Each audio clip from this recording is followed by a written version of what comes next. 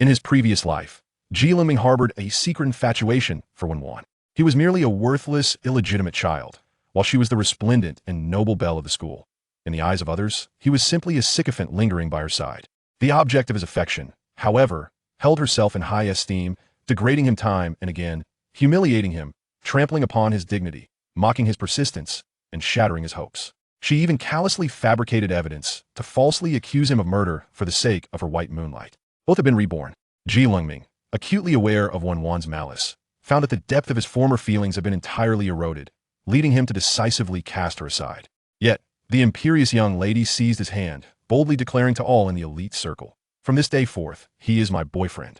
Anyone who dares to bully him will find themselves ostracized from this circle."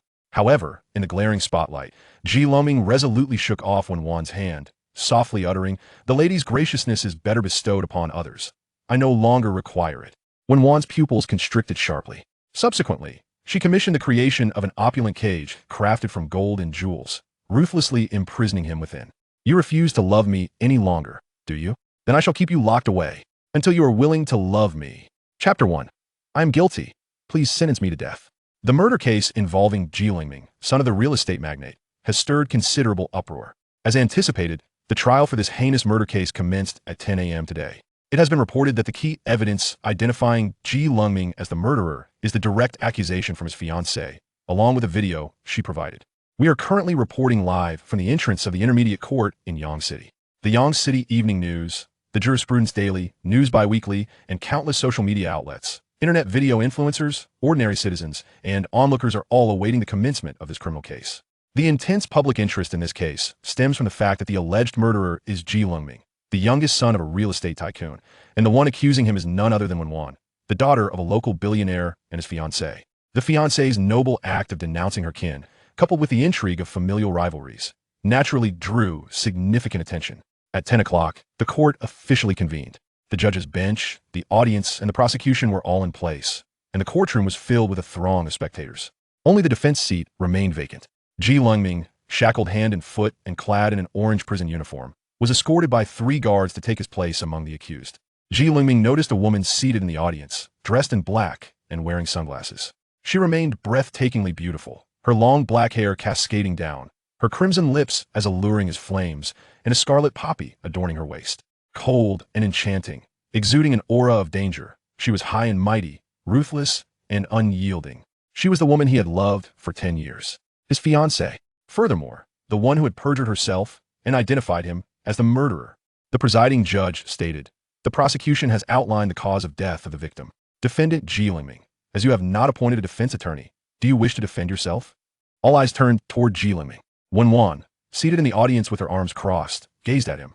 Her sunglasses obscured her eyes, leaving her thoughts a mystery. Lengming smiled, devoid of enthusiasm. In truth, words have become futile, have they not? Others might not comprehend, but Wen Wan immediately understood his meaning. This man had harbored a secret affection for her for 7 years, loving her for a decade, pouring out his heart and soul, devoting 17 years of his life solely to serve this dog of hers.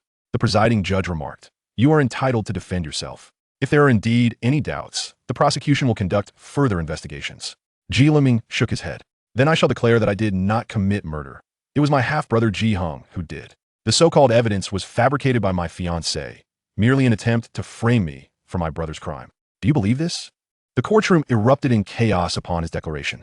Amidst the turmoil, Wen Wan remained as steadfast as a mountain, her posture unchanged, exuding her characteristic noble aloofness. Many cast glances her way, some filled with confusion, others feeling pity for Lengming, some relishing the drama, and others sighing in regret. The presiding judge commanded, "Silence. The court values factual evidence. All evidence currently ties back to you." Lengming turned his head to meet the gaze of the proud woman in the audience. His eyes were piercingly clear, yet filled with pain. His spine remained unyielding. He loved her, yet he possessed an unbending pride. Under Lengming's gaze, Wen Wan remained unperturbed, articulating each word with icy clarity. "On the night of the incident, your brother was with me. There was no time for him to commit the crime." She smirked slightly. "Momo Hotel, room 702. The records can be verified."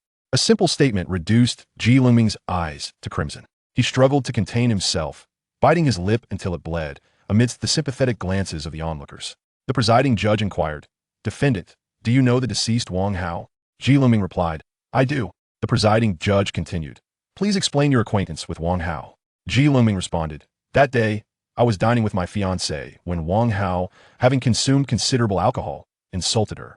In defense of my future wife, I engaged in a scuffle with him. The presiding judge asked, Wang Hao died in his home. Does this incident pertain to you? Ji Lengming asserted, it does not. I did not commit murder. The presiding judge pressed, the murder weapon left at the scene bore your fingerprints. How do you explain this? Ji Lengming cast a glare at Wen Wan, his crimson eyes seething with a chilling hatred. Wen Wan's heart tightened under such piercing gazes, yet she maintained an air of calmness, remaining as nonchalant as the clouds. That dagger was presented to me by Wen Wan. The crime scene has been meticulously rearranged. All present found Ji Lengming's assertions laughably absurd. Was he insinuating that the prosecution had been utterly manipulated? Little did he know, Wen Wan was the sole daughter of the Wen family, a lineage of immense power in Yang City. Although her name, Wen Wan, suggests gentleness, her temperament is cautious and ruthless, marked by an obstinate dominance. When it comes to those she cherishes, she exhibits meticulous care and profound affection. Yet towards those she despises or disregards, she acts without hesitation, striking with lethal resolve. For her brother-in-law Ji Hung, she would not only arrange a mere murder scene, but would even consider leveraging the Wen family's wealth to curry favor with the nation. Ji Lengming was acutely aware that no one would believe his words. Wen Wan was far too formidable, an autocratic force, a born empress. He knew her well. The traps she laid were invariably flawless. Wen Wan stepped onto the witness stand. The presiding judge inquired, do you identify the defendant Ji Lengming as the perpetrator of this case? Wen Wan stood not far from Ji Lengming, a chilling fragrance wafting from her, almost imperceptible. Once a scent of profound affection, it had now transformed into a poison he sought to evade. Wen Wan declared, yes, a single word, sealing Ji Lengming's fate to death. In truth, the presiding judge found it perplexing why a fiancée would rush to testify against her husband immediately after a homicide. Investigations revealed that the engaged couple had a reasonably good relationship, with the man deeply enamored by his wife, willing to grant her nearly any request. One might question, as a man himself, how he could ever reduce himself to such subservience towards his own wife. Unable to contain his curiosity, the judge asked, is he not your fiancé? Why? Do you identify him so swiftly? Wen Wan paused for 2 seconds before responding with a smile. He is merely a son-in-law of the Wen family, nothing more than a common creature. If he errs, we shall simply replace him. Such a brutally humiliating statement incited hushed murmurs among the spectators, the solemn courtroom erupting once more into chaos. Silence, silence. Ji Lengming lowered his head slightly, his fists clenched tightly, fingernails digging into his palms, delivering sharp pain. Yet, this slight discomfort paled in comparison to the heartache he felt. In your eyes, am I mere creatures? Wen Wan's gaze fixed upon Ji Lengming's face. Ji Lengming, the illegitimate son of the Ji family, bore a resemblance to his mother. Though not as handsome as Ji Hung, he possessed an appealing charm. The only gift he could offer her was this face, one she could never tire of. In my eyes, you are even inferior to mere creatures. Her voice was clear and cool, devoid of love or compassion. Ji Lengming gritted his teeth, filled with profound sorrow, questioning, then why, that night, did you not reject me? Why? Did you still acknowledge me as your fiancé? The eyes of Wen Wan, hidden behind her sunglasses, flickered with a hint of emotion, but quickly steadied. I believe that night. I was with your brother. Her tone was flat, yet it cut like a knife, each word dripping with blood. You know, I have always loved your brother. Perhaps I was merely lonely, finding amusement in your unrequited affection, and thus indulged in a fleeting dalliance. Ji Lengming felt a chill envelop him. A man of stature now appeared inexplicably pitiable. Chapter 2, I am guilty. Please sentence me to death. This is a courtroom, not a marketplace. Refrain from irrelevant chatter. Defendant Lengming. Do you acknowledge that the individual identified by Ms. Wen Wan in the surveillance footage is you? Ji Lengming's mind was engulfed in chaos. He stood on the brink of despair. The presiding judge, noticing Ji Lengming's silence, inquired once more. Defendant Ji Lengming, do you admit that the person identified by Ms. Wen Wan in the surveillance footage is you? This footage is fabricated. It is false. Ms. Wen Wan had someone else reenact it. You have all been deceived by her. Ji Lengming cried out, his heart shattered. He spoke the truth, yet none of the esteemed officials and officers present believed him. The presiding judge, who initially harbored a modicum of sympathy for Ji Lengming, now regarded him as utterly foolish. Defendant Ji Lengming, regarding your claim of fabricated evidence, do you possess sufficient proof? How could Ji Lengming possibly have evidence? Wen Wan would never leave a trace. She is the sole heiress of the Wen family, the only successor to the DS group. With a remarkable background, exhibiting her father's ruthless demeanor, cunning, and caution. How could he ever hope for redemption? I have no evidence. Lengming's shoulders slumped in resignation.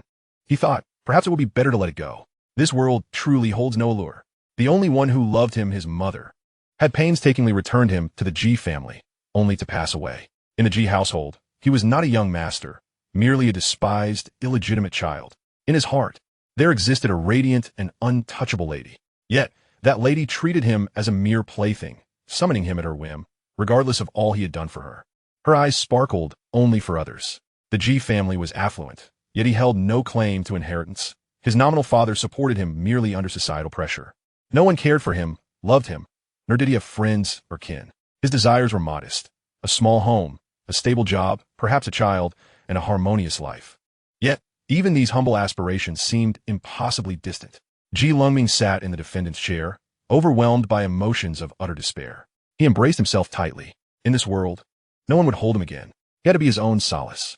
Perhaps this would lessen the pain that engulfed him. He contemplated. Perhaps it would be better to simply perish. To die would be a relief. Confess. It would be better for both you and me. Wen Wan's voice rang out, devoid of emotion, serene as a still pond. You wouldn't want to bring shame upon the G family, would you? Lengming raised his head once more. His features bore a gentle softness, his gaze devoid of aggression. He was inherently out of place in high society, yet after enduring profound wounds, he still clung to hope. As Wen Wan regarded Lengming, an unexpected pang of sorrow washed over her. It seemed that throughout these years, the only one who had consistently stood by her was this man. He had been extraordinarily kind to her. Lengming's darkened gaze fell upon Wen Wan. She sensed that this man, who had accompanied her for so long without seeking anything in return, was enveloped in an overwhelming aura of despair. Had he come to an understanding? Had he decided to let her go? She should have felt joy, for she had alleviated a significant burden for Ji Hong. Yet unease lingered within her, as if she were about to lose her most treasured possession. Miss Wan. The way Lengming addressed her caught Wen Wan off guard. Lengming smiled and asked, if I were to die, would you be so kind as to claim my remains, Miss Wan? His smile radiated warmth.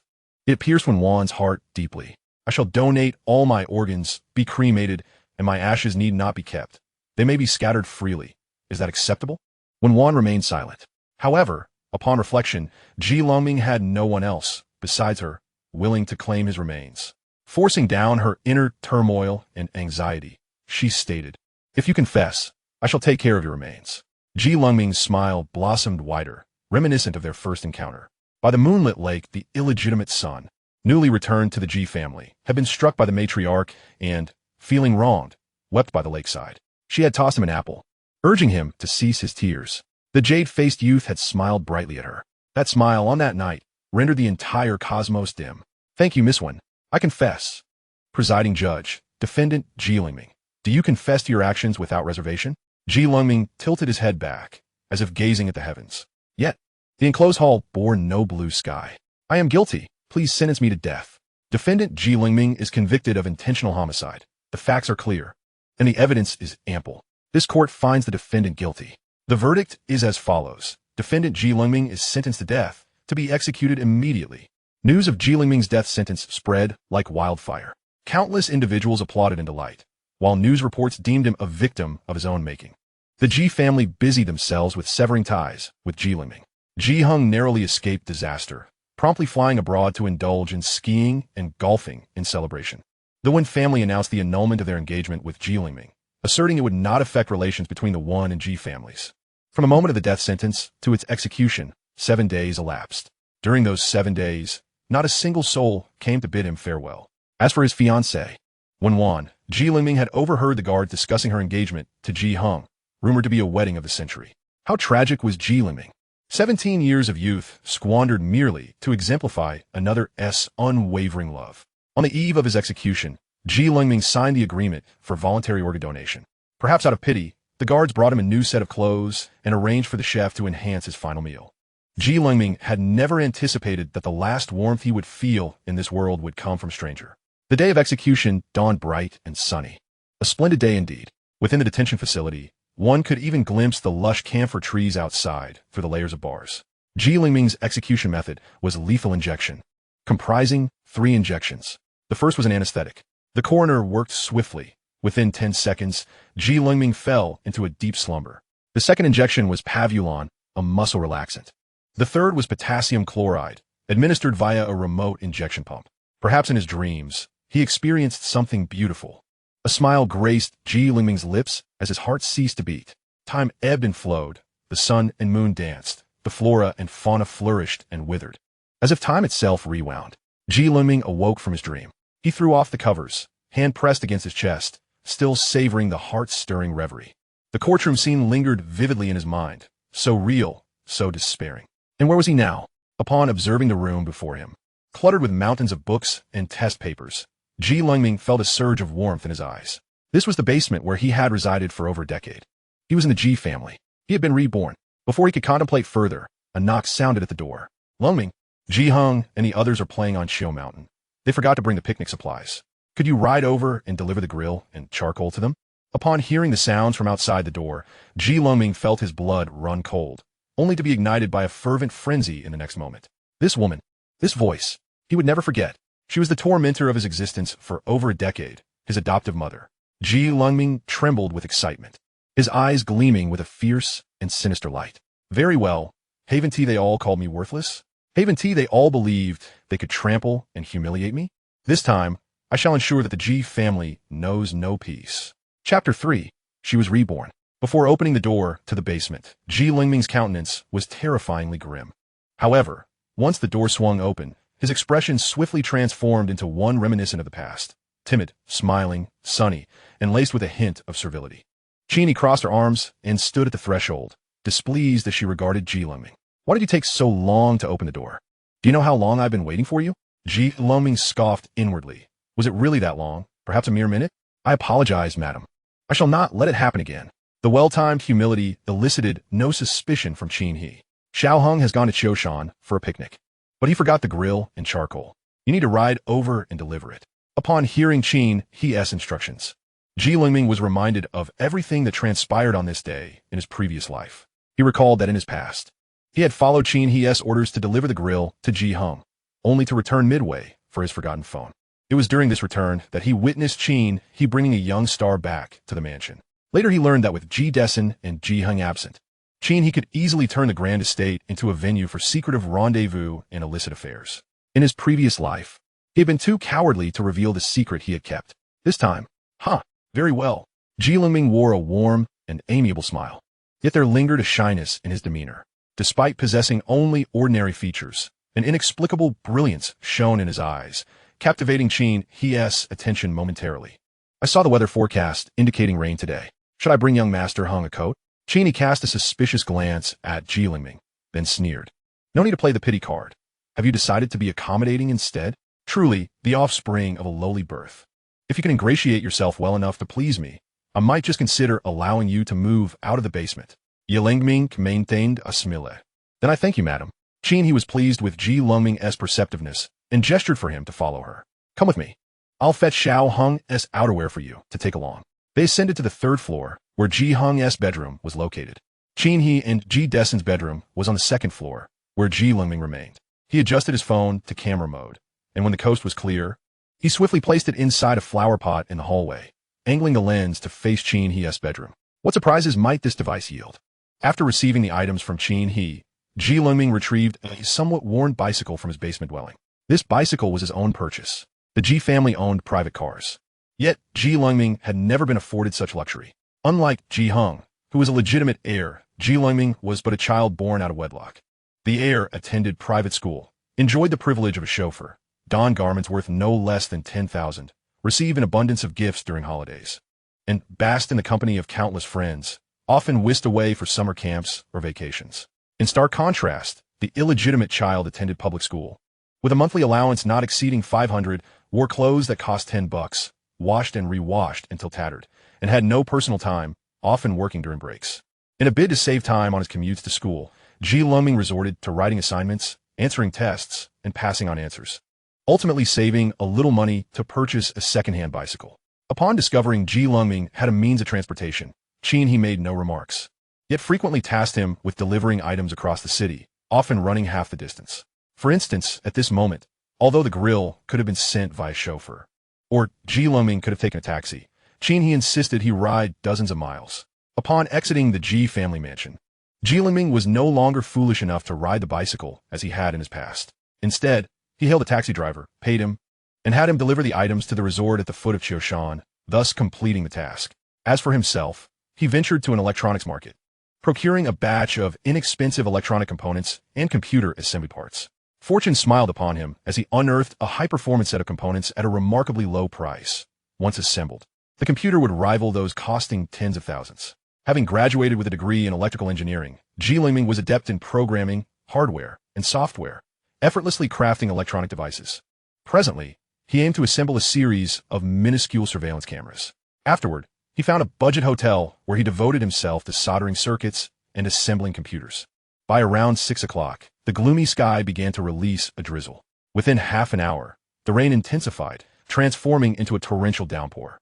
The television blared local news, repeatedly advising residents to avoid going out unless necessary, particularly warning them to steer clear of mountains due to the risk of flash floods causing landslides. Ji Lengming pulled back the curtain to glance outside before returning to his previous spot, a steely glint flashing in his eyes. He recalled that in his previous life, on this very day, the mountain at Qiushan had unleashed a devastating flood. At that time, he had reached the foot of Qiushan and learned Ji Hung and others were stranded on the mountain. Without a second thought, he had rushed up, spurred by the worry for Wen Wan, whom he cared for deeply. At that moment, Wen Wan and her companions had taken refuge in a pavilion. Behind them, the flood surged, torrents of mud cascading down from above. In a desperate attempt to save Ji Hung, who had been swept away by the flood, Wen Wan sustained a severe gash on her leg from sharp rocks. To prevent her wound from becoming infected, he had braved the relentless mud and carried her down the mountain. Upon reaching the hospital and tending to her injury, Wen Wan had offered him not gratitude, but a slap, demanding to know why he hadn't arrived sooner. He had ridden for 4 hours through the downpour, only to be met with a slap. Reflecting on it now, he realized how pitiable he had been. Ji Lengming would not tread the same path again. Whether Wen Wan lived or died was of no concern to him. Qiushan, the pavilion. The wind howled, the rain lashed, and the flood roared. The young boys and girls who had been frolicking there were now pale with fear. Wen Wan was soaked to the skin, yet she did not weep like the other girls. Will the rescue team arrive? Soon. They said they would first send drones with life jackets and ropes, instructing us to stay put. They need to hurry. Just then, a wave surged from the side, and Ji Hung, unable to grip the railing securely, was swept away by the murky waters. Quick as a flash, Wen Wan grasped Ji Hung's hand. However, the force of the water was overwhelming, and the immense inertia carried her far away, only halting when she collided with a large tree. Her head spun with stars, flashes of blue and white light, a jumble of unfamiliar memories flooding her mind. Fortunately, Ji Hung quickly regained his footing, wading through the water and pulling Wen Wan back to the pavilion. A crowd gathered around them. Wen Wan, are you all right? Wen Wan? Wen Wan? Wen Wan lay sprawled on the ground, her body coated in mud. A jagged wound on her leg from sharp stone, blood gushing forth. Voices seemed to call her name, yet she was too consumed by her thoughts to respond. At that moment, her mind was inundated with a torrent of unexperienced memories, memories that tormented her to the brink of despair. With her eyes shut tight, she clenched her teeth, unintentionally murmuring a name that resounded like a haunting echo. Ji Lengming. Was she truly calling out for Ji Lengming? Nonsense. How could our Wen Jie possibly utter the name of that scoundrel?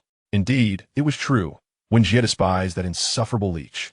Wen Wan could not hear the words spoken by those around her. All she could think of were the memories intertwined with Ji Lengming, his living presence, his tragic demise, his infinite patience, the companionship he offered during her loneliest moments, his incessant philosophical musings, his humble demeanor, and ultimately, the image of his sorrowful departure from this world. From that moment on, her life of peace was extinguished by him, and her suffering began with him. Amidst the flickering memories, she recalled abandoning her entire engagement ceremony and countless media interviews, racing madly to the cemetery, donned in a wedding gown, to ask the grave if she looked beautiful that day. Tears streamed down her face as she asked. In a fragmented passage of time, she frantically searched for every trace left by him, scouring countless corners and exhausting immense resources, yet she could not find even a single photograph of him. She was incapable of even the simplest act of yearning. Her mind spiraled into madness. Having scattered Ji Lengming's ashes, she reconstructed an empty grave. In the end, she purchased an entire cemetery, creating a garden adorned with pavilions and adorned with opulent jewels and luxuries, solely to honor his spirit. She remained unmarried for life, having held numerous selection events in search of a youth bearing his resemblance. Countless people passed through her life, yet none could replace him. She exacted retribution on all who had wronged him and built an unprecedented business empire. Yet all she desired was the very man she had unwittingly slain with her own hands. At the conclusion of her memories, she bequeathed all her possessions, leaving behind a will that contained but a single request: to have her ashes scattered in the same place as his. If they could not meet in this life, then in the next, they would intertwine once more. The immense anguish nearly engulfed Wen Wan. Her fair face was streaked with tears. Her heart ached with countless wounds. Unable to suppress her sorrow any longer, she let out a mournful cry. Lengming. Wen Wan opened her eyes. The sky was shrouded in darkness. A biting wind swept past, and a cacophony of tumult echoed in her ears. But before her stood the verdant promise of 18 years. She had been reborn. Chapter 4. She had been reborn. Wanjia, where are you going?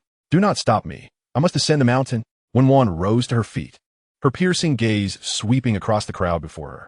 These individuals were once her companions, yet they felt utterly foreign to her now.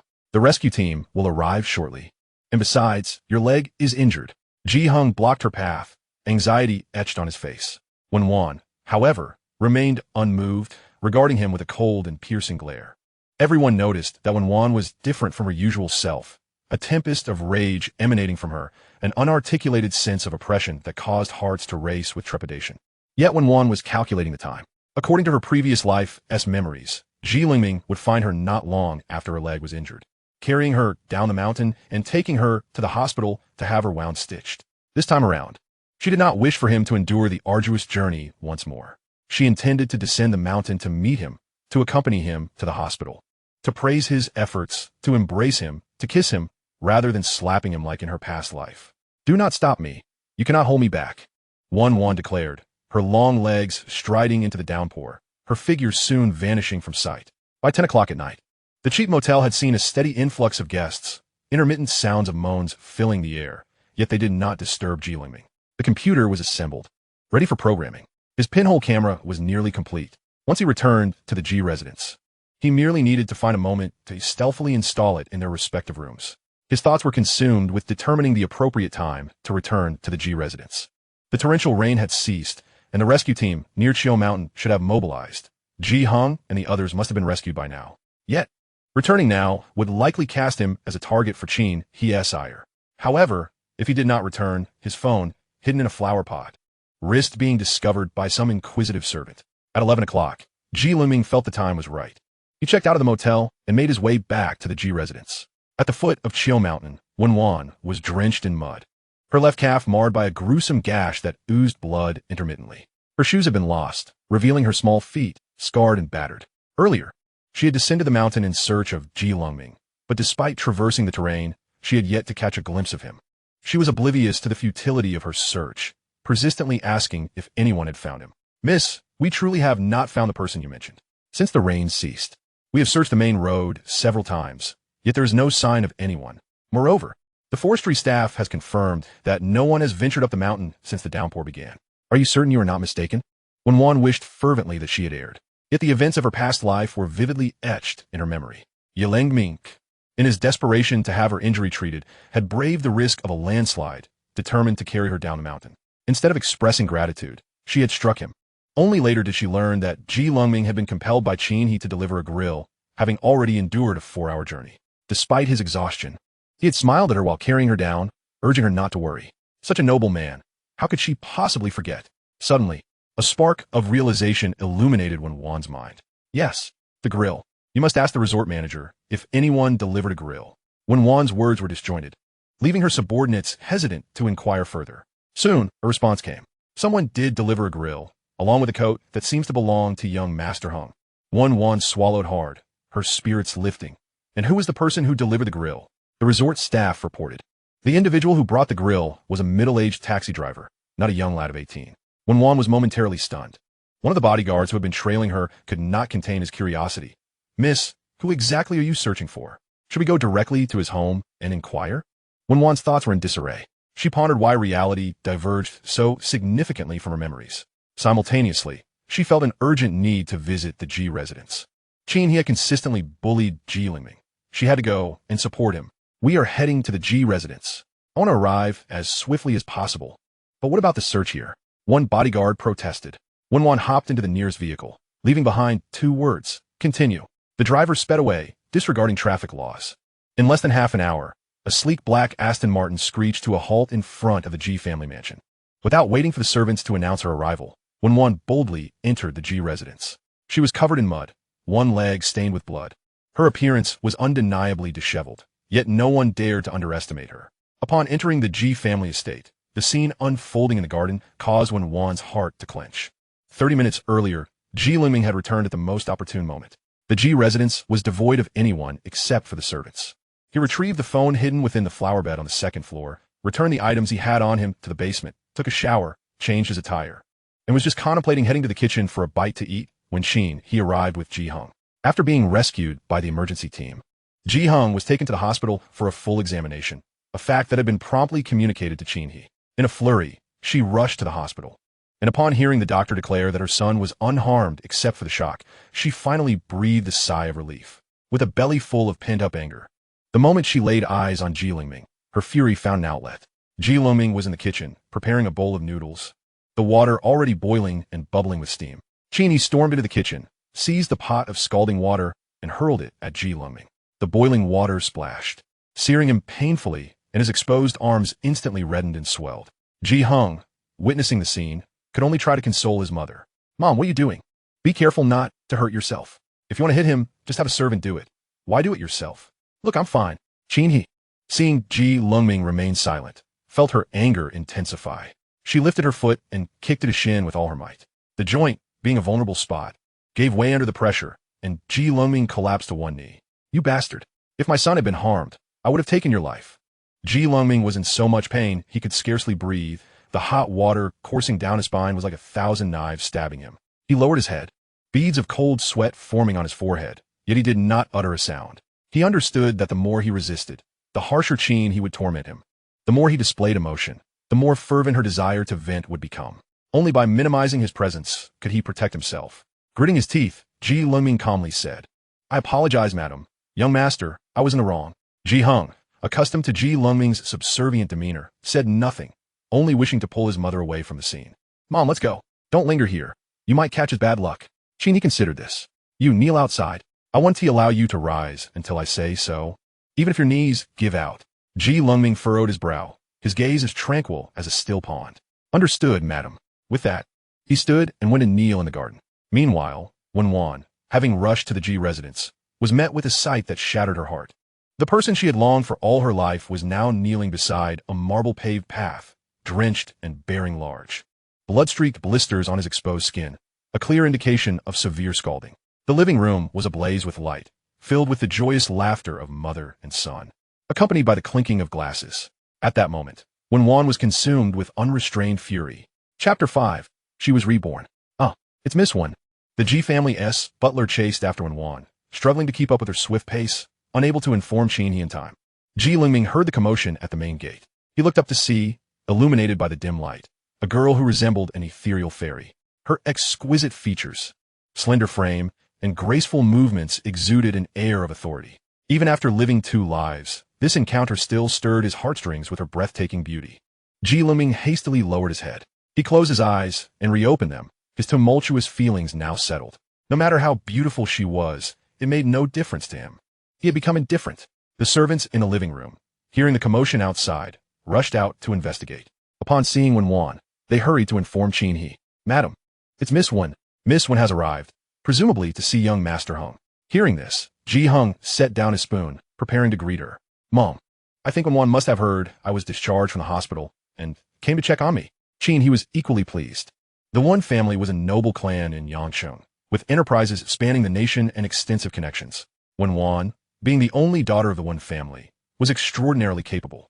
At merely 18, she already wielded control over a company from behind the scenes. The Ji family, being new to the real estate industry, relied on the Wen family's goodwill for sustenance. Aunt Wang, hurry and inform the kitchen to prepare some desserts. Mont Blanc, Miss Wan loves that. Oh, and remember to use less rum. She doesn't tea like a heavy alcohol taste. Aunt Wang, the cook of the Ji family, cheerfully headed to the kitchen upon receiving the instructions. As Ji Hung went out to find Wen Wan, he found her standing in the center of the garden, looking at Lengming with a complex gaze that others could not comprehend. Lengming returned her gaze. They locked eyes, leaving no room for a third party. Who did this to you? Wen Wan's voice was soft but laced with a chilling intensity. Lengming was puzzled as to why she would ask such a question. Hadn't she never shown concern for his well-being before? Moreover, why was she in such a state, her clothes caked with mud and her leg injury left untreated? It was none of his concern. Lengming maintained his usual calm tone. I made a mistake. It is merely a punishment from Madam. Wen Wan smiled, signaling to the bodyguard beside her. Bring my personal doctor here. The bodyguard replied, you have 3 personal doctors. Which one would you like? Wen Wan replied, all of them. After finishing, she glanced at Ji Hung, who was standing by the corridor. Hearing Wen Wan's words, Ji Hung assumed the doctors were for him and quickly interjected. I've already been checked at the hospital. I'm fine except for a little shock. There's no need to call more doctors. However, Wen Wan's gaze brushed past him as she strode purposefully into the living room, disheveled yet with a sharp gaze. Her presence was akin to a tempest sweeping in. Ji Hung felt somewhat mystified by Wen Wan's disregard for him, but followed her nonetheless. In the living room, he had donned a coat to signify the seriousness of the situation. Upon seeing Wen Wan enter, she immediately called out, Wen Wan, are you all right? I heard from Ji Hung that there was a severe flood on the mountain, and you insisted on coming down. Did you hurt yourself? He then noticed that Wen Wan had not changed her clothes. Oh dear, how did you get yourself so dirty? Hurry and take a hot shower. And your leg? My heavens, how did you get such a large gash? Wen Wan casually sank onto the sofa, pointing towards the garden. Was it you who ordered Lengming to kneel there? He was baffled by Wen Wan's sudden mention of that useless person. Her previously calmed emotions flared up again. Wen Wan, you don't know how infuriating that man is. I told him to take you to the barbecue. But when it started to rain heavily, he didn't even offer to help. Just think, if something had happened to you, wouldn't he be guilty of letting you down? After much anticipation, Xiao Hung finally returned, yet this good-for-nothing didn't even express a modicum of concern. The moment he arrived, he headed straight to the kitchen to indulge in noodles. How could one possess such a heart? While his brother's fate remains uncertain, the younger sibling still finds the leisure to enjoy a bowl of noodles. Such a person deserves punishment. It would be a travesty to let it go unaddressed. Wen Wan, upon hearing He's words, displayed little emotion and merely inquired of the bodyguard beside her, how long until the doctor arrives? The bodyguard responded, no more than 10 minutes. He and Ji Hung shared the same assumption, believing the doctor had been summoned for Ji Hung. He felt both joy and pride. Oh dear, Xiao Hung is merely overly anxious. There's nothing severely wrong, but another examination wouldn't hurt, after all. Who said it was for Ji Hung? Wen Wan interjected. He paused for 2 seconds, baffled. Isn't it for Xiao Hung? Wen Wan smiled and replied, it's for you. He, puzzled, responded, for me? I have no issues.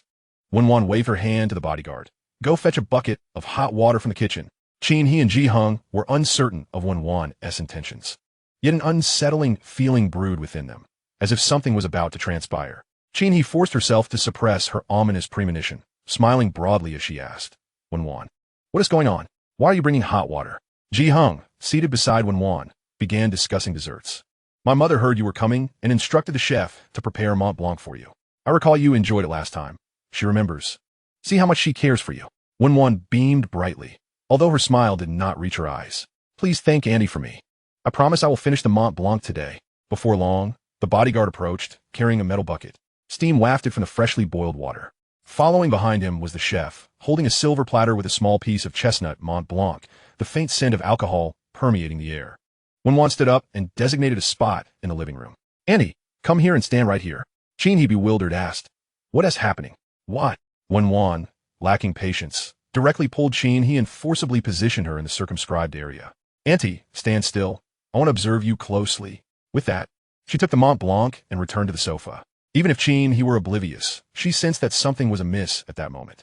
Her smile had become strained. Wen Wan, what's wrong? Why must Annie stand here? Are we taking a picture? Wen Wan ignored her. The silver spoon lightly tapped against the silver platter, casting a glance at Ji Hung with implied meaning. Ji Hung, remember today. The cryptic statement left Ji Hung confused for 3 seconds, but in the next moment, he understood Wen Wan's intention. Suddenly, He's piercing shriek reverberated throughout the Ji family mansion. Wen Wan's bodyguard doused he completely with the entire bucket of hot water. The abruptness of the act left everyone present momentarily stunned.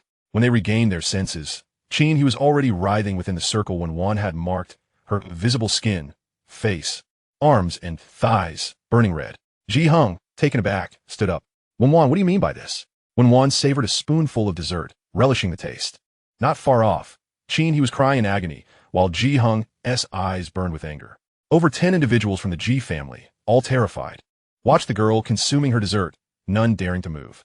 After finishing the dessert, Wen Wan set the plate down. I just said, Ji Hung, remember today? Leaning back against the sofa, arms crossed, she exuded the air of a queen wielding absolute power. Ji Lengming is mine. From now on, for every ounce of harm inflicted upon him, I shall seek double retribution. Ji Hung was taken aback by her domineering proclamation. Chapter 6. Late affections are worthless as weeds. Wen Wan had timed her actions impeccably.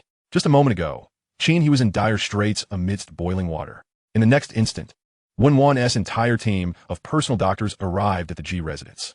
After stating they would remedy the situation, they hurriedly took Ji Lengming away.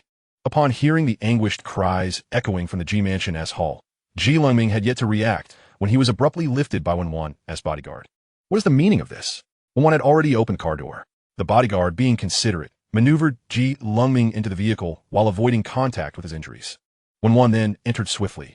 As the door closed, the confined space was permeated with the faint scent of grass emanating from Wen Wan. Drive. The driver replied. Miss. Where to? DS Hospital. The driver remained silent, while a bodyguard in the passenger seat remarked. Miss, are you certain about DS Hospital? At this hour, the attending physicians are likely resting. Wen Wan's tone was devoid of emotion. Then wake them all up. I want to see those old geezers when we arrive at DS. The bodyguard, Wen Wan, unwilling to waste time, promptly lowered the partition. The car sped off, the Aston Martin leaving a blur in its wake. Inside the vehicle, as soon as the partition was lowered, Wen Wan eagerly grasped Ji Lengming's hand. Ye Lengming, taken aback by the sudden turn of events, instinctively withdrew his hand, wishing to avoid any implication. Miss Wen, I believe we are not yet familiar enough. Call me Wen Wan. Ji Lengming felt a jolt. He recognized that the Wen Wan before him was not the same as the 18-year-old he once knew. Wen Wan took a deep breath, suppressing the tumult of emotions surging within her. She feared she might startle him. I know you have feelings for me. She gazed into Ji Lengming's eyes, her gaze intense and unwavering. I have come to realize that I also care for you deeply. I wish to be with you, to call you my boyfriend, to marry you, and to have 3 children with you. If you agree, I will immediately notify people to prepare for the engagement ceremony. Do you consent? Ji Lengming's heart raced uncontrollably. It was not that he was moved by Wen Wan's words. Rather, he recognized that she, like him, had perhaps been reborn. Ji Lengming responded with a coy smile. What prompted such thoughts, Miss Wen? Wen Wan closed her eyes briefly, her delicate features revealing a hint of melancholy. To be honest, I had a dream. In it, I lost you, and I could never find you again. Those brief words were imbued with a poignant sadness. Yet, to Ji Lengming, they struck like thunderclaps. He had guessed correctly. Wen Wan had also been reborn. Ji Lengming found it difficult to articulate his feelings. All he could say was that they were exceedingly complex. Had this been their previous life, Wen Wan's declaration would have left him elated for 3 sleepless days, and even in his dreams, he would have been surrounded by vibrant fireworks, blossoming with passion. Alas, in this lifetime, such late affections were worth less than weeds. He no longer desired them. Miss, I believe you're more suited to young Master Hong. I am merely a lowly, illegitimate child. I fear Wen Wan immediately furrowed her brows. What illegitimate child? I forbid you from speaking such nonsense. Being with me, you shall be the most esteemed guest in all of Yangcheng. Who would dare deem you lowly? She anxiously grasped Ji Lengming's hand, terrified that he might reject her. Lengming, promise me, and I shall provide you with the finest treasures this world has to offer. Whatever you desire, I will endeavor to procure it for you, as long as you agree to be with me. Ji Lengming, suppressing his impatience, withdrew his hand once more and shifted his position, distancing himself from Wen Wan. I apologize, miss, but I currently harbor no romantic inclinations. We are still students and must prioritize our studies. Please let me off at the next intersection. I need to visit the pharmacy for some medication. Wen Wan surmised that she might have been overly hasty. Ji Lengming was likely intimidated by her, which explained why he, despite his evident affection, felt compelled to maintain an aloof demeanor. She resolved not to rush things and to proceed with patience. Once she steadied her emotions, she said, Your injuries appear rather severe. You must visit a hospital. Rest assured, we are almost there. The hospital Wen Wan referred to was a prestigious private establishment owned by her family, frequented by the affluent and influential, boasting exceptional medical standards. Not only could they manage minor burns, but even complex brain surgeries had a remarkable success rate. Upon arrival at the hospital, the elite team of specialists had been summoned en masse. Faced with Wen Wan's authoritative presence, they dared not voice their grievances. merely hoping to expeditiously treat the patient so they could return home for a well-deserved rest. Lengming felt quite uncomfortable being surrounded by a throng of medical personnel for an entire hour. This experience of being the center of attention was foreign to him. In the past, when ill, he either endured it alone or visited the hospital, mingling with the general populace in the infusion hall. He was merely a pawn in Wen Wan's game. He found the infusion hall far less burdensome. The blood tests and examinations subjected him to a barrage of procedures, with various individuals taking his pulse, inspecting his tongue, and checking his eyelids, all in fear of missing any underlying conditions. Seizing an opportunity while Wen Wan was momentarily distracted, Lengming discreetly gestured to a bodyguard, indicating that if he required assistance, he could seek help from Wen Wan's father. The bodyguard nodded in understanding. Wen Wan was acting rather erratically, and he did not wish for her to interfere with his current life and choices. The doctor instructed him to consistently apply the ointment to prevent scarring and to keep the wound dry. Given the extent of the burn, he should avoid putting pressure on it while sleeping, and if any inflammatory response occurred, he should return for further examination. With the doctor's reassurances that there were no significant issues, Wen Wan finally exhaled in relief. All right, I understand. However, her concern prompted her to reiterate the precautions before ushering Lengming out of the hospital. The air, fresh and invigorating after the rain, revitalized them despite the late hour. Lengming, eager to escape the confined space shared with Wen Wan, took the initiative to suggest his departure. Miss, thank you for your care, but I must return home. Please provide me with the medical expenses, and I will find a way to repay you. Wen Wan's heart ached at Lengming's distant demeanor. Why are you being so formal with me? There is no need for such politeness. Furthermore, you shall stay with me tonight and tomorrow until your injuries heal. After that, we can discuss other matters. Lengming had never encountered such an obstinate and domineering version of Wen Wan. Had he been the Lengming that others described as infatuated, he would have gladly accepted her offer. Yet, at this moment, he was overwhelmed with irritation. He resolved to be forthright. Miss Wen, you believe I have feelings for you. I must assert that this is merely your misconception. I do not perceive myself as having such emotional inclinations. Perhaps my past actions have led to your misunderstanding, for which I sincerely apologize. I implore you to cease pursuing me. I am but a humble individual, unworthy of your grand gestures. Wen Wan felt a tumultuous blend of anger and sorrow, repeatedly reaching for Lengming's hand, only for him to evade her grasp. She yearned to hold him close, but hesitated out of concern for his injuries. She could not fathom what had gone awry. It was evident that Lengming had been hopelessly in love with her. He had harbored unrequited feelings for 7 years and had been by her side for a decade. How had she come to realize Lengming's affections? It seemed to coincide with the end of their college entrance examinations when Lengming achieved remarkable success, earning the title of the top science student in Yang City. Jealous of his accomplishments, Hung, accompanied by a group of wealthy peers, had pried open the door to Lengming's underground sanctuary. Within, they discovered his acceptance letter from the prestigious university, alongside a tin box containing cherished trinkets. Upon recognizing the contents, which included insignificant items she had carelessly discarded or lost, Wen Wan recalled how Lengming had returned and confronted Hung and his gang. Despite being outnumbered and overpowered, reflecting on the timeline, the college entrance examinations had just concluded, and in a few days, they would receive their scores. What transpired next? She recalled how she had compelled Lengming to tear up that acceptance letter, forcing him to abandon his dreams and accompany her to study in W country, effectively rendering him her personal servant. She had squandered so many years of his life. Miss, the boss is calling you back. Wen Wan, filled with unexpressed resentment, was jolted back to reality by the bodyguard's words. She could surmise her father's intentions and had matters to discuss with him. She resolved never to be foolish again in this lifetime. What she owed him in the past, she would repay with her entire being. Chapter 7. I have my eyes on someone. Driver, please take Lengming home first, and ensure he is delivered safely. The term home implied that the driver must witness Lengming enter his residence rather than merely stopping at the doorstep. Understood, miss. Lengming sighed in relief. Thankfully, he had previously alerted the bodyguard to contact Wen Run, Wen Wan's father. Despite Wen Wan's usual defiance, she would not dare to oppose her father at this juncture. With Wen Wan's father overseeing matters, he could focus on his own affairs. Then I shall take my leave. Just as Lengming entered the vehicle, his arm was seized by someone. He turned his head. What is it? Wen Wan bit her lip before responding. I will seek you out again. Additionally, everything I mentioned earlier was sincere. Give me your phone. I don't have it with me. Wen Wan retrieved her own phone. What is your number? Lengming, wishing to avoid any lingering complications, quickly recited a series of digits. Is your WeChat the same? Wen Wan inquired. Lengming nodded. I will contact you. Do not refuse. Let us at least try being together. Lengming replied. We'll see. With that, he withdrew his hand, entered the vehicle, and shut the door in one fluid motion.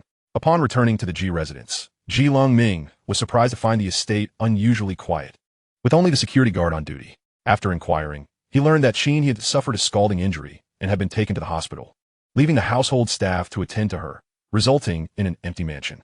Lengming thought to himself that this was indeed a fortunate turn of events. He had not anticipated that Wen Wan would unwittingly assist him so significantly. He had been pondering how to discreetly install pinhole cameras throughout the estate. And with the absence of anyone at the G residence tonight, it was the perfect opportunity for him to get to work. Returning to the underground chamber, he took stock of the pinhole cameras he had ready. There were a total of 32. Lengming calculated the time once more, his nimble hands and feet attesting to his familiarity with the G family circuitry. He was confident that he would complete all the electrical connections before dawn. With all potentially necessary tools at the ready, in the stillness of the night, in utter darkness, 32 miniature cameras were concealed in the various corners of the grand residence. They serve as a pair of unblinking eyes, silently observing all who dwelled within, akin to phantoms. In the private medical center, Qin had just taken a sedative and finally succumbed to slumber. Ji Hung stood before the floor-to-ceiling window, clutching his phone, his eyes glinting with a crimson hue.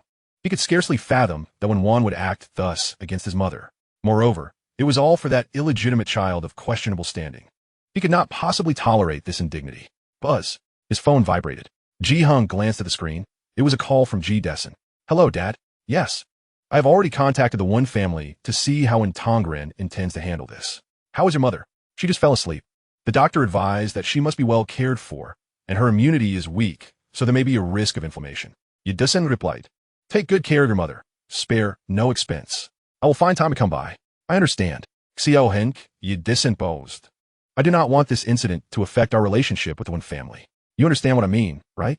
Ji Hung certainly grasped his father's intent. Rest assured, my relationship with Wen Wan remains as it has always been.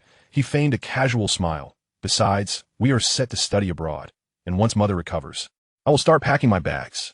Ji Dessen responded with a satisfied After hanging up, Ji Hung exhaled deeply. He had not broached the subject of Lengming. Yet he was confident that Ji Dessen had his own conclusions, as long as Ji Dessen's emotional allegiance lay with him and his mother. Then taking action against that bastard would incur little consequence, provided he did not end his life. Ji Hung gritted his teeth, a flash of bloodlust gleaming in his eyes. His inability to confront Wen Wan did not preclude him from taking action against Lengming. The more fiercely she defended him, the more he would make that wretch suffer. Ji Hung opened his phone and sent a WeChat message to his friend, Chen Changhai. Are you there? Ji Hung's friend, Chen Changhai, came from a distinguished background. On the surface, he ran a renovation business, but in reality, his family was also involved in gray and black markets. Thus, requesting a covert individual from him was rather simple. What is up? Just say it. I want to deal with someone, preferably discreetly. Chen Changhai sent a voice message back. What the hell, man? What are you planning? Ji Hung's tone turned icy. That illegitimate brother of mine has somehow entangled himself with Wen Wan. Last night, in an attempt to defend him, Wen Wan splashed boiling water on my mother. How can I possibly endure this? That bastard, he definitely deserves a good beating. Don't worry. I'll ensure that no one finds out. With that voice message concluded, Ji Hung released a long breath, feeling significantly relieved. At the Wen residence, the night had deepened, yet the lights remained ablaze. When Tongren was still in his study, calmly practicing calligraphy. One moment he was writing, and the next, the study door swung open, causing his brush to fly from his hand, striking the person at the door. Wen Wan, familiar with her father's temperament, deftly sidestepped. She boldly entered the study, unabashed. Still practicing calligraphy? It requires a tranquil mind. You have a long way to go. When Tongren's brows furrowed deeply. Is this how you speak to your father? Wen Wan coldly laughed. What else? Respect begets respect. You throw a brush at me and expect me to treat you kindly? When Tongren's patience, which he had just cultivated, evaporated in an instant. Wen Wan, I will give you one more chance to speak properly. Wen Wan disregarded her father's admonition and declared, I'm not going to W country. You arranged for me to attend a university. When Tongren was taken aback, his incredulity turning into a laugh. What did you say? Wen Wan retorted, surely your ears aren't failing you? When Tongren's face hardened, his gaze lethal. Give me a reason to let you attend a university. Wen Wan replied, I'm interested in someone who will be going there. When Tongren clenched his teeth, is it that G-boy? Wen Wan clarified, not Ji Hung, it's Ji Lengming. When Tongren seized the inkstone from his desk and hurled it at Wen Wan, resulting in an explosive splatter of ink across the floor. When Tongren bellowed, "You're causing a ruckus in the Ji family for that illegitimate child."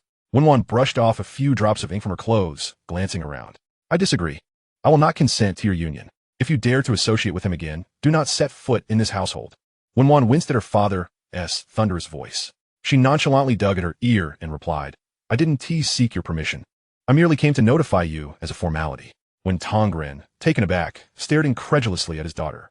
Wen Wan, unfazed, was a competent businesswoman, well prepared. Haven't you been fretting over the plummeting profits in the fashion industry, even contemplating cutting it altogether? Give me half a month, and I will not only eliminate your financial deficit, but also triple the net profit. What do you say, Boss Wen? Care to gamble with me? Chapter 8. 500,000. Ji Lengming had not emerged from the basement for 2 consecutive days. He had cooked a pot of rice in the kitchen, eating cold leftovers when hungry and drinking cold water when thirsty, nearly working around the clock with unwavering concentration to write the program. On the surface, he appeared to be programming a legitimate application.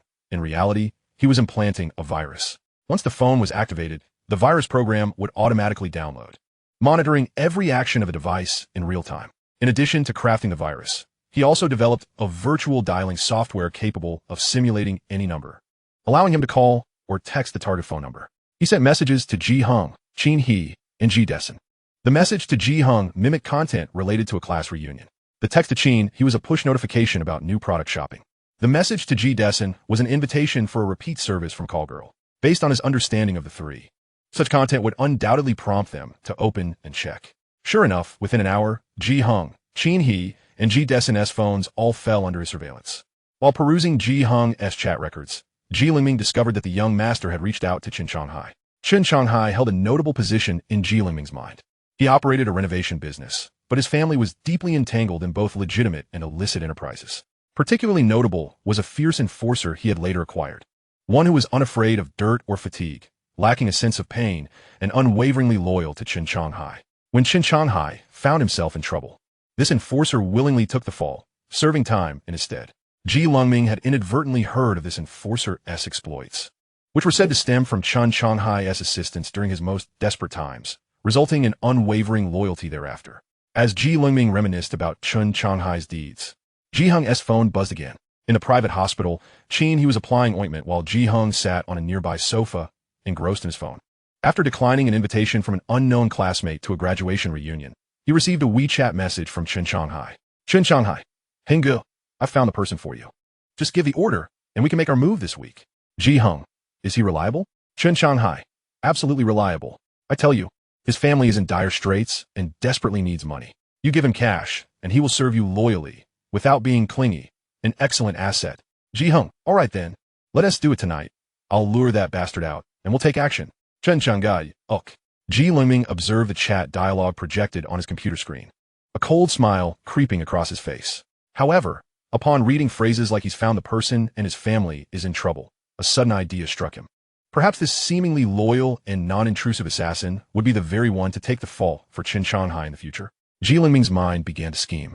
He moved his mouse and scoured the internet, soon finding the contact information of a paparazzo.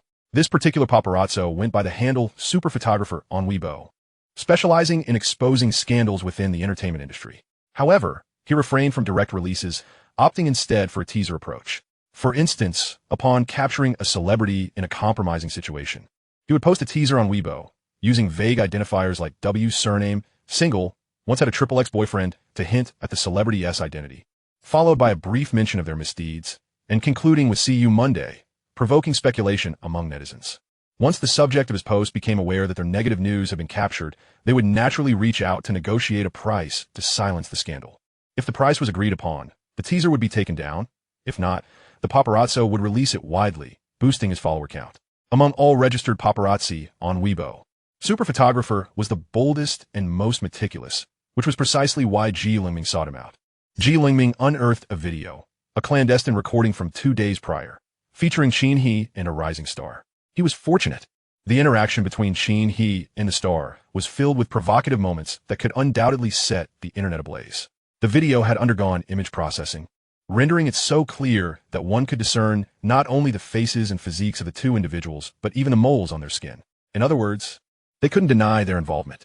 Lengming captured a still from the video and sent it to Super Photographer, additionally annotating it with a figure of 500,000. Upon receiving the image, Super Photographer quickly messaged Lengming. "Did you take this?" Lengming did not respond. After a few minutes, Super Photographer, having nearly completed his assessment and confirming the authenticity of the image, began discussing the price. 500,000 is too high. I can offer you a maximum of 100,000. Lengming replied, not with words, but with another screenshot, this one from a different paparazzo's Weibo. The implication was clear. If the price couldn't meet his expectations, he would seek another collaborator. Super Photographer, wait, how many of these photos do you have? If they're a substantial quantity and they are explosive, I wouldn't mind offering you 500,000. Lengming again refrained from text, but sent over a 20-second dynamic video. Super Photographer opened the video and instantly recognized it as a lucrative deal. He even felt that the 500,000 price was an absolute steal. Super Photographer, provide your account details, and I'll transfer the funds immediately. Lengming typed, account details will be sent tonight. After sending, he logged off. Meanwhile, Super Photographer was left wondering why the account information would only be sent at night. Soon, evening arrived. At 7 o'clock, Ji-heng's call came as promised. Ji-heng tried to keep his voice calm and steady over the phone, ensuring it wouldn't raise any suspicions. Lengming, my mother has suffered severe burns and is currently in hospital. As a member of the Ji family, you know my mother has always cared for you. You should come to the hospital and see her. Lengming's heart was as clear as crystal. He understood that this was Ji-heng's tactic to lure him out. It was likely that once he stepped outside the Ji family estate, he would become the target of the person Chen Shanghai had sent. Lengming adopted a more congenial tone, meek and cautiously eager to please. Sure, I'll be there shortly. By the way, which hospital is your mother in? Ji-heng provided an address. All right. Lengming hesitated before asking, should I bring some fruit? Would that seem too cheap? Ji-heng couldn't help but chuckle inwardly. This fool truly believed anyone would consume the items he bought? Ji-heng, not at all. Just grab whatever you like. My mother doesn't care about that. After their conversation concluded, he hung up and texted Chen Shanghai. You can make arrangements. I got him on the way out. Chen Shanghai, received. Lengming tidied himself up, slung his bag over his shoulder, and rode his old bicycle out of the Ji estate. He acted entirely normally, completely unlike someone who held the upper hand. He first visited the market, browsing several fruit shops, then headed to a large mall to check the prices of pre-cut fruit. Back and forth, truly appearing as if he were preparing to visit a sick relative. Lengming feigned ignorance of the person tailing him, behaving as usual and cooperating fully. It was only when he rode into a dimly lit alley that his entire demeanor shifted, becoming alert. No lights, no surveillance. Engulfed in darkness. This was the perfect setting for a crime tailored for perpetrators. As expected, the individual who had been following Lengming sprang into action. Chapter 9. Ordinary people don't deceive ordinary people. In a shadowy alley, Lengming subdued the struggling man before him. He had been prepared. Knowing that Ji-heng had hired someone to attack him, he had equipped himself with a stun baton. The stun baton proved effective, incapacitating the imposing figure before him in an instant. Subsequently, he leisurely retrieved handcuffs and secured the man's arms behind his back. Stop struggling. I know you were sent by Chen Shanghai. Wei Zhen paused momentarily at the words, then resumed his violent thrashing. Let me go. I have nothing to do with Chen Shanghai. Do as you please, but don't drag anyone else into this. Lengming sat down on Wei Zhen's back, eliciting a pained cry from him. How much did Chen Shanghai promise you? Wei Zhen, stubborn as ever, retorted, I don't know what you're talking about. Just get off. I can't breathe. Lengming replied, I know your family is in trouble and that you desperately need money. Chen Shanghai hasn't paid you yet. Has he? Why are you being so loyal? Tell me what difficulties you're facing. If it's within my power, I wouldn't mind lending a hand. Wei Zhen, confused by the intent behind Lengming's words, wondered if he was attempting to sway him. Indeed, Chen Shanghai had yet to pay him, stating that payment would come only after the job was done. He was in dire need of funds. His mother was gravely ill and required surgery. But his family was poor and simply could not muster the 20,000 needed for the operation. Chen Shanghai had promised him 5,000, which would help his mother hold on a bit longer while he sought to borrow from others. As someone from the lower strata of society, he had no power or influence, only the option to sell his loyalty. Driven by a desperate thirst for money, Wei Zhen swallowed hard. What can you offer me? Lengming smirket pietset nulla. Wei Zhen's breath hitched. 500,000, an amount that a person from the lower class might toil for a decade without sustenance to earn. Wei Zhen hastily inquired, "You can really give me 500,000?" Ji Lengming replied, "Indeed, just provide me with an account number." Wei Zhen asked, "What do you want me to do? Kill someone? Set fire? Engage in a brawl or extortion?" Ji Lengming revealed a helpless smile, stating, "I am a respectable individual. I do not require you to engage in acts of murder or arson. All I ask is that you obediently heed my commands." He added as an afterthought, "Rest assured, none of it is illegal." Wei Zhen was mentally calculating, pondering that he was already in a state of utter destitution, with nothing left but his worthless life.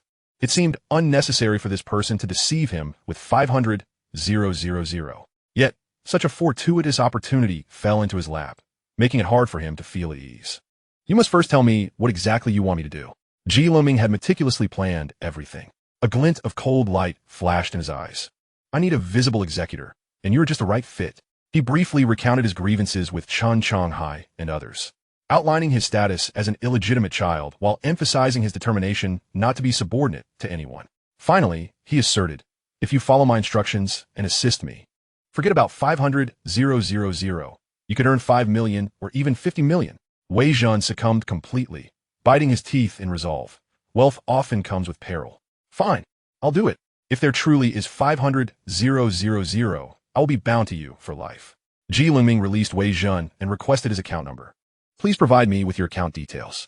Wei Zhen relayed a series of numbers, and Ji Lengming promptly sent those digits to the super photographer. He tossed a mobile phone to Wei Zhen, saying, "From now on, contact me using this phone. I will reach out to you through it as well." Even if Wei Zhen were slow on the uptake, he could sense something amiss. This person had prepared far too thoroughly. Not only did he know of Wei Zhen's intention to ambush him, but he was also aware of Wei Zhen's financial struggles. And now he was presenting him with the necessary tools. Wei Zhen realized he was ensnared in the other's web, with no room to struggle from the beginning to the end. He couldn't help but feel a surge of fear. "Did you know all along that I was following you?" Lengming smiled. "Not only was I aware of your surveillance, but I also know about your dealings with Chen Changhai and the others." Wei Zhen recalled Ji Lengming's initial inquiry about how much Chen Changhai had offered him, and a wave of terror surged within him. Sensing Wei Zhen's apprehension, Ji Lengming offered a slight reassurance. "Do not worry. I am not like Chen Changhai and his ilk. They are self-serving and indifferent to others' fates, abusing their power for personal gain. Like you, I am an ordinary citizen, and ordinary citizens do not deceive one another." Wei Zhen shrank back, hesitant to speak. Ji Lengming continued, "You will need to strike me a few times symbolically. It would be best if you could inflict some visible wounds." Wei Zhen, perplexed, asked why. Ji Lengming explained, "Otherwise, how will you account for it? Behind the scenes, you must listen to me. On the surface, you must continue to heed Chen Changhai." Wei Zhen understood. Was Ji Lengming intending for him to be a double agent? Indeed, 500,000 was not easily obtained. Following Ji Lengming's instructions, Wei Zhen inflicted several conspicuous wounds upon him. A bruise marked his lip, his arm bore several contusions, and 2 scratch marks marred the back of his neck. At first glance, it certainly looked quite intimidating. With such a battered physique, he wandered around the hospital where Qin he was, and, as expected, he garnered significant concern from Ji Hong. Ji Hong feigned concern, inquiring how he had come to such a state, while Ji Lengming, shamefaced and uneasy, lowered his head, claiming it was merely an accident from riding his bike. After a round of insincere exchanges filled with hidden agendas, Ji Hong was satisfied to let Ji Lengming return. Upon returning to the basement, he almost immediately received messages from the super photographer and Wei Zhen.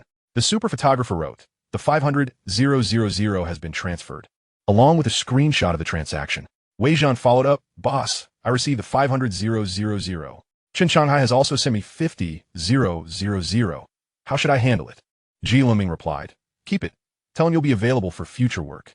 Wei Zhen responded eagerly, "Understood, boss." Lengming typed swiftly, "Additionally, please rent a place near university for me. It should not be a shared apartment. A standalone house will suffice, even if it is old and shabby.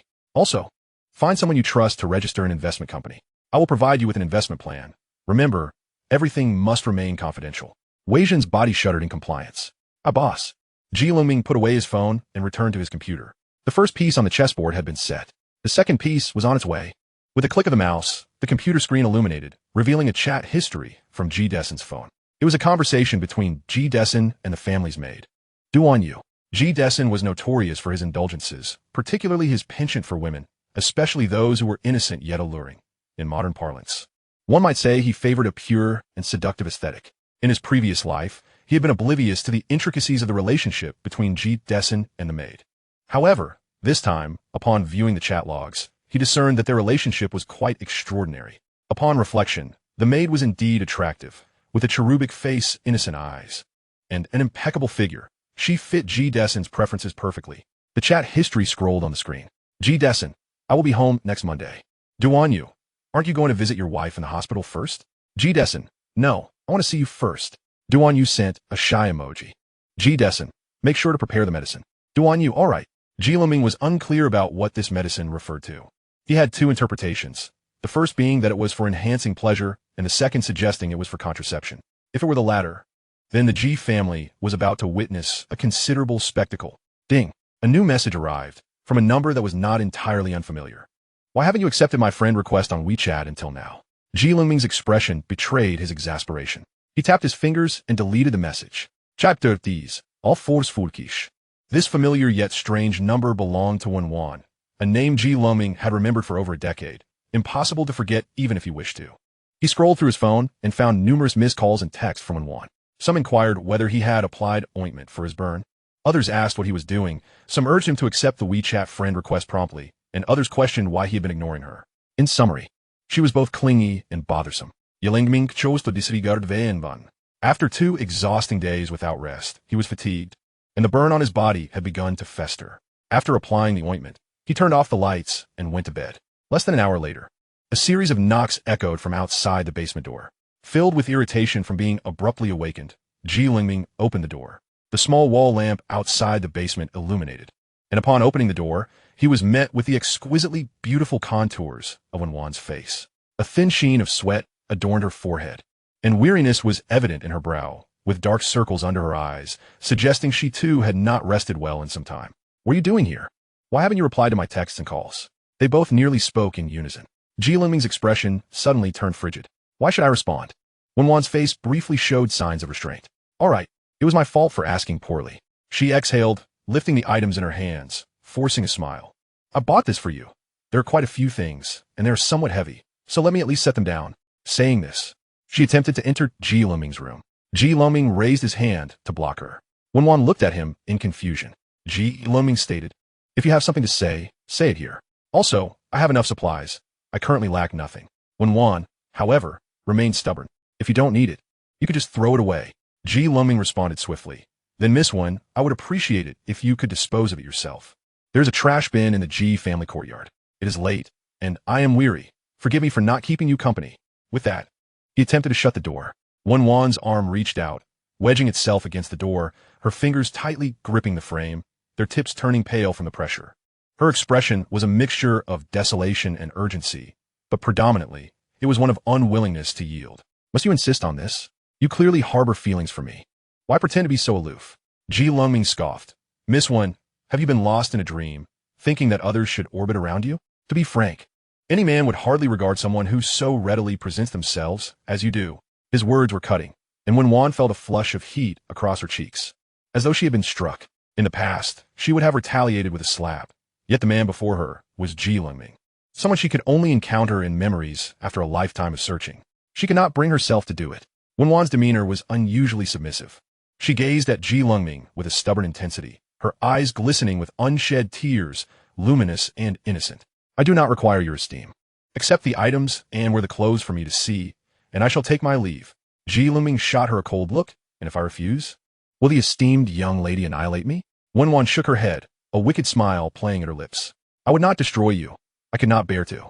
However, this will provide me with justification for certain actions towards you. Ji Lengming's laughter was derisive. Whatever you wish to do, proceed. Before he could finish his sentence, a stunningly beautiful figure moved swiftly, pressing him against the door, her hand curling around his neck as she fiercely kissed him. Ji Lengming was momentarily stunned by Wen Wan's sudden boldness. Witnessing his bewildered expression, she felt the urge to lean in for another kiss but resisted the temptation. She swallowed hard, continuing to pin him against the door, her demeanor a blend of mockery and flirtation. Shall I come again? I would not mind. Ji Lengming was utterly unprepared for Wen Wan's transformation into someone so shameless and brazen. Disgusted, he wiped his mouth with the palm of his hand, attempting to rid himself of her essence, his lips reddening from the friction. Do not bring your tainted lips, kissed by others, to me.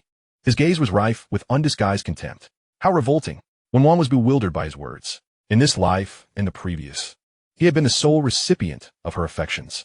She had thought she loved Ji Hung, yet being with him had never ignited those carnal desires within her.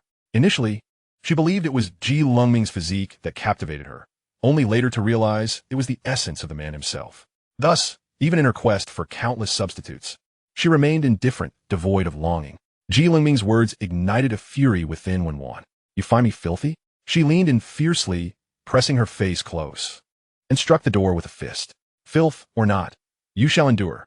With that, she seized Ji Lengming's chin and kissed him again. This kiss was far from tentative. It was aggressive, sweeping through his mouth and biting his lip with a force that left him breathless. Ji Lengming resisted vigorously, pushing her away. Yet Wen Wan's dominance surpassed his expectations. As the only daughter of the one family, she had been groomed as a successor from a young age, not through the delicate arts of dance or piano, but through rigorous combat techniques and strength training. Despite being a man, Ji Lengming was unable to break free, granting Wen Wan the opportunity to restrain his arms. Breathing heavily, her eyes tinged with crimson, and her lips glistening with moisture, she leaned close to his ear, whispering, "Do you believe that if you struggle, I will not take you right here?" Ji Lengming gritted his teeth, his gaze dark and brooding. He seemed impervious to pain, as he vigorously rubbed his burnt arm against the coarse wall, causing the multitude of blisters to rupture, oozing pus and blood that stained half of his shoulder. "I have plenty of sores on me, miss. If you do not mind, feel free." His tone was chilling, and the spreading crimson burned Wen Wan's eyes. She reluctantly released Ji Lengming, her eyes welling with unshed tears, even if she struggled to believe it. Wen Wan was acutely aware that Ji Lengming was no longer the same. Was it due to his feelings for her being insufficiently deep? Perhaps not. The true reason was something she feared to confront herself. She would rather dwell in a self-deceptive illusion. "I am sorry. I am so sorry," Wen Wan murmured, the emotions swelling in her eyes, yet no tears fell. Her apologies were filled with guilt, though she was uncertain for what she was apologizing. Ji Lengming stepped into his room, grasping the doorknob, completely disregarding the girl standing outside. "You may leave. Do not seek me out again, and take back what you brought. I have no need for it." With that, he slammed the door shut. In the instant the door closed, Wen Wan's body, which had been so forcefully propped up, finally crumpled to the ground. The numerous bags she had purchased lay abandoned, a stark reflection of her solitude. Wen Wan had countless words she longed to convey to Ji Lengming. She wished to tell him how she had been so busy these past few days that she had hardly a moment to rest. Having wagered with her father to take over the family clothing business, poring over reports, holding market department meetings, and listening to the marketing team's opinions, leaving her no time to breathe. She wanted to share that she had bought him a plethora of gifts: menswear from the runway, limited edition watches, highly sought-after figurines, electronic gadgets, and basketball shoes costing thousands, all for him. In the future, anything Ji Hung possessed, she would ensure he had something even better. She yearned to express how deeply she missed him. Even when the household staff urged her to take a break and offered to deliver the gifts, she had refused. With him around, what did fatigue matter? Yet, there was no opportunity for her to voice these sentiments. That person regarded her and her gifts with disdain. Wen Wan could no longer contain the heat in her eyes. As had been the case on many sleepless nights, tears streamed down her face. Chapter 11. Let me first acclimate you to my affection. Wen Wan did not leave the basement. She remained seated on the floor, maintaining a single posture, her gaze blankly fixed on the firmly shut door, lost in thought. It wasn't until dawn approached that a spark gradually returned to her eyes. Time ticked by, and as if reaching a profound realization, the glow within her eyes grew increasingly intense and fervent. When she looked again at the closed door, her brow was set with a wild determination. Ji Lengming had rested for a night, barely recovering some semblance of energy. As he opened the door to step outside, he found a few individuals waiting for him. The sunlight could not penetrate the basement. Only the small wall lamp flickered dimly. Beneath its light, a table had mysteriously appeared. Seated at that table was none other than Wen Wan, the very person who had disturbed his sleep the night before. Wen Wan remained as stunning as ever, her beauty sharp and cold, reminiscent of crystalline ice flowers blooming on a steep cliff in the dead of winter. Appearing fragile, yet possessing an edge that could easily draw blood. Her eyes were darkened and weary, indicative of yet another sleepless night. She was engrossed in reviewing documents, and upon catching Ji Lengming's gaze, she immediately returned it. Ji Lengming averted his gaze, pondering the audacity of this individual. After having hurled a multitude of insults at her during the night, he now appeared utterly unfazed. Unbeknownst to him, Wen Wan had spent the night in deep contemplation, ultimately transforming her approach to pursuing companionship. Even though Lengming no longer regarded her, Wen Wan's unwavering gaze remained fixated upon him, her eyes radiating a warmth capable of melting hearts. "Finish your breakfast." Her voice, though not loud, bore an undeniable authority. A substantial stack of documents lay before her. Yet she once again lowered her head, engrossed in her work. "Evan, hand it to him." Evan, Wen Wan's bodyguard, extended a meticulously prepared meal towards Lengming, who chose to disregard it entirely, intent on moving forward. However, he was abruptly halted by Evan's intervention. "Apologies, but my boss insists you consume breakfast before you may leave." Lengming gritted his teeth. "What if I refuse to eat?" Wen Wan set her documents aside. "Then you shall not exit this basement." Lengming loathed this incessant entanglement and felt an overwhelming urge to unleash his frustration. Yet, upon witnessing the steely resolve in Wen Wan's eyes, he realized that no amount of anger would diminish her imposing desire for control. To avoid squandering time on such trivial matters, Lengming snatched the breakfast bag and took a couple of bites. "Is that satisfactory? Can I leave now?" Wen Wan nodded in satisfaction. She then turned to the person standing beside her. "Dr. May, has sustained injuries to his arm and shoulder. Please attend to his wounds." Lengming inhaled deeply, his irritation escalating. "Wen Wan, what exactly do you intend to achieve?" Wen Wan's smile was both flamboyant and arrogant. "I want you to acclimate to my affection. After a night of reflection, I have come to understand that the more you resist my offerings, the more I must compel you to accept them. The tide is in my favor. You have no grounds for refusal."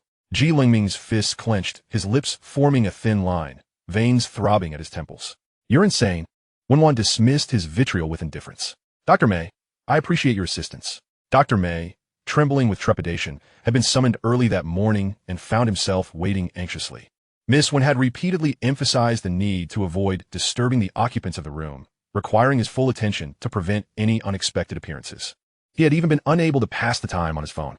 As Dr. May opened his medical kit, he, adhering to his professional duty, instructed Lengming to remove his shirt. Lengming, with a cold demeanor, refused. Wen Wan, unperturbed, devised a solution. "Evan, tear off his shirt for me." Lengming's eyes reddened with suppressed anger, yet he could only endure.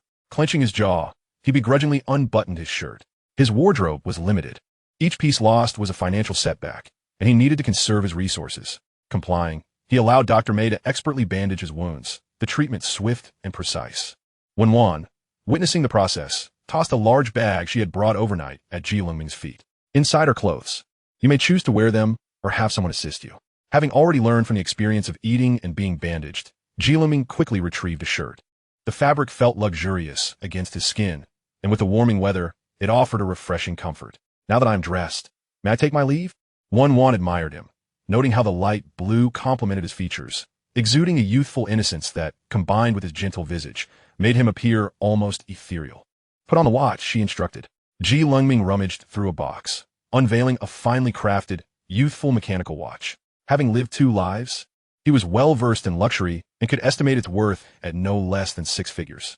Under Wen Wan's insistence, he donned an entire ensemble: clothing, shoes, accessories, each piece a tasteful yet understated luxury. Even Evan and Dr. May were taken aback. The boy, once perceived as an unappreciated illegitimate child dwelling in a basement, now radiated the aura of a privileged young master. Wen Wan felt a sense of satisfaction with her sartorial choices, primarily because Lengming was undeniably handsome, a fact she had previously overlooked but now intended to appreciate fully. She scrutinized him, her gaze unrestrained, as if dissecting him inch by inch, body and soul alike. Lengming felt a shiver run down his spine under her intense scrutiny. "Can I leave now?" he pressed, bearing the weight of her gaze. "Where do you plan to go?" Wen Wan countered. "I see no reason to disclose my itinerary." Wen Wan chuckled. "Do you realize that the more you resist me, the more it ignites my desire to conquer you? Your flustered demeanor is quite enticing, akin to a ripe peach. Are you tempting me to take a bite?" Her brazen words caused Lengming's ears to flush with color. "What nonsense are you spouting?" Wen Wan rose and signaled to Evan, who promptly gathered the documents from the table. She began to ascend the stairs, turning back to find Lengming still standing. "Weren't you leaving? Why are you hesitating?" Lengming ground his teeth in frustration, but ultimately followed her upstairs. Outside, the sun shone brightly, the sky clear and the breeze gentle, a perfect day. The elegant black Aston Martin stood prominently in the garden, and upon seeing Wen Wan, the driver swiftly opened the rear door for her. Evan placed the organized documents on the back seat desk. As Lengming attempted to reach for his old bicycle, he was blocked by Wen Wan. Wherever you wish to go, just say the word. I shall take you. No need, I can manage on my own. Without looking back, Wen Wan climbed into the car. Evan lifted him into the vehicle. Reluctantly, Lengming found himself once again forced into this unwelcome situation. He could only continue to reassure himself that he would find a way to escape this maddening woman. Give me your phone. Lengming, accustomed to compliance, retrieved his phone and handed it to Wen Wan. She opened his WeChat, not only confirming her friend request, but also altering her contact name. As Lengming's gaze swept over, he instinctively attempted to reclaim his phone. Why are you changing my contact name? To evade Lengming's grasp. Wen Wan pressed her back against the car door, her slender waist leaning forward, accentuating her graceful figure. Lengming cast a fleeting glance before hastily diverting his eyes. Yet Wen Wan seemed to lean in closer, her voice a melodious tease that stirred his heart. The contact name is not to be altered again. I shall monitor it. Should I discover any changes, you will face consequences. Chapter 12, Top Score of the College Entrance Examination. As Lengming disembarked from the car, the roots of his ears burned with embarrassment. After enduring a gust of wind for what felt like an eternity, he managed to quell the simmering turmoil within. He had not anticipated that Wen Wan would be so adaptable, willing to employ such seductive tactics to win him over. Fortunately, his resolve remained steadfast. He maintained a cool demeanor, refusing to succumb to her schemes. The car halted at the entrance of Jinglan High School. The ostentatious luxury vehicle stood out amidst a sea of bicycles and electric scooters. More striking was Lengming, stepping out clad in exquisite designer attire. In front of the Shuangxiao Internet Cafe across from Jinglan High School, Chen Shanghai squatted on the curb, sharing a cigarette with a group of friends, their camaraderie evident as they leaned against one another. Someone with keen eyes caught sight of a luxury car and immediately exclaimed, "Damn, who would drive such a car to this shabby place?" Following his friend's gaze, Chen Shanghai squinted at the vehicle, which seemed oddly familiar. Isn't that Wen Wan's car? Why is she parked here? Hearing his mumble, another friend nudged his arm playfully, a knowing grin on his face. Do you know the owner? Sounds like a girl's name. Chen Shanghai flicked away his cigarette, but replied sternly, "Don't be ridiculous. That's my friend's girlfriend." He stood up, intending to cross the road to greet Wen Wan. However, before he could take a step, he noticed Lengming emerging from the back seat. Damn it, this guy is indeed trying to steal my friend's girl. Chen Shanghai seethed with anger, pulling out his phone to inform Hung. Hung was currently discussing with his mother what to pack for their study abroad trip, a plan that had been set well in advance and included Wen Wan. He pondered whether to ask her about her packing plans. Suddenly, his phone rang. Glancing at the caller ID, he answered. "What is up?" Chen Shanghai bellowed. Hung, your useless brother is actually with Wen Wan. I just saw him get out of her car. Who knows what they were doing in there? Hung glanced at his mother, wishing to spare her any distress, and stepped outside onto the corridor to take the call.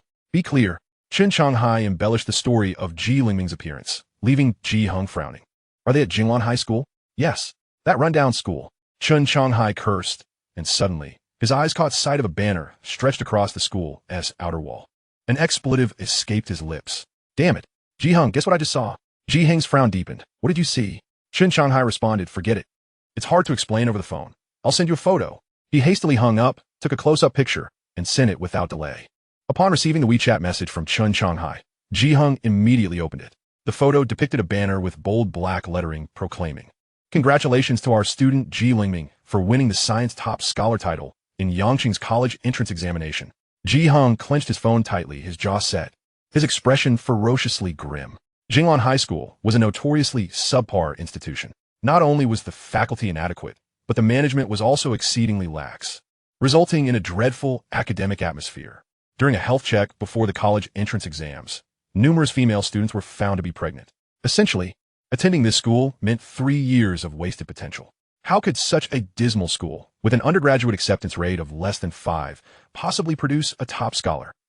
And that scholar was none other than Lengming. Hung felt a surge of frustration building within him, eager to express it. He redialed Chen Shanghai. Brother, I need your help. Chen Shanghai, loyal to the core, replied, What do you need me to do? Hung's eyes gleamed with fierce determination. Wen Wan watched as Lengming entered the school gates. Just moments ago, she had been all smiles, but once he was gone, she transformed back into the imposing, serious figure of a businesswoman. Boss, where to now? To the company, she replied, referring to her family's clothing enterprise. After a few days of investigation, She had pieced together the entire production process and various reports. Now, she was ready to launch an aggressive marketing campaign. She had inspected the production line and found that the quality of her clothing was quite decent. She also visited several key retail outlets, noting that both the designs and locations were commendable. The lack of sales stemmed from her brand's failure to innovate consistently, coupled with competitors' ruthless marketing tactics. To double her revenue, she knew she had to devise a marketing strategy.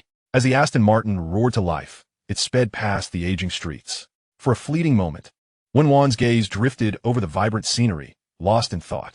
Suddenly, she spotted a familiar figure. Wait! The driver slammed on the brakes, causing the car to lurch. Through the window, Wen Wan recognized Chen Shanghai, who was talking on the phone while perched on the curb. Drive to a nearby parking lot and prepare an extra set of clothes and a mask for me, she instructed her bodyguard. Also, gather a few more people. I have a task for them. The bodyguard nodded and promptly set off to fulfill her orders. The driver steered the car toward the parking lot, cautious not to inquire about the reasons behind her requests. Leaning against the luxurious leather seat, Wen Wan rubbed her temples, flashes of memories from her previous life crossing her mind. In that life, Lengming had been the top science student in the college entrance examination. At the principal's insistence, he had delivered a speech in the school auditorium to inspire younger students. However, midway through his address, someone had unexpectedly dashed onto the stage with a bucket of slop, dousing him in the foul-smelling liquid in front of a stunned audience. Following that incident, rumors erupted, alleging that his accolade was obtained through dubious means. There were whispers about dark dealings between Jinglan High and the Ministry of Education, and even more outrageous claims that Lengming was impoverished and could not possibly access quality educational resources, attributing his success solely to the female teachers who tutored him. The insinuations were clear. He was accused of trading his body for grades. At that time, she had been busy packing her belongings for her journey abroad. Lengming had waited outside her house all night, hoping to clarify any misunderstandings. Wen Wan trusted Lengming's character, but that was the extent of her belief. She merely acknowledged him and sent him on his way. Later, while socializing with Ji Hung and the others, Ji Hung had boasted about how he had dealt with Lengming. His derisive tone and arrogant demeanor had seemed trivial then, but now, Wen Wan wished she could whip Ji Hung for his cruel treatment of Lengming. As Ji Hung recounted how he had handled Lengming, he emphasized the role of his close friend, Chen Shanghai. Wen Wan was familiar with Chen Shanghai. He was a marginal figure in their circle, known for his unscrupulous methods, often employed for dirty work, which he executed with remarkable efficiency. Providing him with a few benefits ensured no losses. Even though Wen Wan had no desire to associate with Chen Shanghai, the memories of her past life warned her that some individuals must be confronted.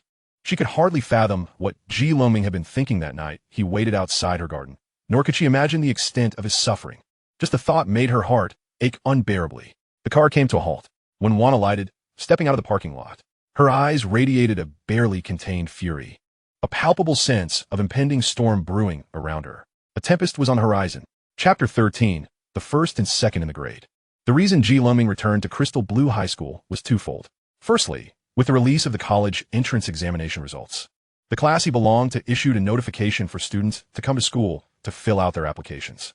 The homeroom teacher showed little concern for the attendance of other students. Yet for Lengming, the top scorer in the science stream, the teacher insisted emphatically, invoking the authority of the head of the academic affairs office and the principal, demanding his presence at school. This was one of the reasons for his appearance at the school gates. The other, and indeed the primary reason for his visit, was to seek out Zhao Shuiying. As for the pain and humiliation he had endured on this very day in his previous life, Lengming found a secluded corner, took out his phone, and dialed Wei Zhen. Boss, did you call for me? Yes. Did Chen Shanghai contact you? Wei Zhen replied, not yet, why? What does he want with me?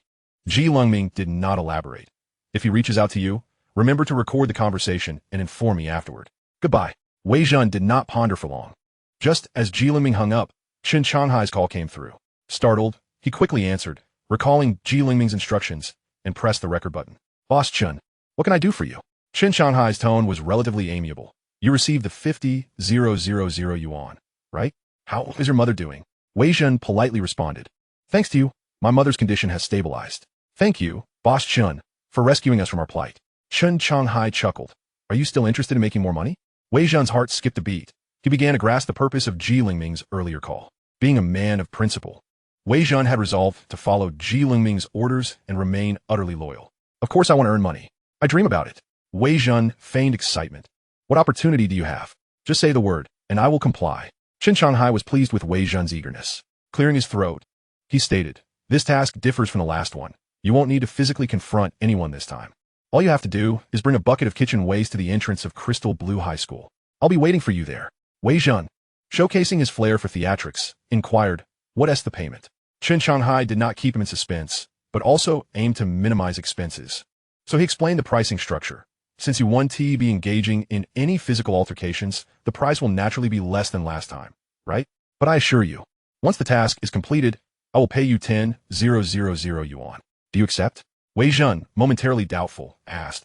So all I need to do is deliver a bucket of kitchen waste to the school to earn 10,000 yuan? Chen Shanghai hesitated briefly before adding, of course. It's not merely about delivering the waste. You need to find an opportunity to splash the bucket of foul substance onto someone. He then concluded, let us discuss further when we meet. You can make it here within an hour, right? Wei Zhen, understanding Lengming's intentions, realized that the target of the waste splashing was undoubtedly his boss. Yet, he still posed the question, is the person you mentioned the same one you wanted me to confront before?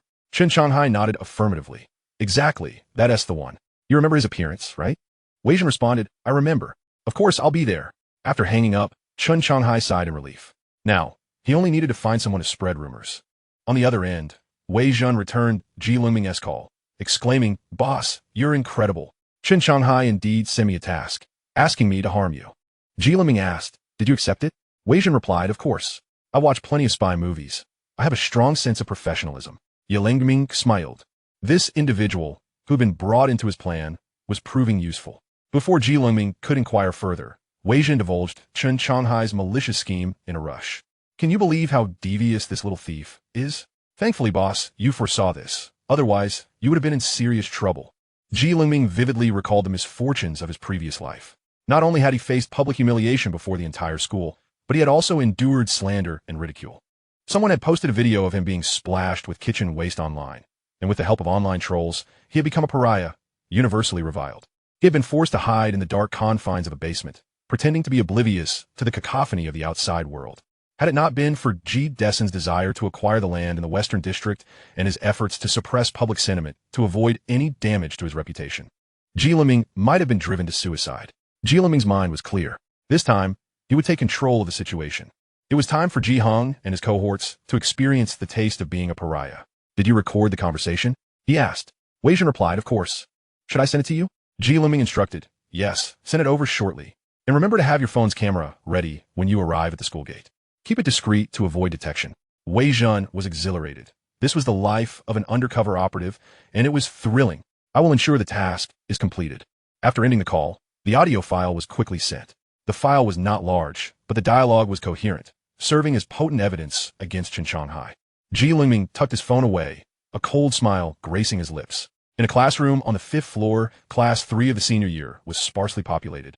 With only 20 or 30 students present, nearly half of the class absent. The class meeting had yet to commence, and students were chatting in small groups, creating a pleasant atmosphere. Upon Lengming's entrance, the chatter abruptly ceased, and all eyes turned towards him in unison. These gazes were a mixture of surprise, skepticism, admiration, and flattery. Some audacious individuals even approached him, attempting to befriend him. Lengming sidestepped these interactions and made his way to his seat, his demeanor notably aloof, unamused, and his gaze sharp as a blade. Those who sought to approach him were deterred by the intensity of his stare, which instilled fear in their hearts. A few whispers began circulating. What is he acting all high and mighty for? Isn't he just a poor kid? Eating gruel and pickles for breakfast and bread with free soup for lunch? What does it matter if he topped the entrance exams? A pauper remains a pauper. A busybody squeezed into the conversation. But I heard his family is well off. Instantly, someone countered, nonsense. If his family was wealthy, would he wear patched clothes? I've seen patches on his clothes more than once. What absurdity in this day and age. This small circle spoke rather loudly, making their remarks audible to nearly everyone in the classroom. Lengming took his seat without much reaction, while his deskmate slammed her hand on the table. Some individuals were excessively gossipy, speaking openly to his face while murmuring behind his back. What a lack of decorum. His deskmate, Zhao Shuiying, was a girl of modest height, sporting black-framed glasses with bright, expressive eyes. Though not conventionally beautiful, she radiated energy and enthusiasm, exuding a refreshing vigor. Lengming's return to school was also motivated by her presence. In the future, Zhao Shuiying would excel in the field of microelectronics, and such talent was one he must secure. ignoring the idle chatter around him. Lengming was determined that these individuals would have no bearing on his future. His unexpected voice startled Zhao Shuiying slightly. Within the entire grade, Lengming was typically ranked first, while she held a close second, consistently trailing him by 20 points in every exam. Zhao Shuiying possesses an indomitable spirit, prompting her to request the homeroom teacher to allow her to sit beside Lengming.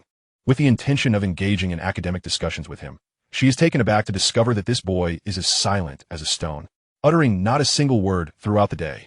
He pays no heed to others, embodying a monotonous existence that paradoxically commands admiration. After a semester of sitting together, she remains completely oblivious to the sound of his voice. When, unexpectedly, this iceberg finally speaks, Zhao Shuiying is momentarily struck with astonishment. My heavens, oh great one! You can talk. This is the first time in a whole semester that I have heard your voice. Lengming is taken aback as well, reflecting on the fact that he indeed had not exchanged a word with his female desk mate. His heart had been wholly captivated by Wen Wan, leaving no room for anyone else in his gaze. However, this time, Lengming smiles gently, revealing a charming radiance that momentarily captivates Zhao Shuiying, making her realize how strikingly handsome her desk mate is. Lengming pulls out his phone and asks, "What is your number?" Zhao Shuiying feels a sudden jolt of surprise. Is he asking for her number to draw closer and perhaps confess his feelings? Sensing her thoughts, Lengming clarifies, "Don't misunderstand. I heard you're also considering applying to a university, and I have the same intention. We will be alumni in the future, so I thought we might connect in advance." Zhao Shuiying feels a twinge of disappointment, realizing that he merely sought her number for the sake of camaraderie. Dismissing her thoughts, she provides her phone number. Lengming inquires, "Is your WeChat the same?" Zhao Shuiying replies, "Yes, you can just search for it directly. Lengming opens WeChat." And just before switching to the friend search interface, Zhao Shuiying's keen eyes catch sight of a chat box pinned at the top of his main screen. The chat is labeled with a rather lengthy and overly affectionate nickname, Strawberry-Flavored Sweetheart Wifey. Zhao Shuiying's disappointment deepens. Chapter 14, Resolute. Wen Wan arrived at the entrance of Jinglan High School, carrying a whole bucket of slop. Chen Shanghai had already gathered 7 or 8 underlings waiting in a secluded alley outside. Chen Shanghai was assigning tasks to his subordinates. Remember, once you reach City No. 1 High School and City No. 2 High School, make sure to infiltrate the crowded areas like the cafeteria, teaching buildings, and restrooms, and linger there. Then, in a casual conversation, spread the words I taught you. As Wei Zhen entered the alley, he overheard this directive, instantly sharpening his focus. He felt the phone in his pocket recording video, dropped the red bucket, and approached Chen Shanghai. "Boss Chen, I just arrived. Could you please reiterate that for me?" Seeing Wei Zhen, Chen Shanghai decided to officially welcome him into the fold. He shook off the ash from his cigarette, pulling his subordinates to stand attentively. "Quick, come, everyone. Meet. This is Wei Zhen. Now, let us all greet him as second brother." The young men bowed in unison, calling out, "Second brother." Wei Zhen feigned an expression of surprise, attempting to embody a simpleton's demeanor, hastily waving his hands. Chen Shanghai patted Wei Zhen on the shoulder. "If I designate you as second brother, you should embrace the title. Rest assured, as long as you are with me, what is mine is yours. You will not go hungry." Wei Zhen was not swayed by flattery. He remained alert and quickly nodded, praising, "Boss, you are formidable, capable, righteous. I accept the title of second brother."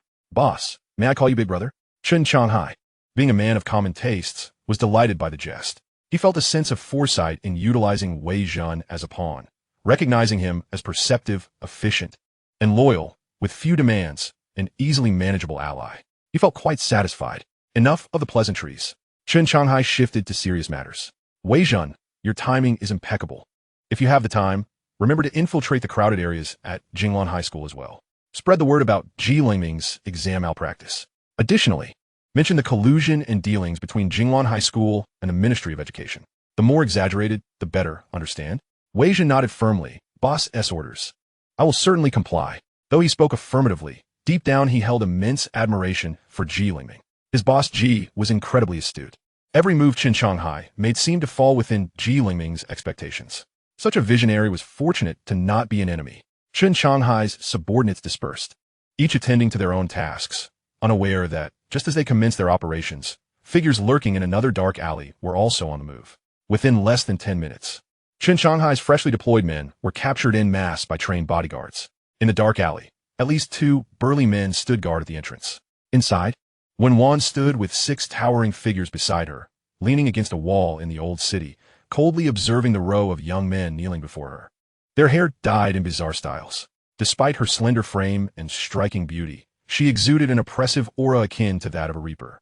Meeting her gaze felt as if one could be ensnared by the abyss of her dark, captivating eyes, with their very soul being drawn out. The once troublesome delinquents trembled in fear, huddled together like quails. Who among you will speak first? Wen Wan's voice was melodious. Yet the small-time thugs had no leisure to listen. After 3 seconds of silence without a response, a fierce glint flashed in Wen Wan's eyes. Glancing at Evan beside her, he understood her cue, drawing a handgun from his waist and skillfully attaching a silencer. Upon sighting the gun, the 8 young delinquents were paralyzed with fear, immediately begging for mercy. Wen Wan aimed to inquire about Lengming. Under duress, the 8 youths divulged everything regarding Chun Changhai's orders. After a minute of silence following their confession, Wen Wan commanded, "Come with me to find Chun Changhai." Turning on her heel, she began to leave. Evan followed closely, asking, "What about these people?" Without turning back, Wen Wan replied, "Break their arms and legs, then drag them before Chun Changhai." As Wen Wan departed, the remaining bodyguards began their grim task, filling the sun-blocked alley with anguished cries. Wen Wan knew Chun Changhai's whereabouts, merely 2 alleys away. Having completed the tasks assigned by Ji Hung, Chun Changhai felt relaxed and was preparing to indulge in some gaming at an internet cafe. He hadn't even crossed the crosswalk when he was forcibly dragged into a narrow alley. Once inside, he found no room to struggle. As he was pinned to the ground and mercilessly beaten, heavy blows rained down upon him, and in an instant, several bones in his legs, chest, and hands were shattered. Enough! Chun Changhai recognized the familiar voice and quickly looked up. The figure stood against the light, obscured. But the graceful form and familiar voice allowed him to deduce the identity. Wen Wan, he shouted with all his might. The exertion caused a sharp pain in his chest, leading him to cough incessantly. "Yes, it is I," Wen Wan confirmed. Chun Changhai gritted his teeth, his eyes reflecting both fear and rage. "You better explain yourself. Otherwise, this isn't over." Wen Wan remained silent, merely clapping her hands. Soon, Chun Changhai witnessed his 8 hired thugs being dragged into the alley, lifeless and lined up neatly beside him. Wen Wan smirked coldly. "Is this explanation sufficient?" Chun Changhai pressed his lips together, his face devoid of color. "You, for that useless Lengming. Slap him," Wen Wan commanded, as her bodyguards seized Chun Changhai by the hair, each slap delivered with brutal force, causing his previously fair complexion to swell and turn crimson. "I warn you, if you dare call that person useless again, I will ensure you become utterly useless." Wen Wan approached, gripping Chun Changhai by the collar, her eyes filled with an unyielding murderous intent that sent chills coursing through him. "I advise you to behave. Your Chun family can rise, but they can also fall. While I still have no desire to deal with you, keep your tail tucked between your legs." She flashed a bloodthirsty and enchanting smile. "You wouldn't want your father executed or your mother imprisoned, would you?" Chun Changhai's legs trembled uncontrollably, his pupils dilating, and the pain coursing through him incessantly reminded him that the Wan before him was a demon.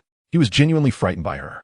Outside the alley, Wei Jun, who had initially left, returned due to personal matters, and unexpectedly became a witness to this grand spectacle. He was profoundly shocked and felt that such crucial intelligence was imperative to report to Lengming. At that moment, Lengming was attending a class meeting in his senior year. The homeroom teacher stood at the podium, discussing considerations for university selection. Lengming listened with utter boredom when suddenly his phone vibrated.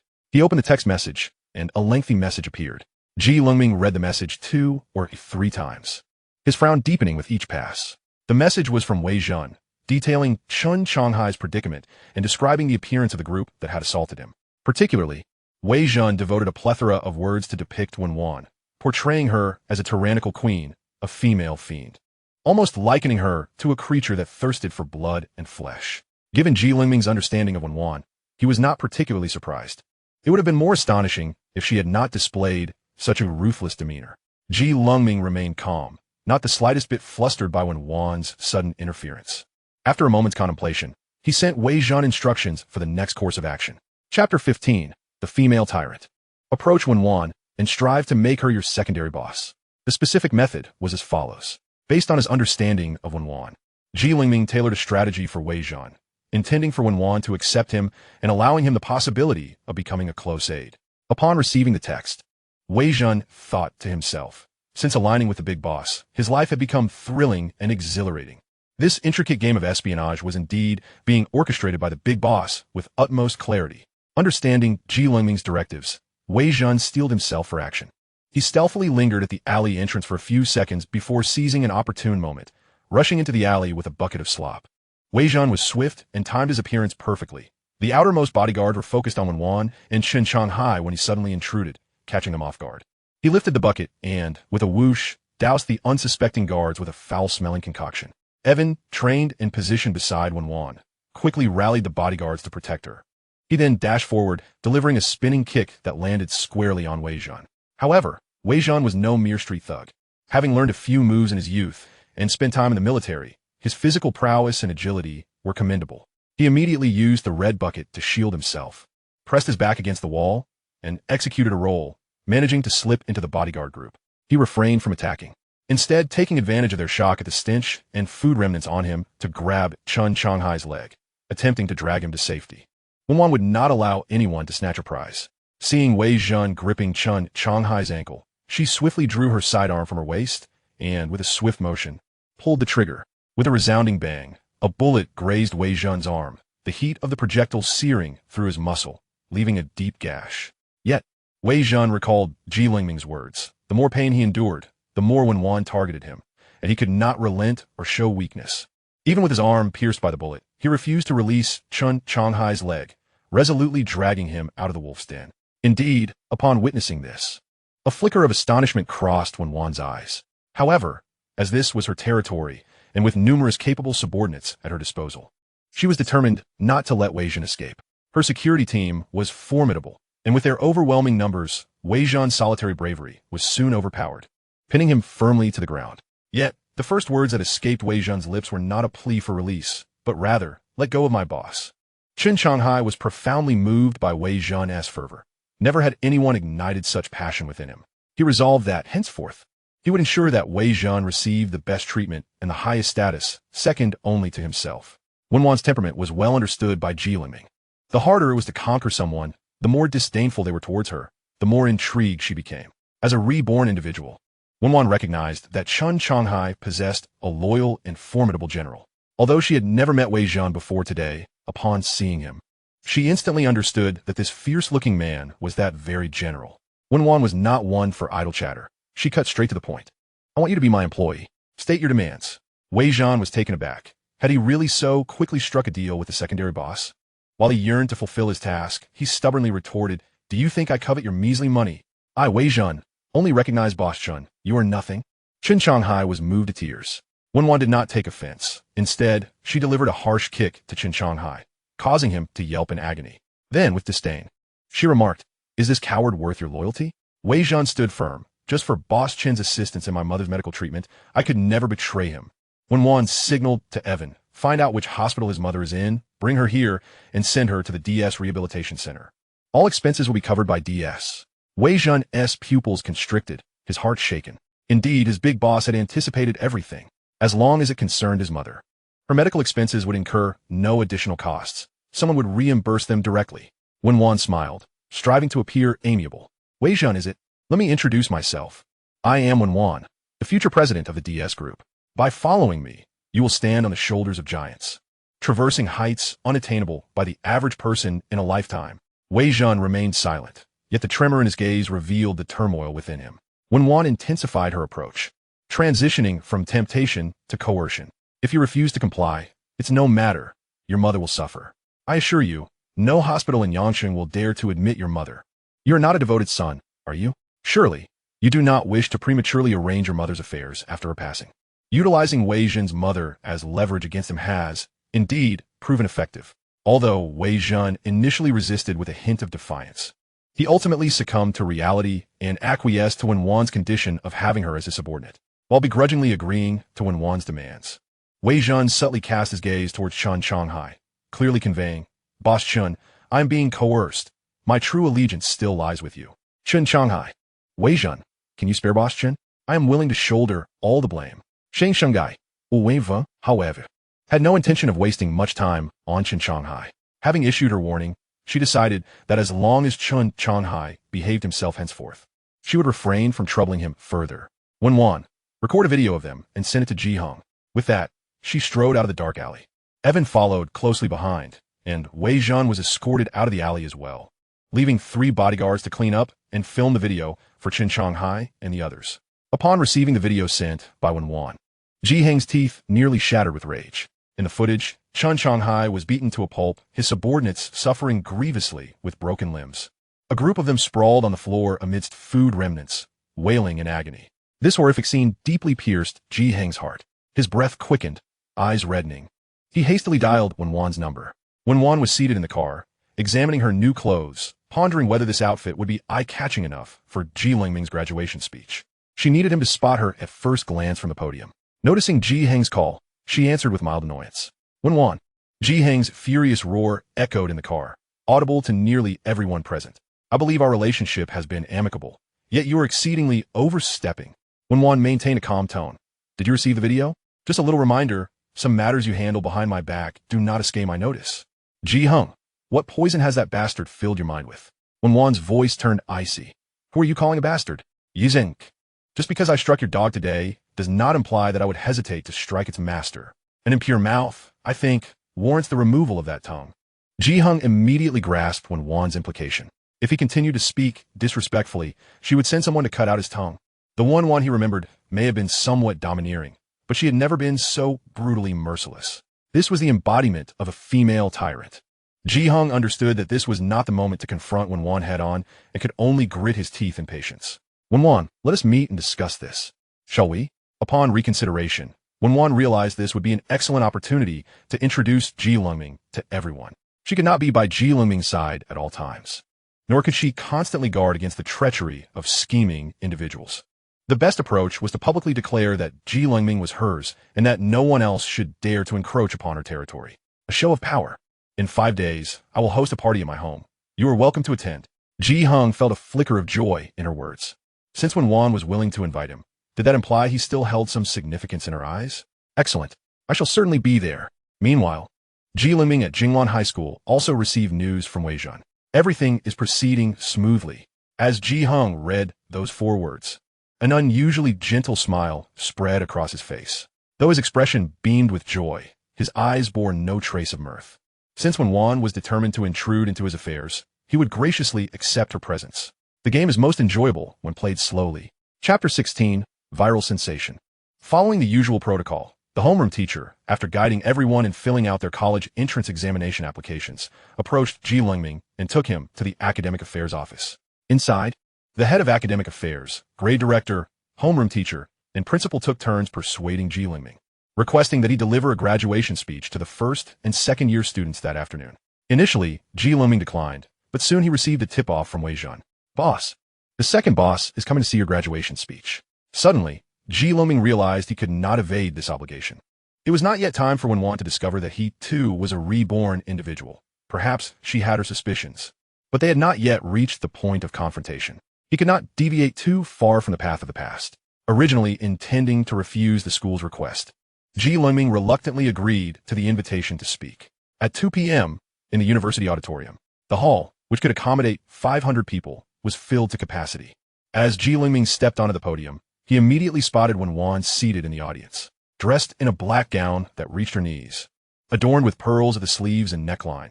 Her lustrous black hair cascading down, her cold gaze and crimson lips made her exquisitely beautiful.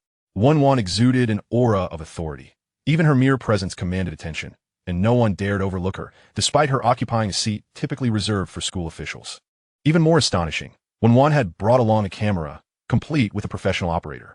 Clearly, she intended to film Ji Lengming's entire speech. Ji Lengming did not comprehend the significance of Wen Wan's actions, but chose not to concern himself with it, allowing her to proceed as she wished. With the knowledge amassed over 2 lifetimes, Ji Lengming was more than equipped to handle such a modest occasion. His insights were profound yet accessible, rational and forward-thinking, winning resounding applause. After concluding his speech, the school officials approached Ji Lengming, hoping he would film a promotional video for the institution, just as both parties settled to negotiate. Suddenly, every phone in the assembly hall buzzed to life. Ji Lengming instinctively pulled out his phone to check. He discovered that video sharing platforms, mainstream media outlets, Weibo, and news agencies were all simultaneously pushing notifications about his speech in the university auditorium, flooding the screens. The higher-ups at Jingwan High School were left dumbfounded. This student, we did not orchestrate this. Indeed, we were just about to sit down and discuss it, and besides, Our school has limited funds and could not afford such an extravagant endeavor. Ji Lengming's expression darkened. He certainly knew who was responsible. This woman, Wen Wan, was far too reckless. Moreover, she had audaciously sent him a message. My man is exceptional. I simply wish to showcase him to the world. Ji Lengming furiously tapped on his keyboard, crafting a response, but hesitated, feeling it unnecessary to stoop to her level, ultimately deciding to delete the lengthy message word by word. He found himself in a considerable quandary due to Wen Wan's antics. He did not wish to engage with her, yet she was determined to act as she pleased.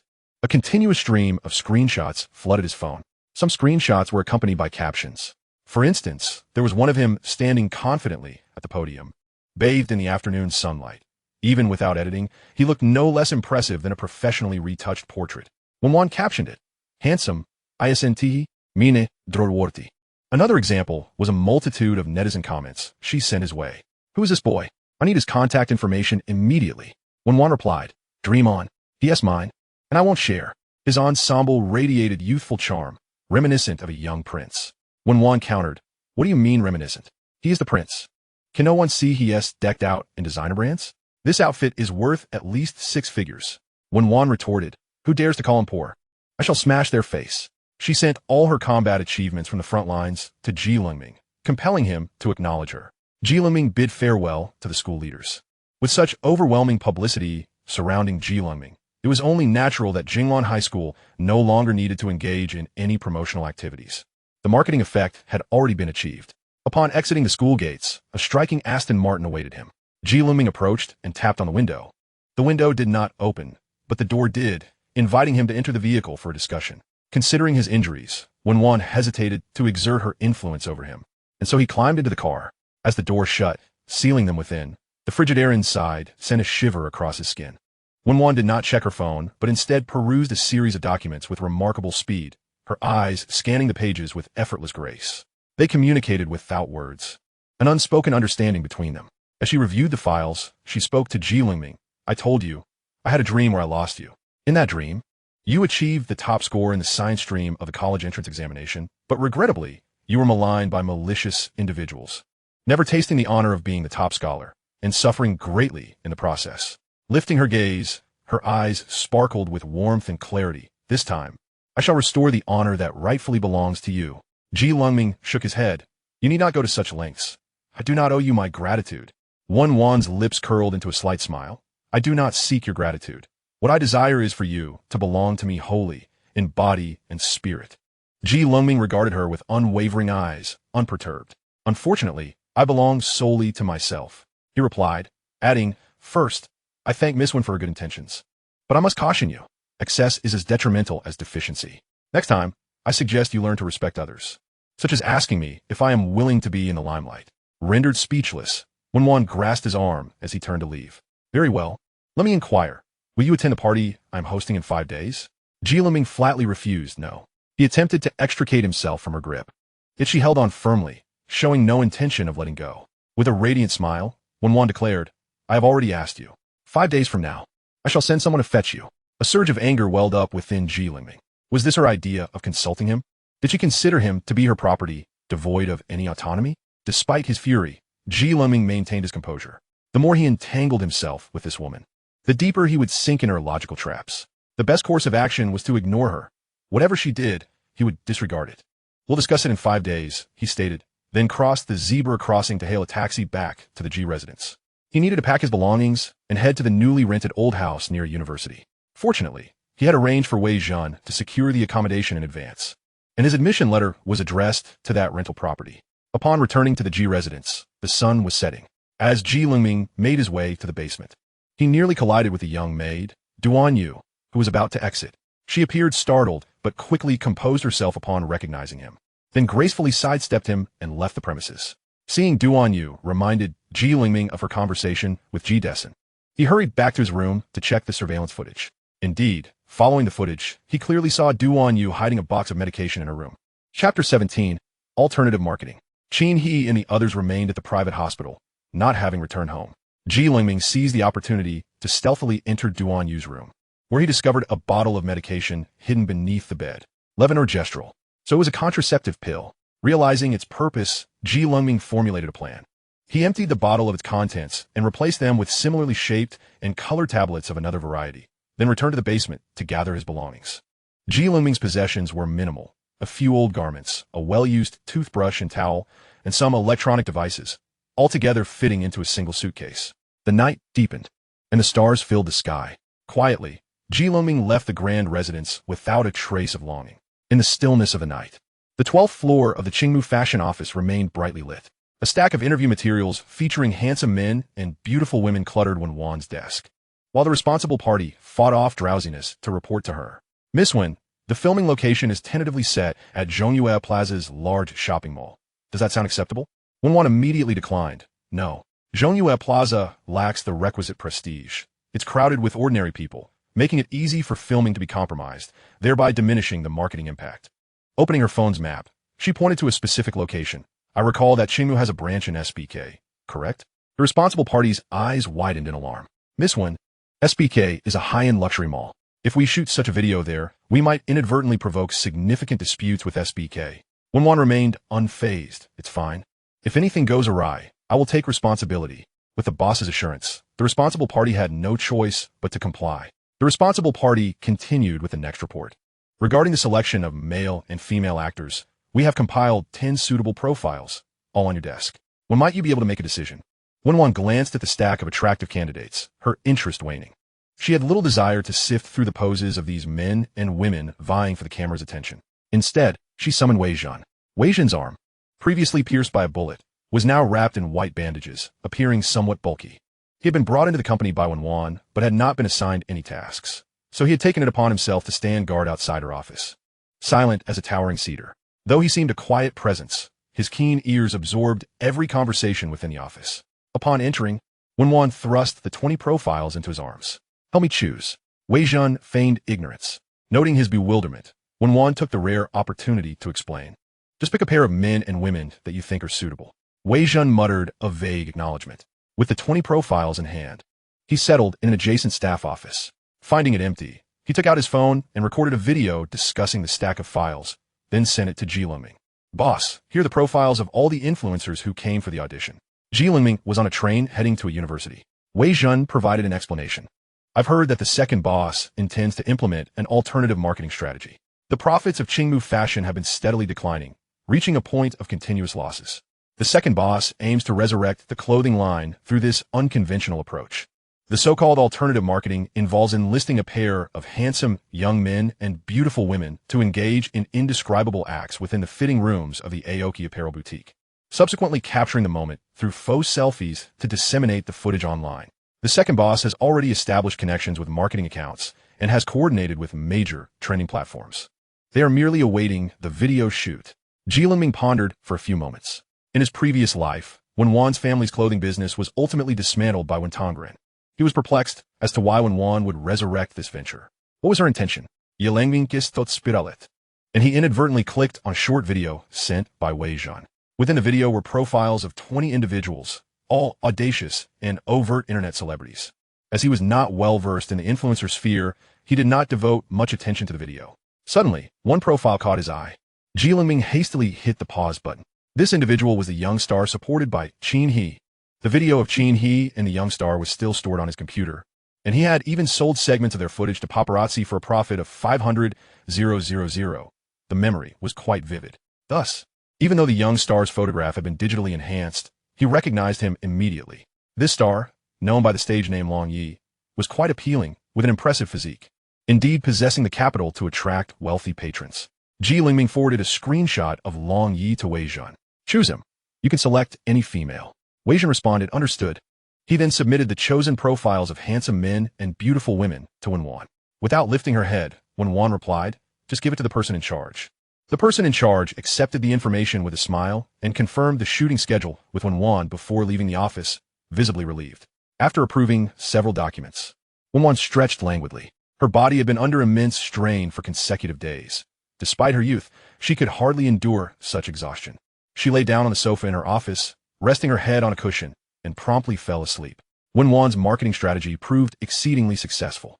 Long Yi and the female influencer sought thrills in a high-end luxury shopping center, and with visual evidence capturing their escapades, both appearing without any censorship. They captivated the audience's attention. Coupled with the marketing account's promotional efforts and reserved trending positions on major platforms, the male and female leads swiftly became internet sensations. Correspondingly, Aoki apparel surged in popularity nationwide, achieving unprecedented sales figures, ultimately leading to a backlog of orders extending 3 months ahead. In a remarkably short period, Wen Wan had resurrected her family's clothing business. Upon reviewing the financial report of the clothing business presented by his secretary, Wen Tongren could hardly believe his eyes. Yet, upon unraveling Wen Wan's methods, he found himself seething with resentment. Such morally dubious marketing tactics were, astonishingly, devised by his own daughter. However, Wen Wan remained unfazed. Her singular goal was to attend a university. For that, she was willing to employ any means necessary. Lengming settled into the apartment that Wei Zhen had prearranged, a dilapidated old building with a yard. The interior was reasonably well furnished, equipped with all necessary appliances, allowing for immediate occupancy. He paid little attention to further developments regarding Aoki apparel, instead casually monitoring Long Ye's burgeoning career. Following this successful marketing endeavor, the once obscure, second-rate star had dramatically transformed into a third-tier celebrity. The paparazzi super photographer who had initially purchased the intimate footage of Long Yi and Qin He from Lengming was also quite exhilarated. Originally drawn by Qin He's status, he had not anticipated that Long Yi would prove so lucrative, multiplying his worth several times over in a brief span. The 500,000 he spent on those intimate photographs had unexpectedly yielded such remarkable returns. Long Yi was currently reveling in success, while Qin He, closely intertwined with his rise, found herself in a much grimmer situation. Since her hospitalization, her husband had not visited her, and the perpetrator who had doused her with boiling water had not shown any concern. The Wen family had also remained silent. She was in considerable pain, swollen, and covered in blisters, severely restricted in her movements.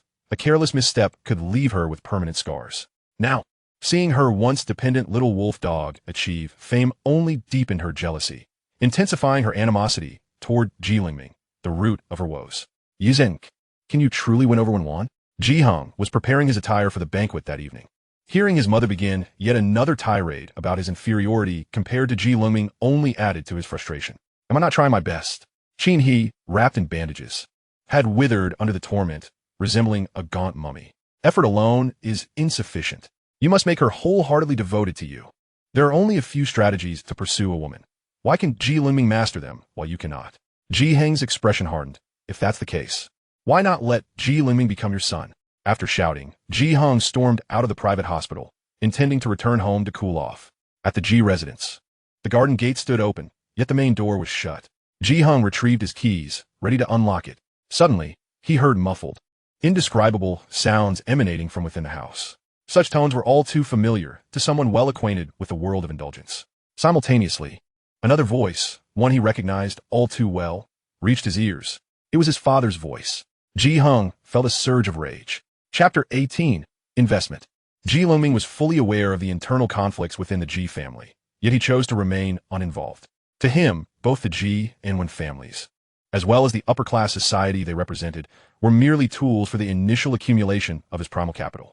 What he truly aspired to achieve was something far greater.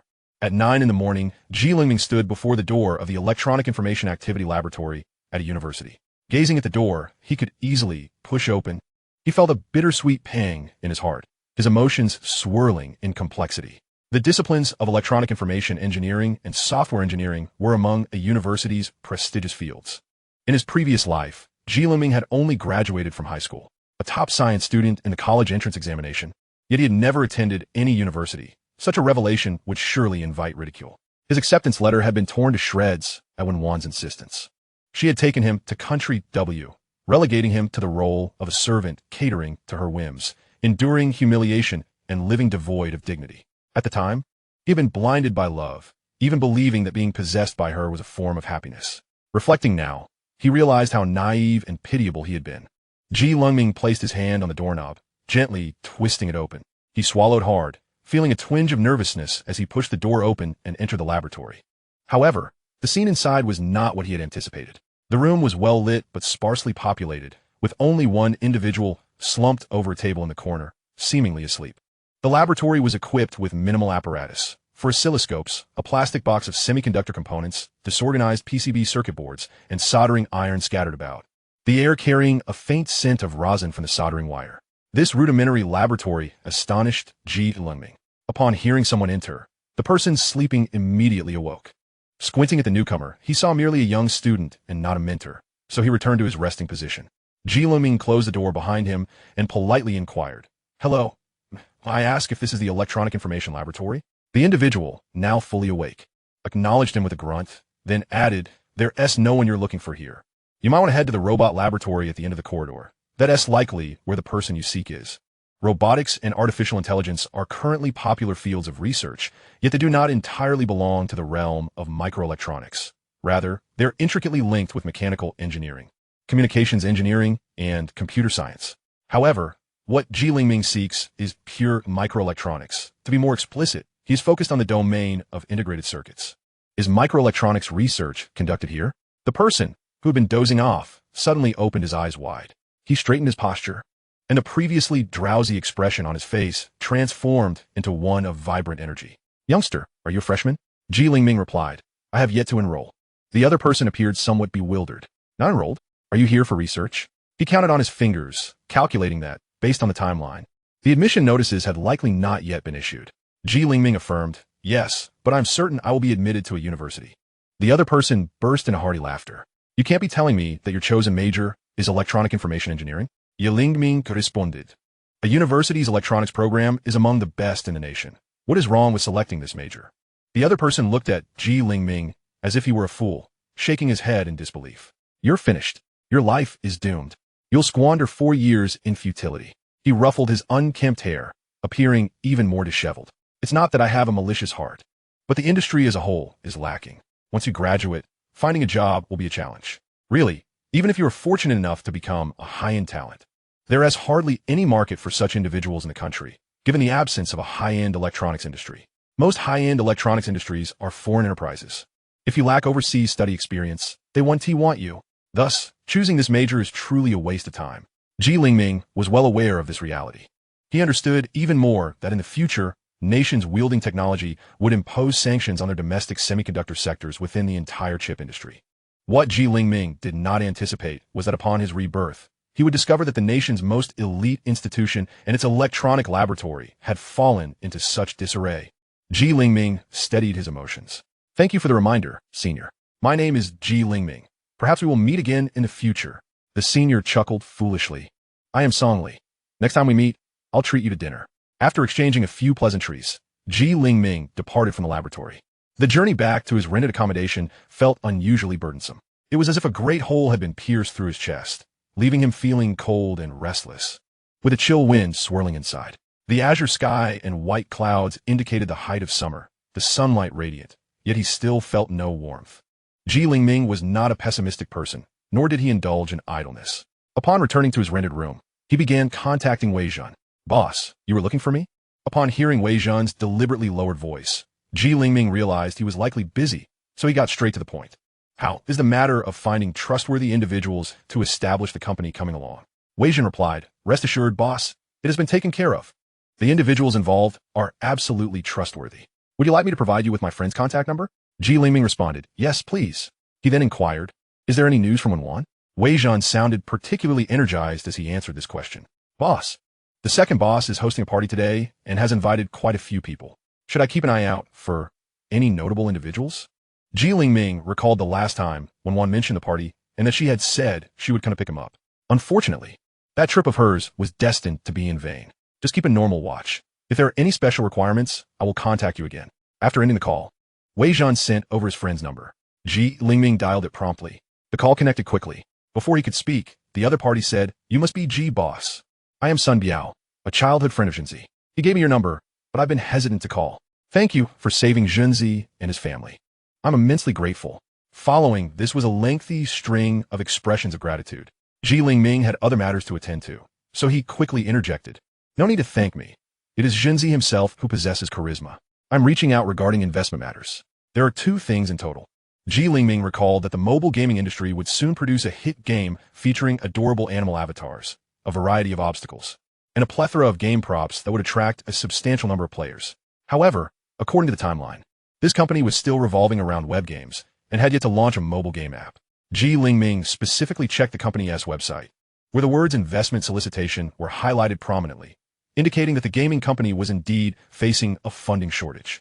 The first task: contact a game studio called Lu Kai Hua and inform them that you wish to invest in their game Happy Elimination, ensuring they expedite the development of the app for major mobile application stores. Additionally, we only require dividends and will not interfere with their creative and design processes. The second task: have a discussion with the product manager of WeChat's internet division regarding a mature WeChat mini program development idea. I can provide the relevant code to ensure it passes internal testing and is formally launched. Of course, when you speak with the relevant personnel, do not mention me.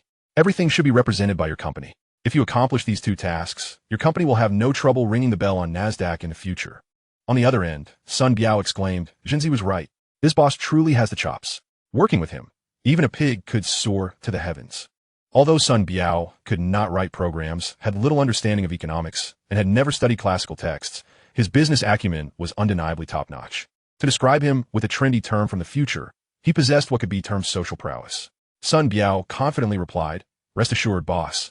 I've noted down both tasks and will ensure their completion. In the private garden of the Wen family, the maids were systematically arranging long tables, benches, and vibrant flowers upon the freshly trimmed lawn. The garden, spanning over 2,000 square meters, was suffused with a romantic atmosphere. Pink and white balloons, ribbons in abundance. Art sculptures meticulously designed by a professional, an expensive white castle and palace, along with stunning roses airlifted directly from the rose garden. All attested to the host's meticulous effort in organizing the party. All the servants in the Wen household were aware that today was a special day. Their young lady was set to announce that she had a boyfriend, to celebrate the end of her single status. A dazzling light show and an extravagant fireworks display had been specially prepared. Wen Wan placed great emphasis on her appearance today. Once her makeup was done and her hairstyle perfected, adorned in a formal gown, she seemed to have draped the world's most exquisite peonies over her shoulders. She was a vision of beauty, captivatingly radiant and alluring. As she descended the stairs from the upper floor, many were left breathless, utterly entranced by her beauty. Ji Hung sat on the sofa in the grand living room, holding a glass of champagne, equally mesmerized by the woman. Yet, when he thought of his family situation, of his father's indiscretions with the household maid, his enchanted gaze hardened, replaced by a chill. Hey, brother, this stunning beauty is Wen Wan, right? Another person had joined him on the sofa. The newcomer was clad in a pink suit, adorned with a golden rose lapel pin. The collar of his jacket opened wide, and one button undone, revealing a white vest underneath. His face was undoubtedly handsome, yet the glint in his eyes carried a hint of mischief, rendering him both alluring and provocative. When he inquired about Wen Wan, Ji Heng's demeanor shifted to one of caution. Who are you? The stranger asked. Does it matter? I'm merely here to see who Wen Wan is. Ji Hung retorted. Didn't Wen Wan invite you? I certainly did not receive any invitation from her. Then how did you gain entry? As he spoke, he prepared to stand and summon security. The stranger pulled Ji Hung back down. There is no need to be so agitated. I did not trespass. My father and Wen Tongren are good friends. I merely wish to see the woman who has tarnished my family's reputation and caused us a loss exceeding 10 million.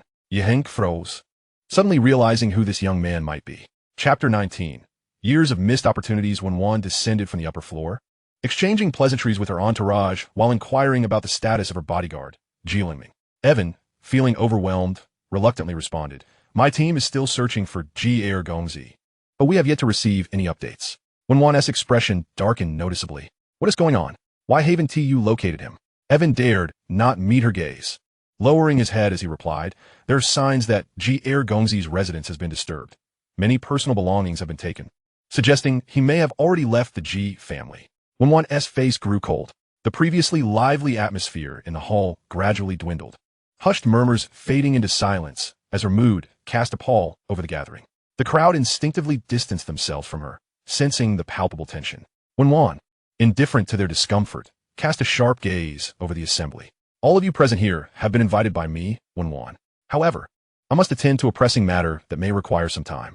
I kindly ask that you do not leave. Should you need anything, feel free to inform the Wen family servants, who will attend to your needs without delay. Her words, though couched in pleasantries, bore a tone of unyielding authority, resonating with both power and dominance. I must also remind you all, the entrance to the Wen residence may be easily accessed, but exiting, well, consider your own standing before attempting it. A blatant threat. Among the 20 or so guests, all of respectable lineage, None could compare to the Wen family's stature. They understood her implication. They were to remain in the Wen house, free to eat, drink, and amuse themselves, but not permitted to leave until her return. Should anyone dare to defy her command, she would undoubtedly unleash the full might of the Wen family to suppress them, having grown accustomed to a life of privilege. The guests felt a twinge of discontent at such constraints. Yet, their curiosity was equally piqued. What urgent matter could compel Wen Wan to exert such control? Once she concluded her declaration, Wen Wan strode purposefully through the crowd in her high heels, Evan trailing closely behind. Meanwhile, Wei Zhan was left behind to manage the personal requests of the more than 20 young gentlemen and ladies. Wen Wan was seething with frustration. Her teeth clenched tightly. She was torn between anger at Lengming for standing her up and frustration at her own lack of foresight for not having arranged for someone to keep watch. Not to mention the considerable effort she had expended to create an elaborate romantic atmosphere. "I've dressed so beautifully today. He must see me."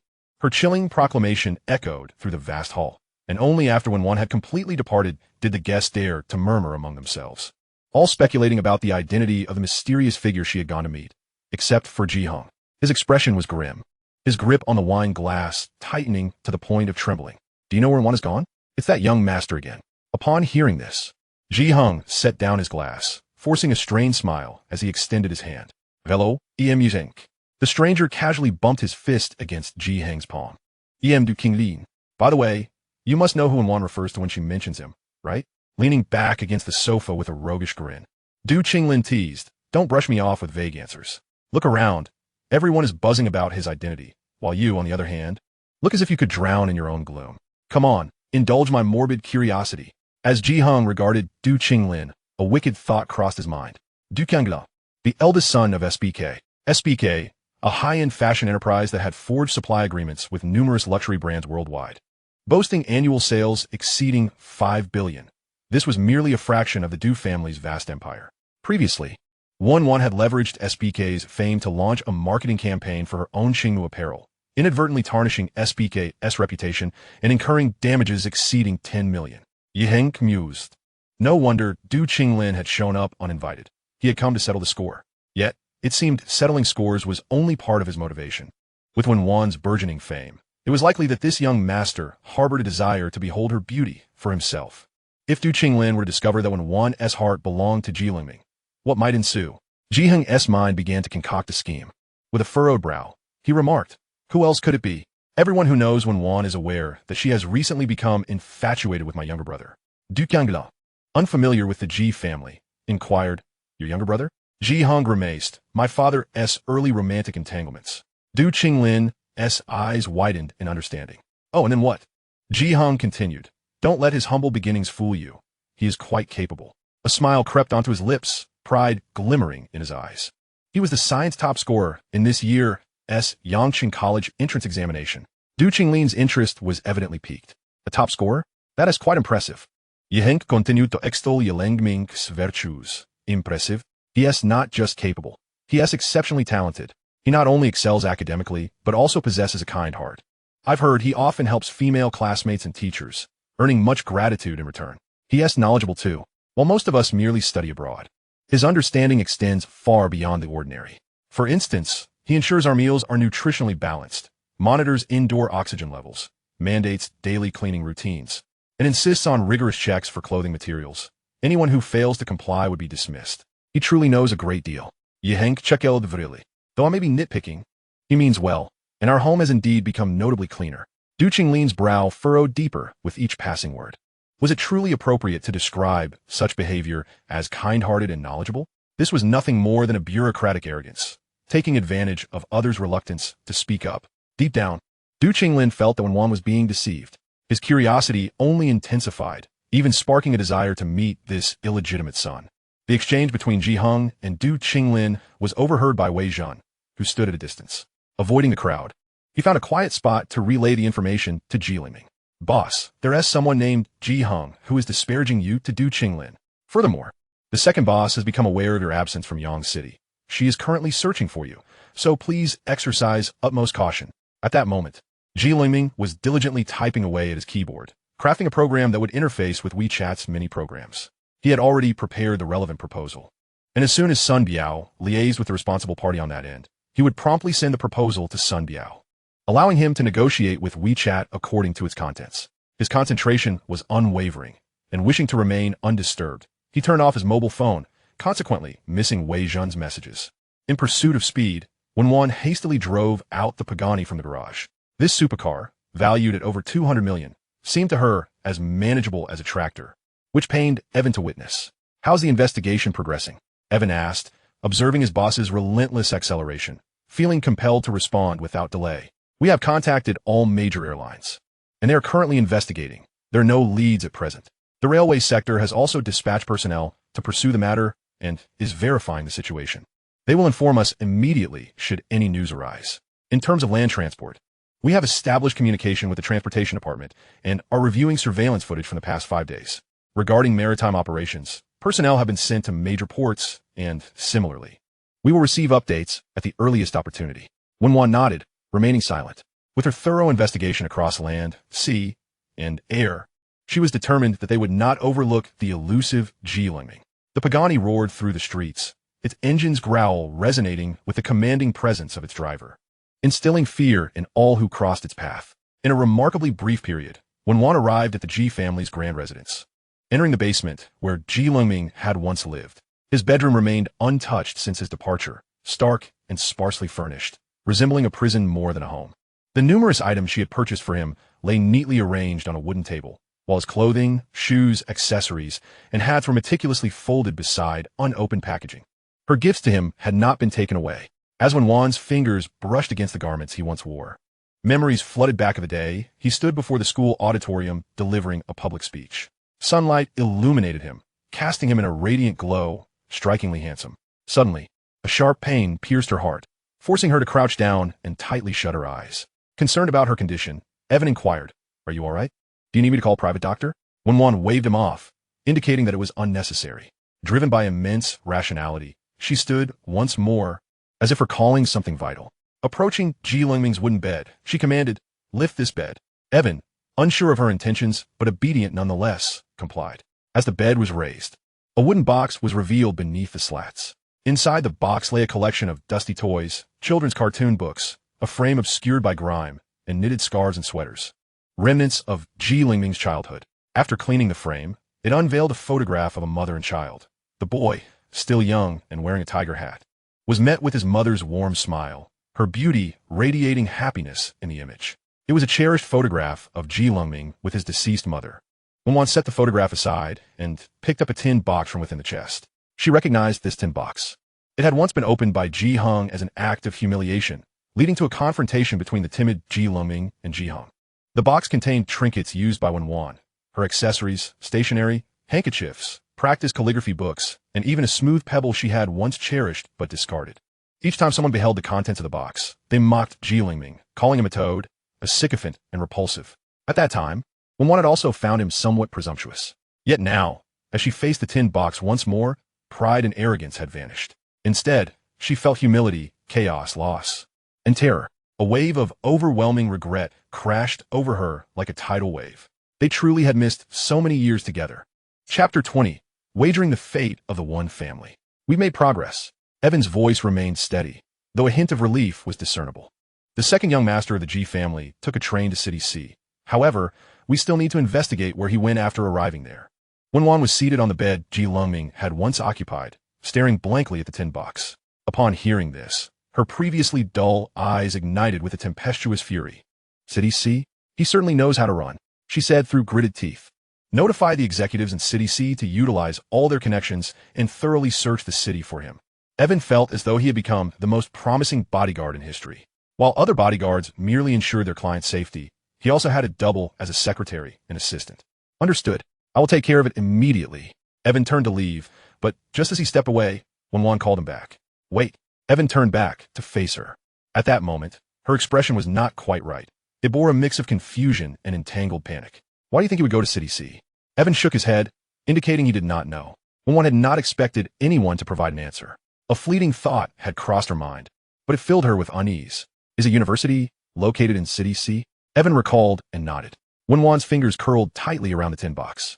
A long-buried thought resurfaced, one she had never dared to confront. Why did he not deliver the barbecue that day? Why was Lengming so cold and indifferent toward me?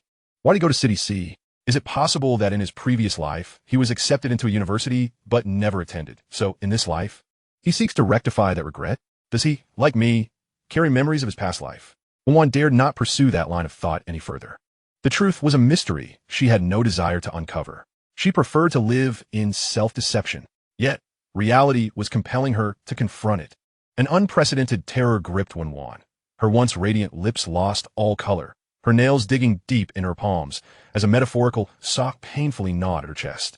Arrange for someone to check a university to see if there are any records of Lengming's presence. Evan sensed her distress from her tone, which was steeped in fatigue. Wen Wan took a deep breath, suppressing her tumultuous emotions. If he has appeared at university, then we must investigate the rental situation within a 2-kilometer radius. He likely has limited funds and cannot afford a luxurious apartment. Instruct the executives to focus their search on older houses, rundown accommodations, or isolated single rooms. As she spoke, a sudden, almost tragic smile crossed her face. He is a person who cherishes tranquility, values practicality, and has modest requirements for food and shelter. You should search in relatively obscure locations. The words nearly rolled off Evan's tongue, but were ultimately restrained. It seemed prudent not to pry into the young lady's personal matters. Understood. I will notify the team to make arrangements. In the dimly lit basement, illuminated solely by a solitary desk lamp, silence enveloped the narrow, confining space as Evan departed. Wen Wan clutched the box tightly, her eyes shut, unable to restrain the torrents of tears cascading down her cheeks. What had initially been chaos in Yang City had now spiraled into turmoil in City C, prompting numerous executives residing there to directly contact Wen Tongren. Currently attending a pivotal summit abroad, Wen Tongren, a renowned magnate in agriculture, manufacturing, and services in Country Z, was expected to partake in discussions concerning international trade issues among multiple nations. His plans to deliver a speech at the summit were utterly disrupted by his only daughter's antics. When Wen Wan received her father's call, she was still in a daze. Hello, what is wrong with you? Creating a ruckus in Yang City was one thing, but now you've escalated it to City C. Do you have any idea how much resources you've squandered? Have you completely disregarded the family upbringing? Or are you simply intent on bringing further disgrace upon my already aging visage? If you have no desire to be a part of the Wen family, then promptly consult a lawyer, get everything notarized, and hasten your departure. I shall consider you no longer my daughter. Wen Tongren's thunderous roar reverberated in her ears. In an instant, Wen Wan shifted into a defensive stance, and the next moment she was ready for battle, her earlier despondency replaced with a fierce determination. Have the old-timers in City C lodged complaints? Wen Tongren retorted, those are your elders. Speak to them respectfully. Wen Wan rolled her eyes in disdain. Those useless old fogies rely on their seniority, leeching off the company while I had to expend considerable effort to rectify the operations in City C last time. Yang City is the stronghold of the Wen family, the core of the company, where management is never neglected. However, given the distance from Yang City, as the saying goes, the emperor is far from the skies, chaos naturally ensues. Perfectly timed, she thought, as she prepared to attend university. She would seize the opportunity to rectify the atmosphere at the City C branch. Elders, you say? What a laugh. They are nothing but parasites. I am going to university, and, on the side, I will oversee the operations of the City C branch. If I cannot command them now, how can you expect me to beg them for favors in the future? When Tongren's focus shifted, intrigued, you intend to take charge of the City C branch's operations? Wen Wan replied, should we establish a bet agreement? Specify a minimum annual net profit, and I will adhere to it. Wen Wan continued, however, should I win the bet, the City C branch will belong to me, and you may prepare to become a mere figurehead. Wen Tongren seemed to regain his composure. Wen Wan, temper your tone. You have merely completed a marketing campaign for Qingmu Apparel. Your journey of learning is far from over. Focus on your studies abroad. Wen Wan interjected, who said I only completed a marketing campaign? Did you not approve the rectification proposal presented by Qingmu's general manager? Wen Tongren immediately recalled that document, astonished. The sustainable fashion concept was your idea? Wen Wan retorted, of course. Who else in the company possesses such strategic foresight? The textile and apparel industry ranks as the second largest polluter globally, second only to oil. Therefore, to mitigate the consumption of natural resources, it is imperative to vigorously develop eco-friendly materials. At this juncture, public awareness of environmental protection is still nascent. Yet the nation has already proposed the slogan that green mountains and clear waters are as valuable as mountains of gold and silver. This precisely indicates that in the future, eco-friendly materials will become predominant. Wen Wan had also proposed the idea of significantly shortening the transaction chain, a notion that remains remarkably forward-thinking at this time. albeit not on par with sustainable fashion in terms of weight. When Tongren exhaled deeply, sighing, Wen Wan, pursuing studies abroad is not necessarily a bad thing. You need to temper your character. You possess remarkable business acumen, but I do not wish for you to be overly reckless. Wen Wan had already mastered her studies, akin to a seasoned expert returning to a novice village, with no need for further education. Father, let me reiterate, I have chosen a university, and my partner is Lengming. This will remain unchanged for this lifetime. I believe you're mistaken about one thing. I possess little business acumen. It is only with Lengming that I have acquired this indispensable skill. When Tongren comprehended the underlying implication of Wen Wan's words, with Lengming, she would emerge as the most dazzling business prodigy of the Wen family. Without him, she would fade into obscurity, becoming the most significant regret in the Wen family's commercial landscape. She was gambling the entire fate of the Wen family for Lengming. Chapter 21. You are unworthy. Wen Wan leveraged the future development of the Wen family to threaten Wen Tongren. What choice did Wen Tongren have but to comply with Wen Wan's demands? Putting on a brave face as he dealt with the executives in City C, Wen Wan's assertiveness was a reflection of her father's own nature. Both were formidable in their own right. Although Wen Tongren would speak of dignity in front of Wen Wan, in practice he was fierce and decisive, capable of orchestrating significant moves even from abroad. Under Wen Tongren's immense pressure, even from afar in City C, all functional departments sprang into action.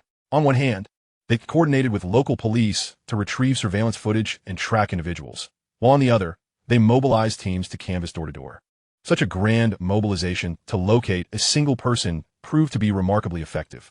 That evening, upon receiving confirmation of Lengming's whereabouts, Evan promptly reported to Wen Wan. Without hesitation, she took Evan with her and sped off in her Pagani, compressing a 4-hour journey into a mere 2. Lengming remained ensconced in his rental apartment, engrossed in coding. As the sunlight waned outside, casting a warm glow through the window, he sat by the sill, enveloped in the gentle embrace of the evening sun. Despite an entire day of intense concentration and an empty stomach, he felt a burning hunger gnawing at him. Only when the pain became unbearable did he reach for a can of milk from the refrigerator. After gulping down a few swigs, he suddenly heard a commotion outside. Residing in an old building with poor soundproofing, he could hear everything happening outside quite clearly. A series of footsteps halted just outside his yard, though the distance was considerable. The voices of those outside were muffled yet distinctly recognizable. Right here, we checked. The landlord is out conducting business. The house has been entrusted to a real estate agency and was rented out 5 days ago. What now? Despite the brevity of the 3 words, the voice was unmistakably familiar to Lengming. Even with 2 walls and a yard separating them, he could accurately identify it as Wen Wan's voice. How had she managed to find him? Had Wei Jin betrayed him? Setting down the milk, Lengming shut his computer and unlocked his phone. Once opened, he was greeted with a barrage of missed calls and messages. Outside the yard, Wen Wan surveyed the small, cement-floored courtyard with a gaze that was cold and resolute. Evan reported the information he had gathered to her. Through the investigation of school surveillance, it was determined that the second son of the G family had visited a university once, heading to the laboratory for a brief period before returning home to seclusion. I believe he is currently inside, Wen Wan mused. Understood, she added, coordinate with the agency to obtain the landlord's contact number. Evan understood Wen Wan's intent. It was highly likely that she intended to acquire this land. Resigned, he replied, all right. Wen Wan refrained from taking rash action. Instead, she opted for a more civilized approach. Knocking on the door. The sound of her knocks echoed sharply through the tranquil old town. In a few households where dogs were kept, the commotion stirred them to bark in response. Lengming had originally intended to handle the situation with cold indifference, thinking that if she knocked 10 or 8 times without a reply, she would conclude the homeowner was absent and leave with her entourage. Lengming, I know you are at home. Stop pretending to be dead. Come out. Even as the other party shouted hoarsely, Lengming remained unmoved. Yet in the next moment, if you don't come out, do you believe I will forcibly demolish this house? This was indeed something Wen Wan would do. Lengming found it increasingly difficult to remain composed, his anger surging. Wen Wan, lacking patience, declared, I will count to 3. If you don't come out, Evan, bring me 3 excavators. Lengming would never stand by and watch someone else's property suffer damage due to his own actions. His fury ignited. He tucked his phone away and walked to the small courtyard, opening the iron gate. The door creaked open a crack, revealing half of his face, which shone with a clarity akin to the moon. What is it? The word was still lodged in his throat when Wen Wan signaled to her bodyguards. Take him away. The young lady's skirt swirled in the air like a blossoming flower as she marched, heedless of Lengming, towards the sports car idling outside the alley. Wen Wan was serious about binding him, literally wrapping him up with ropes. Accompanying her were 6 formidable individuals. Had it been a one-on-one encounter, Lengming might have escaped. But against 6 burly men, he had no choice but to submit to being restrained. Bound hand and foot, Lengming was tossed into the passenger seat of the Pagani. The expressions of both were chillingly fierce, as if they each carried a barrel of explosives, just waiting for a spark to ignite. "What madness are you indulging in? Why did you stand me up?" they both exclaimed almost in unison. Wen Wan clenched her fists, striving to suppress her temper. "Do you have any idea how much effort I expended to find you?" Lengming showed no appreciation. "Well, since Miss Wen comes from a wealthy family, losing a bit of wealth here and there is nothing to worry about." Wen Wan pressed. "Must you treat me this way?" Lengming retorted. "What else do you expect me to do, Miss Wen?" Wen Wan, nearly pleading, asked, "Can't you just give me a kiss or a hug?" Lengming's expression turned icy. Each word articulated with chilling precision. "You are unworthy." Those 3 words utterly crushed Wen Wan. Her heart brimmed with unexpressed indignation as she clutched the iron box hidden beneath the car's seat, as if it were a lifeline. "If you still possess a shred of conscience, please release me and cease pursuing me. I am genuinely quite weary of you." In this world, those who take things seriously, who become emotionally invested, invariably lose. Lengming had learned this painful lesson through a bitter experience and vowed never to repeat his past mistakes in this new life. Wen Wan rested her head against the steering wheel. The strapless gown clung to her form, revealing her smooth, pearly shoulders. Her complexion was remarkably fair, and even under the cover of night, her exquisitely alluring collarbone exuded a cool radiance. Strands of hair fell across half of her face, and she trembled all over. She gasped for breath, like a fish desperately striving for survival. In the dim alleyway, in the shadows where Lengming could not see, the fervor in Wen Wan's eyes intensified. That reckless, all-consuming madness had returned once more. Though her rational mind clamored for calm, the beast within her heart roared back defiantly, causing her remaining sanity to crumble. Her voice emerged as though forced through gritted teeth. "You find me tiresome, do you? I'm unworthy, ami?" Wen Wan lifted her head. She was stunningly beautiful, often exuding an aura of dignified elegance. Yet in this moment, her eyes were aflame with a fierce crimson, a hint of malevolence at the corners, and her lips curled slightly, bearing an enticing allure. "Then let the world know my suffering. If I am unworthy, then I shall ensure that no one else is worthy of you." With that proclamation, she pressed the accelerator fiercely, swung the steering wheel, and propelled the sports car forward at breakneck speed.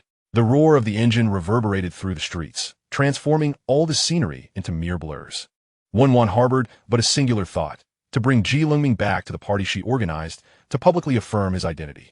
He was her boyfriend, her future husband. He could only be her boyfriend, her future husband. If he did not love her, then she would compel him to love her. If he sought to leave, then she would imprison him. If he hated her, then so be it. She would torment him to the bitter end. Chapter 22. All love is a curse. In the dead of night, silence enveloped the world, though in residence remained brightly lit. The servants, both male and female, diligently attended to the needs of the guests and tidied up the refuse.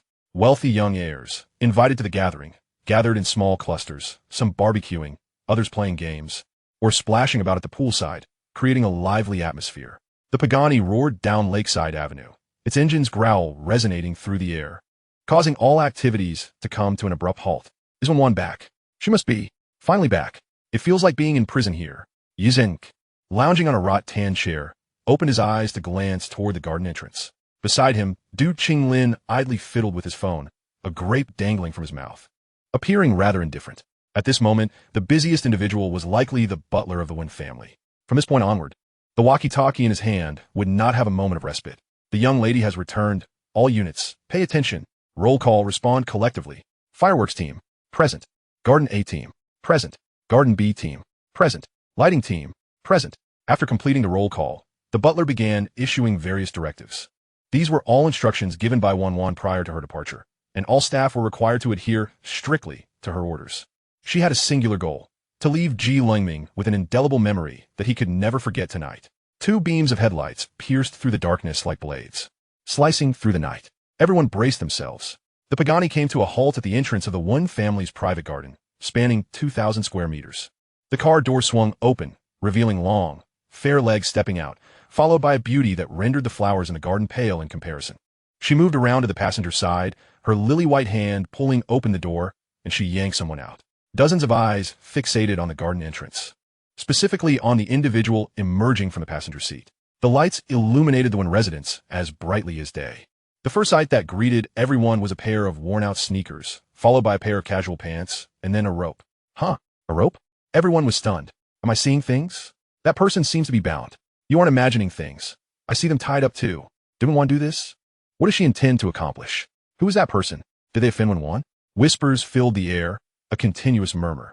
Wen Wan wore a stern expression as she tugged at the rope, dragging Lengming to the entrance of the garden like a slave. She gazed at Lengming, her eyes sparkling with a hint of pleasantry. This is something I specially prepared for you. I want you to see the depth of my affection for you. Lengming scoffed. It's merely an act of self-indulgence. Do you truly believe it will move anyone? The gentle light within Wen Wan's eyes flickered as she playfully declared, I may not be able to move your heart, but I can certainly strike you. Without regard for Lengming's consent, she resolutely led him onto the path paved with white pebbles. The moment they stepped onto the pebble walkway, all the lights in the Wen residence extinguished, plunging the surroundings into darkness. In the vast expanse, only the starry river of the heavens remained visible. Before anyone could utter a gasp of astonishment, a radiant glow began to emanate from beneath Lengming's feet. With each step he took, colorful little lights sprang to life, resembling a cascade of vibrant starlight. As the stars illuminated, swarms of fireflies danced amidst the grass flanking the pebble path. Their twinkling flames soared into the air, each luminous speck fluttering gracefully across the expansive meadow, creating a mesmerizing, dreamlike spectacle of brilliance. In the distance, the ethereal notes of a violin echoed, reminiscent of a distant song.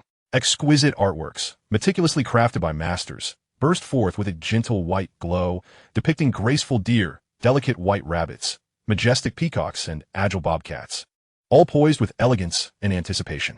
Subsequently, dozens of small castles materialized within the grand garden, followed by a series of opulent palaces, and further ahead, a golden rose garden unfolded. Standing before the resplendent rose garden, under the witness of countless stars and fireflies, Wen Wan knelt before Lengming, presenting a pair of rings. The gasps of the onlookers, previously held back, erupted in a chorus of awe, though no one dared to utter a word. As soon as they realized their voices had escaped, they hastily covered their mouths, fearful of disturbing this moment of enchantment. Lengming stood before the rose garden, his profile bathed in the splendid light, exuding an indescribable softness. He smiled, enveloped in a serene and tranquil beauty, a stark contrast to Wen Wan's magnificent and vibrant presence. Wen Wan lifted her gaze, filled with a desperate resolve. Lengming, because of you, the world is vibrant, the galaxy shines, all things possess spirit, and life is imbued with wonder. You have awakened all my desires. A smile curled at her lips, so do not even think about escaping my grasp. With that, regardless of Lengming's willingness, she firmly grasped his hand and slid the ring onto his middle finger. Lengming did not resist. He merely gazed at her with a hint of pity. In a voice barely above a whisper, meant only for her ears, he offered her a semblance of dignity. Does it matter? The ring can be removed, the flowers will wither, and one can gradually forget. My lady, every affection is a torment, and no one is unscathed. You should live for yourself. Wen Wan's pupils constricted at his words. She looked at him, her gaze filled with sorrow and innocence, her heart aching with a dull pain. Live for herself? But she cannot. A world without him was devoid of life, a graveyard of despair. If there was a chance to bask in light, why should she descend into darkness again? Overwhelmed by anguish, tears shimmered in her eyes. Her voice dropped, laden with grief, embodying an irretrievable desolation. Every affection is a torment, and no one is unscathed. Yet I savor it.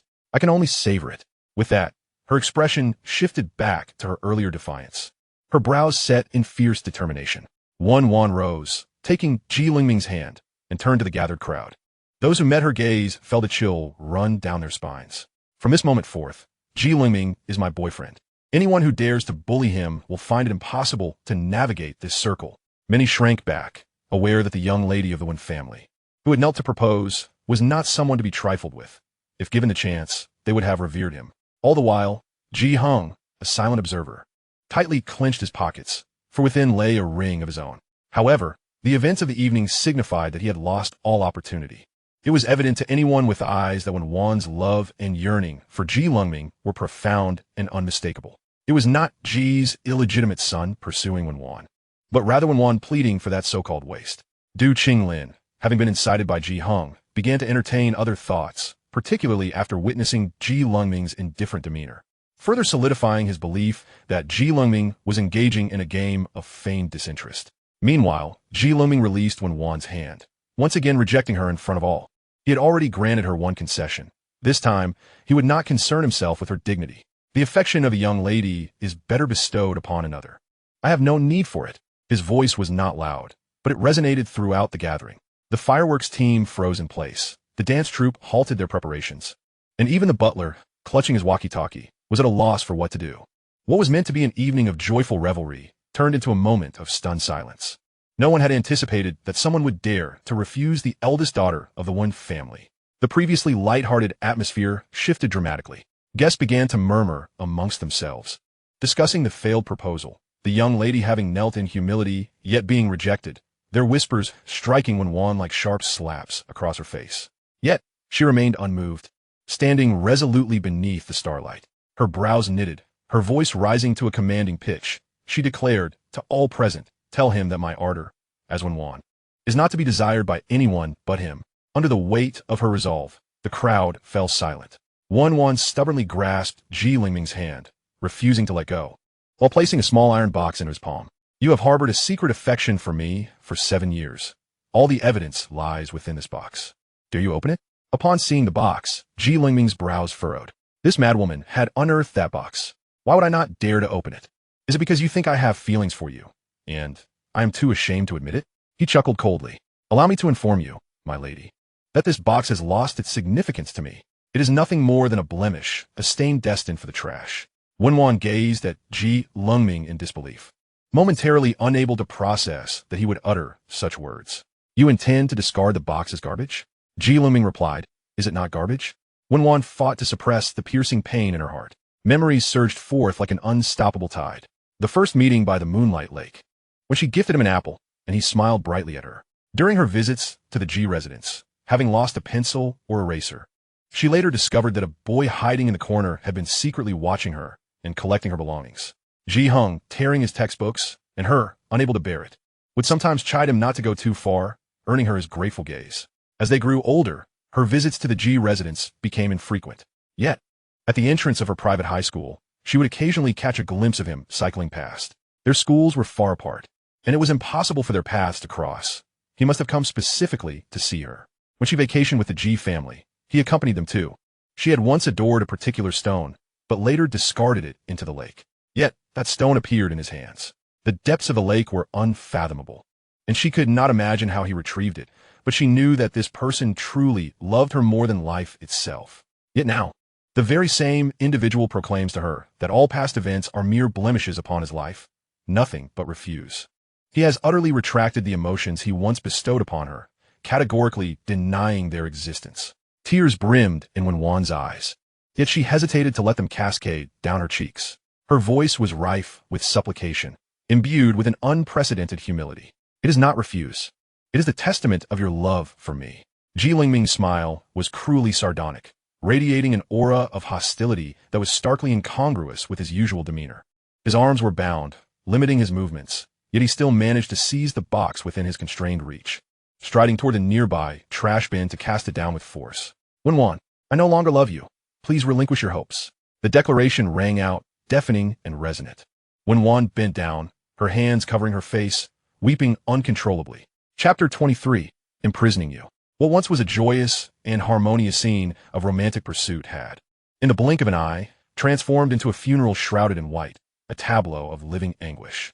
A series of shocking events left the onlookers utterly astonished, their mouths agape. At that moment, Ji Hung surged forward, positioning himself protectively in front of Wen Wan, arms outstretched in a gesture of defense. He hurled venomous words at Ji Lengming. "What are you, but a wretched dog of the Ji family, daring to speak to Wen Wan in such a manner?" Before Ji Lengming could respond, Wen Wan unexpectedly grasped Ji Hang's arm and slapped him. "Who granted you the audacity to insult him?" Ji Hang's face stung from the blow, suppressing the resentment that simmered within him. His eyes, wide with disbelief, sought to convey a pitiful demeanor. "I am speaking on your behalf. Wen Wan, we are childhood sweethearts, and you strike me for him." With tears still glistening, Wen Wan's gaze turned fierce. "Apologize. Apologize to him." Ji Hung ground his teeth. his handsome, young visage flickering with anguish, helplessness, and frustration, emotions that led the onlookers to conclude that he was indeed the aggrieved party. Simultaneously, hushed whispers began to circulate regarding Lengming. So, he is the illegitimate son of the G family. What good could come from a bastard? When one cannot be so easily deceived. Truth be told, this man is quite cunning. See how he has made Wen Wan so devoted that she would strike the future heir of the G family. In the circles of the affluent, young ladies and gentlemen often crossed paths due to family business dealings. While genuine friendships were scarce, they nonetheless grew up together. Wen Wan and Ji Hung were indeed close. And Ji Hung had often expressed his intentions of studying abroad with her. Within their social sphere, it was almost a consensus that the Ji family might one day seek to elevate themselves through an alliance with the Wen family. Thus, was Wen Wan's current action akin to favoring a concubine over a wife? Seeing Wen Wan's behavior so utterly misguided, several individuals ventured to offer counsel. Wen Wan, he is merely an illegitimate son. Is it truly worth it? Indeed, he may have ulterior motives. After all, you are the esteemed daughter of the Wen family, and aligning with you would grant him a lifetime of wealth and privilege. Ji Hung is quite a catch. I heard he intended to present you with a ring.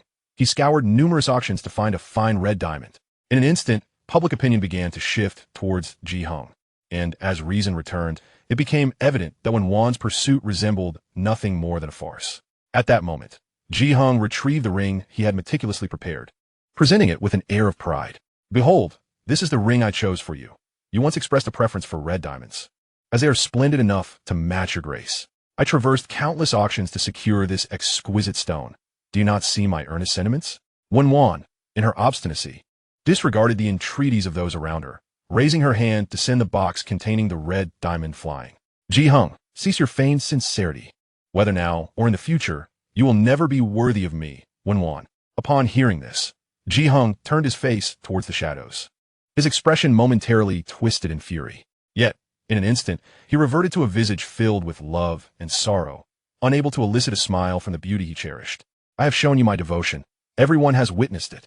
We promised to study abroad together. Yet now, due to an illegitimate son, you harm and defame me. Wen Wan, what has become of you? As Ji Hung faced this injustice, Wen Wan's actions ignited a wave of indignation among the crowd. Had Wen Wan chosen a suitor from a reputable family, it might have been acceptable. But now, the individual she defended was a bastard, a person deemed beneath the disdain of their high society. Who could bear such a betrayal? Immediately, voices began to rise. Wen Wan, you are indeed the daughter of the Wen family, yet you have not ascended to your father's position. Ji Hung is our friend. Allowing a bastard to rise above him is tantamount to letting that bastard tread upon our faces, and we shall not permit it. Indeed, it is unacceptable. A fleeting dalliance with a mere boy is one thing. But do you truly intend to marry a male model from a club? The poor will remain poor, incapable of shedding their base nature, just as a dog cannot cease to eat filth. Wen Wan, our words are truly for your own good. Voices clashed in a cacophony, each claiming to act in her best interest, urging Wen Wan to return to the right path. Recently provoked by Lengming, and now besieged by scorn, the tempest of her fury surged within her, reaching an uncontrollable crescendo. She stealthily took the firearm from Evan's side, raising her hand to fire 3 shots into the air.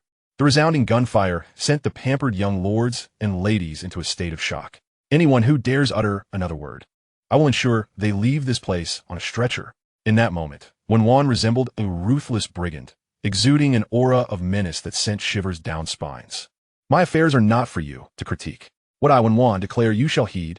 What I, Wen Wan, do you shall witness. I am not here to solicit your opinions. After a prolonged silence, Lengming interjected. He stood in the dim light, his silence akin to the vastness of an ocean. Yet they speak the truth.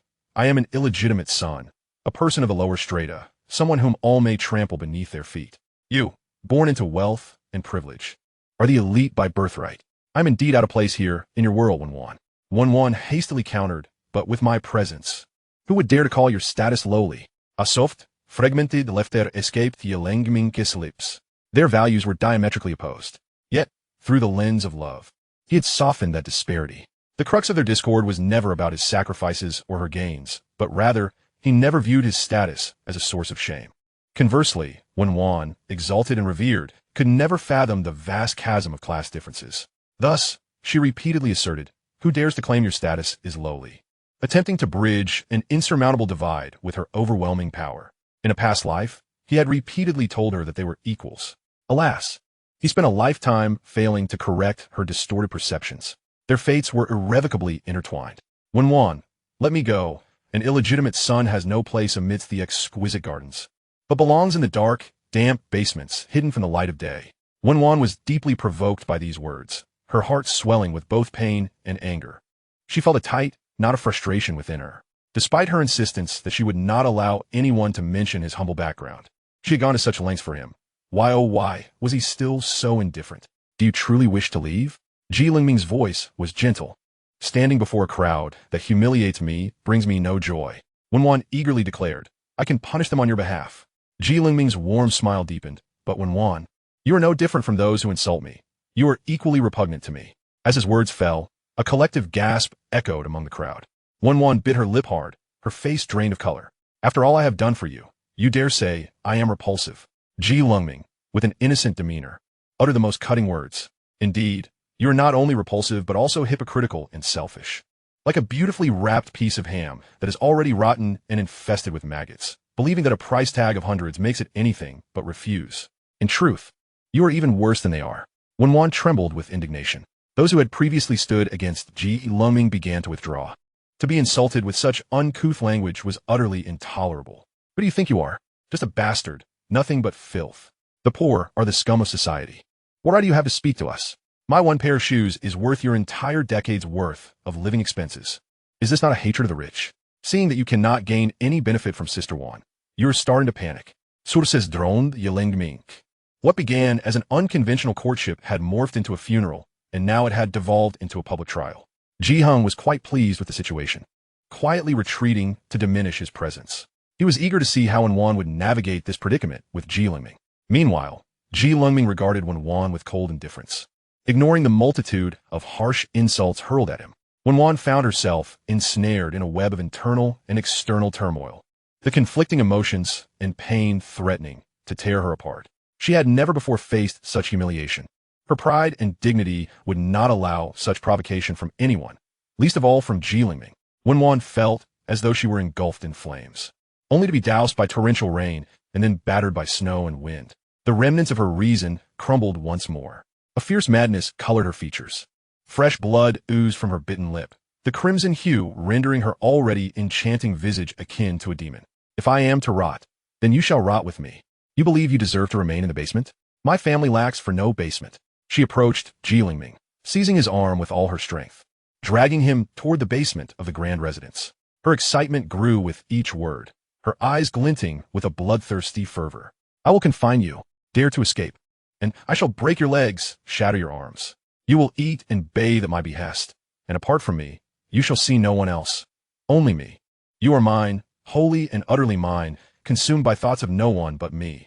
Wen Wan's strength, combined with her emotional upheaval, propelled Lengming forward, stumbling as he was pulled along. He suddenly realized that provoking Wen Wan to leave the Wen residence was no longer feasible. She had truly lost her mind. She was genuinely contemplating imprisoning him. This could not happen. He had so many aspirations yet to fulfill. How could he squander his precious time dealing with these people? Lengming struggled against Wen Wan, but with his hands bound, he could not match her brute force. He gasped for breath, attempting to reason with her. See, calm down. I'm calm. Wen Wan retorted, dragging Lengming into the grand living room of the Wen residence, where they encountered a staircase. She pulled him, causing him to stumble several steps. Since kindness has proven ineffective, perhaps I should be a bit crueler. Lengming exclaimed, haven't you already been cruel enough? Wen Wan snapped back, not enough. This level of cruelty is nothing.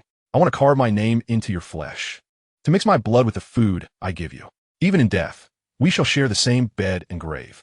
Wen Wan had lost all reason.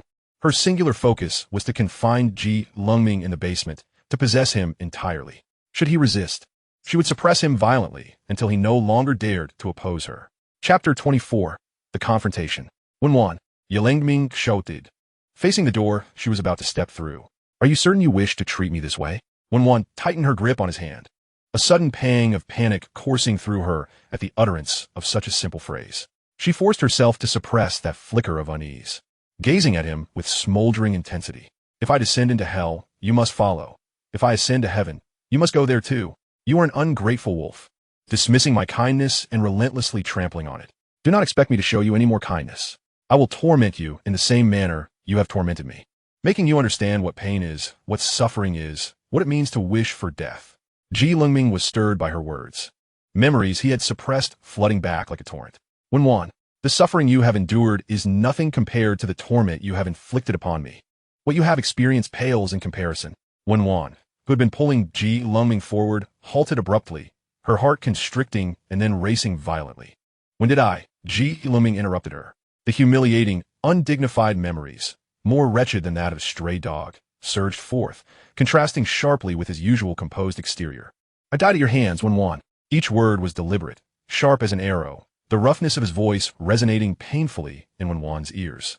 Her grip on his clothing trembled, and she was soon overwhelmed by uncontrollable tears, her eyes blazing with heat, yet her heart felt hollow, her body numb.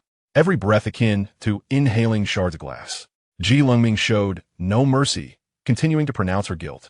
Do you know what it's like to be on death row? Do you know the taste of lethal injection? Lengming's smile was cold and bitter. Do you know that when I was on my way to die, the only decent clothing I had was given to me by a stranger who pitied me? What were you doing when I died? You were engaged to Hong. Even the prison guards knew you were planning a grand wedding. Now you come here pretending to care? Do you realize my suffering? Do you wish for me to continue to grovel at your feet? But why should I, Lengming, stand tall and proud? Why should I return to square one? Waiting for a murderer who has wronged me? His accusations reverberated at the threshold of the Wen residence. Wen Wan felt herself falling apart, her tears blurring her vision. The unbearable pain spreading from her skin to the depths of her soul.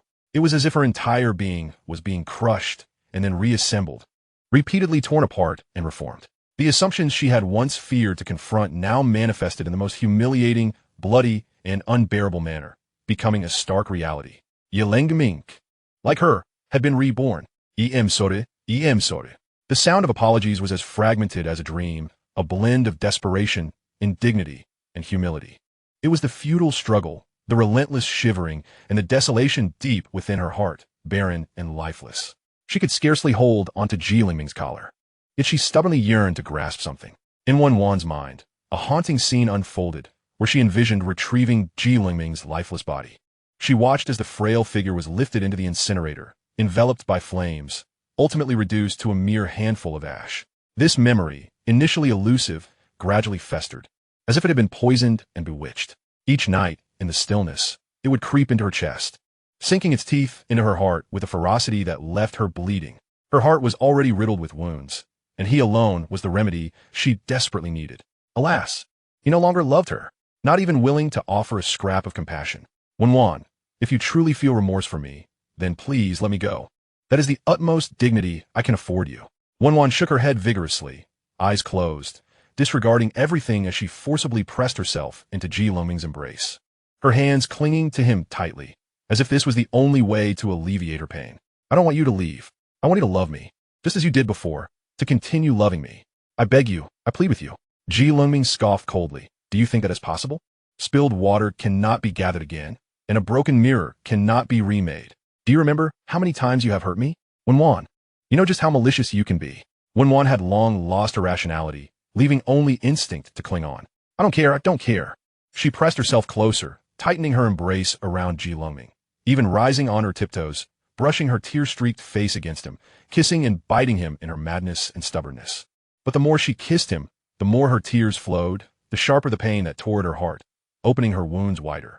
She used all her strength to corner Lengming, her hands roaming over his body, attempting to slip beneath his clothing.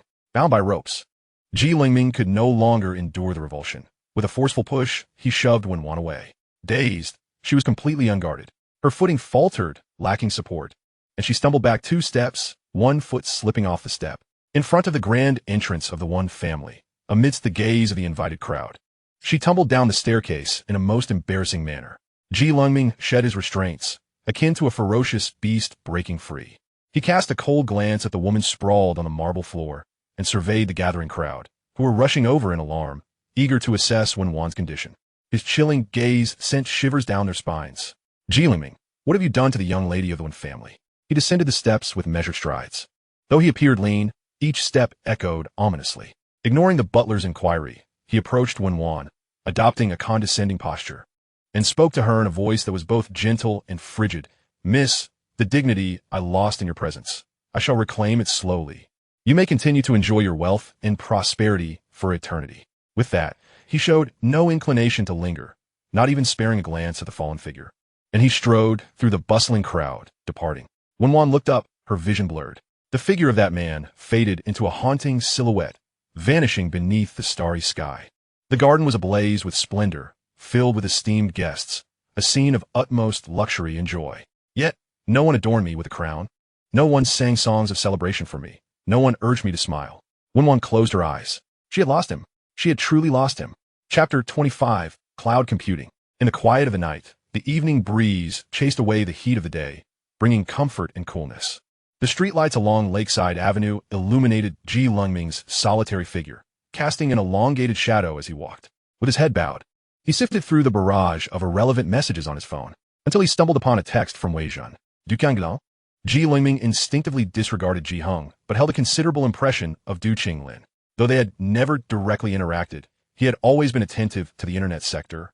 Thus he was well aware of this individual who had pioneered the cloud computing and big data era in China. Calculating the timeline, he realized that Du Qinglin's cloud computing project was still in its infancy, not yet at scale. Lengming mused that if given a chance, he would like to get to know this person. Little did he expect the opportunity to present itself so swiftly.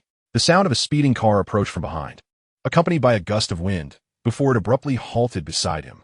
Glancing at the Lexus LS beside him, Lengming confirmed that it was not Wen Wan's vehicle, and he breathed a sigh of relief. Just as he was about to continue on his way, the window rolled down to reveal a mischievous smile. "This road is quite long. Would you like a ride?" Lengming ignored the driver and continued walking with steady strides.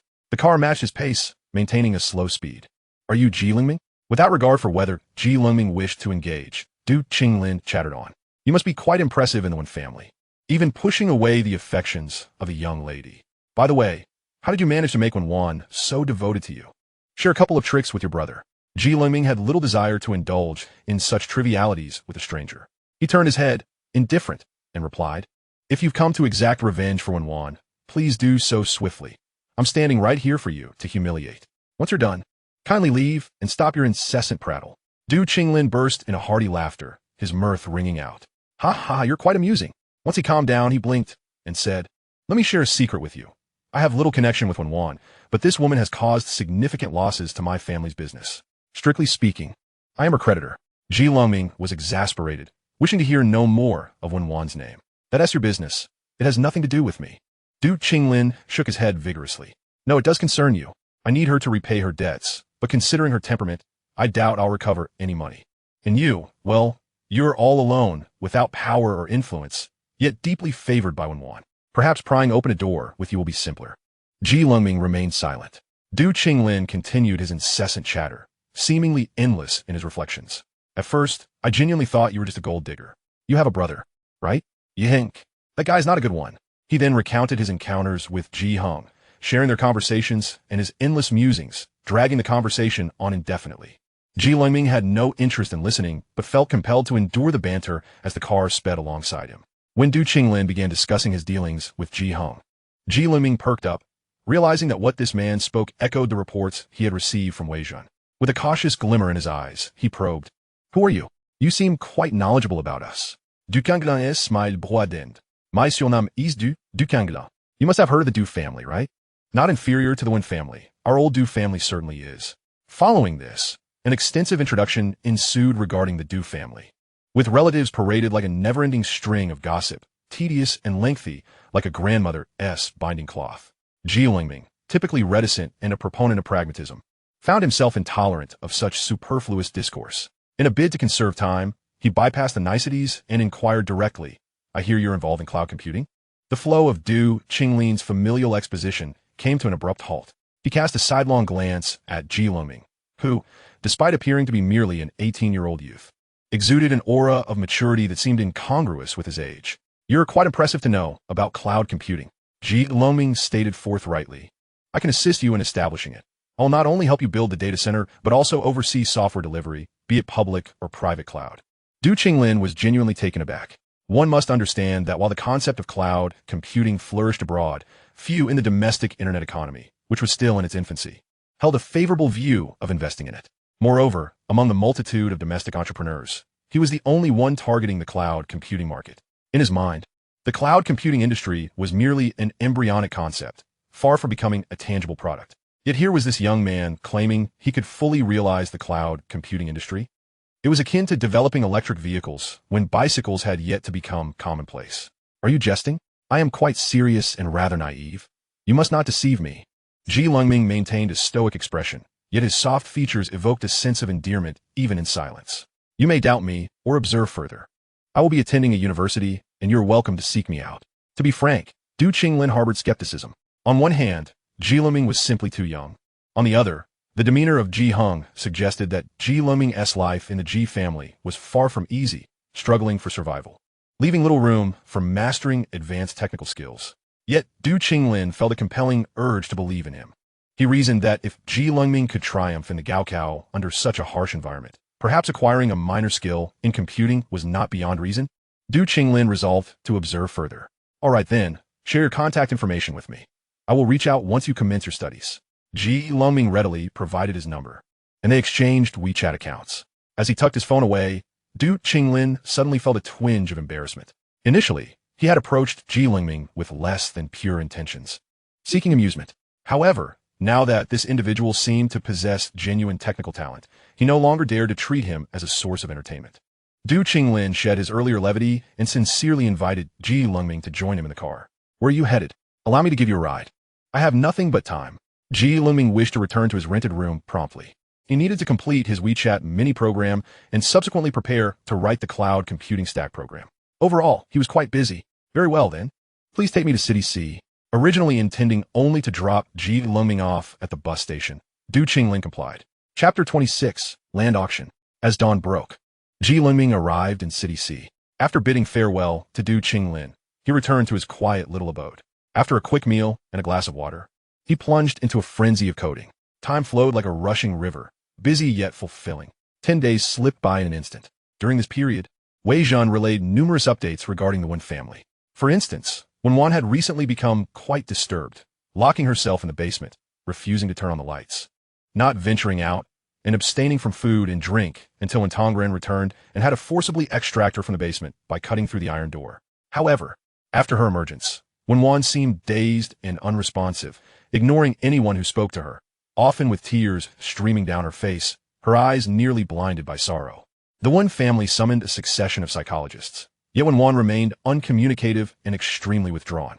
It even escalated to the point where she required nutritional injections to sustain her bodily functions, causing Wen Tongren immense distress over his only daughter, his hair turning white from worry. The atmosphere in the Wen household was one of pervasive gloom. Lengming, however, exhibited no particular reaction. After all, Wen Wan had undergone reincarnation. It was implausible that she could not surmount such a minor obstacle. While Wen Wan's existence was bleak and bitter, Lengming continued his routine, undisturbed and unperturbed, until 3 days later, when Wei Zhan provided him with another piece of news. Boss, Wen Wan seems to be pulling herself together. Lengming. Wei Zhan was quite animated, his excitement palpable even through the phone. Boss, I've secured first-hand information. I truly excel as an undercover agent. Lengming, get to the point. Wei Zhan, in essence, the Wen family's business in City C may be undergoing an industrial upgrade. Lengming was not particularly well-versed in Wen Wan's ventures in his past life. She often stated that his role was merely to await her return home, ensuring the lights were on when she arrived. Beyond that, she kept everything else from him. Thus, the matter of industrial upgrades in City C was a vague concept in his mind. And then, Lengming prompted. Wei Zhan continued, then it gets intriguing. To motivate his daughter, when Tongren made a substantial commitment, he signed a wager agreement with her. It is said that the net profit must not fall below a certain threshold, which I did not remember, so you can imagine, and if it is met, the business in City C will belong to Wen Wan. Lengming initially intended to disregard this information, but upon reflecting on Wen Wan's capabilities, he decided to keep a watchful eye on the situation. Understood. Maintain your usual surveillance. If Wen Wan produces a proposal regarding the industrial upgrade in City C that you deem significant, please send it my way. Wei Zhan pledged his loyalty with an enthusiastic tone. Absolutely, boss. I will not let you down. In addition to the news from the Wen family, updates from Sun Biao trickled in as well. The investment discussions regarding happy elimination were progressing smoothly, alleviating the immediate financial strain on the game studio. However, The counterpart had also mentioned that should they wish to develop an app and engage in game marketing, a mere 500,000 would be but a drop in the bucket. Lengming clearly conveyed to Sun Biao, 50,000 alone will not suffice. Additional funding must come from larger enterprises. Sun Biao and Wei Zhun, having been childhood friends, were both quite the characters. Sun Biao immediately quipped, I see, boss. You intend to extract resources from the big corporations to subsidize the small companies, allowing them to profit and then give back to the larger enterprises. We are not producers of capital. We merely transport it. Am I grasping this correctly? Lengming, yes. That is more or less the idea. Fearing further rambling, he directly inquired, have you established contact with WeChat? Sun Biao's demeanor instantly faltered, shaking his head with a sigh. Perhaps my personal charm is lacking. I haven't managed to connect with them. I only managed to secure an appointment with their product manager. I have attempted several times to speak with their product manager, but the moment they inquired about our company's scale, they suddenly lost interest. Reflecting on it, he mused that they were a large corporation and would hardly regard a small company like theirs. Lengming fell silent for a moment. He had not considered the nuances of interpersonal relationships. He was not particularly adept at socializing, typically speaking little, rarely venturing out, and having few friends, which naturally made him oblivious to the so-called social etiquette. However, it was not long before a solution came to mind. Lengming remarked, I shall provide you with a number. Seek him out and mention you can introduce him to a potential client. Sun Biao expressed his confusion. What do you mean? Who should I seek? Lengming clarified. The individual you need to find is named Du Qinglin, who is in the process of establishing a cloud computing center. Simply inform him that if he makes an appearance, there is a possibility of securing a substantial order from WeChat in the future. Recently, in his effort to keep pace with his boss, Sun Biao had also familiarized himself with the internet industry and had certainly heard of cloud computing. He was aware that as the WeChat platform continued to grow in users, the data storage demands would escalate exponentially. To accommodate the storage of client data, the expansion of their IT infrastructure would need to accelerate. However, the costs associated with building standardized business modules were excessively high and the time frames lengthy, compounded by the inevitable aging and replacement of hardware. Over time, WeChat would undoubtedly face server disaster recovery issues. At this juncture, cloud computing presented itself as an ideal solution to alleviate the data storage burdens for WeChat, significantly reducing the strain on its servers. This truly was a mutually beneficial arrangement. Yet, Sun Biao harbored other concerns. Boss, are you certain that Mr. Du would be willing to engage with me? Lengming responded. Just tell him I am an engineer from your company. Casually mention the impending connection with the mini programs, and he will undoubtedly agree. If Du Qinglin consented, you could leverage his name to arrange a meeting with WeChat's product manager, and you would likely not be turned away. Sun Biao processed this information and began to comprehend the situation.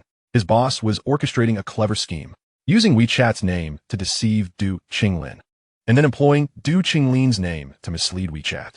Meanwhile, Lengming would reap the rewards for both sides, securing the mini-program integration business from WeChat while also gaining favor with Du Qinglin. It was a remarkable strategy indeed. Sun Biao couldn't help but chuckle mischievously over the phone. Boss, you are quite cunning. Lengming replied. How am I being cunning? I am the one who bears the brunt of this.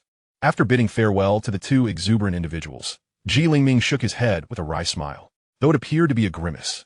The corners of his mouth were turned upwards, and a glimmer sparkled in his eyes, indicating a rather pleasant mood. Recently, in order to expedite the mini-program's progress, he had not been able to keep up with the happenings in the G family for several days. Seizing this rare moment of leisure, he decided to sift through the accumulated videos and phone records. The miniature surveillance cameras he had installed in the G household proved invaluable. Not only did they capture explosive footage of Qin He and a young starlet, but they also revealed the various antics of Ji Dessen and the young nanny. Oh, Ji Hung is aware of his father's entanglement with the nanny? Lengming murmured to himself as he observed the footage on his computer. The surveillance showed a scene in which Ji Hung inadvertently shattered a glass cup, compelling the young nanny to pick up the shards. When her fingers grazed the glass, he seemingly carelessly stepped down hard on her hand, instantly impaling her palm. It was glaringly obvious to anyone with functioning eyesight that Ji Hung was intentionally targeting the young nanny. In summary, this family was thoroughly dysfunctional. These mundane records flashed by, but what truly captured Lengming's attention was a bidding notification regarding a parcel of land found on Ji Dessen's phone. The auction for the state-owned land use rights was scheduled for the 23rd of this month at 9 a.m., taking place in the conference room on the 4th floor of the Public Resource Trading Center at number 2, Baishui Road, Yangqing. Upon reading this information, Lengming felt a chill wash over him. He had a vivid memory of that parcel of land. In his previous life, he had been ensnared in the scandal of examination fraud, unable to extricate himself. To protect his reputation during the bidding for this land, Ji Dessen had surprisingly shown kindness by suppressing all negative reports about Ji Lengming.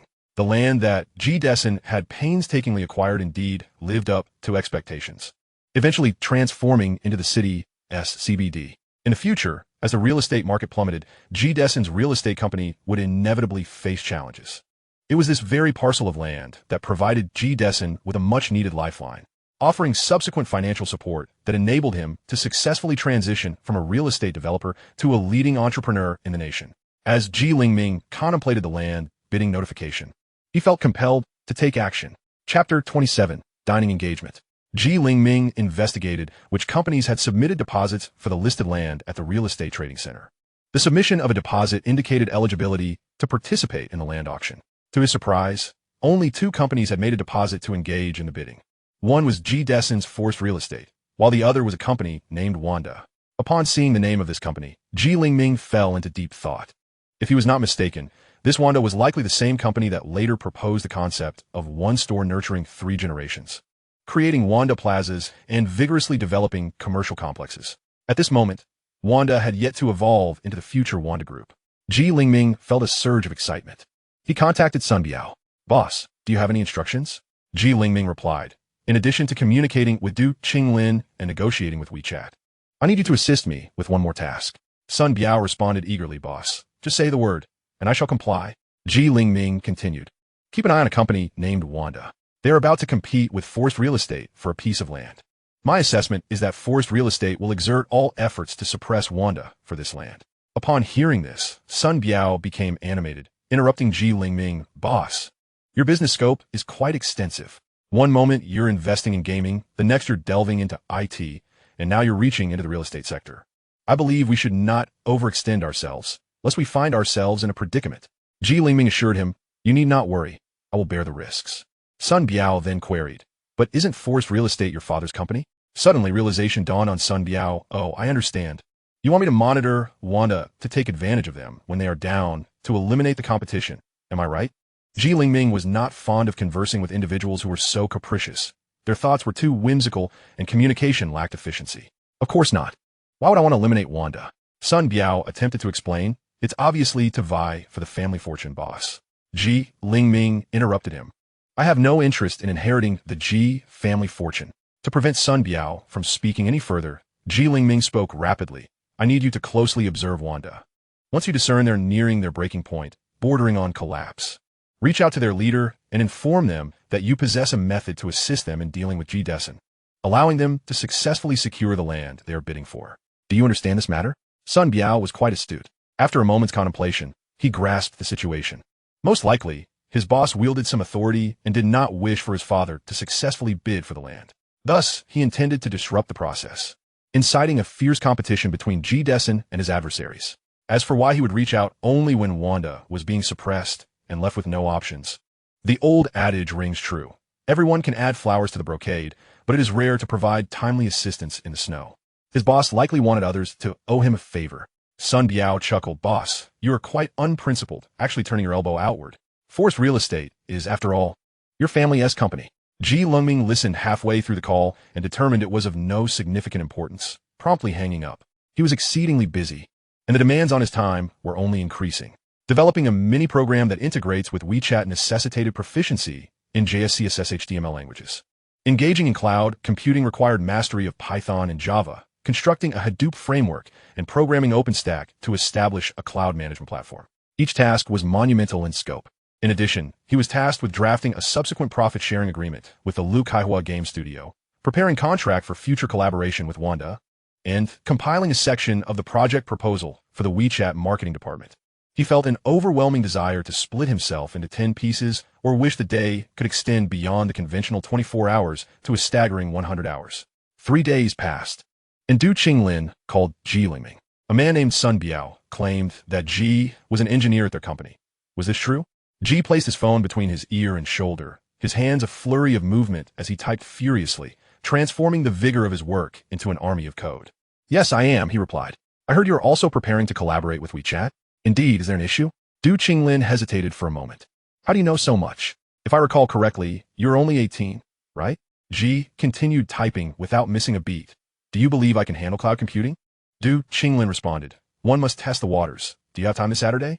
I'd like to treat you to a meal and discuss your understanding of cloud computing. Ji paused. What about you? How deep is your knowledge of this technology? Du Qinglin admitted, not very deep, to be honest. I dabble in it. If it gets too complicated, I might cut my losses. My understanding is that it involves some form of virtualization technology, which I trust you are familiar with. Ji naturally understood this concept, but the virtualization technology he referred to was underpinned by substantial data center infrastructure.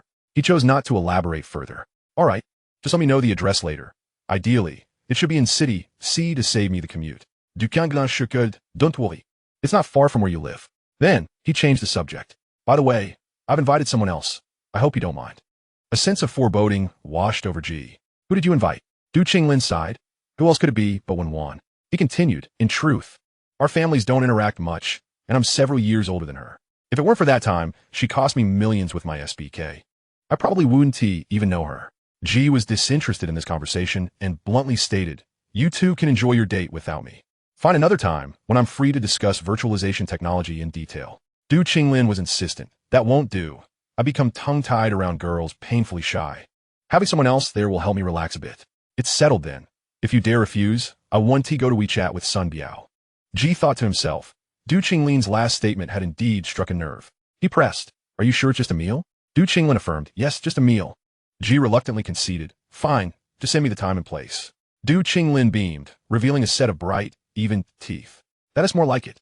Just as Ji prepared to hang up, an indistinct voice broke through from Du Qinglin's end. Kid, if you dare play games with me, I'll make sure you taste the bitter fruits of your actions. Ji was about to inquire further when the call abruptly ended.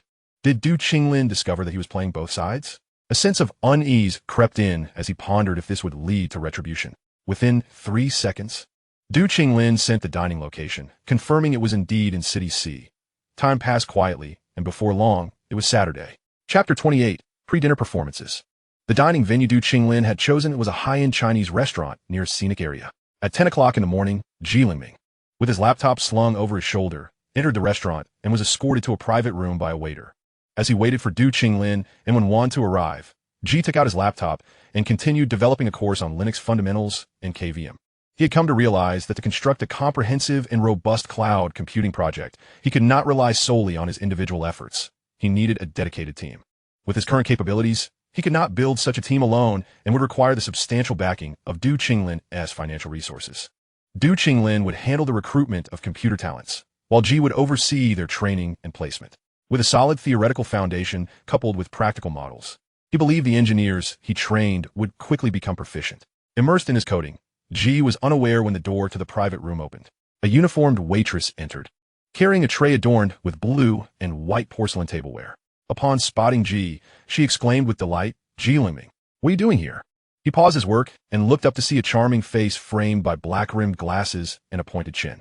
It was Zhao Shuiying, whom he respected as a future leader in microelectronics. Naturally, his demeanor softened considerably. Hello, are you working here? Ji surveyed her uniform, noting how the black and white attire flattered her figure.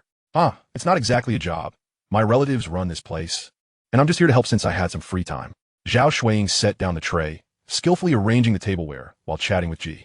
You're not telling me this private room is reserving your name, are you? Ji shook his head. No. It's for a boss who is entertaining guests and brought me along to avoid awkwardness. Zhao Shuiying, brimming with enthusiasm, complimented him profusely. You're impressive. Knowing such big bosses, I always knew you would succeed. No wonder you were our Class S top scorer in the college entrance exam. Your future is boundless.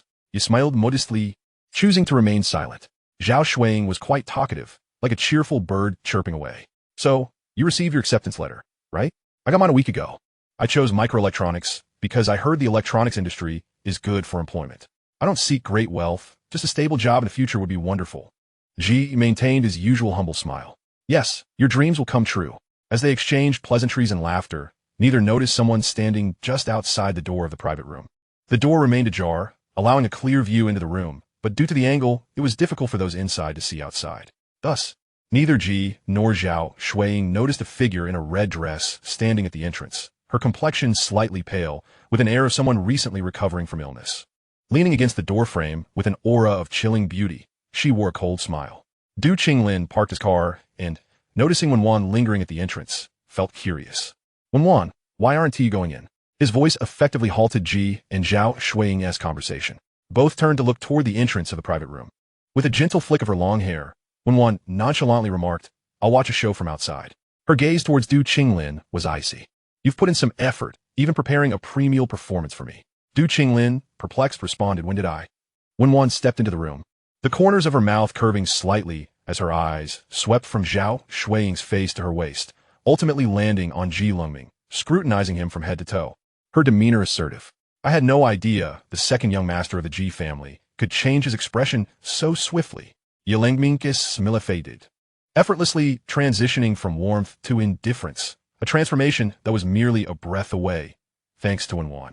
The facade of generosity Wen Wan had just displayed crumbled, her tone growing increasingly hostile, her words dripping with disdain. "See, I told you just a moment ago you were all smiles. And now look at you. It's as if you can change faces at will." Ji Lengming closed his laptop and turned to her. "Good day, Miss Wen." Wen Wan's cold gaze met his. "I am far from well, and do not expect me to be amiable. Otherwise, it is you who will suffer." She then turned to the dazed Zhao Shuiying, her brows furrowed. "What are you standing there for? Don't you know to pull out my chair?" Zhao Shuiying snapped back to reality, hastily bowing an apology. "I'm so sorry. You're just so beautiful. I lost my train of thought." Saying this, she hurriedly pulled out the chair for Wen Wan. Wen Wan possessed an undeniable presence as she sat. It felt as though she were transforming the wooden chair into a throne.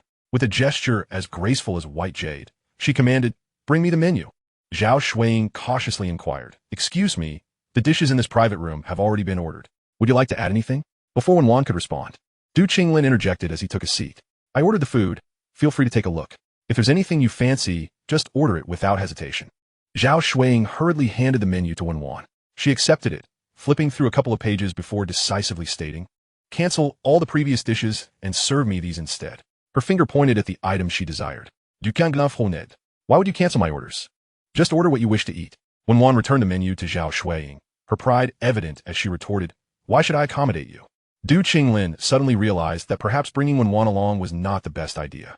To salvage his dignity, he attempted to redirect the conversation with Ji Lengming. "Did you bring your laptop with you?" Ji Lengming, wishing to avoid discussing work in front of Wen Wan, replied, "Let us talk about it in detail after dinner." Wen Wan's eyes narrowed. "Why? Is there something I cannot hear?" Du Qinglin quickly clarified, "Not at all. It's a new business venture I'm working on, and I need technical support, which Ji Lengming can provide." As Wen Wan poured herself a cup of water, her hand faltered. "I had no idea the second young master of the Ji family possessed such remarkable skills." Ji Lengming sat upright, resembling a steadfast pine tree. His seemingly straightforward remark was laced with subtle mockery. "It's not my merit. Mr. Du simply has discerning taste." Wen Wan's expression darkened. Was he implying she lacked insight? Indeed, she did lack it. She couldn't fault him for saying so. "Can we discuss your new business venture?" she inquired.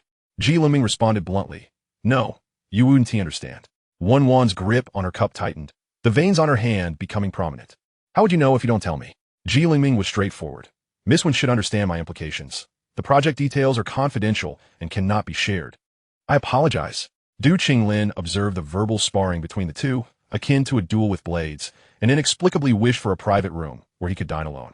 Originally intending for Wen Wan to make things difficult for Ji Lengming, he found himself in the most uncomfortable position. Moreover, he had come to a realization. While Wen Wan appeared formidable, she was consistently being suppressed by Ji Lengming.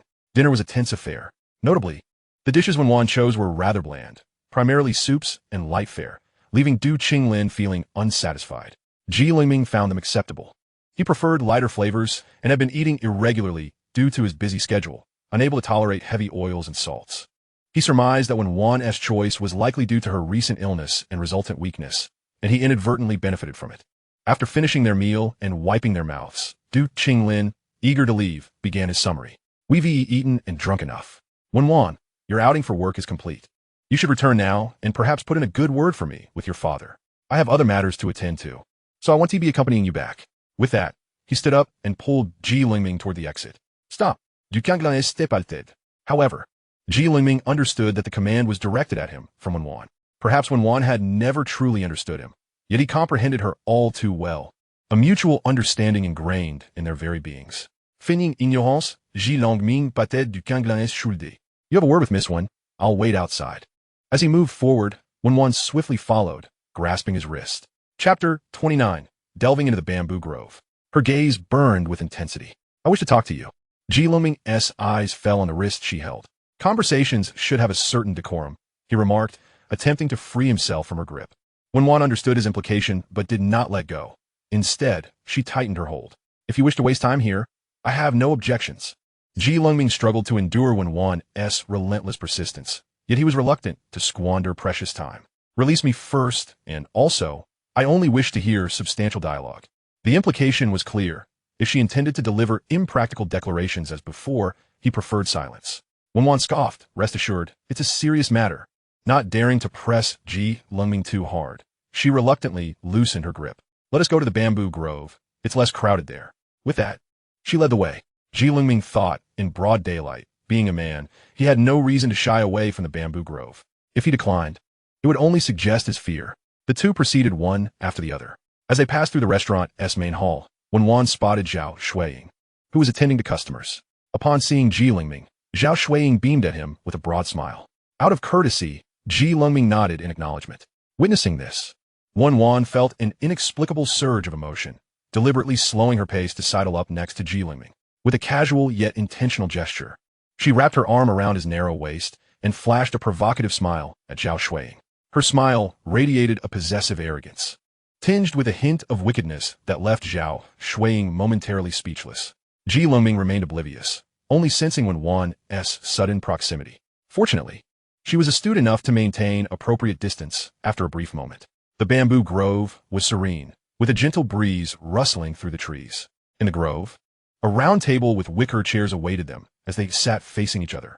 Both were reborn souls, harboring countless memories they wished to forget. Yet in this moment, neither mentioned them. Lengming broke the silence first. Speak your mind. Wen Wan placed one hand on the round table, her demeanor elegantly poised. I have 3 matters to discuss. Firstly, that day you caused me to lose face in the Wen family, and since then, I've been haunted by inner demons, plagued by nightmares night after night. She paused, gauging Lengming's reaction, but alas, he remained utterly unmoved. Wen Wan could only continue, disappointment lacing her voice. Fortunately, I have persevered. Lengming offered a half-hearted compliment. Congratulations. Wen Wan inhaled deeply. What I mean to convey is that I will not relent. You should brace yourself. I am prepared to go to any lengths to force your compliance. Lengming smiled, the hint of disdain evident. It was as if he was mocking Wen Wan's audacity. And what the second matter? Wen Wan deliberately ignored his glaring contempt, fixing her beautiful gaze upon him, her eyes tracing the contours of his brow, gliding down his nose, and finally resting at the corners of his lips. Then, with fierce determination, she declared, secondly, do not let me catch you smiling at any other girl. Just because I am reluctant to punish you does not mean I will spare that girl. I guarantee, the brighter your smile, the worse her fate will be. Go ahead, test me. Lengming was provoked into anger. Wen Wan, how I smile and to whom I smile is my prerogative. I am no longer the dog that waits in the house, yearning for your return day and night. Wen Wan grasped her skirt with one hand, her breath uneven, short, and rapid. I have never regarded you as a dog. Lengming retorted. Is that so? Do you believe your own words? Wen Wan fell silent, her complexion pallid from recent illness, now rendered even more ghostly pale. Her lips pressed tightly together, an aura of ferocity emanating from her. Lengming, wary of further provoking Wen Wan into madness, recognized he had pressing matters to attend to and could not afford to be hindered by her. What a third matter? The sensitive topic interrupted. Wen Wan's breathing steadied slightly. After a moment, she spoke. The third matter is, I have purchased a house. Lengming instinctively replied. What concern is your house to me? But soon, a certain possibility dawned upon him. Wen Wan, observing Lengming's vexed expression, couldn't help but smirk wickedly. Indeed, I have bought the dilapidated house next door. We shall be neighbors from now on. Lengming felt an urge to curse. How could she be so persistently haunting? Wen Wan appeared oblivious to Lengming's agitation and fury, her smile fierce. Rest assured, wherever you move, I will buy a house there too. I'm not short a few coins. Unless one day you wield a power that compels me to bow down. Otherwise, you shall never rid yourself of me. With that, she stood up. Well, I have finished my 3 matters. I have things to attend to and must take my leave. Lengming clenched his fists. Watching Wen Wan's departing figure, his teeth gritted in frustration, a tempest of agitation threatening to make him pound the table. He did not wish to become a slave to his emotions, so he forced himself to remain calm. After all, he had not yet reached a dead end. Last time, she had attempted to imprison him, yet she had not succeeded. If he could escape her clutches once, he could do so a second time, until the day she could no longer shake his resolve. The blow from Wen Wan propelled Lengming, already a workaholic, into a frenzied pursuit of his career. He first called Wei Zhan. Wei Zhan had been working alongside Wen Wan effectively. She often entrusted him with tasks of lesser importance, which inadvertently allowed him to gather certain intelligence. Initially, Lengming had no intention of closely monitoring Wen Wan's dealings in City C, but now he had to remain vigilant. "Boss." Wei Zhan's voice on the phone was hushed. "Please hold on. I'm in a meeting."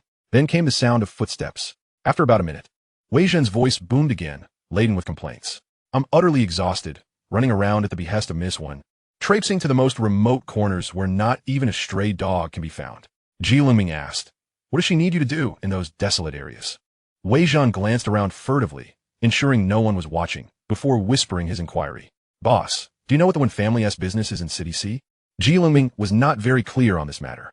Wei Zhan continued, "It was only today that I learned the DS Group has significant agricultural operations in City C, particularly in greenhouse vegetables.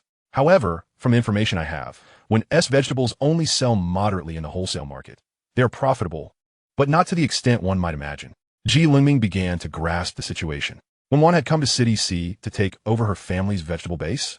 But what did that have to do with your excursions to remote areas? Wei Zhan replied, "Boss, don't be impatient. Here's the thing. A few days ago, Wen Wan took me to visit her greenhouse base, and she concluded that her family's vegetable garden is simply too small and needs expansion. That's why I've been sent out to scout for cheap, fertile farmland." Lengming frowned.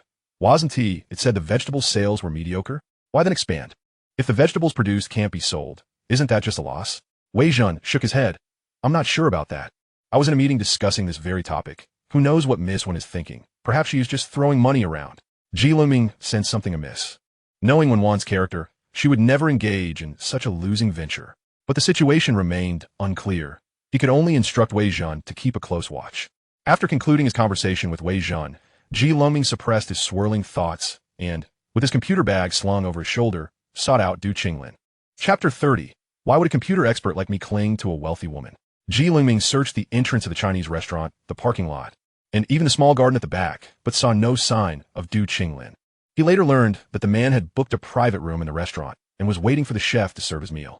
Inside the small room, the air conditioning was set low. As Lengming stepped inside, the heat from the sun quickly dissipated in the cool air. Du Qinglin, spotting Lengming, eagerly beckoned him to sit. "Come, sit down. I'm treating you to something nice. Wen Wan's dishes are truly bland and tasteless, leaving me unsatisfied." As soon as food was mentioned, Du Qinglin's eyes sparkled with excitement. "Let me tell you, this restaurant is famous for its Sichuan cuisine, spicy and flavorful. Enjoying it in an air-conditioned room is simply divine." As he spoke, a server entered the room, bringing a plate of bang bang chicken. The tender yellow chicken, glistening with bright red chili oil, filled the air with a delicate sesame aroma. Indeed, a feast for the senses. "Hurry, grab your chopsticks, and help me taste this chicken." Lengming had no intention of wasting precious time on a meal. If it were up to him, he wouldn't even wish to spend time sleeping. He placed his computer bag on the chair and pulled out his laptop. "You enjoy your meal. I'll demonstrate the entire process of virtualizing a physical machine." Du Qinglin immediately lost his appetite for the bang bang chicken. He complained, "How can we discuss work while eating? It's like preparing to get intimate with your wife, only to have your boss call you in for overtime." Lengming, unfazed, retorted with righteous indignation.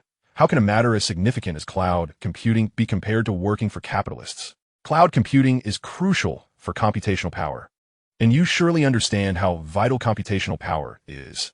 It is the very foundation of future artificial intelligence development. Every moment you delay, your opponent advances a step. With each step they take, you fall behind, and falling behind means facing defeat. Do you wish to be crushed beneath your rival's feet?" Du Qinglin, with chopsticks in hand and a piece of chicken perched in his mouth, felt as if struck by lightning. Damn! His words were so compelling that he found himself utterly defenseless.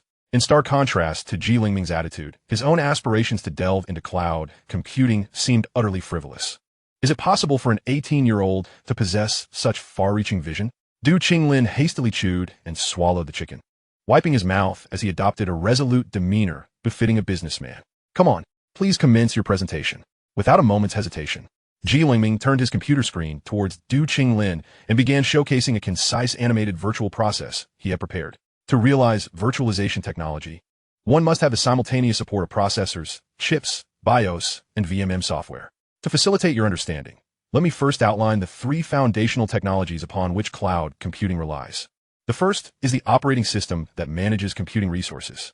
The second is virtualization technology that allocates resources for concurrent use by multiple users. The third is remote access to the internet. Lengming possessed profound knowledge of the computer industry. Although he had never attended university, he had never ceased his self-education. Initially, when Wen Wan brought him to Country W to be her male caretaker, he was not excessively restricted in his freedom, aside from being required to attend to her daily needs and serve as her emotional outlet. Thus, auditing classes at a local school became his preferred way to unwind. Over time, as he attended more lectures, he began selectively purchasing books to read. Once he finished a book, a yearning to practice would arise within him. It was precisely during this period that the internet industry was rapidly evolving. Adopting a mindset of learning, he diligently pursued numerous courses, thereby establishing a solid technical foundation. Regrettably, in his previous life, he remained undiscovered as a computer expert until his dying day. All right, I've covered distributed computing. Now let us discuss the IaaS platform. After Lengming's explanation, Du Qinglin began to form a somewhat clearer understanding of this nebulous concept. The dishes on the table had long since grown cold. Yet, Du Qinglin was oblivious, as a rare fervor surged within him, a thrill that captivated his senses. Based on your insights, it is indeed plausible to accomplish this, theoretically. It makes sense. Lengming nodded lightly, though a cloud of concern lingered in his brow. However, the current technology model relied upon by domestic internet companies remains the IOE architecture. If you wish to advance domestic cloud computing, foreign capital will undoubtedly obstruct your efforts. Mr. Du, you have a formidable journey ahead. At that moment, Du Qinglin did not ponder deeply about the weighty implications of cloud computing. He felt an inexplicable surge of youthful vigor, thumping his chest with a sense of grand ambition. Rest assured, I shall not shrink from this challenge. A slight smile played on Lengming's lips. He opted not to continue with the upcoming lessons, but instead broached the topic of assembling an engineering team. This endeavor cannot rely solely on me. You must recruit a team. Furthermore, the hardware at SBK Shopping Center is predominantly IBM's mini computers, which cannot meet the requirements for the abrupt power off and restart of the 5000 servers as outlined in the power test. You need to establish a data center. All of this will require funding. However, I presume you are not lacking in financial resources. Enthralled by Lengming's persuasive arguments, Du Qinglin slammed the table. Rest assured, I will invest as much as necessary, provided you can bring this project to fruition. Recruiting engineers, you say? Specify the qualities you seek, and I will implement them this week. No, tomorrow. Lengming was pleased with such efficiency. I will send you the selection criteria and inform me for the interviews. I will be there to oversee the process. Of course, I will also handle the training, ensuring you build a reservoir of talent. The phrase reservoir of talent left Du Qinglin in awe. However, upon reflection, he realized that Lengming had yet to express any desires of his own amidst all these arrangements, recruiting employees, providing vocational training, and offering subsequent support. Du Qinglin gazed curiously at Lengming. This 18-year-old, robust and youthful, often exhibited a maturity that surpassed his years. Though their acquaintance was brief, he could sense the depth of character within him, composed, stringent, rational, and cold, akin to a tireless machine executing its tasks, or the timeless, silent expanse of the cosmos. Vast and profound, such traits went unnoticed in regular interactions. Yet once acknowledged, one would swiftly realize how he encapsulated the essence of life, returning to simplicity. Du Qinglin could no longer suppress his curiosity. And what about you? What do you require? What is your motive behind all this? He jested. It can't be for money, can it? Lengming regarded him intently, countering, is it not permissible for me to seek financial gain? Du Qinglin smiled faltered, replaced by surprise. You truly seek money? You hardly strike me as that type. If it were merely for wealth, you could easily align with Wen Wan. Certainly, she would provide far more than an engineer's salary. The suggestion of aligning with Wen Wan felt like an affront to Lengming. While he indeed required money, with his skills and expertise, why would he resort to courting a wealthy woman, especially when it was Wen Wan, whom he wished to avoid at all costs? Wasn't his past life ascribed the label of a kept man enough? Furthermore, even during that time, he had never accepted a single penny from Wen Wan. Lengming's smile dimmed slightly. I have no interest in Wen Wan's trifling wealth. What I seek transcends mere millions, tens of millions, or even hundreds of millions. I require sustainable capital in the tens of billions, hundreds of billions, or even trillions. Do you think Wen Wan is capable of providing such funds? Du Qinglin was genuinely astonished. What do you need such an astronomical sum for? Lengming replied, that is not for you to concern yourself with. He shifted the topic back to the cloud computing market.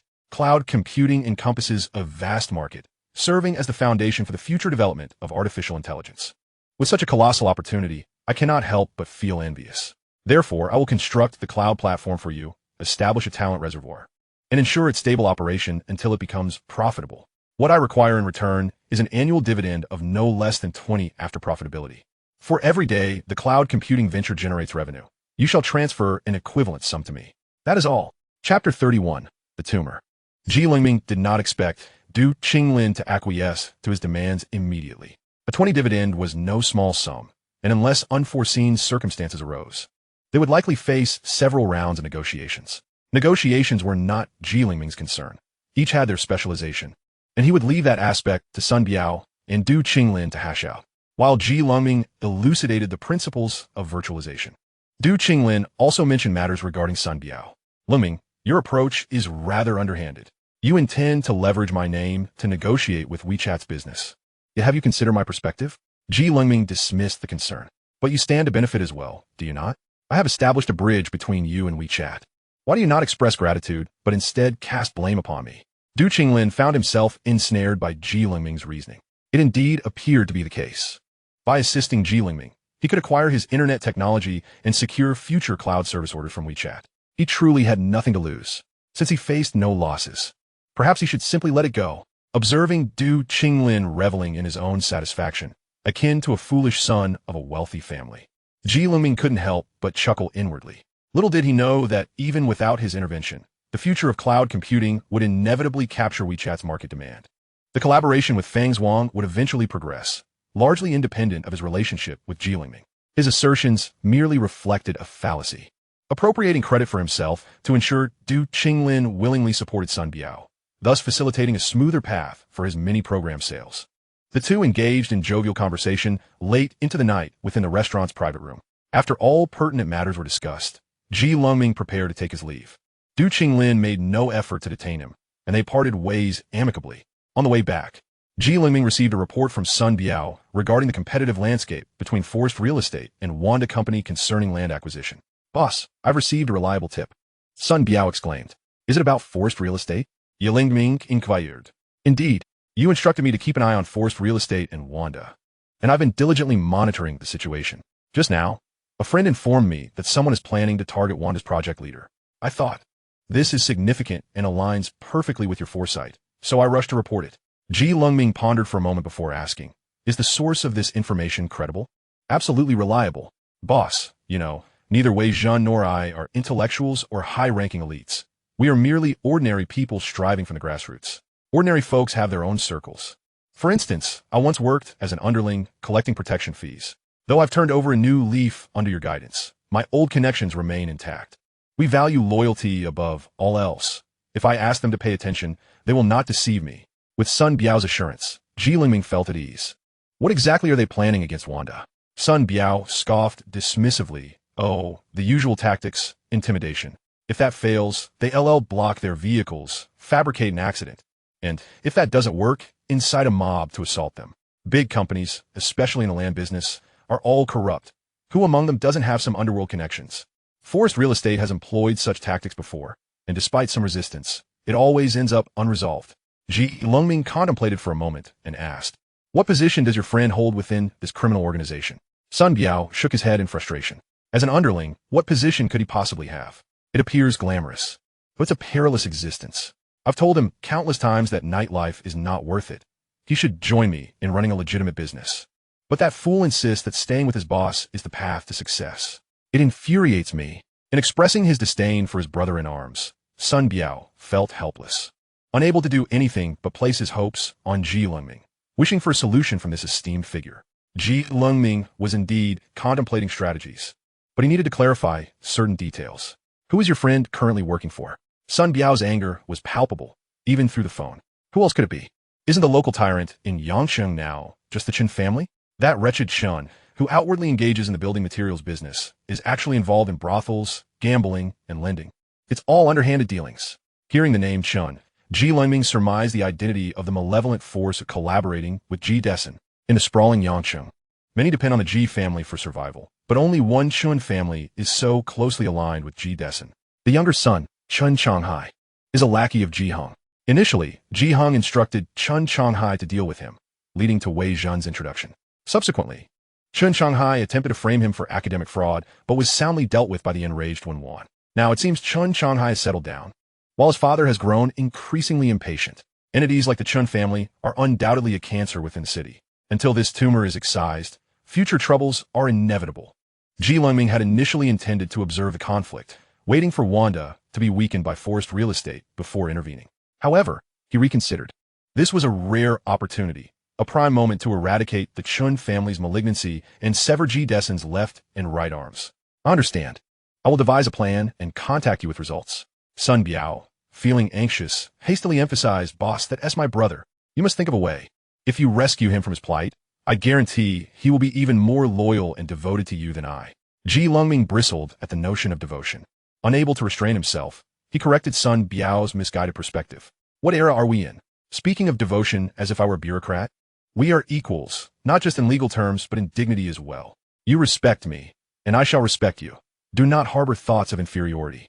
Sun Biao was profoundly moved by these words. After years of navigating a world rife with sycophants, it was the first time someone had told him they were equals. Excellent. Excellent. Boss, I will heed your words. After concluding the call with Sun Biao, Lengming's mind churned for quite some time, deciding to reactivate Wei Zhen as a pawn. Wei Zhen had performed admirably under Chun Changhai's command. When Wen Wan had furiously assaulted Chun Changhai, Wei Zhen feigned loyalty to save him. This act of salvation had left a remarkably favorable impression on Chun Changhai. Sending Wei Zhen to undertake a task for the Chun family should be significantly easier than assigning it to someone else. With his plans set, Lengming dialed Wei Zhen's number. Chapter 32. Call me Wen Wan, and I shall also call you Mingming. I need you to assist me with two matters. Boss, please hold on. It's quite noisy here. Indeed, the background noise on Wei Zhen's end was chaotic, filled with the roar of large truck engines, groups of men conversing, and the sound of heavy objects being dropped. "What are you up to?" Wei Zhen, unable to catch the question, sprinted into a slightly quieter alley. "Boss, I can hear you now." Lengming returned to the matter at hand, momentarily forgetting his previous inquiry. "I need you to handle two tasks. I'll be brief. First, covertly abduct Chun Changhai and, after securing him, confine him in a secluded location. Remember, leave no trace. Second, I need you to locate an individual. I will provide you with her physical description, name, and potential whereabouts shortly. If I recall correctly, she should currently be hiding in City C, although she is likely using an alias, the specifics of which I am unaware. You may leverage Wen Wan's influence to expedite the process. Remember, discretion is paramount. Do not alert her, as she will inquire and require a plausible justification." Wei Zhen immediately comprehended the gravity of the task assigned by his superior. It was a significant case. Evidently, Sun Biao had conferred with the boss, and the latter had devised a strategy to deal with the Chun family. "Understood," Wei Zhen responded. Soon, another thought crossed his mind. "Boss, are you certain you want me to utilize Miss Wen's influence?" Although he was reluctant to pry into his employer's personal matters, his curiosity was piqued. "Aren't you two adversaries?" He struggled to find the right words to characterize their relationship, and settled on the term adversary. Wei Zhen was not naive. As an observer, he was acutely aware of Miss Wen's infatuation with his boss. Simultaneously, he recognized the resolute decisiveness of his employer's intellect and the unwavering strength of his emotions, which were beyond the reach of ordinary individuals. Lengming instinctively disregarded the term adversary. Forcing Wei Zhen to enlist Wen Wan's influence was a measure born out of desperation, yet his options were limited. The woman Wei Zhen was tasked with locating held considerable importance. Lengming, wishing to avoid answering Wei Zhen's question, hastily concluded the call. "We'll discuss this later. Goodbye." Wei Zhen sighed as the line went dead, lamenting how swiftly his boss had hung up. He had yet to inform him of his current whereabouts. He intended to advise his boss to refrain from returning for the time being, to avoid the chaos unfolding next door, where Miss Wen had acquired the adjacent courtyard and was overseeing renovations. Oh well, some calamities are unavoidable. One must resign to fate. After all, they are a pair of ill-fated souls. Summer arrived, with long days and short nights. At 7 in the evening, the sun dipped below the horizon, casting a warm hue across countless homes through the fiery clouds. Lengming, burdened with his laptop bag, pondered deeply. As he entered the narrow alley of the old city, he encountered a few construction workers. Preoccupied with his thoughts, he paid little mind until he neared his residence, at which point he sensed something was amiss. Yet, it was too late to withdraw. Wen Wan leaned against her Aston Martin, engrossed in a document. Her long hair danced in the gentle breeze, her shadow elongated by the setting sun, her slender figure ethereal against the encroaching twilight, half of her face bathed in the soft glow of the evening sky, exuding an indescribable elegance and dreaminess. This picturesque scene persisted only until she spotted Ji Lengming. Realizing he was about to flee, she commanded, "Evan, block his path." Evan, stationed beside Wen Wan, sprang into action, swiftly approaching Ji Lengming. "Apologies, young Master Ji." With that, he reached out to seize Ji Lengming, not wishing to be touched. Ji Lengming evaded his grasp. "I can walk on my own, thank you," he said, striding toward Wen Wan. He thought, since escape was not an option, he might as well confront the situation head-on. Outside Ji Lengming's adjacent courtyard lay heaps of cement, sand, rebar, and wood. The construction crew was still present, packing up their tools. Wen Wan, clad in high-end fabrics from a fashionable brand, blended seamlessly into the chaotic environment, transforming the disarray into an artistic expression of ruggedness. Ji Lengming admired her decisiveness. She had only mentioned purchasing the adjacent courtyard at noon, and now she was already overseeing renovations.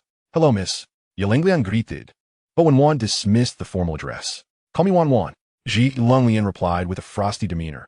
"Is that amusing?" Wen Wan, unfazed, retorted, "I could just as easily call you Ming Ming." The mere utterance of Ming Ming sent chills down Ji Lengming's spine. He felt an urge to stomp in frustration. This is absurd. After expressing his irritation, he retrieved his keys to unlock his door, aiming to avoid further interaction. Wen Wan tucked away her documents and followed him with a playful demeanor. Ji Lengming sensed her presence behind him and turned to confront her. "What do you want?" he asked, his tone harsh. Wen Wan feigned innocence. "Aren't you going to invite me in for a moment? After all, we are neighbors, and since I'm new here, you should extend some hospitality." Lengming replied shortly, "Sorry, my home does not welcome you." Wen Wan chuckled coldly. "Whether I am welcome or not is not for you to decide. I intend to enter your home, and even 100 Ming Mings would be futile in stopping me." Ji Lengming was truly nauseated by the name Ming Ming. Though he usually possessed remarkable composure and patience, at this moment, he felt an overwhelming urge to explode with fury. "Can you please refrain from mentioning that name? It makes me sick." When one understood the principle of moderation, the chasm between them was vast, deeper than the Mariana Trench, and could not be bridged in a day. Ji Lengming was on the defensive, while she was on the offensive, and she could not afford to falter. Wen Wan took a step back. "All right, I can refrain from calling you Ming Ming, but if you let me in for a glass of water, I promise not to mention it all." Ji Lengming's temples throbbed with frustration. "Have you no sense of shame?" He had never realized before that Wen Wan could exhibit such audacious and reckless behavior. Wen Wan absent-mindedly scratched her chin, feigning innocence. "I may want to maintain my dignity, but not in relation to you. That would only hinder the progress of our relationship." Lengming is brown furovet. The sun had set, casting a dim shadow over the world. In the encroaching twilight, a cruel glint sparked in Ji Lengming's eyes, and a sinister smile crept upon his lips. Yet, this expression lasted but a second. The next moment, he donned a gentle smile, his voice soft as the delicate clouds. "You want some water? Could you wait for me at the door for just a minute?" Wen Wan was taken aback by Ji Lengming's sudden affability. Her limbs froze, and her beautiful features became momentarily blank. Her brain stalled for a few seconds. In those fleeting moments, Ji Lengming slipped inside his home. Wen Wan stood outside the small courtyard, contemplating pushing open the slightly ajar iron door. However, she thought, Ji Lengming had requested her to wait outside for just a minute. It was a brief enough time to endure. 1 minute passed in the blink of an eye. Ji Lengming's footsteps echoed from within the courtyard. Then, the dilapidated iron door swung open once more. Wen Wan eagerly moved forward, but suddenly, she caught sight of Ji Lengming raising a bucket filled with cold water and, with a vigorous splash, doused her in a cascade of water. The iron door slammed shut with a resounding thud. Beneath the dimming sky, Wen Wan stood drenched, alone amidst the chaotic construction site, utterly disheveled. Chapter 33. The Humiliation of the Past. "Miss, how are you holding up?" Evan, who had been silently observing, approached with concern. Wen Wan wiped her face and gazed at the closed door, her expression a mix of laughter and tears. "Evan, you are a man. Tell me, if a woman has shattered your heart, would you ever forgive her?" Evan instinctively thought to respond negatively, but in consideration of Wen Wan's feelings, he replied, "I've never been in a relationship, so I wouldn't know how that works. However, I believe that where there is true sincerity, even the hardest of stones may yield. Upon hearing these words, Wen Wan's eyes sparkled with a glimmer of hope. It seemed as if she was both affirming and comforting herself. You are absolutely correct. The Great Wall was not built in a day. Both he and I are still young, and I have a lifetime to refine him. At the very least, he has not fallen for anyone else, has he? What could Evan possibly say to that? It is a matter of mutual consent. He is merely a bodyguard, occasionally doubling as an assistant, a secretary, a laborer, and now, it seems, an emotional consultant as well. Wen Wan is not one to wallow in melancholy. After a brief moment of despondency, she swiftly rejuvenated. When the topic turned to work, an air of determination enveloped her. Inform Wei Zhen to summon the managers and executives of Chuha to a meeting at the Food City. I have heard they are convening for a small internal meeting today. I am eager to see if they dare to speak ill of me in my presence. Evan interjected. But it is nearly 8 o'clock. They are likely to have already left for the day. Reassembling them will take considerable time. Wen Wan dismissed his concerns with a resolute. No matter. The long night awaits, and I can afford to wait. She then turned and entered the back seat of her Aston Martin. A sense of frustration brewed within her, which she was reluctant to unleash upon Lengming. So instead, she resolved to take it out on the disobedient old men. Lengming set down his bucket, hoping that his firm stance would deter Wen Wan. Yet, his subconscious reminded him that, in a certain sense, she and he were cut from the same cloth, stubborn and unyielding, unwilling to turn back even when faced with obstacles. His madness remained hidden, while Wen Wan's was overt. Determined to divert his thoughts from Wen Wan, Lengming resolved to send a message to Du Qinglin regarding the engineers he wished to recruit. After listing his requirements, he successfully transmitted the message. He then perused the social media of a renowned photographer. Noting that the paparazzo had yet to release any information regarding Qin He and the young star, which brought him a moment of relief. Finally, he gazed at the date circled on his calendar, the 23rd, a significant day, not only marking the auction of land between Ji Desin and the Wanda Group, but also Ji Heng's birthday. If all goes according to plan, he anticipated a call from Ji Desin requesting his presence for his brother's birthday celebration in the coming days. With these thoughts in mind, he returned to his work. At 6:30 a.m., Lengming was jolted awake by the cacophony of a drilling machine and the rhythmic banging of a hammer from next door. Leaning on his desk, he realized he had barely slept for 4 hours. The prolonged position had hindered his circulation, leaving him sore and aching. The incessant drilling only exacerbated his headache. Realizing the futility of attempting to work under such conditions, he splashed cold water on his face. Lengming resolved to take his notebook and a stack of printed semiconductor journals to a university, seeking solace in a study room.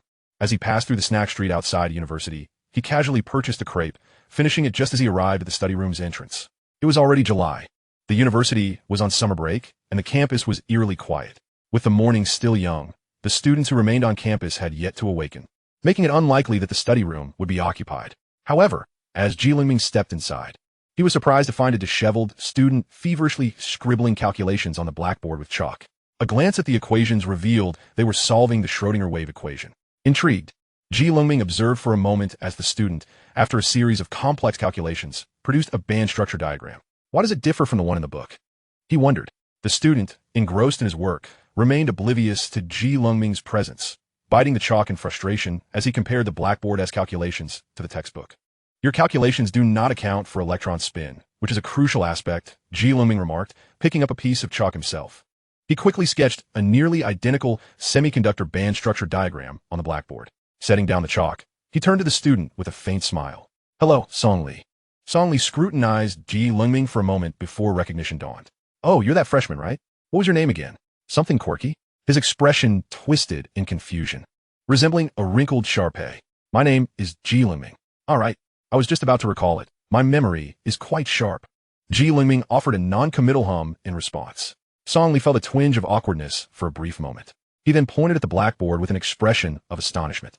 You understand this? Self-studied for a while, Lengming replied. Impressive. A freshman who can comprehend semiconductor literature. Your passion for the microelectronics field is evident.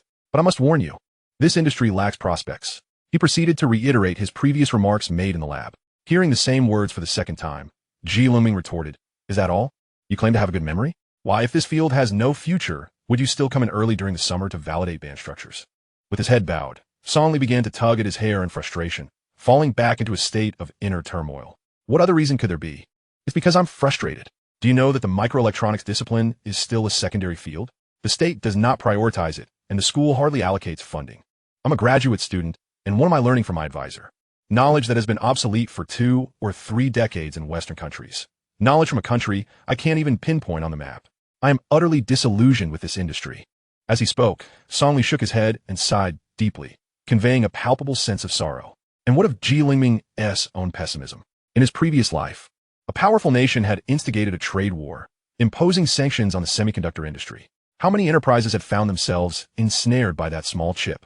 The most tragic aspect was that the chaos within the semiconductor realm had not been exposed by insiders, but rather by adversaries. From the materials used in wafer fabrication to the core technologies of lithography machines, and even the development of chip testing equipment, an entire industry had been left far behind, shamefully and decisively. This was nothing short of humiliation. Chapter 34. Do not become enamored with beautiful women. The morning sped by swiftly. By the time Lengming finished reading the journal in his hands, it was nearly 11 o'clock. Songli also emerged from his reverie, ruffling his unkempt hair and stretching languidly. At 11, it was time for lunch. Typically, Lengming would settle for cold leftovers at home. But with the renovation noise next door, he had no desire to return. Instead, he considered visiting the food street outside a university to find a place to eat. Brother, I'm off to grab a bite. Are you staying here, or? Songli blinked rapidly, glancing at his phone. It's almost 11. He stood up saying, let us go. I'll treat you to something good. I'll tell you this. The university has 3 large cafeterias. Although they offer a variety of choices, none can compare to the quality of the staff cafeteria. You're in luck, since there are many staff members this semester. It's still open. Let me introduce you to the finer things in life. Lengming did not decline and followed along. Throughout the journey, Songli enthusiastically introduced a university to Lengming, covering everything from the history of the institution to its architectural features, and articulating the various gossip surrounding the different colleges with great flair. Let me tell you, he said, my senior has a friend studying finance, and he told me that a university's business school has attracted a super wealthy individual. Apparently, this person was initially planning to study abroad and thus did not sit for the college entrance examination. However, for some unknown reason, they now wish to study domestically. To secure a spot in the business school, guess what? This super rich individual donated 2 buildings to the school. Can you believe it? 2 entire buildings. Just to study finance at a university, which isn't even a strong suit. I, as a humble person, truly cannot comprehend the logic of the affluent. Lengming could easily deduce that the wealthy individual in question was likely Wen Wan. Had she truly pursued him all the way to this school? Songli continued, albeit with a rather lewd grin. Haha, but the girls in the business school are indeed stunning. There's a thread on our school's official forum that has gone viral, discussing the selection of the university's most beautiful students. Honestly, it has garnered participation from the entire student body. Every day, groups of people are posting pictures of beautiful women. I've even heard that talent scouts frequent our forum in search of stunning ladies. At this point, Songli patted Lengming on the shoulder with a solemn expression. Listen here, little junior. You should focus on your studies and not get lost in the allure of beautiful women. I, your senior, have been completely sidetracked by my obsession with them. And trust me, it's a tale filled with tears. Lengming, however, was not particularly interested in such matters. For him, the allure of women paled in comparison to that of a high-quality academic journal. Nevertheless, he felt grateful for his senior's advice. I will keep that in mind. As they chatted jovially, they soon arrived at the dining hall. The faculty cafeteria was connected to the staff dormitory, and, at mealtime, many people were coming in and out of the dormitory. Lengming noticed a student-like figure washing a car beside the dormitory. Songli spotted him too, and his mood shifted dramatically upon seeing the person washing the car. He rushed over, snatched the high-pressure water gun from the individual's hands, and slammed it onto the ground, causing water to spray across the dry cement. Honglu, why are you still working for that BTCH? I've told you countless times that you should report her. Are your ears not functioning? Honglu, with glasses thicker than the bottom of a glass bottle, tousled bangs framing his pale face, looked utterly drained. Ignoring Songli, he adjusted his glasses and bent down to retrieve the high-pressure water gun. Songli, known for his fiery temper, grew frustrated with Honglu's apparent helplessness and kicked the water gun away. It was then that Honglu nearly broke down and shouted, "What am I supposed to do? My academic paper is stuck in her hands. If I don't work, all my research results from the past 2 years will go to waste. Have you ever considered my predicament?" Lengming stood a short distance away, shifting his gaze from Songli to Honglu. The name Honglu rang a bell. In his previous life, there had been a case of a graduate student who set himself ablaze in the laboratory. The incident had caused a nationwide sensation. stemming from the relentless exploitation of students by their advisor, which drove one to despair and ultimately to a tragic end. The individual who self-immolated had also been named Zhou Honglu. While Song Li and Zhou Honglu were locked in their verbal confrontation, Ji Lengming noticed a woman emerging from the lobby of the staff dormitory. In her 30s, she wore a form-fitting white dress, her chestnut hair cascading in large waves, and a pair of 7-centimeter high heels that accentuated her slender calves. She carried a purse that Ji Lengming could tell was worth no less than 100,000. It was clear that Song Li recognized the woman in white. As soon as she appeared, he practically rushed over to confront her, only to be stopped dead in his tracks by Zhou Honglu. "Calm down, Song Li." The woman, named Zheng Jiejia, was an associate professor in the material science department and had crossed paths with Song Li before, leading to multiple conflicts between them. Zheng Jiejia glanced at Song Li with disdain. "Is that you, Song Li? Have you finished your paper? Has it been published? What is the impact factor? Did you meet the standards?" Before Song Li could respond, she immediately launched into a tirade against Zhou Honglu. "I asked you to wash my car, and this is how you did it? I told you not to use that washing liquid. Would have killed you to spend a few extra hundred on better wax?" She continued, berating him. "Look at your miserable face. Anyone who sees you would lose their appetite. I must have been cursed for 8 lifetimes to have you as a student." Song Li was itching to exchange barbs with Zheng Jiejia, but Zhou Honglu kept firmly covering his mouth and gestured for Ji Lengming to help drag him away. Ji Lengming understood that if Song Li persisted in this confrontation, Zhou Honglu's situation would worsen. To deal with someone like Zheng Jiejia, one had to be fully prepared. After considerable effort, Ji Lengming finally managed to pull the obstinate Song Li away from the entrance of the faculty dormitory. With such an uproar, their meal was undoubtedly ruined. Song Li, in a foul mood, returned directly to the dormitory. Ji Lengming, burdened with heavy thoughts, grabbed a quick bite from a snack stall and prepared to look into Zheng Jiejia as background. A woman who could afford a 100,000 yuan purse must have some significant backing. To eliminate Zheng Jiejia, he first needed to dismantle her support system. The field of materials engineering was crucial, especially as Ji Lengming aimed to establish a complete semiconductor industry chain. Thus, he needed to secure talent in semiconductor materials firmly. Sitting on a small stool in front of the cold noodle stall, Ji Lengming was enjoying his lunch when his phone rang. Upon seeing the caller ID, he did not react much. "Dad," the caller was Ji Dessen. "I heard you were in C City. Why not stay at home a bit longer?" Lengming replied. "I can't just stay at home forever. I'm an adult now and should be independent." Ji Dessen did not genuinely care about why Ji Lengming was not at home. Such remarks were merely formalities. "Oh, if you need money, just ask your Aunt Chin He for it." "Sure," Ji Lengming responded. "On the 23rd, your brother's birthday is coming up. You should come back. We are family. It's best to be together and harmonious, don't you think?" Knowing that Ji Dessen would call him about the 23rd, Ji Lengming had anticipated this conversation. His father was a man who meticulously maintained appearances. Regardless of the internal family conflicts or grievances, his sole demand was that no family issues were to be aired publicly. Externally, it was essential to uphold the Ji family's image as a prosperous and happy household. Internally, he remained indifferent to any chaos or disputes. The 23rd, huh? What a significant day. It's not only Ji Hong's birthday, but also the land bidding day. This occasion indeed called for a grand appearance. Ji Lengming's lips curled into a smile. "All right, Dad, you're right. I will definitely come home and celebrate my brother's birthday." Chapter 35. Persistent affection. Before Ji Lengming received a call from Ji Dessen, Wen Wan had already received an invitation to Ji Heng's birthday banquet. The 7th-floor conference room of the Food City was filled to capacity, with managers, regional managers, and general managers from the Chuha Group all gathered together. Wen Wan occupied the main seat. Having stayed awake throughout the night, her under eyes slightly darkened, yet her spirit remained undeterred. With one hand on the phone, she swiftly flipped through the performance reports handed to her by the managers below. "My birthday is on the 23rd. Do you remember?" "Yes, I remember." Ji Heng's voice on the other end was tinged with a hint of excitement. "Oh, so you do remember. I thought you had forgotten." Wen Wan had little interest in engaging in idle chatter with Ji Heng. If it were Ji Lengming, she wouldn't mind indulging in conversation, even in such a dreary and monotonous environment. "Get to the point quickly. I'm busy." Sensing Wen Wan's disinterest, Ji Heng felt a twinge of disappointment. "It's my birthday, and I'm organizing a small gathering with close friends. Wen Wan, we've grown up together. You can't miss it."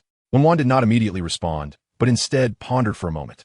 Ji Heng had celebrated his birthday every year, hosting countless parties of varying scales.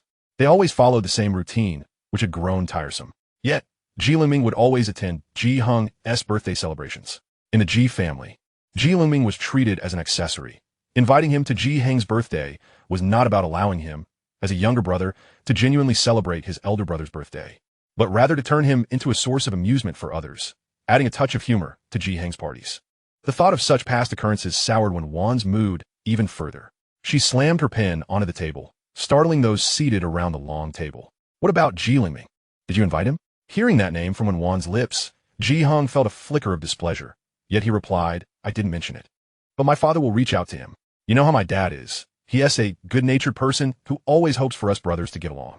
I want to take care of my younger brother more, but he has some grievances against me and my mother.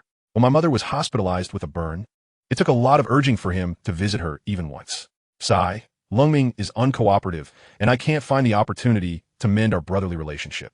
I hope this time, with my father intervening, he will be willing to resolve our misunderstandings, especially since I'll be flying abroad for studies right after my birthday. Ji Heng's lengthy monologue subtly implied that the fault lay not with the Ji family, but rather with Ji Lengming's lack of understanding. Having heard Ji Heng express such sentiments numerous times in her past life, Wen Wan had developed a preconceived bias, believing Ji Lengming to be an ungrateful wretch. Now, hearing Ji Heng's words again seemed utterly absurd. She refrained from countering him, and simply replied, I understand. With that, she abruptly ended the call. She fiddled with her phone for a while, her mind distracted by thoughts of Ji Heng's birthday, while simultaneously reviewing the performance reports. At her feet lay 2 empty boxes, and on the long table, stacks of bright red 100 yuan notes formed 2 small mountains, the sheer quantity of cash overwhelming. From midnight until now, not a single person in the conference room, including Wen Wan, had taken a break. Upon entering, Wen Wan's first action was to dump the 2 boxes of money onto the table. The sight of the glaringly red cash was so striking that many present were left wide-eyed. Then, Wen Wan made her first proclamation. Everyone who submits a satisfactory performance report can take the money on the table. Her second statement was, the reports I expect must be authentic, substantive, and include your merits and shortcomings. Her third, put away the tricks you play in the workplace. I will not be swayed by them. And fourth, anyone who leaves the conference room before completing their report will be deemed to have resigned automatically. Avon, distribute paper and pens. The money piled on the table was substantial, several million yuan, and given that only a report was required to claim such a bounty, who would not be willing to comply? Thus, the group of middle-aged managers, aged in their 30s and 40s, exerted every ounce of effort to craft eloquent reports. After all, who couldn't he write in a bureaucratic tone? If executed well, there was money to be gained. Only a fool would be complacent. However, from midnight until now, not one leader had received a penny. All submitted reports were promptly rejected by Wen Wan. A group of exhausted leaders worked tirelessly, their eyes bloodshot and minds hazy, while Wen Wan showed them no glimmer of hope. The displeasure among the upper and lower management towards Wen Wan grew ever more pronounced. The highest-ranking leader present was the general manager, who even contemplated rallying his subordinates to stage a coup. But Wen Wan swiftly countered with evidence of the general manager's acceptance of kickbacks, her gaze sharp as a blade. Write honestly about the unscrupulous deeds you've committed, and I will publicly promise not to pursue your criminal liability. You can remain the general manager, enjoying your status in public while flaunting your power behind the scenes. But if you wish to usurp authority and disregard me, then I'm afraid you should prepare for imprisonment, with a mix of coercion and temptation. Wen Wan ruled with an iron fist. Her blow to the general manager struck terror into the hearts of all the leaders present, plunging the conference room into an atmosphere of palpable dread. In the ensuing moments, the performance reports Wen Wan received became significantly more pragmatic. It was at this juncture that she received a call from Ji Heng. After ending the call with Ji Heng, Wen Wan found herself utterly disinterested in her work. Her phone felt heated in her hands. She contemplated calling Ji Lengming, fully aware that her number was likely blocked in his contacts. After deliberating for a considerable time, Wen Wan closed the performance report in her hands, casting a cold gaze across the room. Wang Jin, your report is acceptable. You may take the money on the table. The man named Wang Jin, upon hearing this, felt no elation, only a bitter smile. The money was the result of him exposing his own shortcomings. Just as Wang Jin prepared to take the money, Wen Wan interjected, wait a moment, hand over your phone. Wang Jin, confused about the new boss's intentions, complied and surrendered his phone. Wen Wan took it and deftly dialed the number. Hello, this is Wen Wan. Before Ji Lengming could utter a word, she hung up. Returning the phone to Wang Jin, it was likely that his number had also been blocked. Wen Wan opened the next performance report. Shi Chongshu, your report is acceptable. Take the money and, while you're at it, give me your phone. After receiving the call from Ji Dessen, Ji Lengming sat on a small stool at a cold noodle stall, inundated with calls from various unfamiliar numbers. Every caller was none other than Wen Wan. After enduring over a dozen rounds of bombardment, he finally snapped. Wen Wan, what on earth do you want to say? I'll give you 1 minute. Please be quick. Wen Wan, satisfied, glanced at her phone screen, thinking, is this too much for you? I still have more than 10 phones left to harass you with. Yet wanting to avoid provoking Ji Lengming, she decided to be direct. Are you going back to the Ji family for Ji Hang's birthday? Lengming replied shortly. What does it matter to you whether I go or not? Wen Wan, if you wish to conclude this conversation swiftly, then kindly answer my questions without hesitation. Lengming, recognizing the wisdom in acquiescing to the circumstances, refrained from contesting her. Return, Wen Wan commanded. I shall come for you the night after tomorrow. You will accompany me. She offered Ji Lengming no opportunity to refuse, hastily severing the call. Having taken her measure of Ji Lengming, Wen Wan felt a significant lift in her spirits. The oppressive atmosphere that had enveloped her dissipating like clouds after the rainy season, leaving behind a warmth reminiscent of sun-dried bedding, fluffy, soft, and radiating comfort. The onlooking leaders, both junior and senior, who had witnessed the female boss's actions murmured amongst themselves, what a domineering boss. One wonders who that individual is. To have earned such unwavering affection from a woman so resolute in her authority. The collection of phones she commandeered, all for the sake of a single phone call. What else could it be but affection? Chapter 36, A Return to the Ji Household. The moment Ji Lengming received the call's abrupt termination from Wen Wan, a strong desire to return to the Ji residence surged within him. He had no intention of carpooling with her. However, there were a few matters to attend to before heading back. Just then, his phone illuminated with a message from Wei Zhen, accompanied by a photograph taken with a mobile device. The image depicted a dimly lit, dilapidated room. Standing upon the barren concrete floor was a welded iron chair, upon which slumped an unconscious figure, tightly bound. Judging by the features, the captive was Chun Shanghai. Upon receiving this news, Ji Lengming steadied his resolve and immediately proceeded to his next task, contacting Sun Biao. Sun Biao, in the name of the company, reach out to the head of the Wanda Group. Inform them of Ji Destin's intentions to take action against them. Additionally, express our desire for collaboration. We can assist them in acquiring the G22486 plot, but post-transaction, they must remit $3 million in cash to our company, along with an annual net profit dividend of no less than 20% from land. Sun Biao's eyes sparkled with excitement. Understood. Yet, he harbored concerns. But what if they do not believe us? Ji Lengming reassured him with confidence.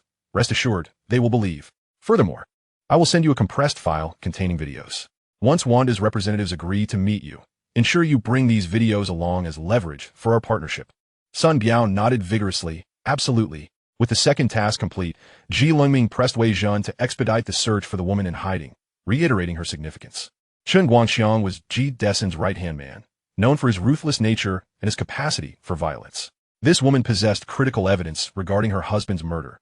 Unfortunately, her numerous attempts to report her plight in Yangsheng had met with failure. Subsequently, she had to flee to City C, victim to Chen Guangxiang's machinations. Locating her would be paramount. Should the Wanda Group wish to secure that commercial plot, they would undoubtedly provide her with support. Initially, Wei Zhen was puzzled as to why his boss would task him with finding a woman, especially one in hiding.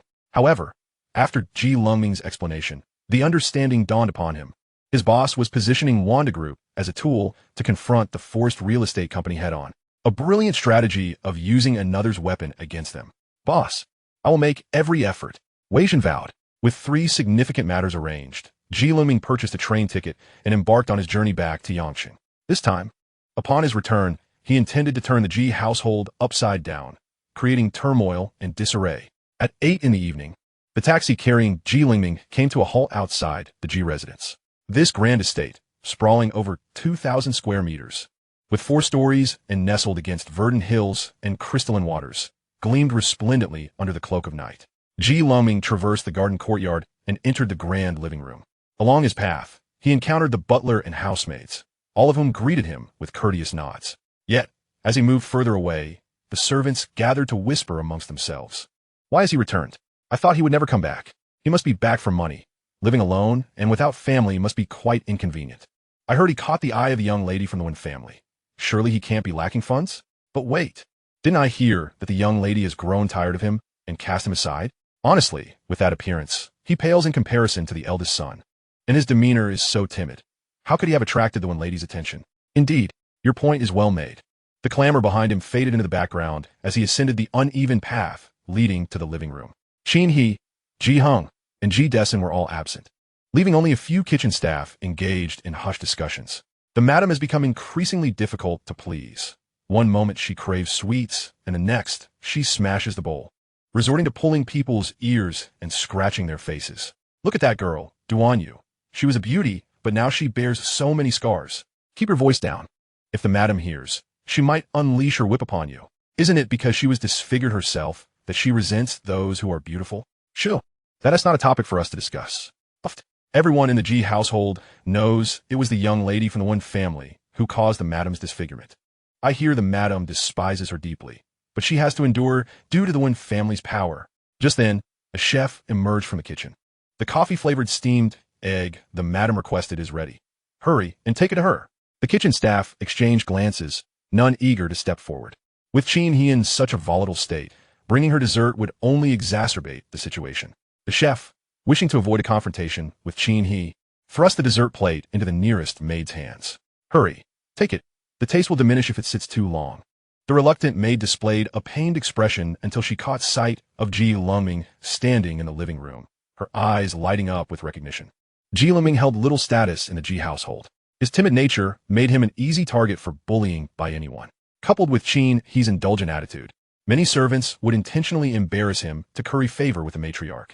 Yet now, this illegitimate son, often trampled upon, stood before them, perfectly positioned to take over the task of delivering the dessert.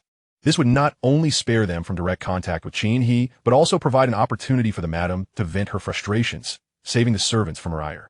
The young maid, balancing the steamed egg, called out to Ji Lengming as he was about to descend into the basement. Hey, the madam wants the coffee-flavored steamed egg. You should take it up to her. Ji Lengming turned at the sound of her voice. Seeing the kitchen hand, he offered a gentle smile, his tone warm and devoid of hostility. May I inquire why I should deliver this? The young maid stepped closer, forcefully pushing the plate into his hands. Her gaze filled with disdain. Just take it. Why all the unnecessary questions? As she turned to leave, Ji Lengming grasped her arm. The young maid, with a long face, small eyes, and thin lips, bore an unkind expression. When she felt his grip, she rolled her eyes and attempted to tug her arm away. Who gave you permission to grab my clothes? This outfit costs a fortune, and you, of all people, aren't worthy to touch it. Lengming, holding the plate with one hand and grasping the maid with the other, seemed unfazed by her derogatory remarks. He maintained his gentle demeanor, speaking kindly. Indeed, you should cherish your expensive attire. Upon concluding his words, he lifted the delicate jade porcelain bowl filled with coffee-flavored egg custard, raising it above the head of the little kitchen maid and gradually tilting it. In an instant, the rich coffee liquid, creamy milk, crispy grains, and egg balls cascaded forth, drenching the maid's hair and garments entirely. His gaze held warmth, akin to that of any ordinary person, gentle and compliant. I apologize for staining your clothes. Does this mean I am excused from delivering desserts to the lady? Ji Lengming's actions left all those present in the hall utterly astounded. It was as if they beheld not the illegitimate son Ji Lengming, but rather a monstrous being. He gently set the bowl down, his movements delicate. His eyes swept over everyone in attendance, his smile radiating humility and brilliance. Yet, in the unseen corners of his eyes, a deep-seated chill lingered. Just as the assembly was rendered speechless by Ji Lengming's audacity, soft footsteps echoed from the hallway on the second floor. Qin He, clad in a slip dress, her complexion pallid, descended the stairs step by step. Upon spotting Ji Lengming in the living room, an uncontrollable fury surged within her, nearly tearing her apart. A cold, venomous voice escaped her lips. Lengming, how dare you return? Ji Lengming's smile blossomed even more vividly, akin to wild grass flourishing uncontrollably under the blazing sun. Long time no see, madam. I have returned. In the Ji household, Ji Lengming was merely a punching bag. Whenever Qin, he was in a foul mood. She could hurl insults or resort to physical violence without a second thought. Withholding food from him was a trivial matter. When Ji Hung encountered misfortune, he would shove Ji Lengming into the water, reveling in his desperate struggles, or hurl stones at him as one might at a stray dog. Ji Hung and his companions had engaged in even more heinous acts. For instance, when Ji Lengming received new clothes one day, Ji Hung, finding them displeasing, would have someone knock him down, bind him, and tie him to the back of a car, forcing the vehicle to drag him along until the new garments were worn away by the rough ground.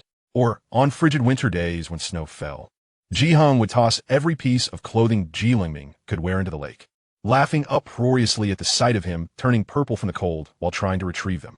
Initially, Ji Lengming had confided in his nominal father, Ji Dessen, about his brother's bullying. However, Ji Dessen merely replied, "That's quite normal.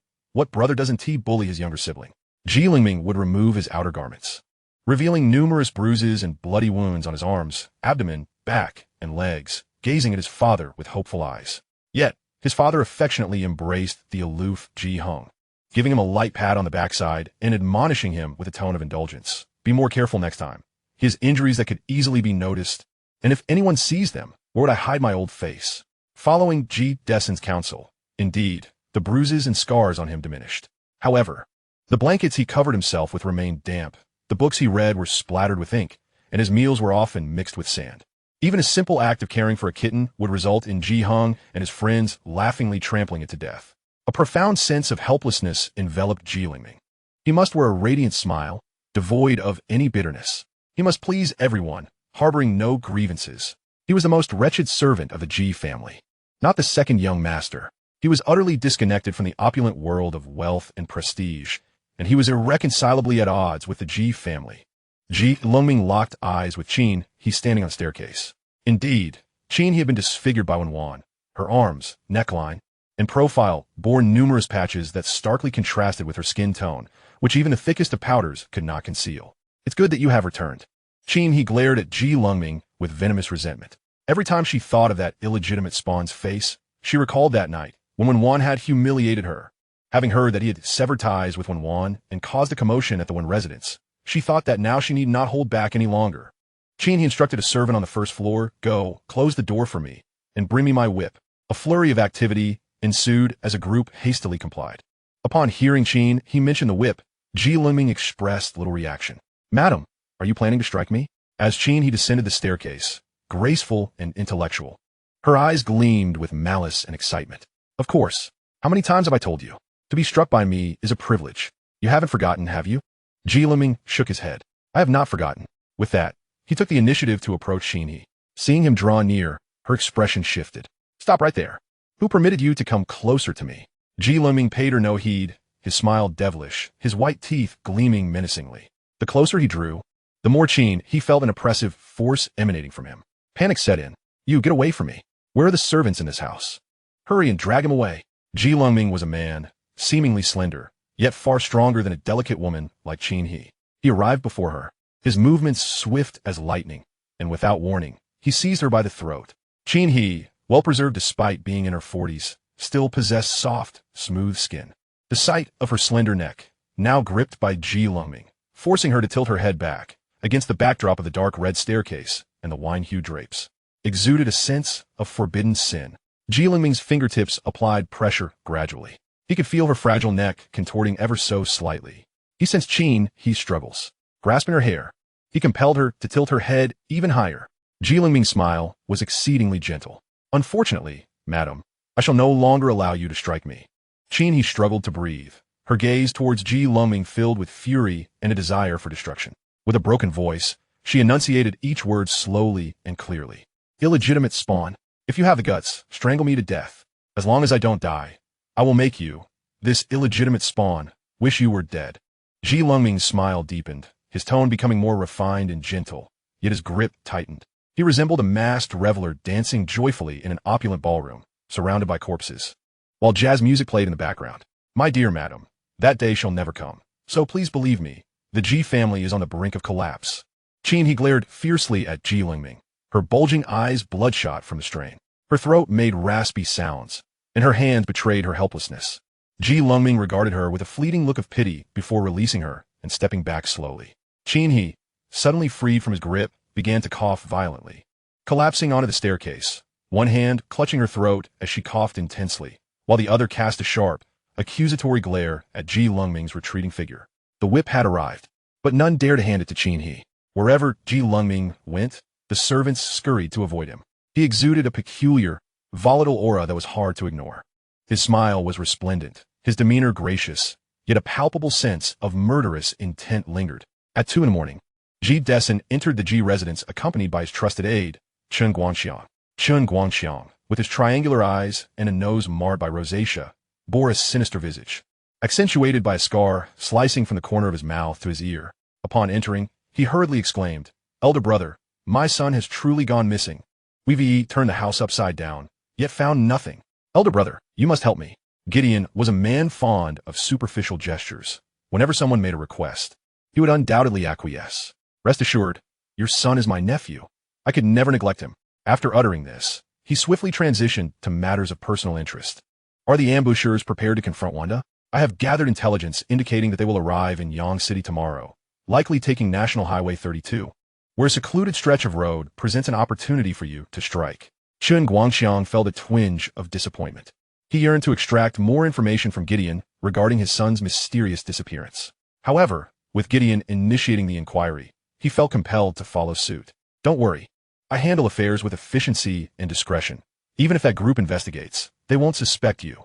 Gideon nodded in satisfaction. On the 23rd, which is my son's birthday, if everything proceeds smoothly, do come by for a toast and some merriment. Chun Guangxiang's smile was strained. His son was missing, with his fate uncertain, while Gideon reveled in the anticipation of a celebration. Yet he replied, absolutely, absolutely. 600 kilometers away from Yang City, a luxurious 7-seater Alfred was parked at a service area. A strikingly attractive woman, exuding femininity, descended from the vehicle with the assistance of her aide. President Wang, I will fetch some bread and water. We should have a light snack, said the aide.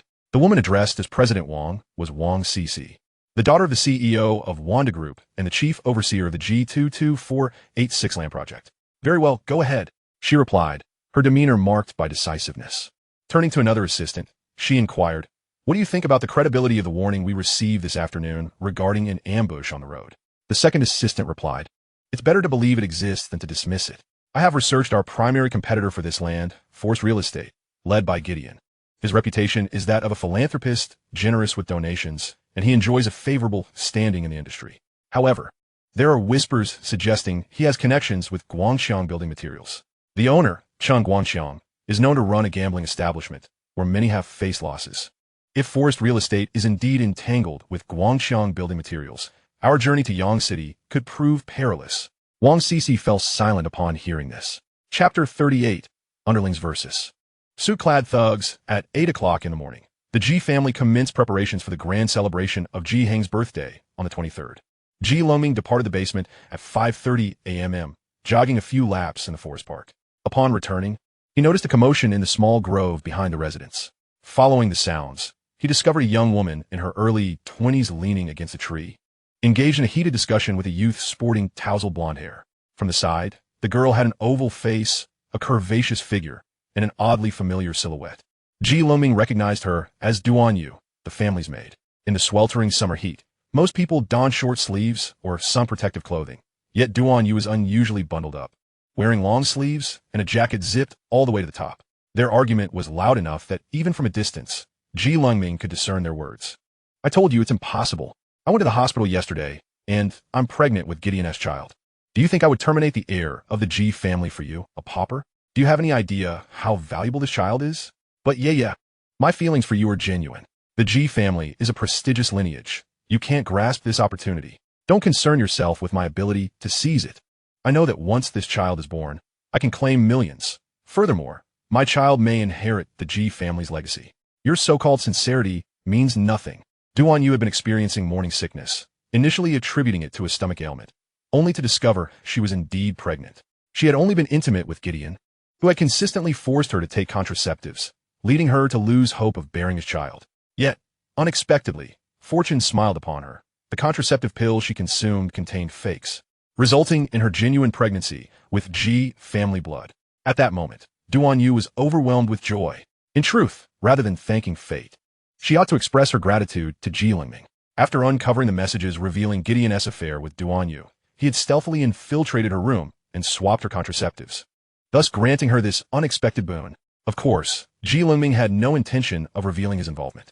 After hearing the news of Duan Yu's pregnancy, he quietly departed.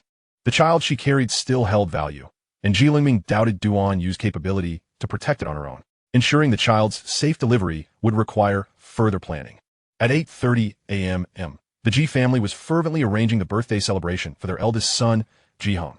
Simultaneously, in the remote area of Gu Mountain in Yang City, a group of thugs armed with axes and knives lay in wait among the thickets. The leader, peering through binoculars, spotted a familiar license plate, and quickly instructed his underlings to prepare for the ambush. Hurry, they're coming. Stay alert.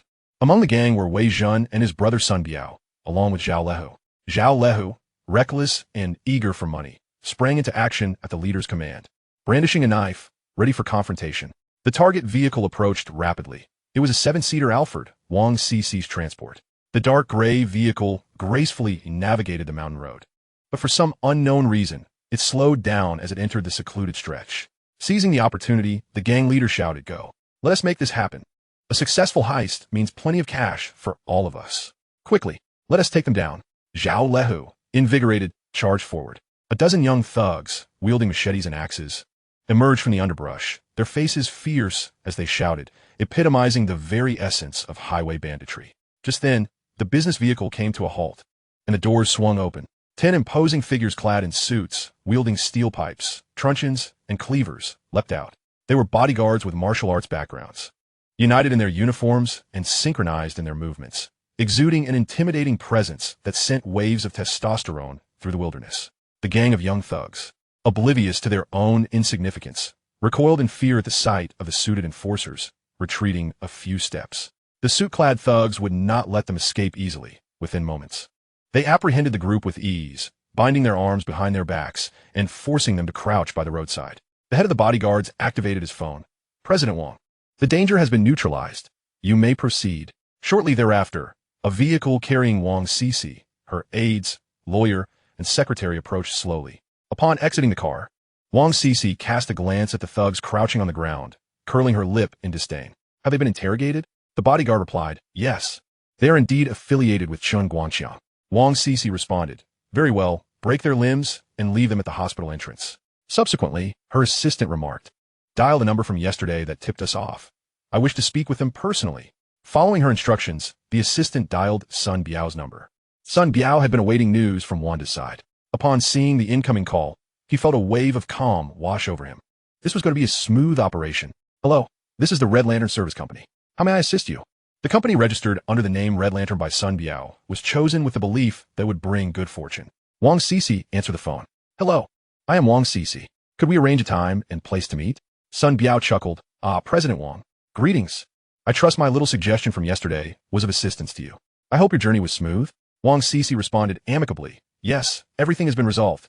Your suggestion was indeed quite helpful. If possible, I would love to hear your major insights. May I have the pleasure?" Wang Cici's demeanor was notably humble. Not only did she initiate the call, but she also suggested a meeting and employed modest phrases like "May I have the pleasure." Sun Biao was not one to take advantage of such sincerity. Recognizing her earnestness, he reciprocated without pretense. "Very well. However, as you are a figure of great stature, we are merely small players, so please do not look down upon us." The communication between them was pleasant, and they settled on a meeting location, agreeing to discuss further details later. After concluding the call with Wang Cici, Sun Biao turned to report the matter to Lengming. "Boss, it's done. They have proactively requested a meeting." Lengming was unfazed. "Yes, once you meet, showcase our bargaining chips. Additionally, the cash sum of 3 million, along with 20% of the profits, must not be diminished by even a fraction." Sun Biao assured him, "Rest assured, boss, negotiations are my forte." At the same time, Chun Guangxiang received disheartening news about his men being utterly defeated. To compound his fury, the opposing party had the audacity to provoke him, breaking his men's limbs and discarding them at the hospital entrance. Soon, Despised learned of this incident and, upon realizing Chun Guangxiang's incompetence, unleashed a torrent of scorn. "Your Chun family owes its current standing entirely to my Ji family. You can't even handle a trivial matter. What use are you? Useless. Useless. You can't manage even an outsider. And yet you boast about Yang City. Calling you a maggot would be an elevation." Chun Guangxiang seethed with rage. Yet what could he do but endure? His son was missing, unaccounted for, and his subordinates were continuously encountering problems. Now, being berated by Despised only added to his discontent. Gritting his teeth, he declared, "Our only option now is to act during the land auction. The Wanda Group has likely entered Yang City and is under tight surveillance. Attempting to strike elsewhere would be improbable. The only opportunity lies at the land auction. Rest assured, if I fail, I will pay with my life." Chapter 39, The Fiery Woman. Sun Biao was occupied with meetings, forging connections, welcoming clients, and negotiating partnerships, while his good friend Wei Zhen was diligently tracking down a woman named Du Min for Lengming. Du Min possessed evidence of Chun Guanxiang's murderous deeds and, having faced persecution, was forced to conceal her identity in City C. Due to Ji Lengming's urgent insistence and the vastness of City C, locating a woman under an alias in a city of millions was no small feat. Consequently, Wei Zhan had to leverage his position and enlist the influence of Wen Wan. In the office of the president of the food city, Wen Wan had just finished dealing with tedious administrative affairs and, rubbing her temples, decided to have a cup of coffee to invigorate herself. Just as she was about to call Evan in, the door handle turned, and Evan's ever-stoic face appeared in the doorway. He entered, closed the door carefully, and cast a complex glance at his boss. Wen Wan understood that Evan had something to say. "What is it? Speak up." Evan hesitated, then replied, "It seems Wei Zhan has been acting rather strangely these past couple of days." Wen Wan paused momentarily. "Please elaborate." Evan continued, "I was on duty outside when I overheard Wei Zhan instructing the marketing department to investigate a person's whereabouts. If it were merely a small-scale search, I wouldn't have questioned it, but he has mobilized the entire marketing department, including research, planning, expansion, and sales divisions, even their respective subsidiaries. I suspect this extensive mobilization to locate a single individual seems quite unusual." Wen Wan pondered for a moment. "Is Wei Zhan currently at the company?" Evan replied, "He just stepped out. I saw him leave." Wen Wan commanded, "Call him back. I want to question him directly." Evan nodded and prepared to fetch Wei Zhan. Just as he was about to step out, Wen Wan halted him from her office chair. "Wait." Evan turned back. "What is it, boss?" Wen Wan's mind raced as she furrowed her brow, her lips parting slightly. "We cannot let Wei Zhan explain himself. He has likely already prepared a defense. The grand scale of his search indicates he has no intention of hiding anything. Either this matter is completely innocent, or there is something significant at play." Evan concurred. "What should we do?" Wen Wan snapped her fingers, leaning back in her chair. "We must cut off the root of the problem. If he is searching for someone, inform the marketing department and all subsidiaries that once they locate the individual, they must bring them to me. I want to see what excuses Wei Zhan will concoct then." Unbeknownst to Wei Zhan, the person he sought was about to be intercepted by the second boss. At that moment, he was driving, reveling in the clever excuse he had devised to placate Wen Wan. He had resolved that if she inquired, he would claim Du Min was a woman he had fallen for at first sight. Was it not reasonable to go a bit mad for the woman he adored? Just then, Ji Lengming called to inquire about the situation. Wei Zhan proudly assured him, "Rest easy, boss. Everything is under my control." Ji Lengming chose to place his trust in him. At 3 in the afternoon, in a private room of the New Moon Tea House, Sun Biao and Wang Cici convened for their meeting. An Alpha business vehicle parked by the roadside as Wang Cici emerged with her assistant. Sun Biao, in a rare display of formality, donned a suit. Yet his rugged appearance, coarse black hair, a thick beard, and a rotund belly from years of smoking and drinking rendered him somewhat unrefined. In contrast, Wang Cici was undeniably a stunning woman. Not only was she beautiful, but she exuded a captivating femininity, appearing to be in her mid-20s while possessing a remarkably mature figure. Her charming gaze and alluring demeanor could easily ensnare the hearts of men. "Hello, President Wang. I am Sun Biao." Sun Biao greeted, shaking Wang Cici's hand. "Good to finally meet you, Mr. Sunday. I apologize for keeping you waiting." Sun Biao replied, "Waiting for such a beauty is an honor." Wang Cici smiled, but remained silent. Upon arriving in the private room, the server presented tea and desserts, closing the door behind them, and the space fell into a profound silence. Wang Cici wasted no time in addressing the matter at hand. "Mr. Sun, what major insights can you offer me?" Sun Biao grinned lewdly, his expression quite distasteful. He wasted no time, pulling out his phone to show Wang Cici a video. The footage was shockingly explicit, reminiscent of content one might stumble upon on certain adult websites. Wang Cici cast a fleeting glance at it before, in a fit of fury, she hurled her teacup at Sun Biao's face. With her brows furrowed and her eyes narrowed, she slammed her palm on the table and erupted in a tirade. "You, a mere toad, dare to take advantage of me. Your audacity is astounding. I wouldn't hesitate to find someone to extract your insides. Do you think you can bully me just because I am an outsider in Yang City? Inquire about it. How many individuals with severed limbs are currently lying in a municipal hospital? If you desire to join them, I assure you that I can guarantee your fate to a life of high paraplegia." Sun Biao was aware of Wang Cici's misunderstanding. However, he could only blame himself, for his intentions were indeed not entirely upright. Not wanting to let a misunderstanding hinder his employer's significant affairs, he endured the throbbing pain in his forehead, wiped the tea off his face, and incessantly offered his apologies to Wang Cici. "My apologies, I failed to clarify. The situation is as follows. Ji Dessen is a man who places great importance on his reputation, feigning benevolence and decorum, and he cannot bear any damage to his public image. Externally, he has consistently marketed a facade of familial bliss and harmony. The footage I just presented to you is a video of Mrs. G. Desson engaging in an affair with a popular young star. This video, once leaked, would undoubtedly shatter the image of deep marital affection that G. Desson has meticulously cultivated over the years. Of course, this is merely a small token of our goodwill. We have many more substantial gifts to present, ensuring you effortlessly acquire the plot of land you desire. Wang Cici Scofet legally, signifying her acceptance of Sun Biao's apology and explanation. What do you want? Sun Biao refilled Wang Cici's tea, adopting a significantly more serious demeanor. My initial proposal entails 10 million in cash and a 50 share in the commercial land's profit distribution. Wang Cici flatly rejected the offer. Impossible. Sun Biao understood the art of negotiation. As the seller, he would initially inflate the price, waiting for the buyer to haggle, and through this back and forth, they would converge towards a psychologically acceptable figure before reluctantly finalizing the deal. Sun Biao said, "Don't be so quick to refuse. We could discuss this further."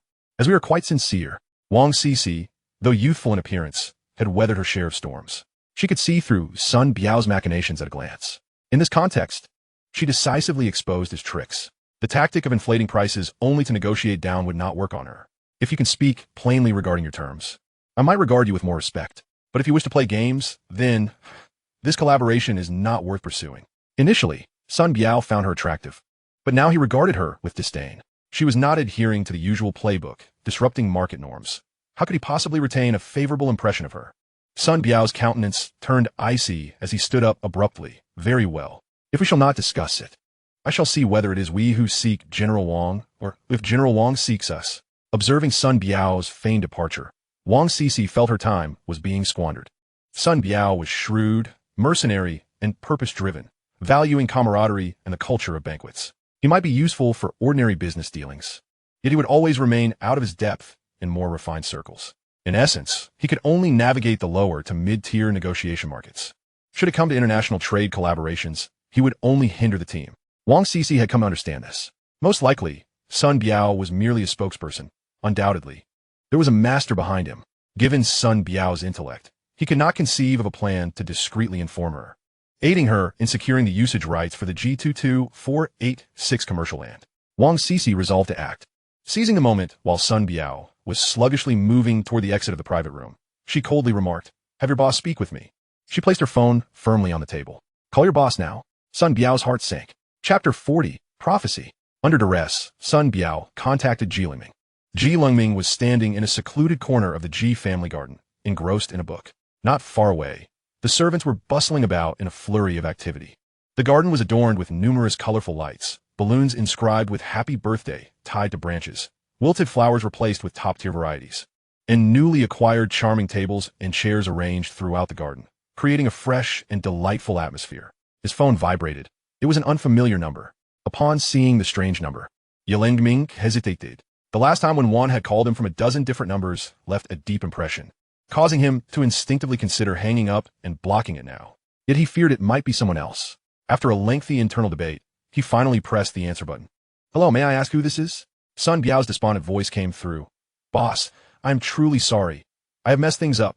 Then came a jumbled noise, as if someone had snatched the phone from Sun Biao's grasp. Wang Cici spoke. "Hello, I am Wang Cici. You are Sun Biao's boss, correct?" Ji Lengming immediately shifted into a professional demeanor, the leisure of reading dissipating. "Yes, General Wang, greetings." Wang Cici continued, "Let us speak plainly. I have some interest in the leverage you possess, but Vice President Sun has quoted me 10 million and a 50 profit share, which I cannot accept. If your thoughts align with his, then I believe this transaction is not worth pursuing." Upon hearing the figures of 10 million and 50 profit share, Ji Lengming grasped the gravity of Sun Biao's blunder. However, he did not hold it against him. Sun Biao had his strengths and weaknesses, and having decided to employ him, one must be prepared for his moments of ineptitude. Ji Lengming's voice, though not loud, was measured and rational. "Firstly, I apologize for Sun Biao's actions. Now, let me share my expectations.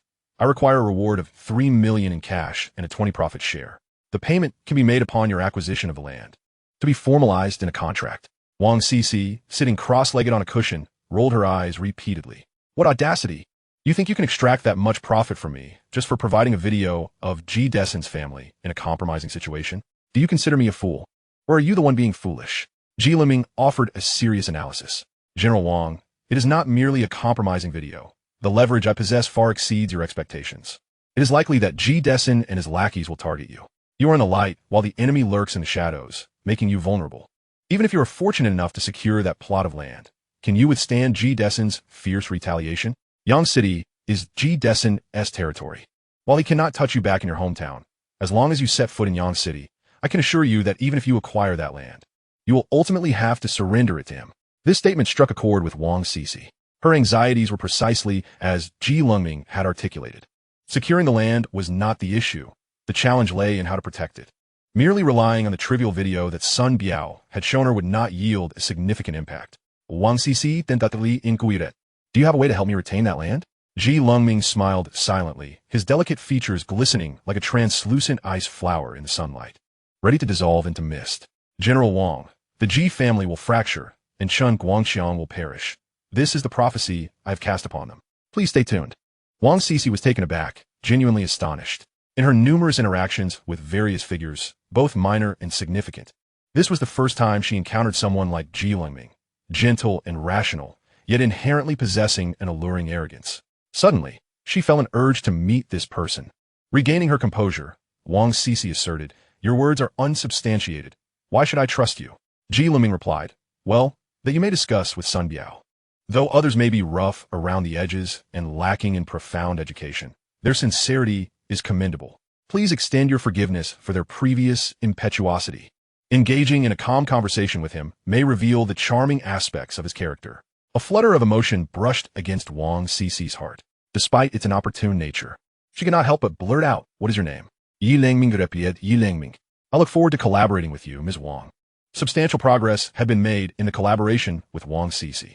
On Wei Zhan's side, there were also notable gains, though these gains belonged to Wen Wan and were largely unrelated to Wei Zhan.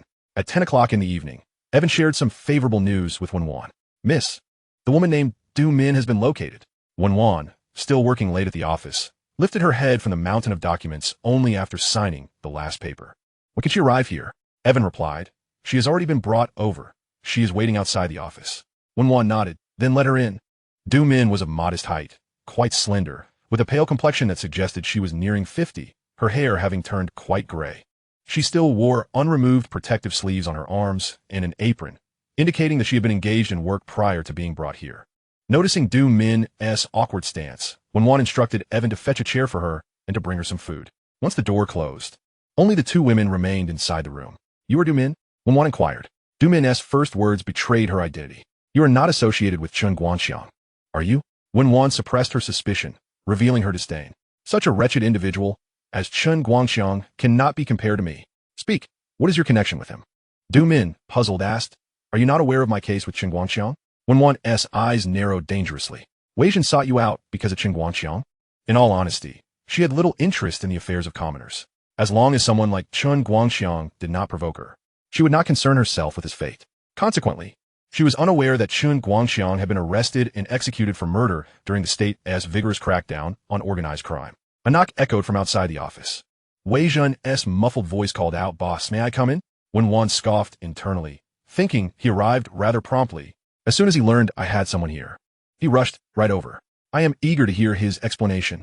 Standing outside the office, Wei Zhan could not hide his unease. He had not anticipated that Du Min would be sent directly to Wen Wan. Her involvement was crucial to the boss's plans, and it could not be jeopardized by Wen Wan. He needed to concoct a plausible explanation to alleviate Wen Wan's concerns without revealing his undercover identity. Wei Zhan was significantly more mature than Sun Biao. Before pushing open the office door, he felt a flutter of anxiety. However, upon entering the room, he quickly regained his composure. Without waiting for Wen Wan to inquire, he proactively confessed, "Boss, I must come clean. I have a brother named Zhao Leho, who is currently working under Chen Guangxiang. Chen Guangxiang is no good, and my brother, serving as a subordinate, could only meet a grim fate. Coincidentally, I learned about Chen Guangxiang's past, including that he has committed murder and that a woman named Du Min may possess incriminating evidence against him. However, this woman has been persecuted and has long gone into hiding. Out of necessity, I had to enlist your assistance, boss. I intended to use the evidence in her possession against Chen Guangxiang. I was wrong. Please punish me." His explanation was coherent enough to dispel some of Wen Wan's doubts, though a faint cloud of suspicion still lingered in her mind, leaving her puzzled about the underlying issue. For the moment, She chose to disregard the odd feeling creeping into her thoughts. Understood. In the future, if you have any matters, come directly to me. You are my subordinate. Do you think I wouldn't stand up for you? Seeing that Wen Wan had placed her trust in him, Wei Zhen let out a significant sigh of relief. Thank you for your understanding, boss. I will take Du Min with me now. Wen Wan did not acquiesce. Since she is a key figure, it will be best for her to remain with me. Whatever you need to do, inform me, and I will arrange it for you. Wei Zhen was left utterly speechless, contemplating how he would explain this to the boss. Chapter 41, Restore My Justice. On the 23rd, it was not only Ji Hung's birthday, but also the date of the G22486 land auction. In the fourth floor conference room of the Public Resource Trading Center at No.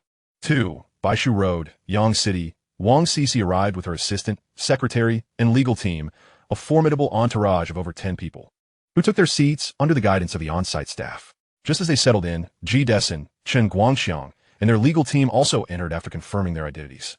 The auction for the G22486 land parcel was presided over by the director of the Yang City Land Bureau, with supervising personnel from the Yang City Banking Regulatory Bureau present. The not overly spacious conference room buzzed with activity. At 9 in the morning, the auction officially commenced. The director of the Land Bureau stood at the podium, first testing the microphone to ensure it was functioning properly before announcing the starting bid and increment amounts. The starting price for the G22486 land was set at 32,580,000, with a minimum increment of 100,000. Additionally, there was a ceiling price of 90,888,000. If this ceiling was reached, a lottery system would be employed to determine the rightful owner of the G22486 parcel. Now the bidding begins. As soon as the host finished speaking, Wang Cece's secretary raised the bidding paddle. All right, Wanda Group bids 32,600,000. Following close behind, Ji Dessen's lawyer raised the paddle. Sunlin Real Estate bids 32,650,000. Wanda bids 33,000,000. Sunlin bids 33,300,000. Ji Dessen was determined to secure this land. Thus he raised his bids aggressively, even escalating to increments of 1 million towards the end. Wang Cece, tasked with her company's strategic layout, had long set her sights on this land, intending to transform it into a landmark in Yang City, and thus she was equally relentless against Ji Dessen. The two sides engaged in fierce competition. Sunlin Real Estate bids 78,000,000. Wanda bids 80 million. Sunlin bids 90 million. Wang Cece's assistant promptly raised the paddle for the ceiling price. Host, all right. Wanda Group opts for the ceiling price. Does Sunlin Real Estate choose to concede? Ji Dessen's lawyer immediately raised the paddle. Host, excellent.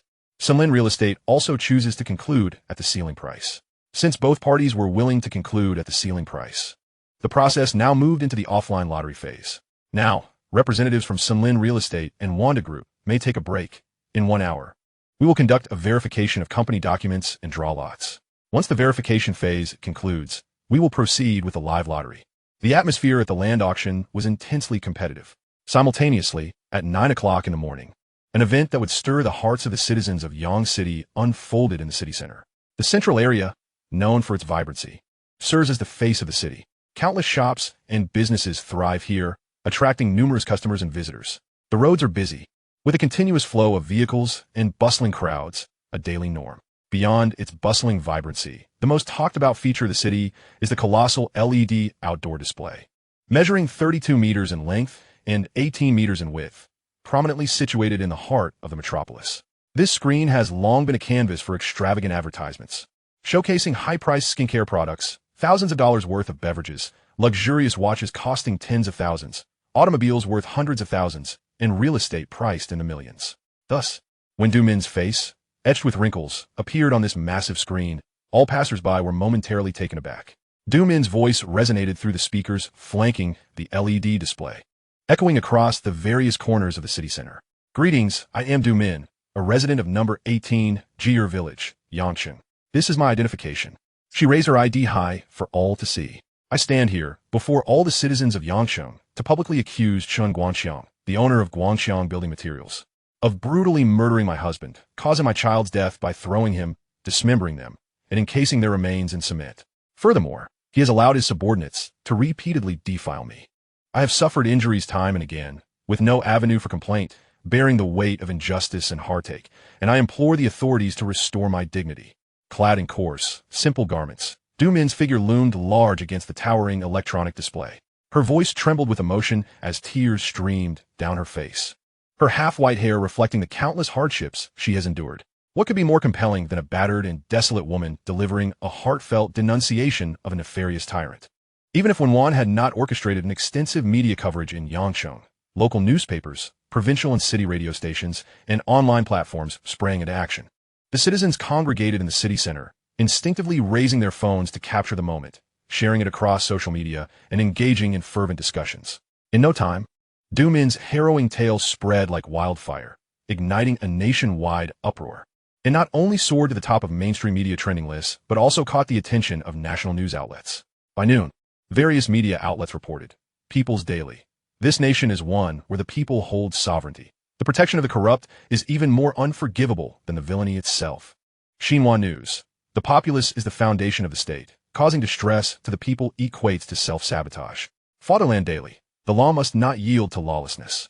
Fairness and justice are the soul and essence of governance. Central News. The eradication of crime and evil is an urgent task. We must not allow the people to suffer. At the Public Resource Trading Center at No. 2, Baishui Road, Yangcheng, most individuals remained engrossed in their work, blissfully unaware of the tempest of public opinion brewing outside. As the hour of respite drew to a close, Ji Desin and Chen Guangxiang cast increasingly sinister glances at Wang Sisi. Checking his watch, Ji Desin deemed the time ripe for action and discreetly signaled Chen Guangxiang. Understanding the cue, Chen Guangxiang rose with a smile, gathering a few accomplices to lie in wait at the end of the corridor near the women's restroom. In the lounge, an individual carrying a cup of coffee casually passed by Wang Sisi, feigning indifference, only to inadvertently spill the entire cup on her crisp white shirt, leaving her feeling sticky and drenched, igniting her urge to retaliate with harsh words. "I'm so sorry, truly. It was unintentional. How about I accompany you to the restroom to clean up?" Wang Sisi declined the offer for company, asserting her independence as she made her way to the restroom alone. She was acutely aware of Ji Desin's intentions against her, anticipating that this time she might escape unscathed, but that further, more abhorrent schemes awaited her. In the restroom, her graceful figure approached the sink. She glanced at her reflection in the mirror, turned on the tap, and splashed water onto her damp attire. Suddenly, a commotion erupted behind her. Before she could react, several men surged from the corners, swiftly covering her mouth and nose, seizing her arms and restraining her firmly. Chen Guangliang, with a face full of brutishness, approached her wielding a spring-loaded knife. The blade glided from her brow to her cheeks, finally resting at her chest, as he grinned malevolently. "Ms. Wang, you have quite the figure. Why don't you stay and entertain us?" Wang Sisi retaliated with a kick aimed at Chen Guangliang, but he caught her foot with ease, laughing heartily at her defiance. "Such a feisty little thing. I like that." His expression then shifted to one of stern authority as he commanded his subordinates. "Help Ms. Wang out of her clothes. Let us take a few pictures. If she refuses to withdraw from the lottery, we'll show her father just what his daughter is made of." Chen Guangliang's cronies, equally depraved, eagerly obeyed their boss's orders. Just then, Chen Guangliang's phone vibrated. "Damn it, who dares to interrupt me at such a crucial moment?" He spat, pulling out his phone for a glance. The sight that met his eyes made his blood run cold. A video had arrived, only 5 seconds long, featuring his son, Chun Changhai, suspended by his arms, shirtless, with a sign hanging from his chest that read, "Let her go." Not far from him, a high-speed cutting machine whirred ominously, its sharp gears inching toward his son's chest. Unless fate intervened, within mere seconds, that machine would eviscerate his son. Chapter 42, Withdrawal. "Mr. G, I'll mess things up again." Ji Desin, who had previously exuded confidence, now wore a grim countenance as he witnessed Chen Guangxiang emerge in a panic. His voice was low and tense. What on earth happened? Chen Guangxiang, in a state of fury and desperation, his eyes reddened with rage, stammered, "They've kidnapped my son. They've hung him up and are threatening him with a cutting machine. What can I do?" "Mr. G, you may lose a piece of land. But if I act against Wang Sisi, I risk losing my only son." Ji Desin's fury surpassed Chen Guangxiang's, and disregarding the presence of others in the lounge, he seized Chen Guangxiang by the collar, roaring in a ferocious and cruel manner. "Everything your family has is because of me. Your son is worthless. A son can be replaced, but I cannot simply conjure more land to make money. Without money, how can I support all you leeches?" Upon entering the lounge, after adjusting her clothes, Wang Sisi was met with this chaotic scene. As she passed by Ji Desin, she shot him a contemptuous glance and remarked, "What leeches? I see nothing but 2 dogs gnawing at each other." Ji Desin released Chun Guangxiang, his venomous gaze tracking her as she moved. The land hasn't settled yet. I advise you to watch your tongue. Wang Sisi was taken aback, unable to fathom how one could possess such double standards, and found herself laughing in disbelief. It is not I who speaks ill, but your mouth likely harbors a cesspool. She continued, how did someone like you manage to be named one of Yangshang's top 10 outstanding entrepreneurs? And what is this about being a most touching citizen? You truly have the audacity to embellish your own image. Ji Desin, unwilling to engage in a war of words with a woman, refrained from continuing the argument. Regarding his impressive array of titles, such as outstanding entrepreneur, most esteemed citizen, and benevolent philanthropist, these accolades are indeed a source of pride for him. Having accomplished so much for Yang City, providing sustenance for countless individuals, is it not justifiable that he receive such honors? Ji Desin smirked cynically. The little one is blissfully unaware of the world's complexities. Just wait until you find yourself weeping to your father. Wang Sisi, with a pointed remark, retorted, if anyone ends up crying, it will be you, and you'll have no choice but to weep at your father's grave. Ji Desin's fist clenched suddenly, his eyes glinting with malice. In the city center, within a shopping plaza, Wen Wan sat in her exclusive vehicle, casting a glance at the electronic screen that incessantly looped Du Min's exposure video. She then compiled a detailed list of all expenditures for the occasion and handed it to Wei Zhan beside her. Your quest for justice on behalf of Du Min is nearly fulfilled. Chun Guangxiang will surely not escape. However, I will not cover the expenses incurred for the advertisement. The debts will be gradually deducted from your salary. I provided you with the detailed accounts. Review them, and if all is satisfactory, do sign. Wei Zhan, burdened with debts, was taken aback. He had not anticipated Wen Wan would resort to such extreme measures to publicize Du Min's case. Yet, he couldn't deny that this approach appeared remarkably effective. While they conversed, someone rapped on the rear window of the car. Upon seeing it was Evan, Wen Wan lowered the window. Have you located him? Evan shook his head. Young Master Ji is not at G Manor. However, he did return early. As for his whereabouts now, no one seems to know. A surge of frustration ignited within Wen Wan, compelling her to kick the leather seat forcefully. I told him to wait for me, but he refused. The Ji family is hardly virtuous. With him back so soon, who knows what trouble he might be in. Now, he has gone missing, and I can't even find him to offer support. Evan hesitated, his words rolling on the tip of his tongue before he cautiously reported. Miss, I inquired around G Manor, and young Master G hasn't been bullied. Rather, he nearly choked Chin He to death. Wen Wan looked at Evan with suspicion. What did you say? Evan succinctly relayed the information he had gathered, which aligned closely with the truth. Upon hearing this, Wen Wan felt even more perturbed. If he could handle the scum on his own, did that not render her assistance unnecessary? She resolved that she must take further action. After some contemplation, she realized that He was no easy adversary. If Lengming treated her poorly, she would undoubtedly seek revenge. A foolproof plan to eliminate He from the equation was imperative. Upon hearing this, Wei Zhan's eyes suddenly sparkled. The big boss had mentioned he had previously engaged in a transaction with a paparazzo known as the super photographer, trading videos of He and a rising star. However, the paparazzo was still biding his time, refraining from releasing this explosive news, likely waiting for its value to appreciate.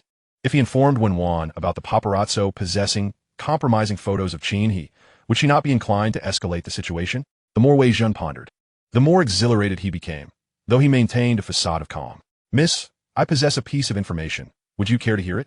Wen Wan responded, speak freely. If it's good, I shall forgive half your debts. Wei Zhan, now more animated, promptly divulged the identity of the super photographer. Upon hearing the intel he provided, Wen Wan made an immediate decision. Evan, get in touch with this paparazzo. If he truly has compromising material on He, we need him to release it across the internet. Evan complied without hesitation. As the window was raised once more, Wen Wan cast a piercing glance at Wei Zhan.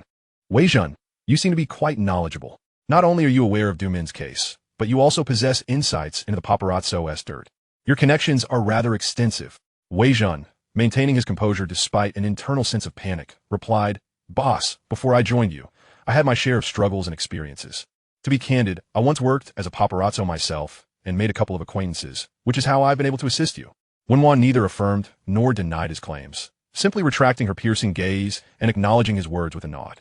At 10:30 a.m., within the Public Resource Trading Center, the lottery phase officially commenced. Staff entered the lounge to inform Forest Real Estate and Wanda Group that they could draw lots on site. Ji Desin quietly inquired of those around him, Is everything prepared? A companion responded, Rest assured, the funds have been discreetly delivered. and they're willing to cooperate with us. If you draw number 1, the result will undoubtedly be 1. If you draw 2, it will be 2. No matter what, this land will surely be yours. G. Dessen nodded in satisfaction. Finally, there was something pleasant to look forward to. Yet his contentment was short-lived, not even lasting 3 seconds before he had fully exited the lounge. Wang Cici's assistant team obstructed his path.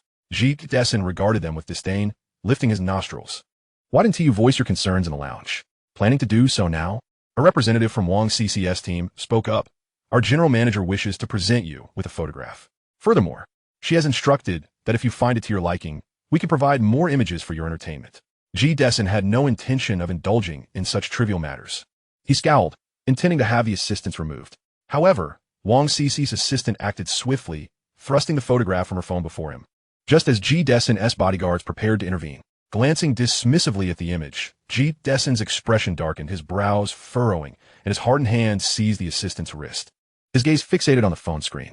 Where did you obtain this? The assistant, seasoned in confrontations, remained unflinching before G. Dessen.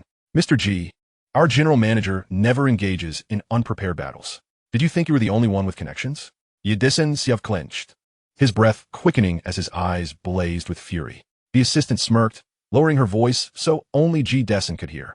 Mr. G., should you dare step out of this conference room, I assure you that the projection equipment in the lottery hall will broadcast the explosive scenes contained within my phone for all to witness. Let the national officials, public servants, and elite lawyers appreciate the exquisite figure of your wife as she exerts herself on another's bed. How does that sound? G. Dessen's teeth ground together, his eyes glistening with a murderous rage. You think this is enough to intimidate me? The assistant scrolled through her phone, wearing a sly grin. What about this? Mr. G., it's hard to believe you're already in your 40s, yet still so vigorous. While others may not admire your wife, they would surely appreciate the imposing presence of a renowned philanthropist like yourself. Perhaps you might even earn the title of the most virile man after being recognized as the most conscientious entrepreneur. The thought alone made me a tad envious of you. Meanwhile, Wang Cici had already taken her seat in the conference hall. As the attendees waited 5 minutes, then 10, G. Dessen still had not arrived. It was not until 30 minutes later that G. Dessen's legal team informed the auction house, Force Real Estate, of their withdrawal. Chapter 43, The Bachelor. Wang Cici acquired the G22486 land parcel for the sum of $988 million, a premium of $124. As she relayed the message to Ji Lengming, he was busy tidying up a pile of criminal tools in an abandoned house on the outskirts. Not far from him hung Chun Shanghai, bound and suspended, while the floor was strewn with engine assembly parts, gears, blades, cutting tables, and other items. The modest room was cluttered with 6 barrels of gasoline, the dim light casting shadows amidst swirling dust, and the air was thick with the acrid scent of gasoline, rendering the environment exceedingly harsh. Ji Lengming, this is Wang Cici. I know. All right, I'll be brief. I have secured the land, and barring any surprises, G. Dessen will deploy all his power to suppress me. You promised me you will help me safeguard the plot. What should I do next? Just wait, Ji Lengming replied. Wait? For how long? Wang Cici asked, puzzled. Yes. Just wait. Soon, the G family will collapse on its own. Wang Cici chuckled. Are you joking with me? Joking will not resolve the issue. I speak only the truth. If all goes well, you should see results by tonight. Wang Cici decided to trust him once more. All right. I will wait. Just as she was about to end the call, Ji Lengming halted her. Could you do me a favor? What do you need me to do? Help me take someone away from the G family. With your abilities, it shouldn't be difficult to discreetly extract a person. Wang Cici was genuinely confused. Who do you want me to take? A woman named Duan Yu. She is pregnant, so be careful. Your woman? Ji Lengming wished to keep the details sparse. If word got out about Duan Yu being pregnant with G. Dessen's child at this juncture, it could jeopardize his subsequent plans. Thus, he affirmed, yes, my woman, my child. Wang Cici hesitated for a moment, then asked a rather inappropriate question. Are you married? No, it's a case of premarital pregnancy. Wang Cici inexplicably felt relieved. With a teasing tone, she remarked, you seem quite the cad in matters of the heart. Are you a player? Not at all. I am an advocate of celibacy. The term celibacy seemed to pique Wang Cici's interest in this unseen young man. I don't particularly enjoy being single, but I am a queen of the sea. Her voice suddenly turned sultry, sweet, and dripping with allure, laden with unmistakable innuendo. If you want my help, you must show some sincerity. Meet me tonight at the bar, and I shall assist you. Without giving Ji Lengming a chance to respond, she abruptly ended the call. Ji Lengming felt quite displeased with her negotiation tactics, but was wary of her potentially using this to complicate future agreements. He chose to endure her antics for the time being. Ji Desen hurriedly drove to the Ji residence, speeding along the way. He instinctively blamed Qin He for the failure to acquire the land. That fickle woman, living in his luxurious mansion, spending his money, enjoying every convenience he provided, all while basking in the glow of his honor. And yet, she brought her lover into his home to engage in such disgraceful acts. Such a wretched woman. She must be punished to quell his fury. Upon arriving at the Ji residence, Ji Desen tossed his car keys to the driver and stormed into his garden. His anger palpable, Qin He was leisurely seated in a rattan chair, savoring the dishes presented by the chef. This rich soup is delightful. We should prepare more for dinner. She set down her spoon, picked up a pair of chopsticks, and reached for a sweet pastry when suddenly, Ji Desen, his face flushed with rage, stormed towards her. Before Qin He could utter a word, he seized the chef's platter and overturned it onto her head. In an instant, rich soup, fried pastries, and braised sauces drenched her from head to toe. Qin He screamed, "Ah, Ji Desen, are you insane?" Ji Desen, his face red with fury, felt that such a meager punishment could hardly compensate for the losses Qin He had caused him. "You shameless woman. You enjoy selling yourself, don't you? Watch me end you." He picked up a dinner knife from the floor, aiming it at her chest, ready to plunge it in. Qin He, not foolish, would not simply await her demise. Her survival instincts surged, and disregarding her image, she rolled off the rattan chair, grabbed the chef beside her for protection, and began to scream at the top of her lungs, "Help! Someone is trying to kill me. Help! Xiao Heng, your father is going to kill me. Save me." While crying out, she stumbled toward the house, desperate to find Ji Heng. With her son present, Ji Desen, who was so fond of him, would surely think twice before laying a hand on her. Ji Heng was on the third floor, trying on new clothes, torn between a pale blue suit with a bow tie and a trendy outfit. Suddenly, he heard shouting from downstairs. Listening closely, he recognized his mother's voice. He hurriedly discarded the clothing and rushed down. Upon reaching the second floor, a glance at the first floor left him aghast. Ji Desen, towering and muscular, had always been attentive to fitness and physique. His strength and speed far surpassed Qin He's. He quickly caught up to her, yanked her by the collar, and pulled her before him, delivering 2 hard slaps with all his might. "Run. Do you dare to run again?" What Ji Heng witnessed was his father attacking his mother. "Dad, what are you doing? Why are you hitting Mom?" Qin He struggled desperately, her once immaculate hair now a chaotic mess, her makeup ruined by tears, sauces, and soup, leaving her devoid of any semblance of elegance. "Xiao Heng, save me. Your father has gone mad." Ji Heng, frantic, realized their home had been plagued with troubles. First, his mother was burned, then his father's infidelity, followed by changes to his plans with Wen Wan, and now his father's madness. What on earth was happening? He dashed downstairs, pushing Ji Desen aside to shield Qin He behind him. "Dad, can we just talk this out? Why resort to violence? She is your partner, my mother. You must respect her." Ji Desen's eyes blazed with fury, looking as menacing as a wolf. "Respect? You dare speak to me of respect? She cavorts with her lover, engaging in such debauchery, and you expect me to respect her? Do not forget, it is I who provides for your every need, not that wretched woman." Ji Heng was taken aback by the revelation of his mother's infidelity. Yet, out of loyalty to his mother, he retorted, "What about you? Have you not also strayed with the maid? As if no one knows. My mom is a wretched woman, but you are any better? You are even worse." Ji Desen, already seething with anger, found Ji Heng's words like fuel to the fire. In a fit of rage, he grabbed a nearby porcelain object and hurled it at Ji Heng's head. The porcelain struck Ji Heng's forehead, splitting it open and blood gushing forth. The fragment shattered on the floor, an irretrievable sound echoing in the air. Ji Heng, with blood streaming down half his face, clenched his teeth, trying to remain calm. "Dad, today is my birthday. After this birthday, I will be going abroad to study." He took a deep breath. "Could you perhaps wait until I have celebrated this birthday before calmly discussing matters with Mother? You two have been married for so many years, sharing a deep affection, and are renowned in high society as a model couple. Over the years, countless friends have envied me for having such a family. Father, my friends will be arriving shortly. Could you refrain from disrupting such a splendid occasion today on my birthday?" Ji Heng's earnest plea struck a chord with Ji Desen, who was indeed concerned about the matter. It was true, he could violently reprimand his wife and children behind closed doors, but such conduct must never be displayed in front of outsiders. Ji Heng's birthday celebration had invited numerous affluent and influential guests, all members of the upper echelons of society. If news of his family's disgrace were to leak, would he still retain any semblance of dignity? He possessed a plethora of honorary certificates, trophies, and accolades. His many honors could not be tarnished at this moment. Ji Desen's fury temporarily subsided. He kicked a shard of porcelain at his feet, muttering curses. You should tidy yourselves up with your mother and consider your appearance. Half an hour later, Qin and Ji Hung emerged from the grand living room, impeccably groomed. Their faces bore smiles, their attire was opulent, and their demeanor was elegantly poised, as radiant as ever. Chapter 44, A Life for a Life. On the 23rd, the sky was clear and the air fragrant with the scent of blooming flora. A perfect day for a celebration. The Ji family servants had nearly finished preparing the decorations. Colorful ribbons fluttered, balloons swayed, and luminescent letters spelling happy birthday shimmered on the lawn in a kaleidoscope of hues. Starting from 4 o'clock in the afternoon, guests invited by the Ji family began to arrive in succession. Qin navigated between the servants and guests, orchestrating the festivities, while Ji Hung laughed and chatted with his companions, all waiting eagerly for the birthday banquet to commence.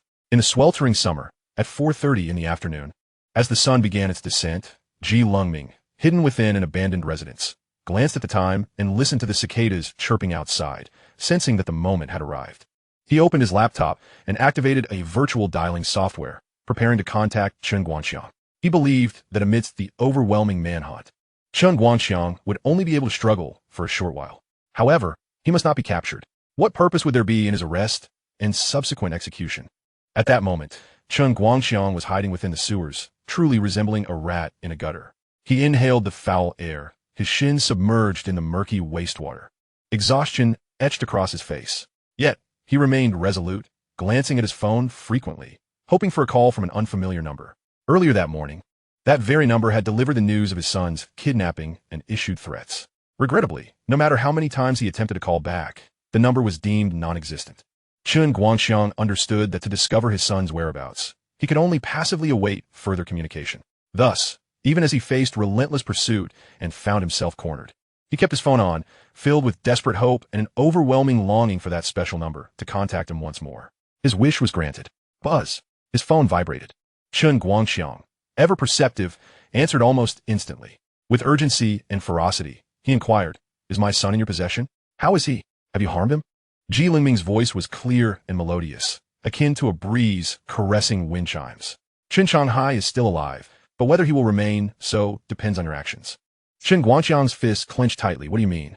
Lengming enunciated each word with clarity, his voice as pristine as a blue sky. A life for a life. Trade your life for your son's. Chen Guangxiang hesitated not for a moment. He had committed countless heinous acts, yet one thing remained unwavering, his love for his only son. All right, where are you? I promise not to resist. Do as you will with me. Just please do not harm my son. Lengming's lips curled into a smile. As pure as a lake after a rainstorm, as vast as the boundless sea, radiant and exuberant. It is not I who will take action. I want you to die at Ji Deson's hands. I want him to bear the stain of murder. I want him to be publicly disgraced. A tremor coursed through Chen Guangxiang's heart. His parched lips quivered, rendered speechless by shock. The target was Ji Deson. This was a twist he had never anticipated. This individual was meticulous and cunning, yet he found no room for refusal. Lengming proactively articulated the pros and cons to Chen Guangxiang, his tone gentle and cultured. The matter regarding Du Min has already come to light. Tracing back, your other misdeeds will undoubtedly be exposed. No matter how skilled the lawyers you hire, a death sentence is inevitable. You see, you are a man on the brink of death. Trading your worthless life for your son's is it not, a rather advantageous exchange? As long as you perish by Ji Deson's hand, I will immediately release your son. Not only will I release him, but I will also ensure he live a life of comfort and ease. What do you say, Mr. Chen? Do you agree? Chen Guangxiang's breath quickened, his heart aching unbearably. His eyes grew warm, and the fierce countenance he once bore was now filled with a profound sense of helplessness. May I see him again? If I follow your instructions, will you allow me one last glimpse of my son? Lengming did not refuse. He sent Chen Guangxiang a video. In the footage, Chen Shanghai remained bound, albeit conscious, his eyelids fluttering occasionally, lacking vigor. Upon seeing his son's face once more, tears streamed down Chen Guangxiang's cheeks. At 7 in the evening, as the sun dipped below the horizon, the world returned to a state of obscurity and chaos. The Ji family estate was ablaze with lights and laughter, filled to capacity with esteemed guests. The garden's buffet table overflowed with exquisite dishes and beverages, while music, lights, and alcohol transformed the beautifully arranged garden into a grand ballroom. People moved through the crowd. However, Wen Wan searched in vain among the throngs for Lengming's presence. Miss Wen, How have you been of late? Someone noticed Wen Wan alone and approached her. Wen Wan, disinterested, barely lifted her gaze. Leave me be. The individual persisted. Don't be like that, He was hoisted away by Evan, who tossed him into the pool. As Evan emerged, splattered with water, he displayed a rare display of kindness, offering a tissue. You haven't found him either? Evan, wiping the water from his face, nodded. We've searched the G residence inside and out, but there's no sign of the second young master. He seems to have been missing since he left this morning. Wen Wan felt an overwhelming sense of frustration. Do you think he might have returned to City C? Evan replied, I've already notified the shipping, railway, aviation, and ground transport departments to be vigilant. There are currently no reports of his departure. Wen Wan exhaled heatedly, her heart a tumult of urgency, anger, and helplessness. In truth, she harbored a suspicion. She suspected that Ji Lengming had been confined by the Ji family. By choking Qin He had effectively made an enemy of her. Given Qin He's temperament, it was unlikely she would let the matter rest. If Ji Lengming truly has been imprisoned by Qin He and the others, how can she compel them to release him? Just then, Ji Hung approached. He was dressed handsomely tonight, though a thick bandage on his forehead marred his appearance and attire significantly. Ji Hung offered a glass of drink to Wen Wan, who waved her hand, about to decline. Ji Hung smiled. I am leaving Yang City tonight. After all these years of friendship, can you not even honor me with a drink? Wen Wan cast him a languid glance, her voice cold and unyielding. Moral coercion is futile against me. Y pusas no muraos. Put away your drink. Ji Hung's expression stiffened. He glanced around, relieved to find no one else was paying attention to them. As he attempted to soften his tone further, Evan had already stepped protectively in front of Wen Wan, blocking Ji Hung's gaze. At that moment, Ji Dessen approached, clad in a white suit and tie, resembling a sanctified priest. Observing Wen Wan's indifference towards Ji Hung, he let out a disdainful snort. He raised a glass of wine and approached her with a warm, benevolent smile. Wen Wan, if you refuse to drink with little Hung, surely you can share a toast with your uncle? Ji Dessen, being a senior to Wen Wan, prompted Evan to step aside out of courtesy. Evan thought to himself that while his boss might not give Ji Hung any face, it was unacceptable to disregard a senior's dignity. Yet who was Wen Wan?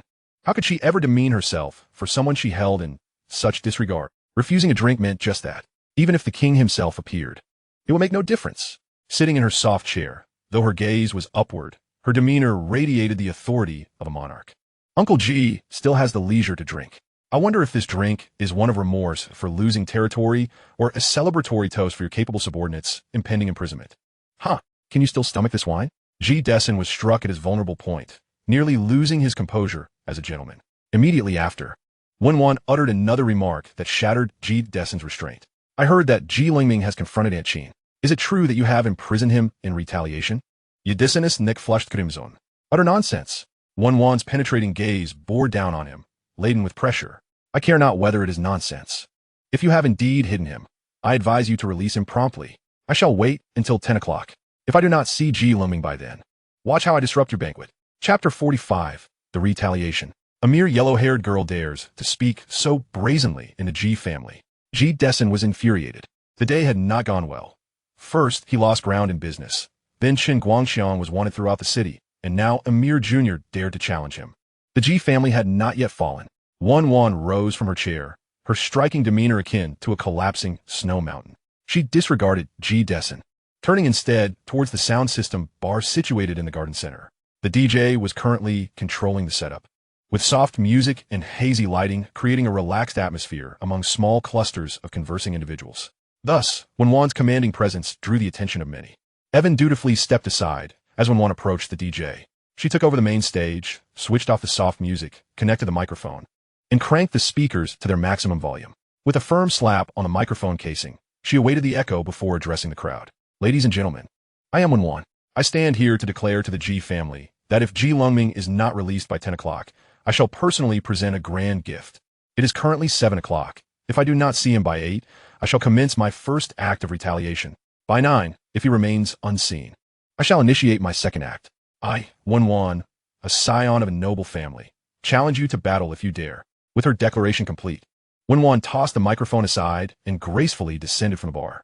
In the dim light, her slender figure appeared delicate, yet unmistakably wielded the power to split mountains and seas, creating a thunderous impact.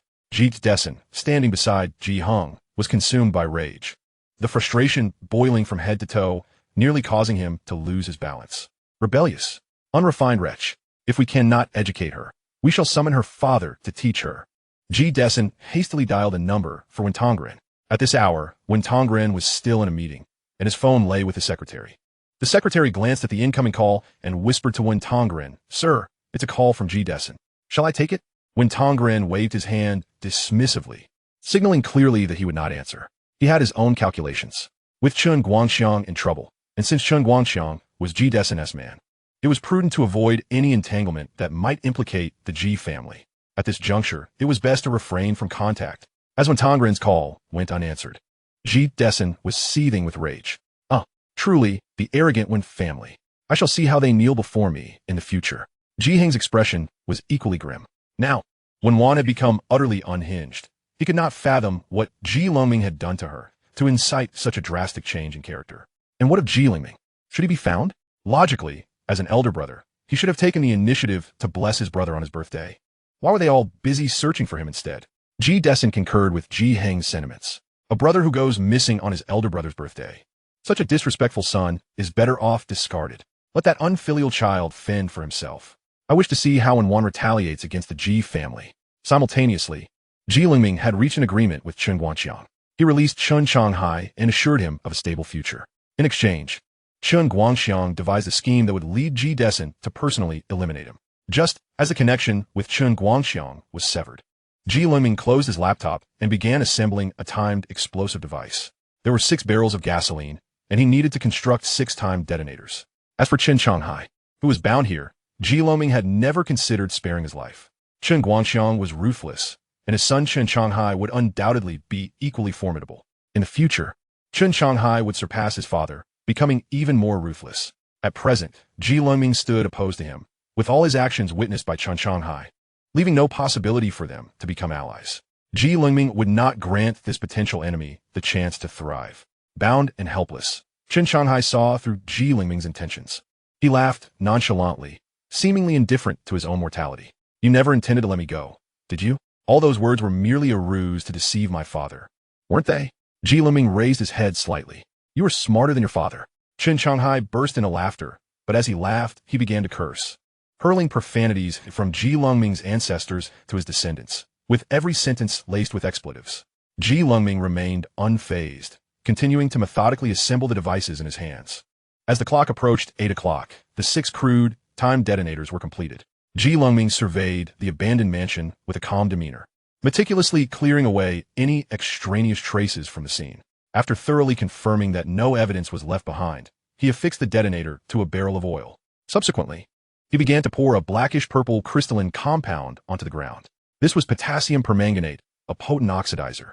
If all went according to plan, in 10 minutes, the explosive device would blast 6 oil barrels open, causing gasoline to flow incessantly from the ruptured openings, merging with the oxidizer scattered across the floor. At that moment, a mere spark would transform this dilapidated, secluded abode into a scene of utter obliteration, leaving no trace behind. Having completed his preparations, Ji Lengming activated the timer and stepped into the enveloping night without a backward glance. 20 minutes later, in an uninhabited wilderness, a deafening explosion erupted, followed by 2 dull thuds. The long-abandoned shack was torn to shreds in the violent blast, flames soaring into the sky. As the clock approached 8 o'clock, only 3 minutes remained until Wen Wan declared war against Ji Dessen. What's the situation? Still no sign of activity. Very well. It seems one must not shed tears until one sees the coffin. Wen Wan stood in the corridor, gripping the railing with both hands, her gaze fixed on the starry sky. "Is the super photographer ready?" Evan responded. "Everything is prepared. We've negotiated prices with major online platforms. Once we release this scoop, it will undoubtedly top the trending charts. The paid commenters are lined up, and several influencers have also been alerted. Additionally, I've spoken with that little star. He previously filmed an explosive video in your dressing room, which brought remarkable marketing success for your Qingmu apparel. He claims his current status is entirely due to your nurturing, so he is at your disposal, whatever you wish to do." Wen Wan was quite pleased with the man's perceptiveness. Then tell him that once his video with Qin he goes live on the major trending platforms, he should select the most popular live streaming platform to broadcast. During the live stream, he should divulge more details about himself, and Qin he to escalate the heat of this matter. Understood. With only a minute remaining until 8 o'clock, Wen Wan asked Ji Dessen once more. Upon receiving a definitive rejection, she unhesitatingly instructed the major platforms to release a 6-panel comic. At precisely 8 o'clock, across the nation, Anyone who had downloaded Weibo, Baidu, UC Browser, or any social platform received a simultaneous push notification of a 6-panel comic. The comic possessed a beautiful aesthetic. Its content was shockingly shameless and vulgar. The first panel depicted a sophisticated matron alongside a vibrant young man. The second illustrated their fiery liaison. The third showed the matron returning home to encounter her husband, mocking him for being as thin as a toothpick. The fourth panel depicted her husband, tragically wearing the green hat, willingly offering their marital home to the two for their amusement, in a desperate attempt to prevent his wife from revealing their 30-second escapade. In essence, the comic's narrative was exceedingly melodramatic, encompassing themes of infidelity, impotence, and subservience among men. Following this, various influencers began to speculate on the identity of the young man. By comparing the comic's imagery, they swiftly identified several recently popular young stars in the entertainment industry who bore a resemblance to the depicted character. Ordinary individuals, usually indifferent to current events, exhibited a hidden curiosity regarding celebrity scandals, especially those involving moral dilemmas. The name of the Toothpick Green Hat Man quickly spread far and wide. Many attendees at Ji Heng's birthday celebration were adept internet users, and upon encountering such explosive gossip, they eagerly shared it. Matters between men and women spread like wildfire. In no time, everyone at the gathering was aware of the Toothpick Green Hat Man's plight. Originally there to celebrate Ji Heng's birthday, the gathering devolved into a discussion about the identity of the young man and the unfortunate fate of the Toothpick Man. Some recalled Wen Wan's earlier warning. Indeed, hadn't she stated that retribution would occur at 8 o'clock? The comic just so happened to be released at that exact hour. Could it possibly be linked to her? This question successfully instilled a sense of unease among all present. Ji Lengming remained oblivious to Wen Wan's devastating campaign against the Ji family. He was unaware of the considerable resources she had expended in her pursuit of him. His plan was to first meet Wang Cici at the Nightshade Bar to confirm that someone would take Duan Yu away, then discreetly gather information near the Ji residence. Once he confirmed that Ji Dessen had been witnessed committing murder in public, he could return to City C. However, he had not anticipated Wen Wan's grand-scale media warfare, nor could he fathom the magnitude of its impact. At the Ji residence, the once lively atmosphere grew silent and uneasy due to Wen Wan's retaliatory warning and the timely release of the comic. Everyone had come to revel, not to witness each other's familial disgrace. Family scandals should remain hidden. The awkwardness was palpable as they stood there. Some cautiously suggested, "Shall we wait a little longer? If by 9 o'clock there are still no developments, we can make an excuse to leave." Yes, perhaps it's merely a coincidence that it coincided with Wen Wan's timeline. That comic may not even pertain to the Ji family. Qin He, Ji Dessen, and Ji Heng also received similar news. Ji Dessen, well connected, quickly discovered who was financing these efforts. Although others were unaware of the truth, they knew. And Ji Dessen was so enraged that he smashed an entire cabinet in the kitchen. Is that intolerable? Wen Wan's voice rang out in the Ji residence's hall. She stood beneath the cold, white light, her skin nearly translucent, her voice as frigid as the illumination surrounding her. "Now it is 9 o'clock. Is your answer still the same as before? Qin He, if you're the one holding him, release him immediately." Qin He felt quite wronged. When did I ever hold him captive? He choked me, and my neck is still red from it. He is so vicious. How could I possibly contain him? Ji Dessen turned to Wen Wan. "You too heard it. That wretch's disappearance has nothing to do with my Ji family. Furthermore, Wen Wan, allow me to speak candidly. Ji Lengming is merely the offspring of a foot-washing girl. He is poor. He is a lowly commoner. If it weren't for my benevolence in providing him a meal, he would have starved long ago.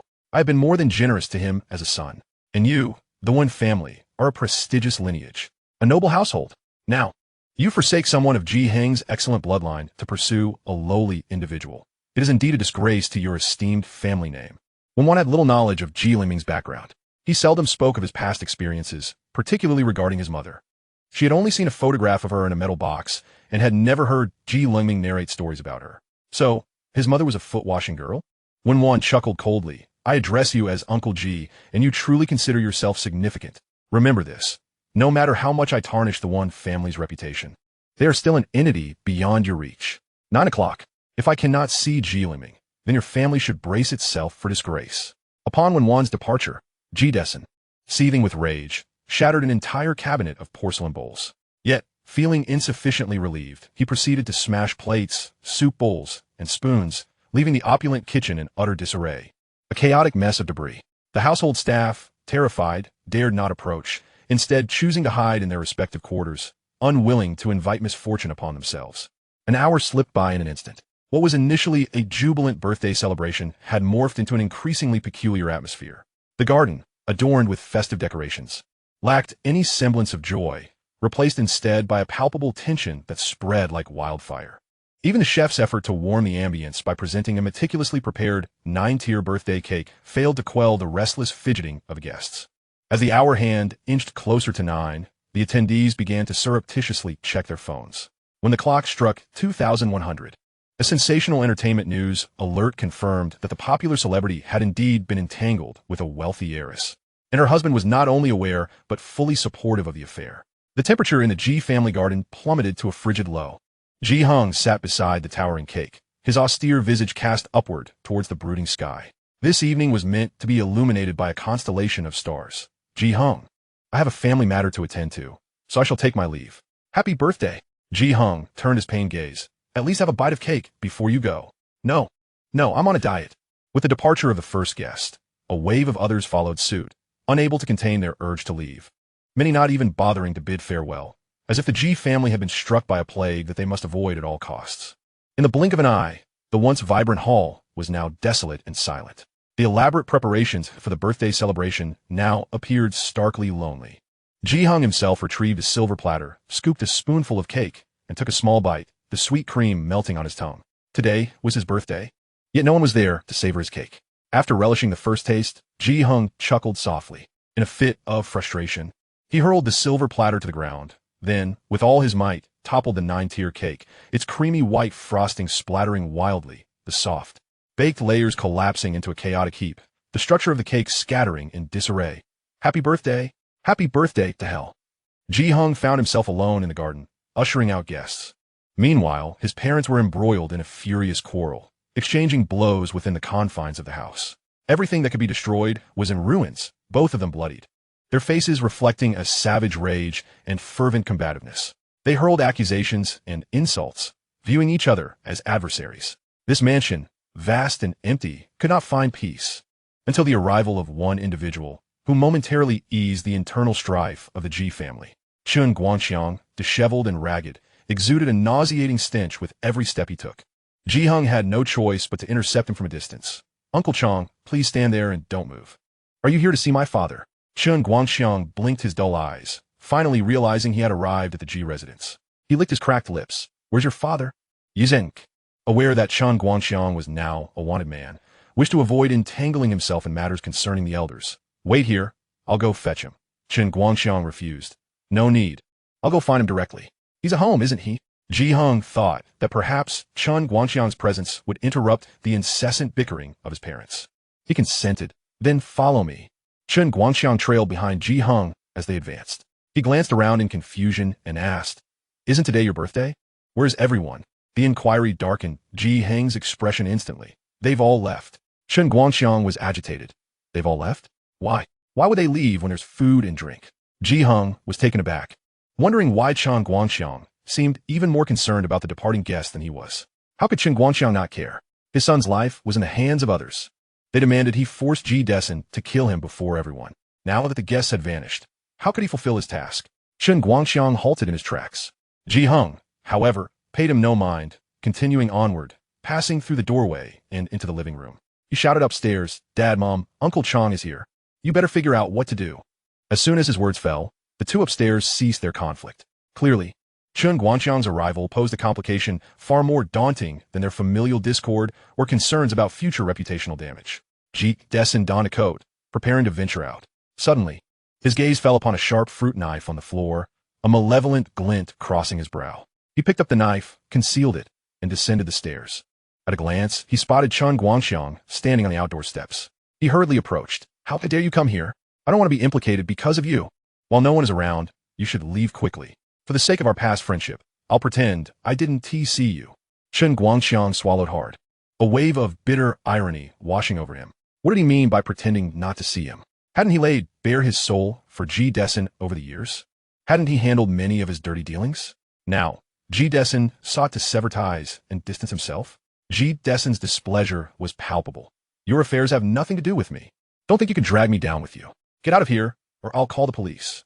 Chun Guangxiang, filled with indignation, shot back. Fine, let the cops come. Let us see if you can withstand an investigation.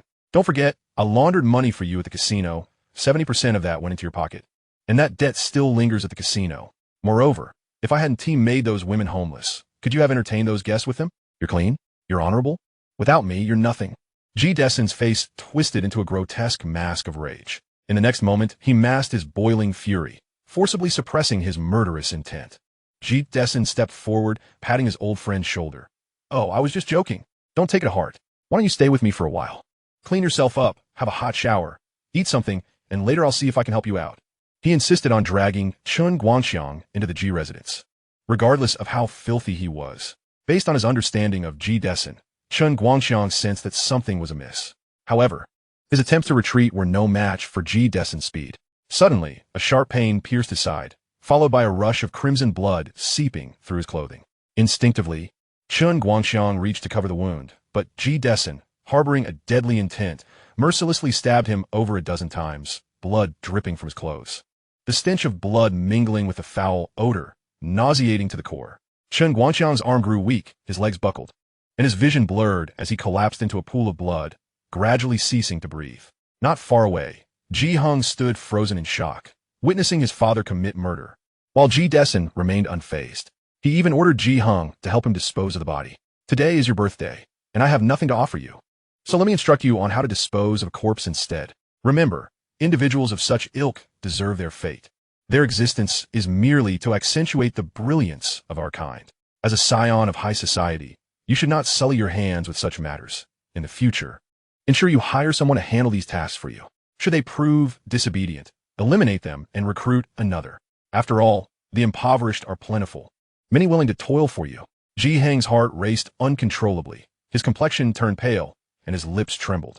The events of today had far exceeded his capacity to endure. His mother's infidelity, his father's murderous act, the harmonious and blissful family he had always prided himself on was merely an ephemeral illusion. Today marks both the birthday of Ji Hung and the anniversary of his demise. Chapter 47, Nightshade Bar. Wen Wan departed the Ji residence before 10, even earlier than the first to suggest leaving. This was largely due to receiving a lead from someone. It was reported that Ji Lengming had been spotted at Yangqing's renowned nightlife venue, Nightshade Bar. To substantiate their claim, the informant had even sent a photograph to Wen Wan. Though the lighting rendered the individual's features somewhat indistinct, Wen Wan recognized Ji Lengming at a glance. Upon realizing his whereabouts, she felt a tumultuous mix of emotions. A sense of relief flooded her. At least he was safe. Yet, indignation simmered within her. She had scoured the world for him, fearing he would be mistreated, only to find him in a place she had never anticipated. Nightshade Bar, a den of debauchery where men and women intermingle, a paradise for inebriated crime, is the most extravagant nightlife venue in Yangqing. Though Wen Wan did not frequent such places, she was not oblivious to their existence. Her social circle contained many who reveled in nightlife, and merely listening to their discussions allowed her to glean much about the antics therein. Now, a photograph revealed Ji Lengming had ventured into such a realm. Thus, alongside her relief and indignation, a surreal absurdity enveloped her. "Miss, we have arrived at the bar." Evan's voice jolted Wen Wan from her reverie. She alighted from the vehicle. With no window to shield her, the dazzling display of lights intertwined and enveloped her, a wave of intoxicating opulence washing over her. The building, resplendent as a palace, harmonized ambiguity and decadence within the shifting hues of light, while the cacophony of jubilant cheers threatened to breach the ceiling, joyful, passionate, fervent, a siren's call to swift moral decline. As she gazed upon this architectural ensemble, the sense of unreality intensified. Would Ji Lengming truly frequent such an establishment? It seemed implausible. In the past, a mere kiss from her would redden his delicate ears for ages. At times, when she wished to tease him into initiating a kiss, he would become flustered, his gaze wandering, his face flushed, his breath uneven, a picture of innocence and shyness. How could such a reserved individual suddenly appear here? Wen Wan gritted her teeth, her skirt billowing as she stepped through the ornate, kaleidoscopic doors. Wang Cece occupied a booth in the inner circle, flanked by two muscular men. Before her, a crystal table was laden with an array of alcoholic beverages, fruit platters, and snacks, adorned with roses beneath a starry-themed dome, tinted with an enchanting hue by the beams of colossal lights. Ji Lengming sat quietly opposite Wang Cece. The music blared deafeningly, and amidst the youthful revelry, it was exceedingly difficult for him to hear a single coherent statement from her. "I have arrived," You must fulfill your promise now. Wang Cici dressed alluringly. Her gaze languid and affectionate, her figure curvaceous, bore the scent of red wine upon her lips, exuding an aura of temptation. She playfully patted the thigh of the muscular man to her left and whispered something to him. Soon, the man turned his attention to Lengming and approached him. President Wang wants you to sit closer, otherwise, she won't hear you. Lengming remained still, extracting a notebook and pen from his bag. Grasping the pen, he began to write rapidly. Once finished, he handed the notebook and pen to Wang Cici. Wang Cici remarked, "Two muscular men find it quite amusing. It's the first time I've seen someone bring paper and pen to a nightclub." Ignoring Lengming's method of communication, she chose to sit beside him, her proximity accompanied by a faint scent of wine and musk. This reminded Lengming of the quiet fragrance of cedarwood and unmelting snow that lingered around Wen Wan. Disliking the scent emanating from Wang Cici, he contemplated moving to another sofa. "Where are you running off to?" Wang Cici grasped Lengming's arm, urging him to stay. Lengming endured, stating, "President Wang, I believe our relationship is one of collaboration, mutual respect, and equality. If you have something to discuss, I kindly suggest we move to a more formal setting." Wang Cici feigned ignorance of Lengming's words, her soft, almost boneless arms encircling his waist. "What did you say? I didn't catch that. Please speak louder." Lengming, desperate to remove her arms from his waist, found himself thwarted as she slyly withdrew her grip just as he reached for her. Her legs crossed, shoulders sinking into the plush white sofa, she smiled boldly. "We're here to have fun tonight, not discuss work." Propping her chin on one hand, she extended the other. "Come, let us shake hands to mark our official meeting." Lengming, inexperienced in dealing with women, particularly seasoned seducers like Wang Cici, felt overwhelmed. However, before he could respond, another individual seized Wang Cici's outstretched hand. The newcomer, with an assertive grip, effortlessly removed Wang Cici's arm from Lengming's grasp. Only then did Wang Cici become aware of the sharp pain radiating from her shoulder. "Evan, inform the bar manager to lower the music." Wang Cici's gaze shifted to the individual who had disarmed her. Before her stood an exceedingly beautiful young woman. At first glance, she noted the young woman's beauty. At the second, she was overawed, not by her striking allure, but by the overwhelming aura of power that enveloped her. Standing there, she became the focal point, rendering the entire nightlife scene a mere backdrop. "If you wish to shake his hand, you are not yet worthy." The thunderous music abruptly ceased. The ensuing silence enveloped the revelers, momentarily halting their exuberance. Consequently, Wen Wan's high-pitched proclamation resonated clearly within the hall, piercing through the stillness. Wang Cici felt an inexplicable sense of embarrassment. A mere girl had attempted to harm her and dared to utter such bold words. To not teach this little imp a lesson would be a blow to her pride. Wang Cici was no stranger to confrontation. Gripping her arm, she suppressed the pain and defiantly reattached her dislocated limb. A formidable woman, she was decisive and increasingly assertive. "Who is this little girl, causing a ruckus instead of returning home to her mother? You will regret your actions tonight." Initially, Wen Wan had no intention of confronting Wang Cici. Yet, witnessing her readiness to engage in a confrontation ignited the pent-up frustration simmering within her, providing an outlet for her emotions. Wang Cici addressed one of the formidable bodyguards beside her, commanding, "Clear the bar and turn the lights to their fullest brightness. I want this little girl to comprehend the meaning of self-inflicted tribulations." Lengming, who had remained silent, bore an expression of discontent that rivaled that of the two women. He had been coerced into this situation by Wang Cici, intending merely to exchange a few words before departing, only to find Wen Wan unexpectedly pursuing him. Now, they were embroiled in a conflict. He had no desire to involve himself in their quarrel and yearned to leave. Yet, these two women proved to be insufferable, with one in front and the other behind, commanding bodyguards to block his way. "Evan, young Master G, I implore you to remain seated on the couch for a moment." Wang Cici's brawny bodyguard interjected. "Mr. G, our CEO Wang requests that you remain calm. Please indulge in food and drink. The expenses will be charged to her." Lengming, feeling disdainful amidst the two women, particularly as he was treated as a prize, insisted, "I must leave." Wen Wan approached with a frigid demeanor, producing a pair of handcuffs from seemingly nowhere and locking them around him with a snap. "Attempt to leave?" Wen Wan's eyes blazed crimson, her tone exuding cruelty. "You must first consider the price of your departure. Should you dare allow another woman to touch you, contemplate her fate." Chapter 48. The spread of blood go and capture that girl. Wang Cici's bodyguard obeyed, only to be intercepted by Evan. Without hesitation, Evan drew his firearm. At the sight of the gun, Wang Cici's expression shifted. It appeared this little girl possessed some background, Who are you? Pray, introduce yourself to your elder sister. Wen Wan pulled Lengming behind her, declaring, "You may not live to hear my name."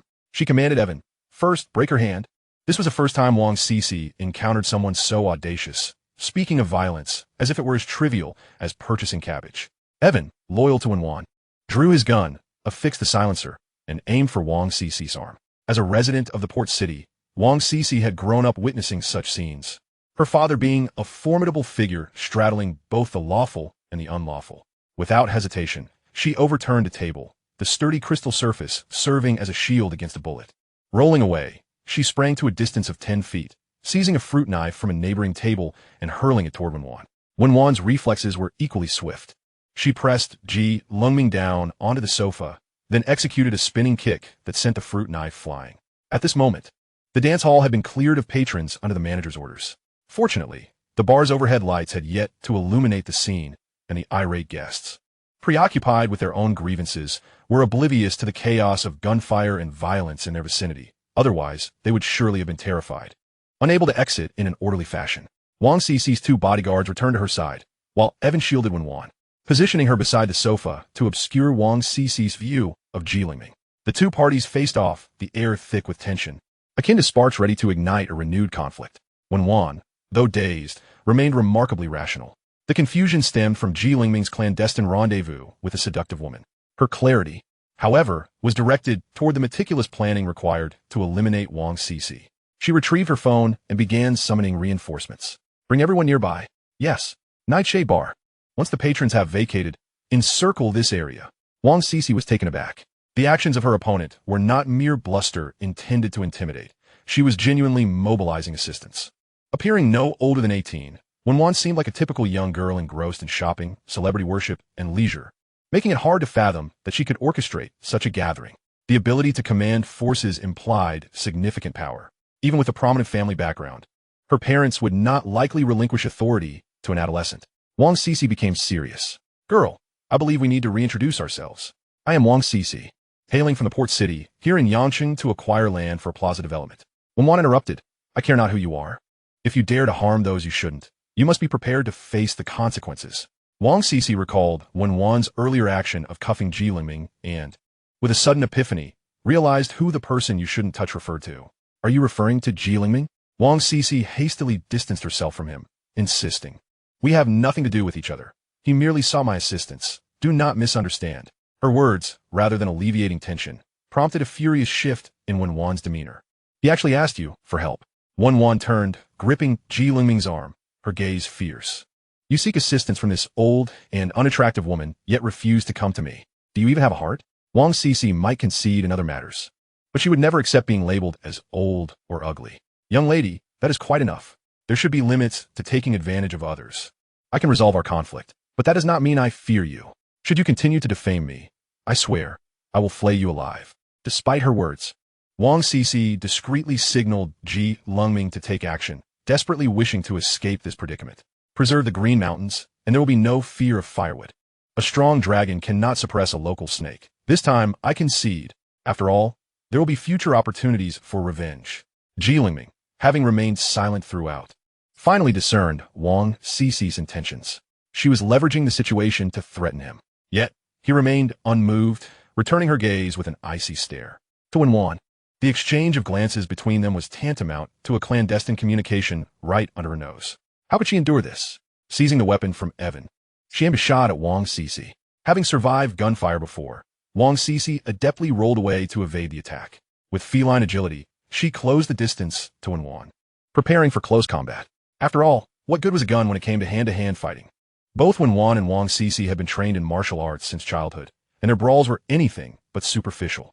As Wang Cici initiated a close-quarters assault, Wen Wan relinquished her gun to Evan and stepped into the fray, unarmed. Wang Cici threw a straight punch. Wen Wan evaded, pivoting her body to land a hook aimed at Wang Cici's jaw. The two exchanged blows, each strike resonating with intensity, their murderous intent palpable. Ultimately, Wen Wan seized an opportunity, executing a sweeping leg takedown that sent Wang Cici crashing down, her arm gripping Wang Cici's throat tightly. Wang Cici gasped for breath, acutely aware that her opponent genuinely intended to kill her. If she did not act swiftly to save herself, she feared this would be her final resting place. Her only hope lay with Lengming. Summoning all her strength, Wang Cece shouted, 25. Wen Wan, puzzled by this declaration, remained oblivious to its significance. However, the composed Lengming understood immediately. Wang Cece was offering him a sum of 3 million in cash and a 20 profit share from the land deal. Now, in her desperation to escape, she had raised the price to 25. Yet, Lengming remained unresponsive. Clearly, the additional 5 was insufficient. Wang Cece gritted her teeth, her eyes alight with an intense will to survive. 30. Lengming toyed with the shackles on his wrists. 35.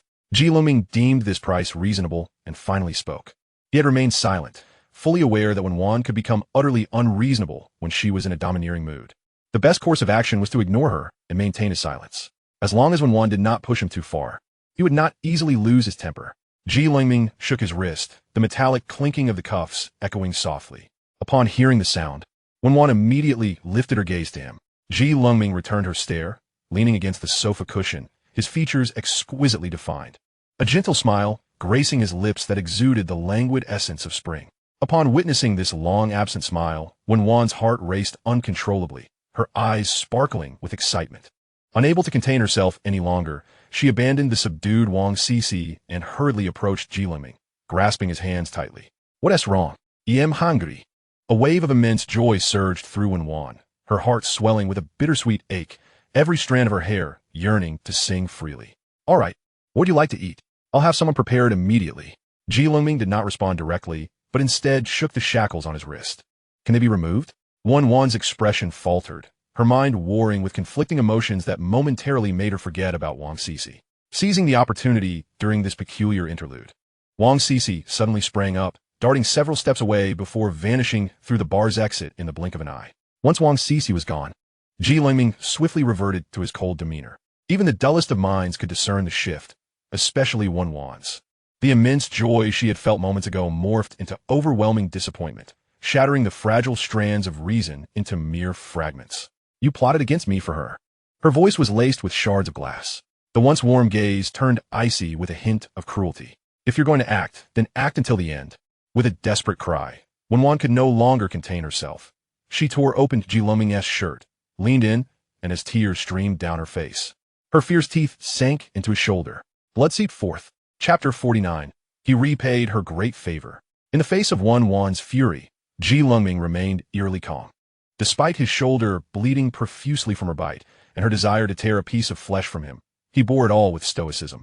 Even as her rage morphed into a careful approach, filled with tender pleas that gradually transformed into painful kisses, Wen Wan's fervent kisses grew more intense. Her hands clutching his narrow waist, gripping and twisting his clothing, Lengming completely ignored the woman draped over him, as if her body were not his own. Dismissing the throbbing discomfort he felt, his mind raced, desperately seeking a means of escape. Given Wen Wan's perverse possessiveness, it was unrealistic to think he could leave on his own. He would have to rely on external aid. Wei Zhan was a pawn that could not be exposed yet. Sun Biao was too weak. Wang Cece was in no position to help, and Wen Tongren would likely be unable to control Wen Wan in her current state. The one person capable of matching Wen Wan's strength and willing to assist him sprang to Lengming's mind, Du Qinglin. In a moment of distraction for Wen Wan, Lengming sent a message to Du Qinglin. At midnight, Du Qinglin was still awake, shivering in his single apartment while watching a horror movie. Suddenly, his phone, resting on his lap, vibrated, startling him so much that he nearly dropped his laptop. Who on earth is texting me at this hour? He glanced at the number. Lengming. Opening the message, he read, Please rush to Julong Garden and prepare a convoy of no less than 20 vehicles. I am being detained by Wen Wan. Du Qinglin eyes widened. How had these two gotten entangled again? Wen Wan and Lengming. Though he was unaware of the details, he understood their relationship was far from normal. After that day, when he had taken Wen Wan and Lengming out for a meal, Wen Wan had finally settled down and ceased her antics. Yet, it had barely been a short while, and she was already acting up again. And now he had to prepare a convoy. What was the plan? Du Qinglin shook his head and sighed. At my age, I still have to clean up after these youngsters. It's truly a burden, given Du Qinglin's wealth. Arranging a convoy in the dead of night was not difficult. However, he was immensely curious about Lengming's intentions. Lengming had to be rescued. Without him, what would happen to his cloud computing venture? Despite feeling troubled, Du Qinglin resigned himself to pack his things and drive from City C to Yang City. At the night bar, Wen Wan was no longer satisfied with merely kissing. Half of her face flushed, her eyes dark and swirling with intense affection, her lips stained with blood, emanating a broken yet haunting beauty. Her kisses shifted from bites to deep embraces and into soft, lingering pecks, trailing from his neck to his ears and finally lingering on his jaw. Just as their lips were about to meet, Lengming's eyes flickered with revulsion. Unable to suppress his emotions any longer, he suddenly pushed her away. Wen Wan, caught off guard, stumbled back, landing on the ground. She stared at Lengming in confusion. His cold gaze felt like a handful of chilling snow, sending a shiver through her entire being. As her rationality returned, the remnants of desire intermingled with a fierce determination. Her pupils were dark, her gaze fiery and oppressive, as if a raging inferno lurked beneath.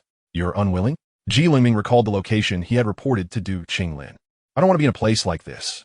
Wen Wan froze momentarily.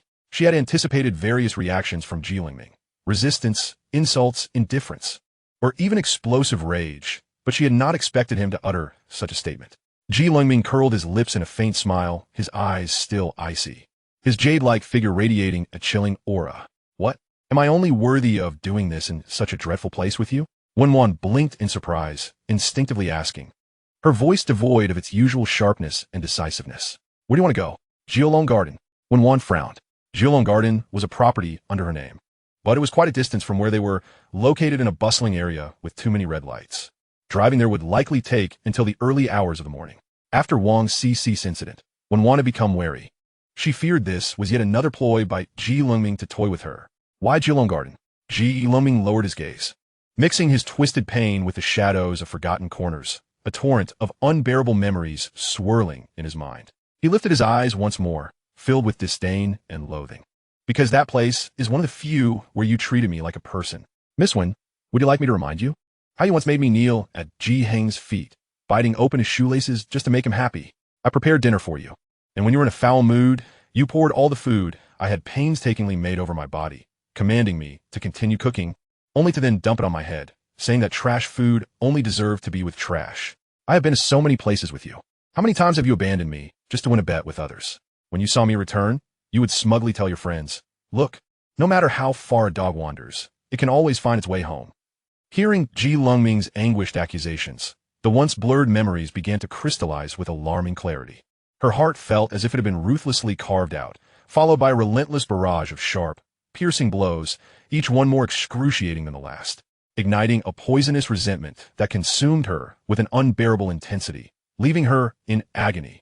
She lunged towards Lengming, enveloping him in a desperate embrace, nearly suffocating him in the process. "I'm so sorry. I promise to atone for my sins. I will never act this way again. You wish to go to Jiulong Garden, don't you? Let me take you there right now. You want this apartment? I could transfer the ownership to you immediately. Please forget the past, and let us start anew. I wish to spend my life with you." Wen Wan wept uncontrollably, her tears soaking half of Lengming's face. Yet, in Lengming's gaze, there was an unwavering resolve to never look back. Due to Wang's CC's matter, Wen Wan had grown wary of him, and escaping her grasp would not be easy. He must first dismantle her emotional defenses. City was closer to Jiulong Garden. It was anticipated that Wen Wan would arrive around the same time as Du Qinglin. Yangcheng was not only Wen Wan's stronghold, but also the domain of the Du Qinglin family. Provided that Du Qinglin prepared a convoy in advance to intercept Wen Wan's vehicle, he would finally be able to leave this cursed place behind. As for his desire to return to the Ji family for a final glance, that thought was abandoned. After all, he could glean any subsequent news from the headlines. Wen Wan's driving was perilously reckless, and should an accident occur, it would likely end in catastrophe. Fortunately, it was the dead of night, and the roads were relatively clear, allowing her some freedom to drive as she pleased. Inside the silent car, Wen Wan was engulfed in despair, while Lengming contemplated their impending return to City. Their conversation was non-existent. It was only as they neared Jiulong Garden that Wen Wan recalled why Lengming had said it was one of the few places she regarded him as a person. Lengming had endured a miserable life at the Ji residence, subjected to the cruelty of his stepmother and the bullying of his half-brother. One winter, all his winter clothing was destroyed by Ji Heng and his lackeys, with Qin he refusing to provide Lengming with any money. And at such a tender age without any source of income, he was forced to endure the biting cold of late December in short sleeves and sandals, his arms, face, and feet turning a deep purple, eventually festering. He subsequently fell ill. At that time, Wen Wan was tasked with writing a heartfelt essay on the theme of kindness towards stray animals, a prompt that had caused her considerable distress. in the upper echelons of society, were the stray animals to be found, until she came across Lengming, who lay bedridden due to a high fever. Jilong Garden was a modest residential area. Wen Wan feared that the aura of poverty emanating from Lengming would tarnish the other opulent residences. So she led him to this small apartment. She arranged for a doctor to attend to him, provided him with food, gifted him warm clothing, and even offered encouragement, urging him to fight for his survival. Ultimately, her essay, filled with emotion and rich in detail, earned the grand prize in the elementary school category. At that time, Lengming was merely a stray animal that had inadvertently aided her in completing her assignment. Little did she realize that for Lengming, it was the only light to grace his life since the passing of his mother. He would remain grateful to her for a lifetime. Finally, he had repaid her immense kindness. No debts remained. Chapter 50. Besides clinging to me, you have nowhere to escape. Wen Wan slammed on the brakes, bringing the vehicle to an abrupt halt. They were less than 3 kilometers from Jilong Garden, and Lengming was bewildered as to why she chose to stop here. Wen Wan said nothing, exiting the car to rummage through the trunk. When she returned, she held a small box, presumably a first aid kit. Without uttering a word of explanation, she opened the kit, pressed Lengming's head against the leather seat, and unleashed a torrent of antiseptic spray onto the bite wound she had inflicted. It was her first time administering medication to another, and she sprayed with reckless abandon, nearly emptying the bottle, soaking Lengming's clothing before finally deeming the dosage sufficient to cease her assault. She then clumsily began to bandage his wounds. Medical gauze and adhesive tape flew about chaotically, and the bandages she tore were tied in knots. Unable to bear the sight any longer, Lengming reached for the gauze to tend to himself. Wen Wan fiercely snatched the gauze from his hands. I can do this. Stay out of it. Lengming's veins bulged, his brow furrowed tightly. If you can't care for someone properly, then don't force yourself to do so. I want to live for a couple more years. Wen Wan, in her frenzy, became utterly unreasonable. I won't allow you to die. Let us see which Grim Reaper dares to collect you. As long as you're alive, you'll endure this until you can withstand my care. After shouting at Lengming, she resumed her battle with the gauze and bandages. After about half an hour of frantic effort, Lengming's shoulder, marked by deep bite marks, was swathed in layers of gauze, tape, and bandages, resembling a wounded soldier with half an arm severed. The excessive materials mattered little.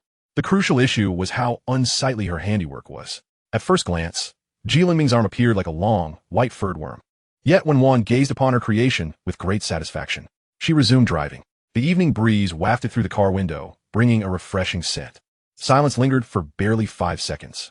Wen Wan glanced at Lengming through the rearview mirror, noticing his silence, and initiated a conversation. Weren't you just saying you were hungry? What'd you like to eat? She continued without allowing Lengming a moment to respond. Her words relentless. Whatever you wish to eat, I will prepare it. Lengming retorted with irritation. I was a bit hungry, but hearing you say you'll cook makes my stomach wish it could just commit suicide. Wen Wan shot him a sidelong glance. You were just saying you wanted to live for another 2 years, and now you're talking about suicide? TSK. Such a contradictory little creature. Lengming. This conversation is utterly futile. Continuing this way will truly shorten my lifespan. Fortunately, his vexation was short-lived. As they approached a bustling intersection, the traffic light turned red, forcing Wen Wan to stop. Suddenly, dozens of motorcycles and rickshaws appeared on the wide road, filling the intersection with a throng of people. Wen Wan instinctively sensait de danger. Her expression shifted to one of fierce determination as she aggressively turned the steering wheel, intending to forcefully navigate through the crowd. At that moment, Lengming suddenly sprang into action, leaning forward to grasp the steering wheel while simultaneously pressing the brake. One foot pressed the accelerator while the other pressed the brake. Thanks to Lengming's unexpected maneuver, the $1 million Aston Martin's rear wheel spun in place before coming to a screeching halt, smoke billowing from the brake discs and sparks flying. Thankfully, the calipers held firm, preventing the car from overturning. What are you doing? They're here for me. Stop the car. Wen Wan's pupils dilated in shock. Just then, Du Qinglin, driving his Lexus LS, pulled alongside Wen Wan's vehicle, rolling down the window to reveal his nonchalant, carefree expression. Good evening, little Wan. I heard my little employee was detained by you, so I came to rescue him. Du Qinglin glanced at Lengming in the passenger seat, a smug grin spreading across his face. What do you think of my grand entrance? Lengming firmly asserted, I am not your employee. Our relationship is one of equals, as partners. Du Qinglin waved his hand dismissively. Yes, whatever you say is correct. His flirtatious gaze turned towards Wen Wan. Little Wan, quickly release him. Your brother can hardly wait. Wen Wan's lips pressed into a thin line, her beautiful features radiating a dangerous glint. Du Qinglin, snatching people from my grasp, must be prepared for the imminent specter of bankruptcy. Du Qinglin merely regarded this as a dramatic exaggeration. A young girl, still in her formative years, who fortuitously caused his SBK to incur losses of millions, genuinely believed she had reached the zenith of fortune. He nonchalantly retorted, "If you can bring me to ruin, then every time I encounter you henceforth, I shall call you my ancestor, and I shall unequivocally betray our esteemed Du family." Wen Wan coldly chuckled, "Very well. Do not forget your words tonight." Turning to Ji Lengming beside her, she commanded, "You may follow him." Ji Lengming grasped the door handle and pushed open the car door. Just as one foot stepped out, Wen Wan's voice pierced the air once more. "Lengming, remember this. My allowing you to leave tonight is not born of fear of that surname Du. Rather, I wish to convey to you how fragile the power you seek for protection will be in my hands. Beyond my support, you are left with nowhere to escape." Ji Lengming paused momentarily, then stepped out fully, not even glancing back. How had the past cliché of a corporate romance unfolded? She fled, he pursued, she was ensnared. But what should belong to his narrative? Ji Lengming mused that it must be a grand saga, from the loss of dignity to national resurgence, culminating in a tale worthy of the annals of history. Some convictions cannot be suppressed by mere brute force. Yet, Wen Wan had never grasped this truth. In the desolate mountains, at a site of destruction where an abandoned shack lay in ruins, a figure, half of his face mangled and both legs reduced to mere shreds, crawled painfully down the slope. His progress was agonizingly slow, blood trailing behind him. Yet he persisted, fueled by an indomitable spirit. Hatred festered within him, manipulated, deceived, and left bereft of family. He must survive, and with utmost ruthlessness, return vengeance 100-fold. That individual named Ji Lengming would know neither hope in life nor peace in death. In the dead of night, the world enveloped in darkness. The bleakest hour before dawn was upon the Ji family.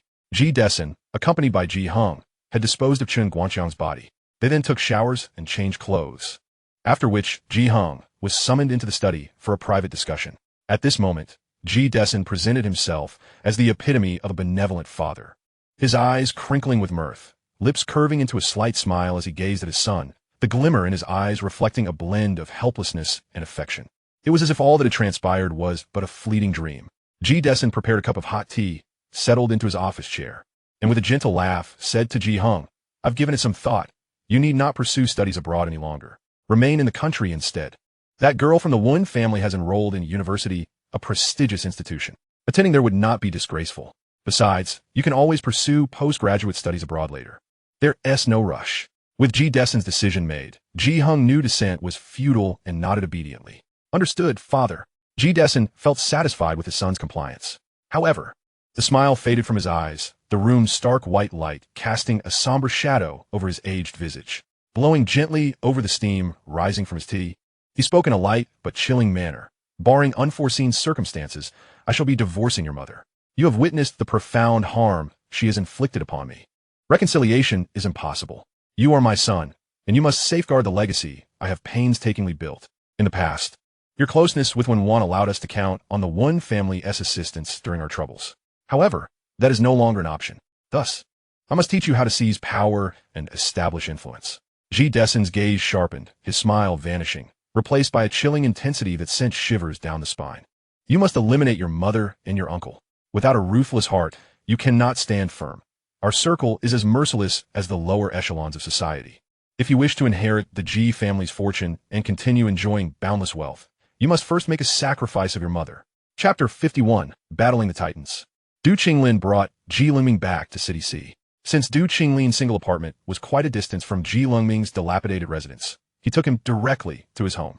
Upon entering, Du Qinglin kicked off his shoes and rubbed his face, struggling to maintain his alertness. "I can't take it anymore. I need sleep. Aside from not disturbing my slumber, feel free to explore the house. If you wish to rest, there's a sofa bed in the study. Make do with that." Having given his instructions, he hurried into the bedroom, diving into the soft embrace of the blankets before his eyes could fully open. Onze du Canglin exited.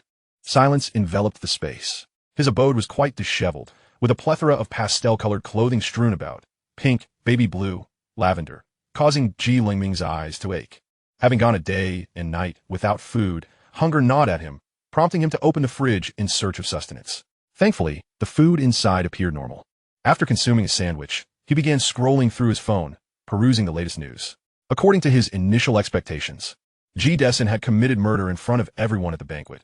Even if the victim was a notorious bully, he would still face legal repercussions. Yet, based on the information circulating online, there seemed to be no mention of G. Dessen's alleged crime. Instead, the headlines were dominated by news of Qin He's affair with a rising star. Ji Lengming felt perplexed. What had transpired? Ji Lengming reached out to Wei Zhan, seeking clarification for his confusion.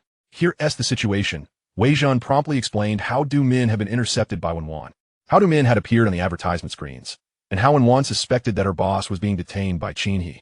To locate her boss, she had spent a fortune purchasing damaging information from paparazzi, leading to an awkward situation at the banquet that caused attendees to leave early. After hearing the full account, Ji Lengming let out a sigh. The final step, just when it seemed within reach. It appears the Ji family's luck is not yet exhausted. Fortunately, his cautious approach had paid off.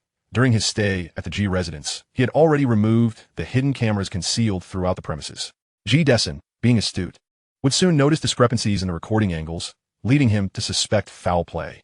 Now that the cameras had been cleared, G. Dessen would have no means to investigate. That said, nothing is absolute. It is prudent to remain vigilant. What about your brother Zhao Lehu? Lengming inquired. Wei Zhan couldn't help but grumble. He's in the hospital. Sigh, that Miss Wang's CC truly lacked restraint. Several of his ribs were broken during the altercation. But it's also Zhao whose fault for blindly following someone like Chen Guangxiang. He had it coming. Ji Lengming replied softly, rest assured. Both Chen Guangxiang and Chen Shanghai are dead. Wei Zhan's back stiffened, anxiety clenching his heart. Chen Guangxiang was a fugitive, still at large. Chen Shanghai had been lured out and handed over to Ji Lengming. Now, Ji Lengming claimed both men were deceased. Wei Zhan, shrewd and astute, quickly deduced that the two murders were intrinsically linked to his own boss. Ji Lengming, please keep a close watch on Wen Wan's movements. She may be planning something significant. Understood, boss. When Du Qinglin awoke, it was already 3 in the afternoon. Grasping his tousled hair and donning a single slipper, he emerged from his bedroom in a hurry, rummaging through the fridge. After a fruitless search for a sandwich, he called out, "Where's my sandwich?" I distinctly remember there being one left. Where could it have gone? Hearing the commotion, Ji Lengming stepped out from the study. I have consumed it. If you are hungry, there is still milk in the refrigerator. Upon hearing Ji Lengming's voice, Du Qinglin suddenly recalled that another person was present in the room. Furrowing his brows, he inquired, "Why are you still here? I thought you had left long ago." Ji Lengming, holding a stack of freshly printed manuscripts, kept his gaze fixed on his work. Disdainfully, Du Qinglin touched the milk carton, sipping it nonchalantly as he asked, "What are you reading?" Without lifting his head, Ji Lengming replied, "Information on your competitors." Recently, Du Qinglin had been preoccupied with recruiting engineers, encountering a mix of candidates which had been quite vexing for him. He had not even considered the existence of competitors. Oh, are there others who have recognized the commercial value of cloud computing? This time, Ji Lengming raised his head. At 3 in the afternoon, the sunlight during this hour was particularly brilliant. Leaning against the doorframe, Ji Lengming was bathed in warm sunlight that enveloped his slender form in an unexpectedly gentle glow. In our country, you are the sole individual attempting to pursue this. Du Qinglin retorted, then what do I have to worry about? Lengming chuckled. This person was utterly inexperienced, naively believing that with a smattering of knowledge about cutting-edge internet technologies, he could take off at any moment. His state was akin to someone who had just grasped the basics of arithmetic and fancied themselves ready for graduate studies. You are aware that the technological model of internet companies in our country adheres to the IOE architecture, correct? Du Qinglin, a carefree scion, may have enjoyed indulgences, but he was not entirely ignorant. Indeed, the online business of my family's SBK employs precisely this model. Lengming responded. But do you understand that the essence of cloud computing is to subvert the IOE architecture? It is akin to the evolution from the steam age to the electric age, representing a profound transformation in industrial paradigms. Du Qinglin nodded. Yes, you've mentioned that more than once. Observing Du Qinglin's naive demeanor, Ji Lengming suddenly felt a wave of helplessness. Since you understand IOE, you must also realize that the so-called IOE architecture refers to the mainframes from IBM, the databases from Oracle, and the storage devices from EMC, correct?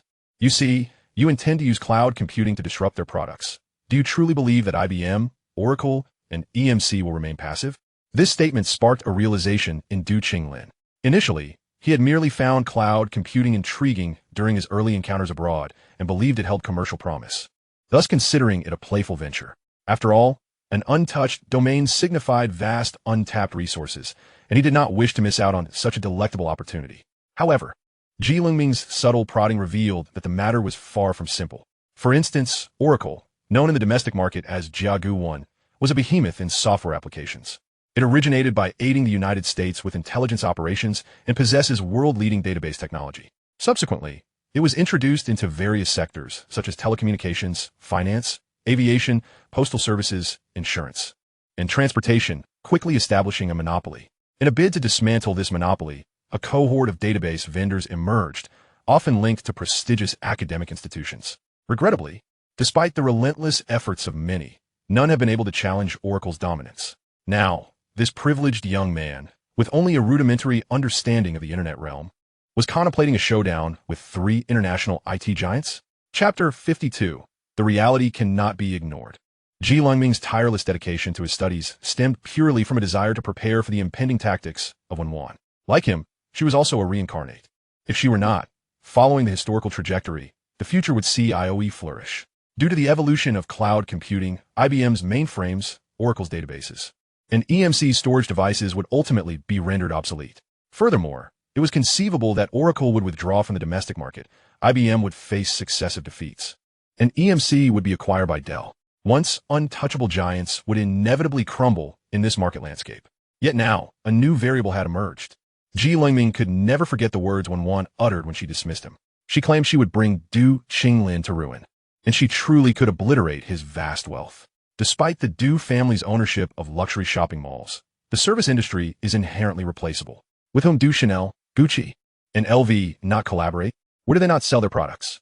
It is not a necessity for them to operate exclusively within SBK. These international brands elevated SBK, rather than the other way around. However, cutting-edge technology was an entirely different matter. It was intertwined with national pride. It was about livelihoods. It was the lifeblood. To safeguard Du Qinglin's position and thwart Wen Wan's tyrannical ambitions, Lengming had no choice but to triumph. How is your recruitment of engineers progressing? Du Qinglin's thoughts were still fixated on the impending battle against the 3 IT giants. Huh? What did you say? Lengming reiterated, engineers. Du Qinglin hesitated, his eyes darting uncertainly, ultimately scratching his head. Uncomfortably, he murmured, maybe we should just abandon this matter. Aye. Before he could finish, Lengming's gaze darkened, and the previously soft and gentle aura about him shifted dramatically. You wish to give up? Du Qinglin replied, after all, I am not a professional in this field. Wouldn't it be better to remain a carefree, rich heir? Lengming scoffed. The reality is not so accommodating. With that, he departed, taking his belongings with a sense of regret and disappointment. Soon, Du Qinglin would come to understand the meaning of the reality cannot be ignored. 3 days later, on the weekend, centered around the SBK shopping complex, the commercial plaza experienced a surge in foot traffic starting from 10 in the morning. This day should have been just another ordinary day.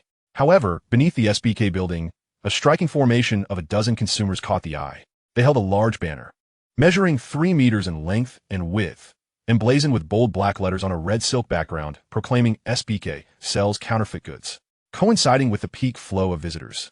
Many sightseers, upon witnessing this scene, eagerly pulled out their phones to capture the moment and share it online. In addition, news outlets, media, online platforms, reporters, newspapers, and paparazzi were all mobilized, providing no opportunity for SBK to react or manage public relations. A barrage of negative reports flooded households in a relentless, indoctrinating manner. When Lengming saw the news alert on his phone regarding SBK's rampant counterfeit goods and the immense difficulty in consumer rights protection, he understood that Wen Wan had struck. He knew this woman all too well. She relished in media warfare and blitzkrieg tactics. First, she would create a media frenzy to capture the target company's attention, and then, while the opponent was preoccupied, she would deliver a fatal blow. The current banner protest was merely an appetizer. The main course was yet to come.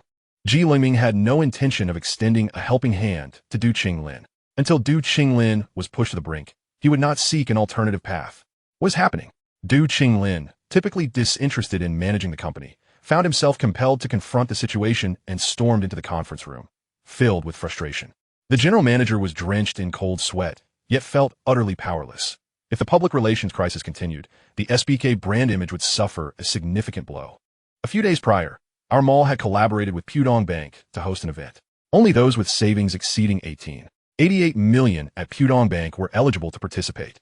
The event showcased a special collection of AJ co-branded footwear, attracting a considerable turnout and yielding impressive sales.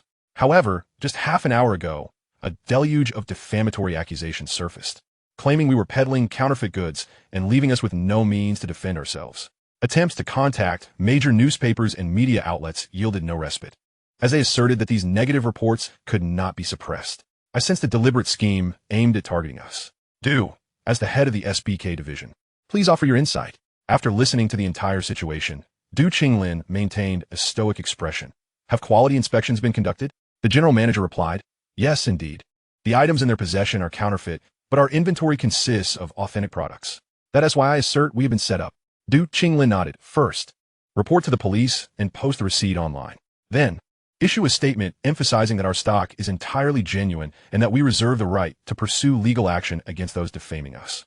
Upon hearing this, the general manager nodded and set about his task.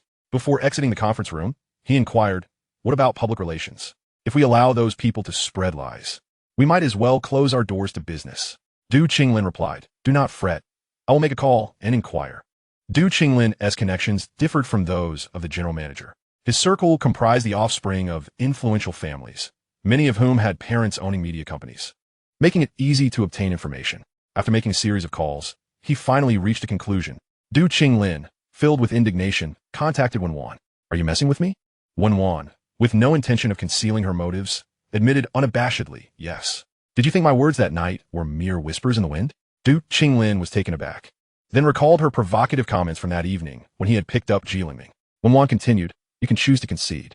If you obediently deliver Lengming to me, promise to cease meddling in his affairs, and shout my name as an ancestral homage, I will immediately inform the media to retract their reports on your SBK. How's that sound? Will you concede? Du Qinglin, incensed, unleashed a torrent of invective. In your dreams, continue dreaming your grand dream. Me call you my ancestor? Aren't you afraid our old Du family's ancestors will rise from their graves at midnight to find you? Wen Wan remained unfazed. Very well. The first round of negotiations has collapsed. Prepare for the second round. Du Qinglin, just wait. Do not kneel before me in supplication. The second round of Wen Wan's assault arrived swiftly. SBK was still ensnared in a public relations storm, utterly unprepared for the sudden arrival of law enforcement officials. The first wave of enforcers was from the Industrial and Commercial Bureau, citing that the language used in advertisements did not align with the requirements for societal, spiritual, and cultural development, exhibiting adverse cultural guidance. They mandated corrective action and imposed a fine of 2 million yuan. The second wave of enforcement came from the Market Supervision Bureau, due to the Quality Inspection Department conducting multiple random checks on SBK's apparel. They discovered several items failing to meet standards, violating the product quality law.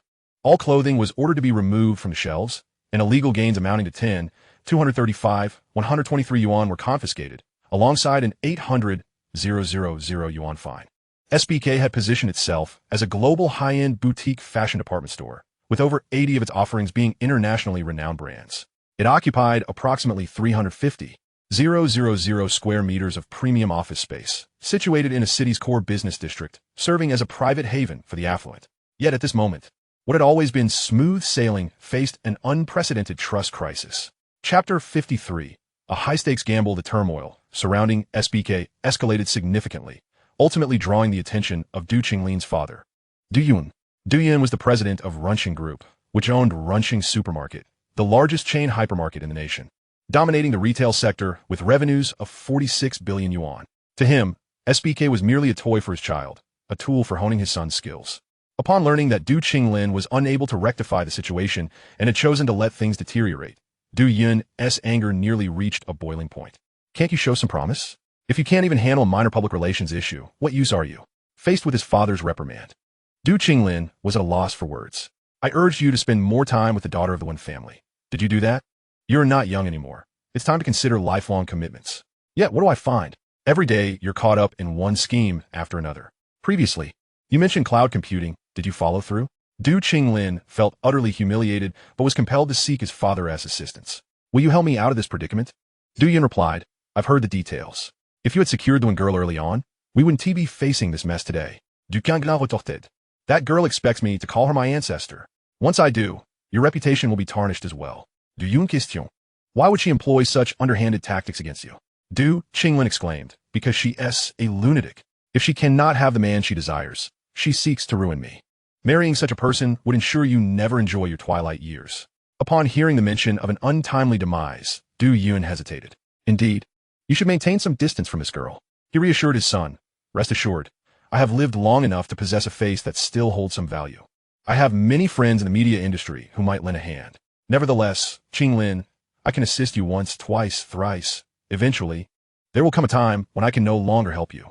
Think carefully about that. Du Qinglin was overwhelmed by a tide of emotions. After concluding the call with Du Yun, he felt a profound sense of embarrassment. Here he was, over 25 years old, humbled by an 18-year-old girl, and now seeking his father's help to clean up his mess. It was utterly humiliating. Lengming had been closely following the developments surrounding SBK. Noticing that various reports online had been extensively deleted, he realized that Du Qinglin must have sought his father's assistance. While getting Du Yun's help might temporarily suppress Wen Wan, it wouldn't hold for long. He hoped that Du Qinglin could glean insight into Wen Wan's tactics through this SBK crisis and also discern his true path forward. After much contemplation, Du Qinglin resolved to call Lengming once more to inquire about the situation. Hello, it's me, Du Qinglin. Yes, what is it? Lengming replied. Du Qinglin, wanting to minimize trial and error, decided to ask directly. I want to know if you're certain that cloud computing can be implemented effectively? What is the estimated timeline and budget? Furthermore, have you devised a strategy to counter the encirclement of the 3 major IOE companies? If unexpected circumstances arise, do you have a plan B? Should you manage to address each of these concerns, I will be open to restarting our previous agreement. Lengming did not respond directly, but suggested you could hand me over to Wen Wan. This way, the pressure on your company would dissipate, and you would no longer have to contend with the 3 major IOE companies. You could merrily continue living as your privileged second generation. Du Qinglin let out a derisive scoff. Bow to that madwoman? That is utterly impossible in this lifetime. She is someone I took away. To return her would not only tarnish my own image. The elderly souls resting in the coffin at my home are aware that they might rise in the dead of night to claim my life. Having learned from past misfortunes, Du Qinglin, though somewhat naive, possesses a glimmer of wit, understanding that Wen Wan truly intends to eliminate him. For now, he is sheltered by his father, allowing him a fleeting period of carefree joy. However, what will become of him once that joy dissipates? Should he return Lengming? Plead for mercy? Abandon the valor that comes with being a man? Du Qinglin believes he is not devoid of spirit to that extent. If cloud computing can be successfully established, with reasonable timelines and a controllable budget, along with clear regulations, then once truly underway, the monopolistic technology in hand will undoubtedly compel Wen Wan to yield. He is willing to take a calculated risk. Lengming recognizes that Du Qinglin is a person who grows more resolute in adversity. Otherwise, he would not have become a pioneer in that market in his previous life.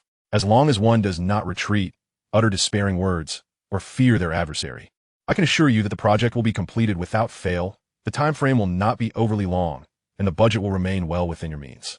As for the 3 major telecom operators, they will ultimately be eliminated from the market. So what is there to fear? Du Qinglin, I hope you remember the words you've spoken today.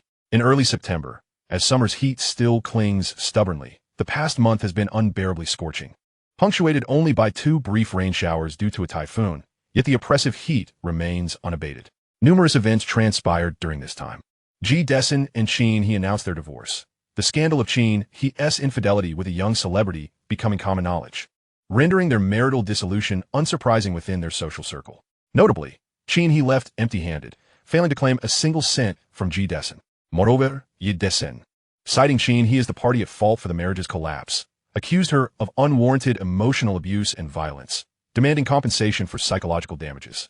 In an unusual turn of events, not only did the ex-wife fail to obtain any marital assets, but she was also required to pay her former husband a sum.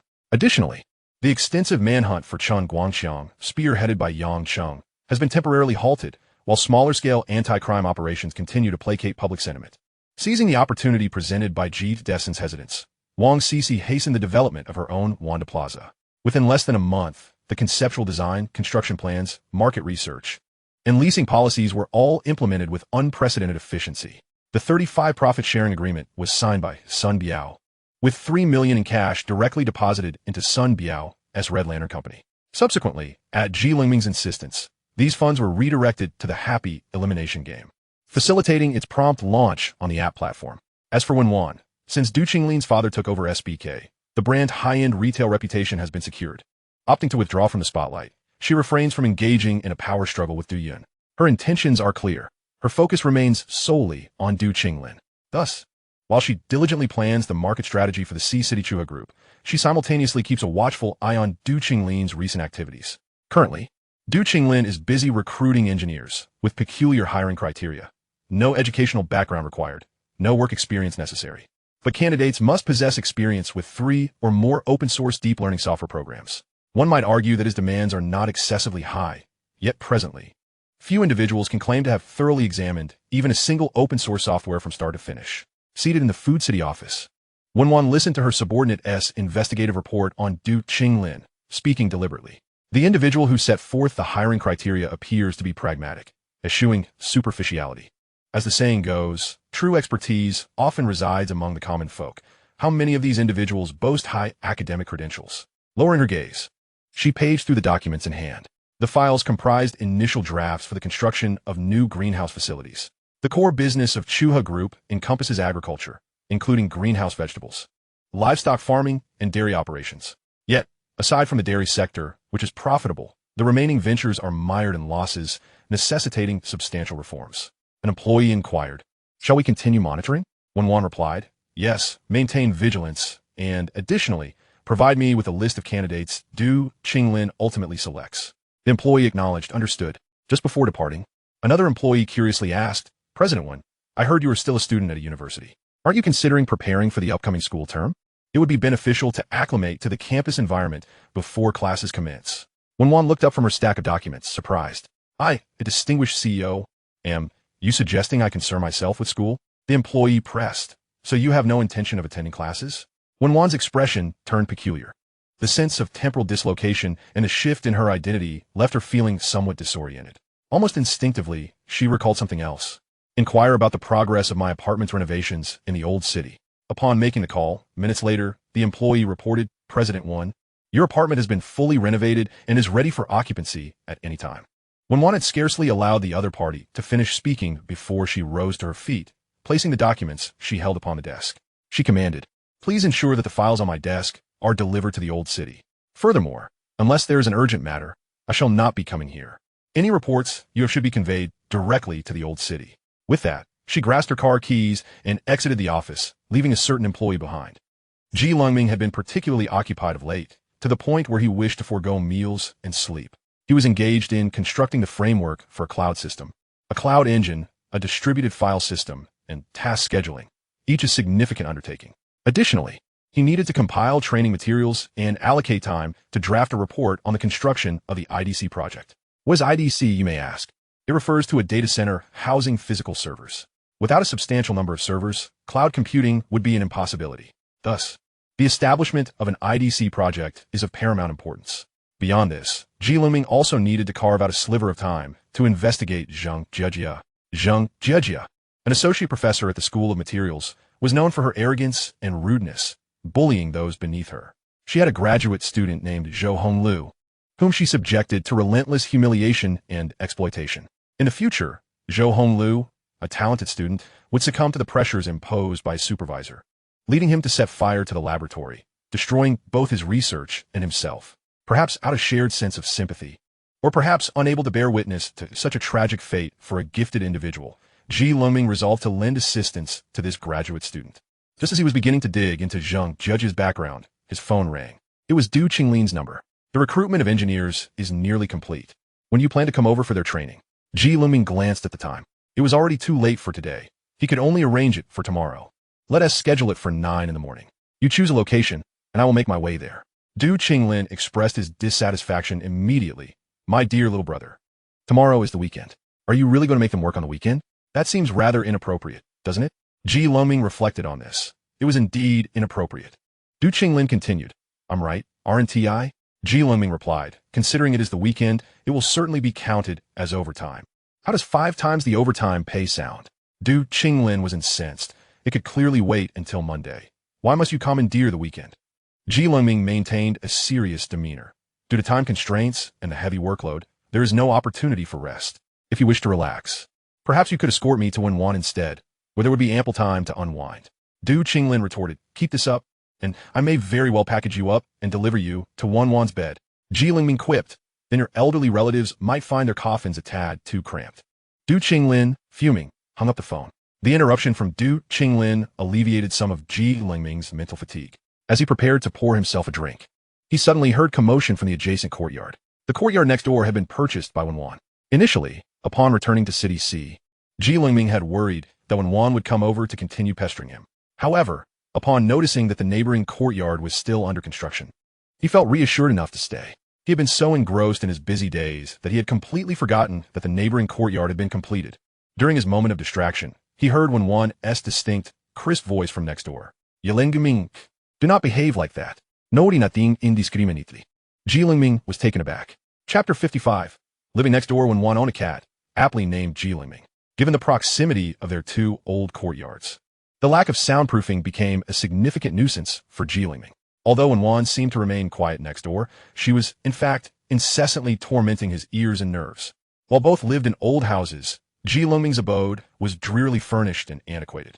In contrast, Wen Wan's residence boasted exquisite wooden flooring and aesthetically pleasing decor, with every appliance, ornament, chair, and lamp exuding an air of sophistication.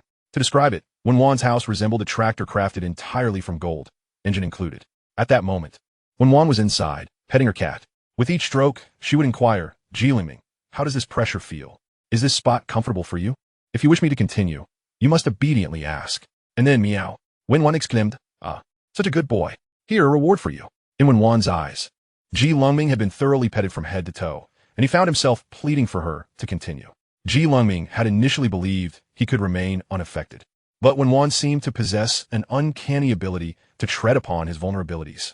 Perhaps he should consider staying at a hotel for a few days, and once school commenced, reside in the dormitory. Clearly, Wen Wan had an uncanny knack for anticipating his every thought. As Ji Lingming gathered his belongings and stepped outside, he discovered that the only exit was being guarded by Evan and several other bodyguards. The moment Evan spotted Ji Lingming with a satchel slung over his shoulder, he promptly intercepted him. Young Master Ji, please do not put us in a difficult position. Or perhaps you could approach our young lady directly. I assure you she will not disregard your sentiments if you speak to her nicely. Ji Lingming understood. Wen Wan was compelling him to offer her an olive branch. His approach would signal a desire to ease the tensions between them. Wen Wan had longed to mend their relationship, yet every attempt had led to further estrangement.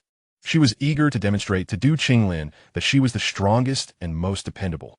However, dealing with Du Qinglin would require time. Having not seen Ji Lingming for far too long, it would be unreasonable for her to wait until Du Qinglin ceased his harassment before reaching out to him. Thus, she appeared before him in this manner. Wen Wan emerged from her door, cradling her cat, clad in classical elegance. She wore a hand-embroidered short-sleeved blouse in white, paired with a flowing retro navy blue skirt.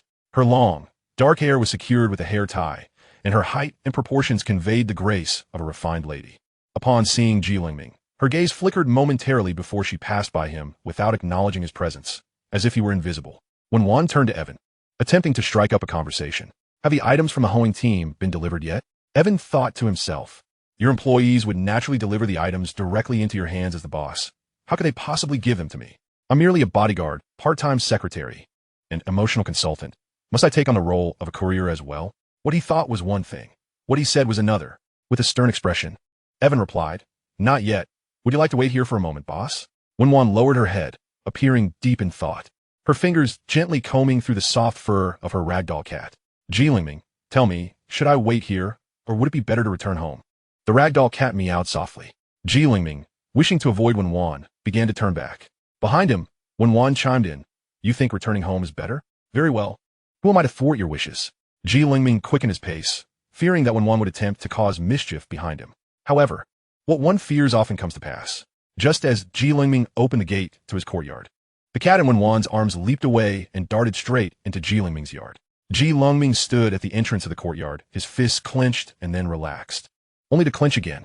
Beside him, Wen Wan crossed her arms. She called out towards the alley, Avon, come here. Avon, with trepidation, approached. He was well aware of his employer's demeanor. A mere glance from Wen Wan was enough for him to discern what was expected of him. Thus, Avon's role expanded to that of a messenger.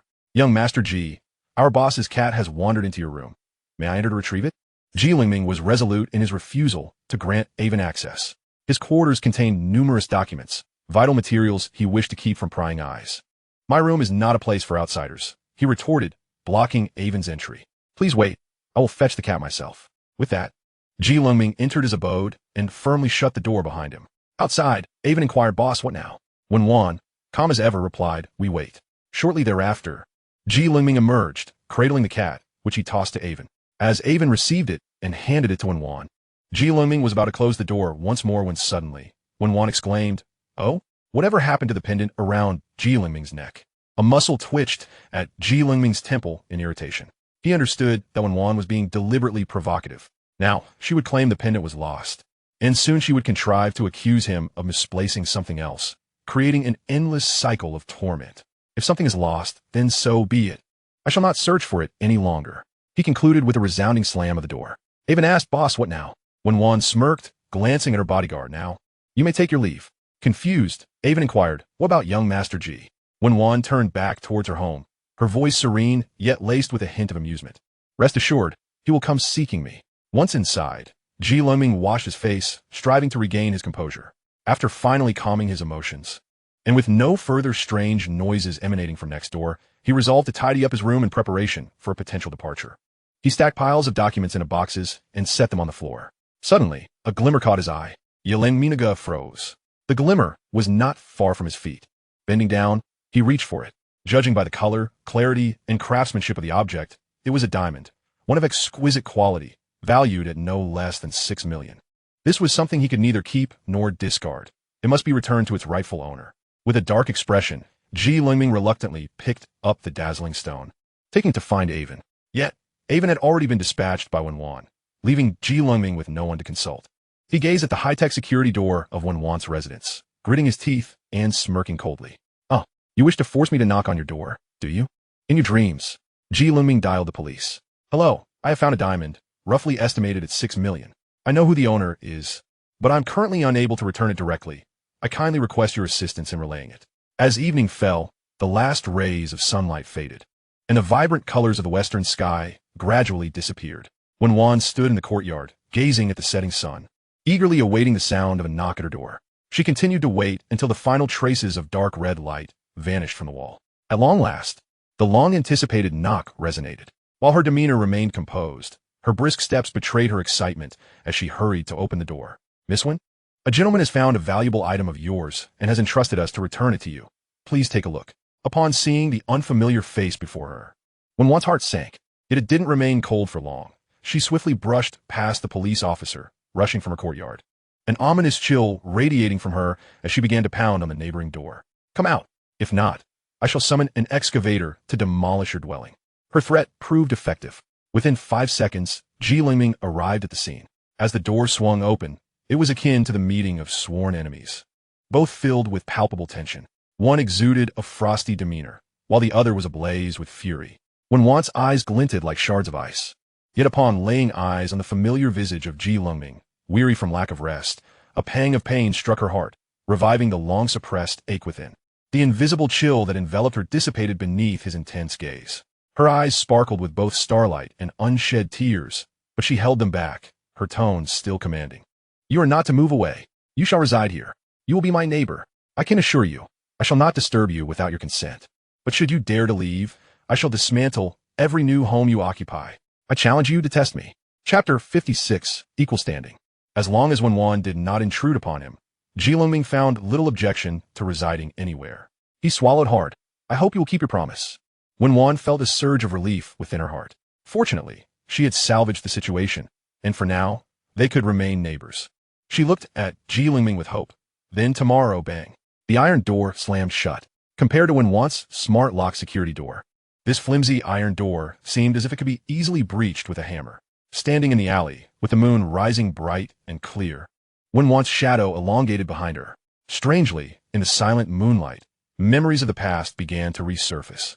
It was also a moonlit night in midsummer, in the old district, with the incessant chirping of cicadas. This was a story that transpired 3 months after Lengming was brought back to the Ji family. After enduring the torment of a group of adults and children, Lengming had fled and returned to his mother's home. Ji Hung, upon learning of this, insisted on dragging Wen Wan along to investigate Lengming's original family. eager to confront those who had disrupted his happiness and deliver retribution. They hid in the shadows of an alley, surrounded by the stench of a polluted drain, mingled with the bitterness of traditional Chinese medicine and the acrid odor of burning coal. The unpleasant odors combined to obscure the dilapidated, leaky, and crumbling houses that resembled graves. That night, the moon was bright and the stars sparse. She observed a child of around 10 years old knocking on a rusted iron door, from which flakes of metal fell away. After a moment, a gaunt woman appeared to open it. Upon seeing Lengming standing at the threshold, her face radiated joy. Yet she ultimately chose to shut the door tightly, never to reopen it. Lengming stood outside, recounting the torments he had endured at the Ji household, vowing to be good and promising to earn his own living. Yet, throughout the night, that flimsy iron door, much like the one before her now, resolutely kept the outsider at bay. Wen Wan returned to her opulent residence, adorned with a dreamlike crystal chandelier and embellished with champagne gold decorations. The floor was laid with handcrafted rugs, exuding a grandeur reminiscent of a palace. Her life was one of luxury and abundance, yet devoid of companionship. Though her home was not vast, it encapsulated the entirety of winter. The following day, Lengming rose early, wishing to leave a mature impression on the new employees he would be training. He swapped his usual casual attire for a business suit, a staple for any professional, white on top, black on the bottom. He possesses an appearance that belies his youth, with gentle features and soft eyes, reminiscent of an innocent high school student. However, once clad in professional attire, a profound aura of maturity and composure emerges from his depths. The training location, as notified by Du Qinglin, is situated near a gastronomic street in a rented office space. Lengming arrived early, yet reached the venue late, and upon his arrival, the 8 recruits had already filled the modest space. Du Qinglin stood at the entrance, glancing at his watch as Lengming entered. So close. You almost made it. What a pity. Otherwise, I might have had a reason to dock your full attendance this month. Lengming retorted, you truly spare no effort in cutting costs. Du Qinglin replied, how else do you expect to fund the quintuple overtime pay on weekends? I haven't even turned a profit yet, and I'm already hemorrhaging funds. Lengming quipped, there's no such thing as a risk-free venture. You can't learn the capitalist doctrine. The two exchanged banter as they entered the room. Inside, the air conditioning was set to a brisk chill, swiftly drying the sweat that had accumulated during Lengming's ascent. Within the training room, the 8 individuals sat in 4 rows, 2 per row. According to the materials, their ages ranged from 25 to 35. However, they all appeared somewhat older. In comparison, Lengming looked as fresh as a spring onion among them. One man seated in the front row exhibited astonishment and dissatisfaction. Boss, this kid isn't seriously here to train us, is he? Du Qinglin squinted and smiled, displaying his white, even teeth. If you doubt his capabilities, feel free to test him with your expertise and see if he is indeed qualified to guide you. Lengming shot a glance at Du Qinglin, retrieving his laptop from his bag, along with 8 USB drives. Distributing 1 USB drive to each person, he explained, all the material I will cover is contained within these drives.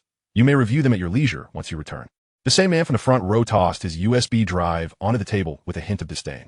I heard the training content revolves around cloud computing, correct?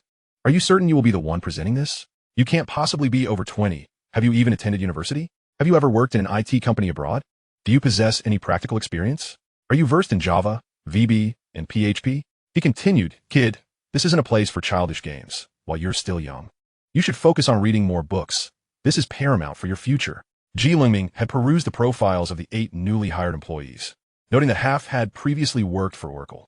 The man questioning him, Gao Longwan, age 35, had a distinguished background, having earned a master's degree and spent time abroad before resolutely returning to his homeland. His impressive resume, marked by high qualifications and overseas experience, positioned him as a formidable skeptic of Lengming. Yet, Lengming remained unperturbed, swiftly connecting his laptop to the projector. Moments later, the words distributed computing illuminated the screen.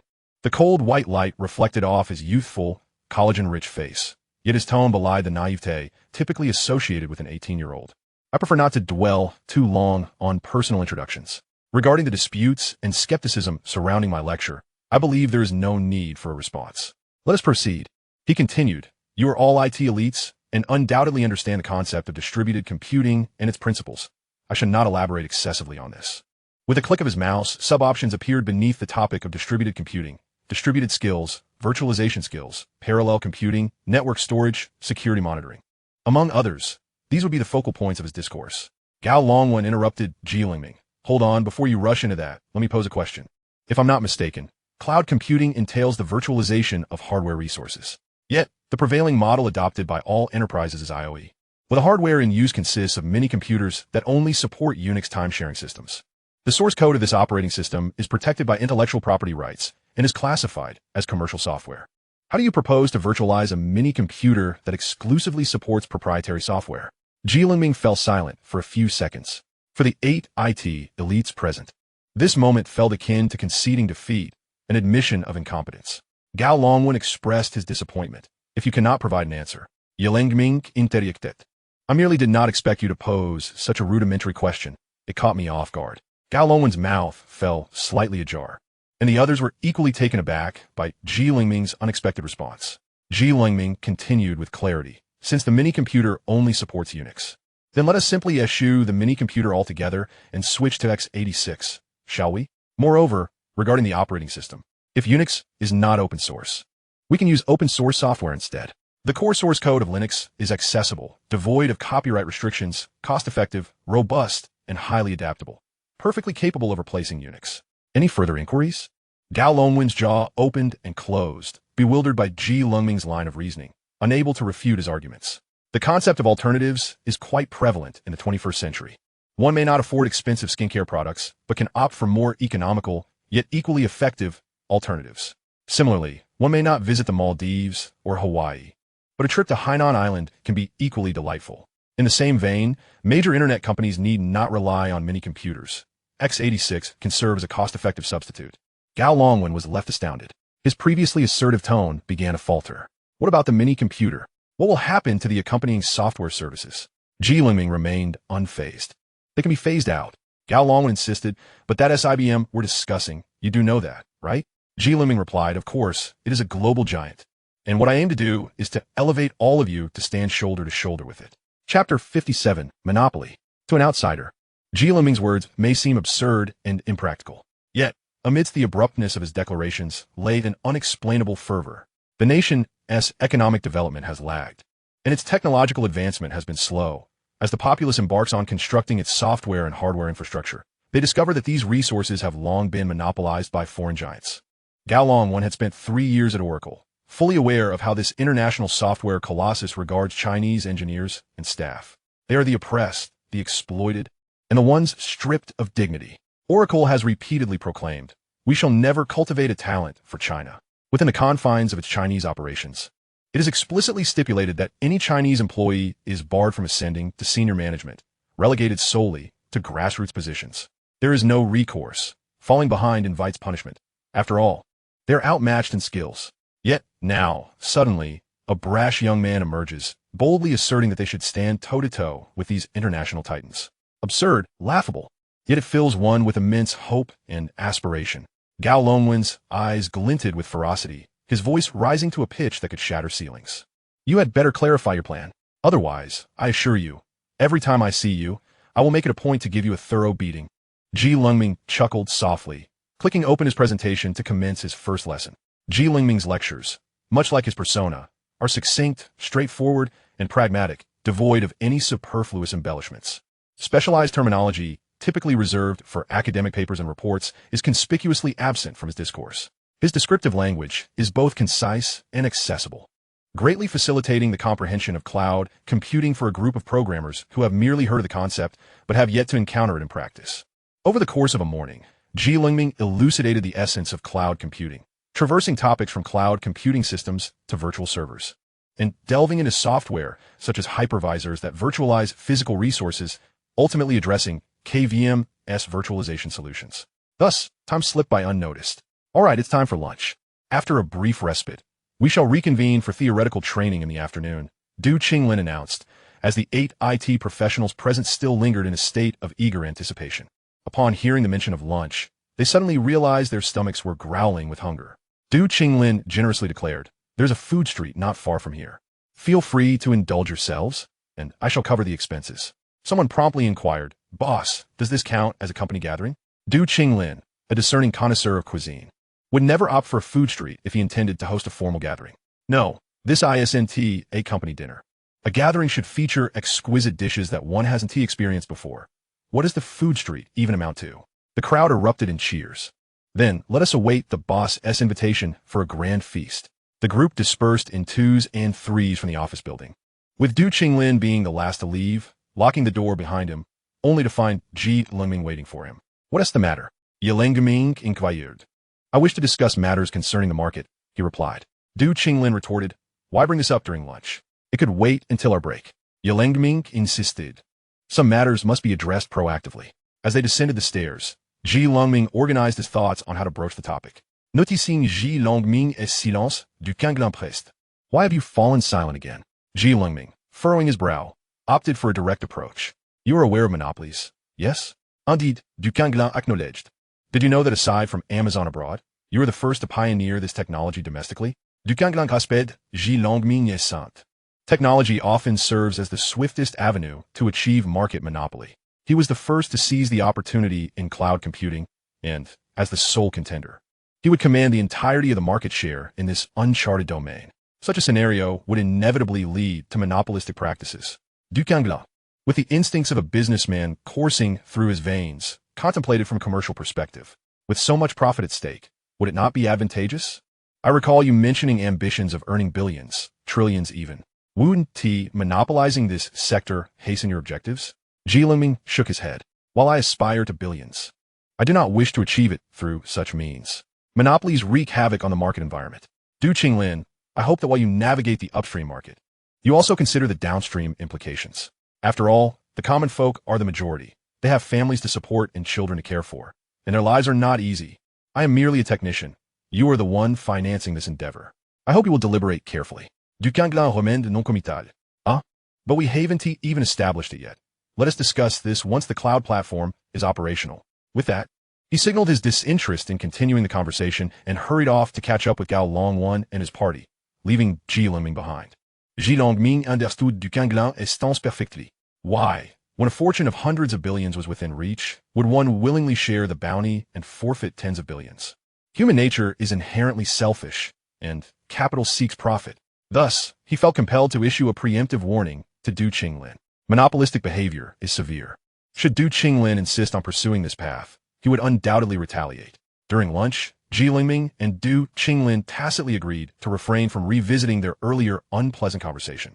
The 10 of them gathered at a noodle shop, each with a bowl of beef noodles, a can of beer, a plate of spicy beef offal, and a large beef bone, indulging in hearty enjoyment. As they relaxed, casual conversations began to flow, gradually transitioning to discussions of personal lives. The bonds of male friendship are often forged in simplicity. A meal, a bottle of wine, a pack of cigarettes can suffice to reach the depths of heartfelt conversation. Gao Longwan pulled out his wallet, his expression somber as he clutched a beer bottle, gazing at a photograph within his wallet, letting out a long sigh. This was my ex-girlfriend. I shall never forget her. Ji Lengming, not intending to pry into others' private matters, nonetheless caught a glimpse of the woman's photograph due to proximity. His memory served him well, and he recognized the woman as Zheng Jiejia. With reddened eyes, Gao Longwan continued, she was a wonderful woman, but I was impoverished and could not provide her with the life she envisioned. On the day she broke up with me, she cried heart-wrenchingly, stating she did not wish to leave me. Yet her father was gravely ill and required a substantial sum for surgery. She could not bear to burden me, which led to our separation. Truly, that day was the most painful of my life. I have wronged her. Ji Lengming pondered how to gently remind Gao Longwan of his so-called white-moonlight, who, not long ago, had been flaunting a 100,000 yuan handbag, driving an 800,000 yuan car, and clad in luxurious designer attire, while imperiously instructing a high-achieving student to wash her car. Chapter 58. Disturbance is different from harassment. Miss. This is the list of IT personnel recently recruited by Du Qinglin's company, while Ji Lengming was conducting training for the staff. A letter brimming with detailed profiles of the technical personnel from Qingling Technology was handed to Wen Wan. As Wen Wan perused the contents of the thick envelope, the reporting personnel, with a troubled expression, remarked, "You instructed us to keep an eye on Mr. Ji Lengming, but he is exceedingly cunning. We lost track of him this morning." Wen Wan lifted her head and swung the documents in her hand, striking the individual with a flurry of papers. "Incompetent fools. Pick those up." The reporting personnel complied, hastily gathering the scattered papers and rearranging them in order. Wen Wan, with a frosty demeanor, queried, "Where exactly did you lose him?" The reporting personnel lowered their gaze. "In a very remote village. He took a bus there, got off at a landmark, and then we lost him. Wen Wan, taking a sip of the cool tea on the table to quell her rising irritation, was taken aback by Lengming's remarkable counter-surveillance awareness. This morning, around 5:30 a.m., Lengming had left his residence. To ascertain his whereabouts, Wen Wan had dispatched someone to discreetly follow him, but to her surprise, he had detected their presence. Her subordinates had proven utterly inept, being outsmarted without realizing it. Forget it. There's no need to follow him anymore. Had he not discovered our intentions, I could have approached him surreptitiously. Now that he knows, if I attempt the same again, it will only intensify his aversion. Wen Wan revisited the profiles of the new recruits at Qingling Technology. Among them, the most impressive resume undoubtedly belonged to Gao Longwen. As the saying goes, to kill a chicken to scare the monkeys. If one wishes to eliminate someone, it is prudent to target a representative figure. If the most outstanding individual within a small circle is eliminated, the others will naturally be filled with trepidation. If she were to ruin Gao Longwen and tarnish the reputation of Qingling Technology, who would dare to apply for a position there? Thus, Wen Wan focused intently on Gao Longwen's profile. Mentioning Gao Longwen inevitably led to the topic of Zheng Jiejia. This woman was Gao Longwen's ex-girlfriend, and despite their breakup, he had never truly forgotten her. Instinctively, Wen Wan sensed that Zheng Jiejia could serve as a potential breakthrough. Investigate Zheng Jiejia thoroughly. The more detailed, the better. In addition to Wen Wan's pursuit of information on Zheng Jiejia, Lengming was also discreetly conducting his own investigation into the woman. One day, after the training session concluded, Lengming took the bus back to his rented apartment. As he entered the alley, he unexpectedly encountered Wen Wan emerging from her residence. She was carrying a basket of Qingwang grapes, each plump and glistening with a vivid green hue. Upon seeing Lengming, she was unabashed and directly stated, "This morning, one of my subordinates behaved foolishly and followed you without permission. I owe you an apology." Wen Wan's mention of the incident darkened Lengming's mood. That morning, he had intended to jog to the training location, which was not too far, also as a means to exercise. However, he had soon noticed someone stealthily tailing him. To rid himself of this unwanted shadow, Lengming had hopped onto a random bus and traveled a considerable distance before finally losing his pursuer. This was also why, despite leaving early, he had nearly been late for the training session. "Are you certain this has nothing to do with you?" Lengming questioned incredulous. Wen Wan, with wide eyes, fibbed effortlessly, even raising her hand to swear to the heavens. "I swear, if I am responsible for this, may my beauty diminish." Lengming, it's not that I am criticizing you, but such a vow holds little weight. Regardless of how much your beauty might decline, it would still remain at a pinnacle level. Fine, just don't let me catch you doing this again. Wen Wan obediently nodded and then offered him the Qingwang grapes. "This is an apology gift. If you refuse, I shall continue to punish the employee who followed you until you accept my contrition." Lengming frowned disapprovingly. "Is this moral coercion?" Wen Wan replied, "Indeed. Aside from you, I possess no sympathy or patience for anyone else. By accepting the grapes, you effectively save him. As for the grapes, you may choose to eat them or discard them." As Lengming walked past Wen Wan, he remarked, "Then please dispose of them in my yard." After saying this, he strode towards his small courtyard. Wen Wan, still holding the fruit basket, trailed behind him. Upon reaching his door and noticing Wen Wan following closely, he irritably scolded, "What are you still doing with me?" Unfazed, Wen Wan raised her wrist to indicate the grapes in her hand. "I intend to throw the grapes in your yard. Is that not permissible?" Lengming exclaimed, "It is not." Wen Wan feigned indifference, appearing as stubborn as a bull. "If you insist I throw them, I shall only do so in your yard. Unless you take them from me, then you may throw them as you please." At a loss for words, Lengming felt the urge to curse, but managed to restrain himself. "You promised me yesterday that you would not disturb me again. Are you already having second thoughts?" Wen Wan, with an innocent expression, replied, "But I have not disturbed you. This constitutes harassment." She argued persuasively. "Disturbance and harassment are not synonymous. I only promised not to disturb you, but I never vowed to refrain from harassing you." Lengming was taken aback by Wen Wan's shameless reasoning. He gritted his teeth and declared, "Then I hereby inform you, you are forbidden from both disturbing and harassing me. Also, take your grapes and get lost." In a fit of frustration, Lengming slammed the door with considerable force, causing the frail metal door to bear the brunt of his wrath once more. Wen Wan stood outside, leisurely plucking a grape to eat. The vibrant evening glow brightened her mood. She understood that Lengming would not accept her offering. This act was merely to help him forget the discomfort of being followed that morning. Human memory is truly fascinating. A poorly made breakfast may elicit complaints, but after experiencing a car accident by noon, the unpleasant breakfast will be forgotten.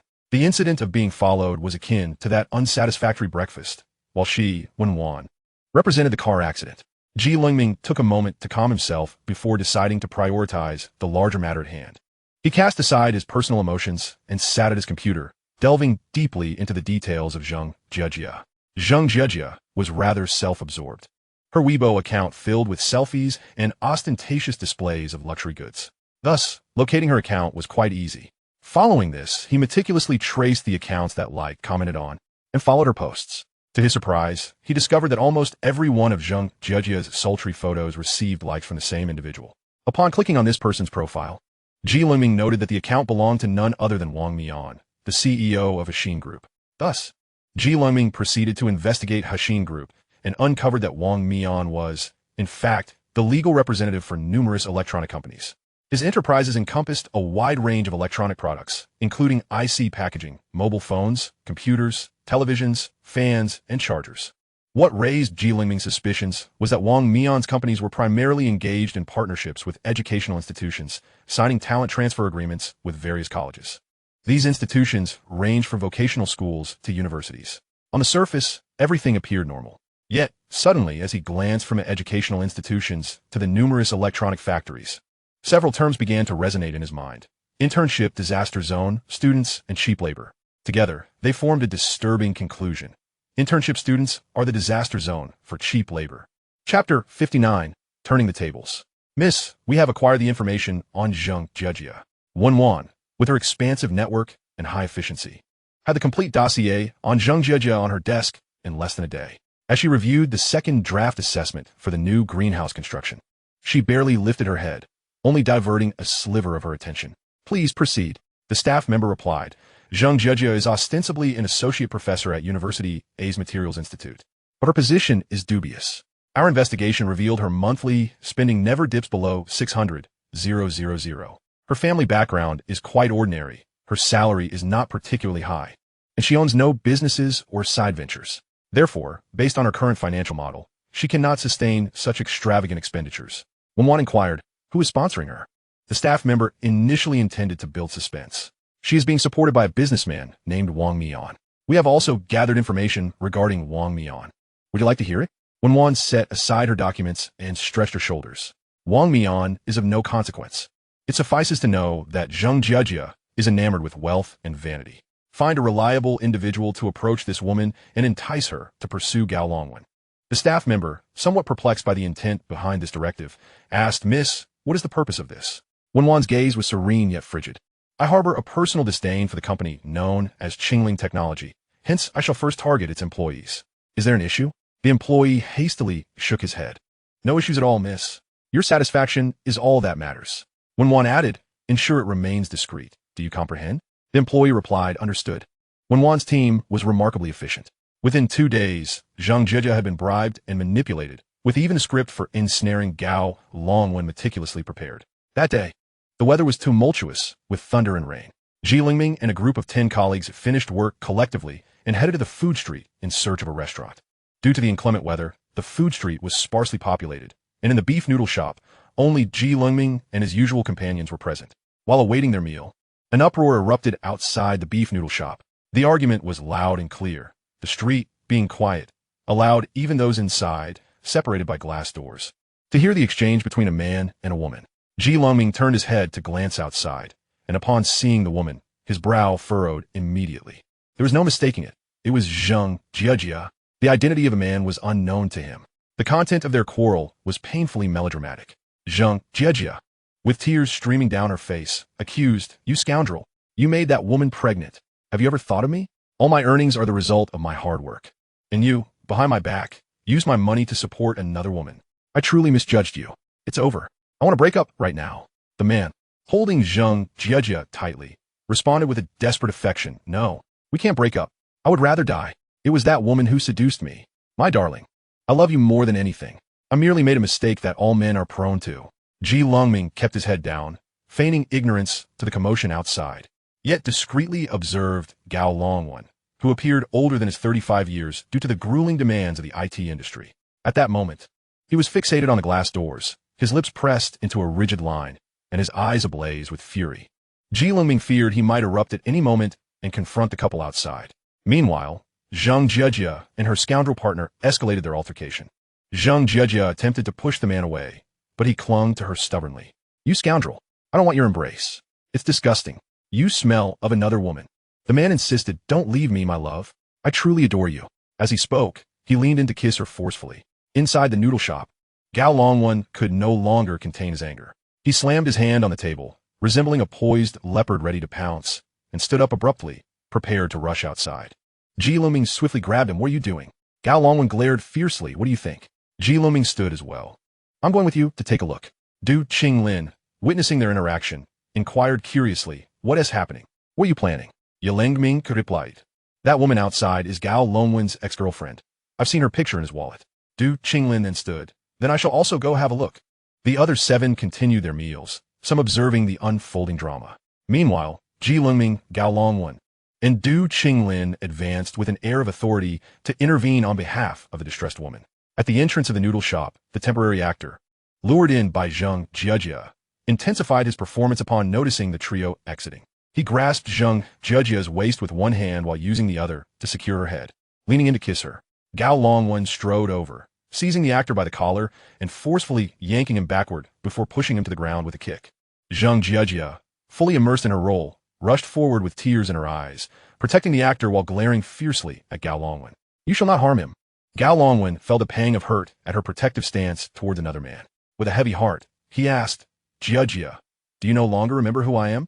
Zhang Jiejia, exhibiting commendable acting skills, initially hesitated, her eyes reflecting a moment of struggle before lowering her head, her shoulders trembling slightly. I do not know you. You are mistaken." She portrayed a character of humiliation, helplessness, and a desire for support yet refrained from seeking it, embodying the quintessential fragile flower. Gao Longwan, unable to resist, moved closer, his eyes reddened as he cried out, "I have not mistaken you. You are Zhang Jiejia, the woman I have always loved." Ji Lengming watched this farcical scene with a cold gaze, deeming it a mere spectacle, while contemplating how to leverage Zhang Jiejia as a pawn. Had he not been aware of her true identity beforehand, he might have considered this encounter a stroke of luck for Gao Longwan. However, in this world, fairy tales are scarce. It remained uncertain who had orchestrated this woman's appearance. Ji Lengming, both emotionally and rationally, leaned towards the belief that Zhang Jiejia had been dispatched by Wen Wan to stir up trouble, with the enemy in plain sight, yet himself concealed. Ji Lengming resolved to remain discreet and find an opportunity to discuss matters with Du Qinglin, aiming to turn the tables on Wen Wan to the greatest extent possible. Chapter 60, A Blow Struck. With Gao Longwan's backing, the actor withdrew without protest. Zhang Jiejia, overwhelmed with tears, was temporarily escorted to the office building's lounge for rest. The team members expressed their admiration for Gao Longwan's fortune, praising Zhang Jiejia's grace and beauty, with some audaciously calling her sister-in-law, causing her to blush amidst her tears. In a separate lounge, Du Qinglin and Ji Lengming enjoyed the air conditioning. Du Qinglin could not help but exclaim, "I never imagined I would witness such drama in my lifetime. Ah, old Gao truly is fortunate." Ji Lengming merely smiled in silence. "Du Qinglin remarked, your smile seems rather sardonic. Are you unable to bear seeing others prosper?" Ji Lengming produced his phone and showed Du Qinglin several screenshots. "This is," Ji Lengming urged, "search for this Weibo. I believe it will be far more persuasive than my attempts to explain." Du Qinglin promptly sought out Zhang Jiejia's Weibo. However, she had prepared thoroughly. Her Weibo was set to private, accessible only to friends, leaving Du Qinglin unable to glean any information. He expressed his skepticism.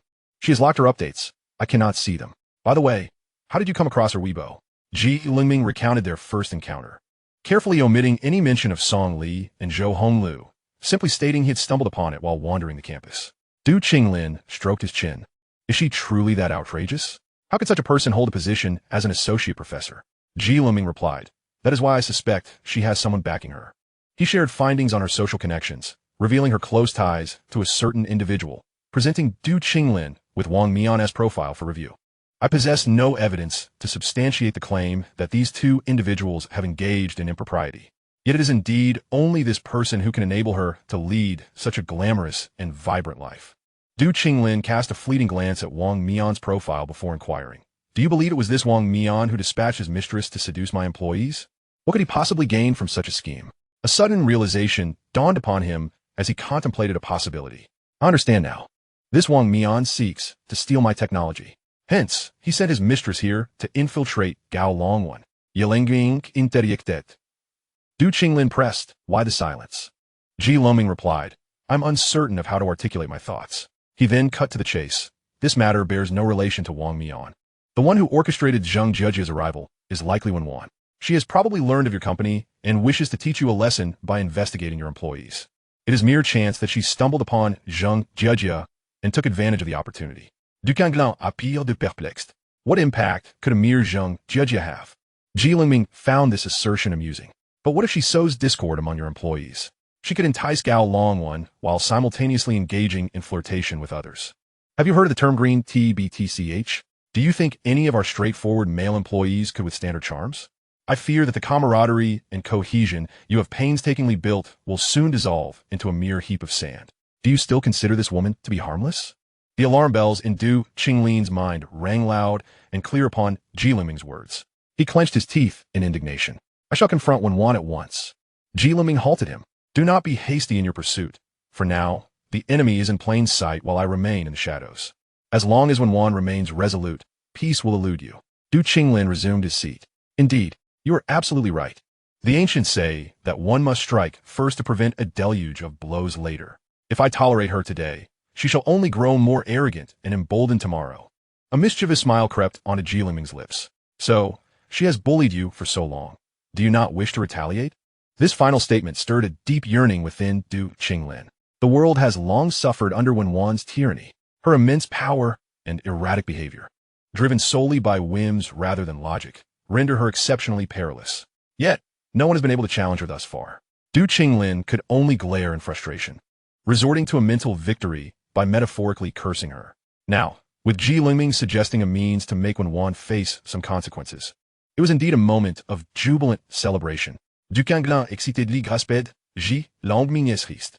My dear Lengming, if you can make Wen Wan suffer, I shall immediately inscribe your name in my family tree. Ji Lengming deftly shook off the grasp. That won't be necessary. Allow me to instruct you on how to utilize Zheng Jiejia.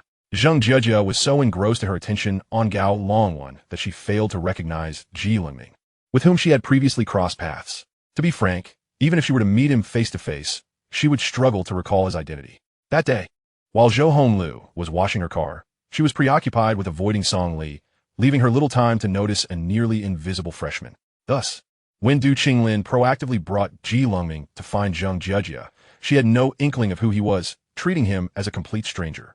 Miss Zheng, is it? I am Du Qinglin. It is a pleasure to meet you. Du Qinglin, clad in fashionable attire and exuding a courteous demeanor, sported a watch of exquisite quality that hinted at his affluent status. Zheng Jiejia, perceptive as she was, immediately deduced that he was the direct superior of Gao Longwan and the adversary who had provided her with a significant sum to undermine his company. She shyly rose to her feet, exchanging a brief handshake with Du Qinglin, their fingertips barely grazing. Hello, I am Zheng Jiejia. Thank you for taking care of Longwan. Instantly, someone in the group teased. Oh, calling him Gao so soon, haha. Gao Dage, when's the wedding feast? Zheng Jiejia's cheeks flushed with embarrassment. Among this group, Gao Longwan was the eldest and naturally assumed the role of the big brother. He too felt his ears redden and retorted, You rascals, behave yourselves. Du Qinglin chuckled in response, not forgetting his purpose. I overheard you chatting with my employee and learned that you are a teacher at a university. Is that correct? Zheng Jiejia tucked a stray strand of hair behind her ear, her profile exuding an air of quiet elegance. She nodded. Yes, I teach at university. I have a class this afternoon, so I must return shortly. It's already September, and aside from freshmen, all other grades commence classes on the 1st. Du Canglin Poul de Ji Lengming forward. Perfect. This is my younger brother. He studies at university and will be starting in 2 days. Since Ms. Zheng is a teacher there, would you kindly look after him? Ji Lengming's role as a lecturer for a tech training program remained undisclosed. Even if revealed, it would likely be met with skepticism. Zheng Jiejia turned her gaze towards Ji Lengming, lean and delicate, with supple skin and full lips. Strands of hair fell across his forehead, imparting a youthful charm. His features, unlike the chiseled, angular beauty often celebrated, leaned more towards a softer, warmer aesthetic. At first glance, he seemed unremarkable, but the longer one gazed, the more comforting he appeared. Having been in a world filled with beauty, Zheng Jiejia understood that striking looks often succumbed to the ravages of time. In contrast, a visage like Ji Lengming's, subtle yet enduring, truly captivates for a lifetime. Ji Lengming regarded Zheng Jiejie with a slight smile, playfully catching her off guard. "Hello, Aunt Zheng, I am Ji Lengming. I hope to receive your guidance." Zheng Jiejie's composure shattered for a moment, her previously gentle demeanor morphing into something fierce. "Who are you calling Aunt?" Realizing her lapse, she quickly cleared her throat to regain her composure. Ji Lengming tilted his head slightly, his expression both innocent and naive. "Then should I address you as Sister Zheng?" Chapter 61, Holding an Umbrella. Through Du Qinglian's mediation, Zheng Jiejie reluctantly agreed to accompany Ji Lengming on the day of his school registration, guiding him through the process of submitting documents, obtaining a campus card, and collecting books. Ji Lengming saved Zheng Jiejie's contact information. Early in the morning, he called her to discuss his estimated arrival time at university. After hanging up, he attentively observed the happenings next door. As he closed the door behind him while shouldering his backpack, Wen Wan mirrored his actions almost simultaneously. In unison, both stepped out with their right feet. Turning to close the courtyard gate, Ji Lengming led the way, with Wen Wan trailing closely behind, intentionally narrowing the distance between them. As they exited the alley, Wen Wan quickened her pace, aligning herself shoulder to shoulder with Ji Lengming. The sunlight was blinding, and she opened her parasol, casting a shadow over Ji Lengming's head. Ji Lengming glanced down at Wen Wan, adjusting the umbrella to its proper angle, inadvertently returning the shade to her side. "Just take care of yourself." Wen Wan's heart raced at Ji Lengming's gesture, yet his tone remained calm and devoid of any discernible emotion. Leaving her uncertain if she was reading too much into the situation, she stubbornly tilted the umbrella towards him, her eyes gleaming with anticipation. "I want to shield you from the sun." Ji Lengming cast another glance at Wen Wan. The breathtakingly beautiful girl stood half exposed to the glaring sun, her skin glowing, a fine sheen of sweat appearing on her forehead, radiating the essence of youthful vitality. Uncontrollably, Ji Lengming was reminded of past events. In the past, it was the gentle bodyguard who held the umbrella for her, but eventually that role was taken over by him. When one had high standards, when holding the umbrella, his hand must not tremble, their steps must align, and they ought to maintain a respectful distance. He could not casually switch hands. Even if his arms were so weary that he could scarcely lift them, he was compelled to endure through gritted teeth. At times, Wen Wan, merely for her own amusement, would insist that he hold the umbrella for over 4 hours. It was only when his muscles began to cramp, blood flow to his upper limbs severely diminished, and he was drenched in cold sweat, that he would collapse in a trembling heap, prompting her to erupt into malicious laughter. She unreservedly inflicted pain upon him for nothing more than fleeting, shallow amusement. At that time, his heart and mind were entirely captivated by the proud, spirited young lady. So he felt no resentment. Rather, he experienced a humble satisfaction when witnessing her laughter at his expense. Yet now, the tides had turned, and it was the young lady who held the umbrella for him. Ji Lengming felt a stirring within him, quickly overtaken by dark, sinister thoughts brimming with malice. He spoke in his usual calm tone. "Since you are to hold the umbrella for me, your hand must not quiver. Maintain a distance of at least an arm's length. Our steps must be in unison, and you cannot stray too far or too close. You must not switch hands at will. Can you manage that?" Wen Wan's eyes immediately sparkled with eager determination. "I can." "Very well, then follow me." Their residence was not far from the school, and the walk took merely a few minutes. During this brief interlude, they exchanged no further words. Yet Ji Lengming could sense the umbrella, perched above them, remained remarkably steady. Today marked the day of orientation for the freshmen at a university, and the campus was abuzz with excitement. A multitude of private vehicles lined the entrance, security personnel diligently maintaining order, while throngs of students, parents, and teachers filled the main thoroughfare, along with various offices established by the colleges to guide newcomers through the enrollment process. Ji Lengming chose a spot where the crowd was sparse, albeit ventilated, yet devoid of any cover. He had arranged a meeting with Zheng Jiejie, and based on his understanding of her, he knew she would inevitably be late. Ji Lengming waded through the tedium, while Wen Wan stood in the sunlight, her collar already dampened by sweat. She could not comprehend what Ji Lengming was doing, erroneously assuming he was unfamiliar with the enrollment process due to never having attended university. "Give me your enrollment materials, and I will assist you," she offered. "You leave, and who will hold the umbrella for me?" He countered. "I'll call Evan." "No need, just wait here. Someone will handle it for me." "And who will do that?" "That is not your concern. Your umbrella is askew. Straighten it." Wen Wan suppressed her frustration and complied with Ji Lengming's demands. The heat intensified, and the sun blazed down mercilessly. As she braved the scorching rays, the sweat on her collar escalated to a soaking dampness that clung to her chest and back. Strands of hair clung to her cheeks, her complexion turning an unnatural shade of crimson, her lips devoid of color. Her arms grew increasingly sore, shoulders ached unbearably, and due to insufficient blood flow, her vision began to blur. Yet she persisted, gritting her teeth through the ordeal. Perhaps she recalled the past, realizing Lengming's intentions. A flicker of pain crossed her eyes. You wish to torment me? Bring it on.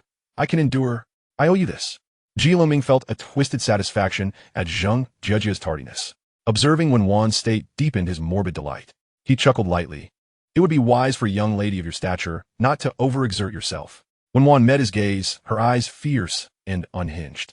You need not provoke me. Treat me as you did back then, and you may repay me in kind. I grant you this right. Lengming's eyes darkened in an instant. We have always been equals. You possess no authority to grant me anything. Wen Wan dismissed his words with indifference. Lengming had reiterated countless times that they were equals. But to Wen Wan, it was merely a one-sided notion. In life, where could one find true equality?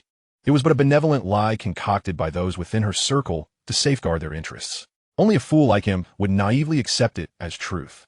Wen Wan did not wish to shatter Lengming's beautiful illusion, so she acquiesced. Indeed, you are entirely correct. Lengming recognized her insincerity, but chose not to dwell on it. The topic ended there, leading to an extended silence until Zhang Jiejie arrived. Upon discovering that a woman had come to see Lengming, Wen Wan's pupils contracted. Zhang Jiejie, well-preserved and in her 30s, appeared as youthful as a 24 or 25-year-old, exuding an alluring blend of maturity and sensuality in every movement, radiating an enticing charm. Wen Wan, unable to help herself, compared the woman before her to Wang Cici. Wang Cici possessed a voluptuous figure, exuding allure, and while bold in demeanor, she always adhered to mutual consent, maintaining propriety. In contrast, the woman before her exuded an unmistakable air of coquetry. Her every smile and gesture seemed meticulously trained, a template of allure crafted to please men. A social butterfly cultivated to perfection. As Wen Wan was lost in thought, Lengming had already approached Zhang Jiejie. He noted the reaction between Wen Wan and Zhang Jiejie.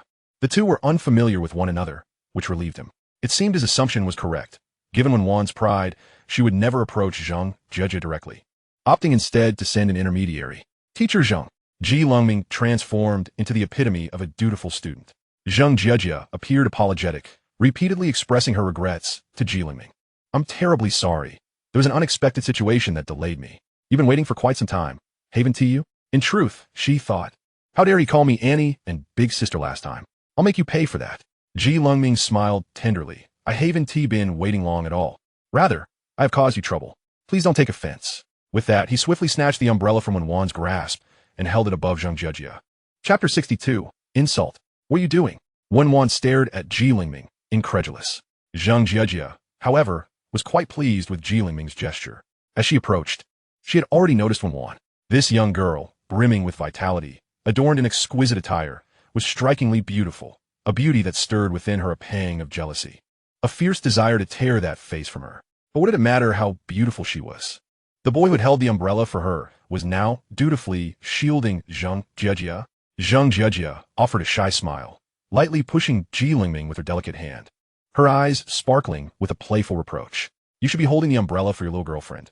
Look at her. Her face is turning red under the sun. Lengming chuckled. I do not have a girlfriend. Please don't speak nonsense, teacher. Zhang Jiejie covered her mouth, her gaze fixed on Wen Wan, seemingly astonished, but laced with provocation. That girl doesn't take care of herself. Under such blazing sun, look at her face. Zhang Jiejie turned to Lengming. You students only seek pleasure. At least she is a girl. Show some compassion. Why not simply refuse her instead of subjecting her to this torment? Lengming appeared to scrutinize Wen Wan's face seriously before responding. Her skin is naturally like this. There is no need for you to feel guilty, teacher. Besides, she is merely my devoted follower. Followers aren't human, so there is no need for concern. Standing beside Zhang Jiejie, Lengming leaned in to whisper, his gaze soft, his speech imbued with patience. The stark contrast in communication with Wen Wan is palpable. Standing to the side, Wen Wan is drenched in sweat, her lips chapped. Having held an umbrella for someone for an hour, her arms aching unbearably, all while enduring a relentless barrage of mockery. Her nails dig painfully into her palms as she watches their brazen display of flirtation. She is acutely aware that this is merely Lengming venting his frustrations at her through this woman. Their relationship is far from genuine. Yet, what infuriates her most is the realization that Lengming resorts to using such a lowly woman to attack her. Had been Wang Cici, she might have regarded her as a worthy opponent, deserving of respect. But now, confronted with a shameless harlot, she feels a profound sense of humiliation. Wen Wan's eyes blaze with fury, radiating a heat more intense than the scorching sun. Lengming, if you seek to retaliate against me by all means, please choose a woman of some decency, rather than this cheap trifle. Before Lengming can react, Zhang Jejia steps forward, shoving Wen Wan forcefully, causing her to stumble back several paces.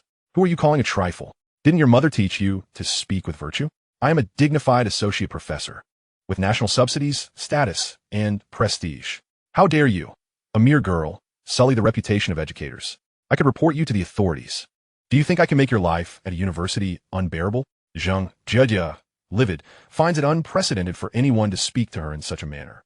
Among her many students, who hasn't fawned over her, yet here she is, confronted by someone who dares to insult her. Wen Wan can tolerate Lengming's grievances directed at her, as she owes him much, but she will never abide the indignities inflicted by others. With Zhang Jejia's shove, she resolves to break both of the woman's arms. Lacking backup for a brawl, Wen Wan must suppress her revulsion. To touch such a tawdry woman would leave her feelings sullied, a sensation that would linger long after. With eyes aflame, Wen Wan seizes Zhang Jejia's arm, hurling her against the concrete wall behind them. Taking advantage of the impact, she swiftly kicks at Zhang Jejia's knee joint. Zhang Jejia, in pain, collapses to the ground, her bare knees exposed and vulnerable, immediately scraped and bleeding. Wen Wan then grips one of Zhang Jejia's arms, channeling her strength into a brutal kick to the elbow joint. Zhang Jejia lets out a piercing scream as the bone snaps grotesquely, rendering her arm useless. Gazing at the crumpled form of Zhang Jejia on the ground, Wen Wan is consumed by rage. Go ahead, call the police. Tell your superiors. Let's see who will be unable to continue here. Wen Wan's ire intensifies as she looks at Lengming, who appears utterly unfazed. To insult me with such a creature, Lengming, you truly are ruthless. Lengming's demeanor remains remarkably indifferent. His focus is not on Wen Wan, but rather on the now concealed camera not far off.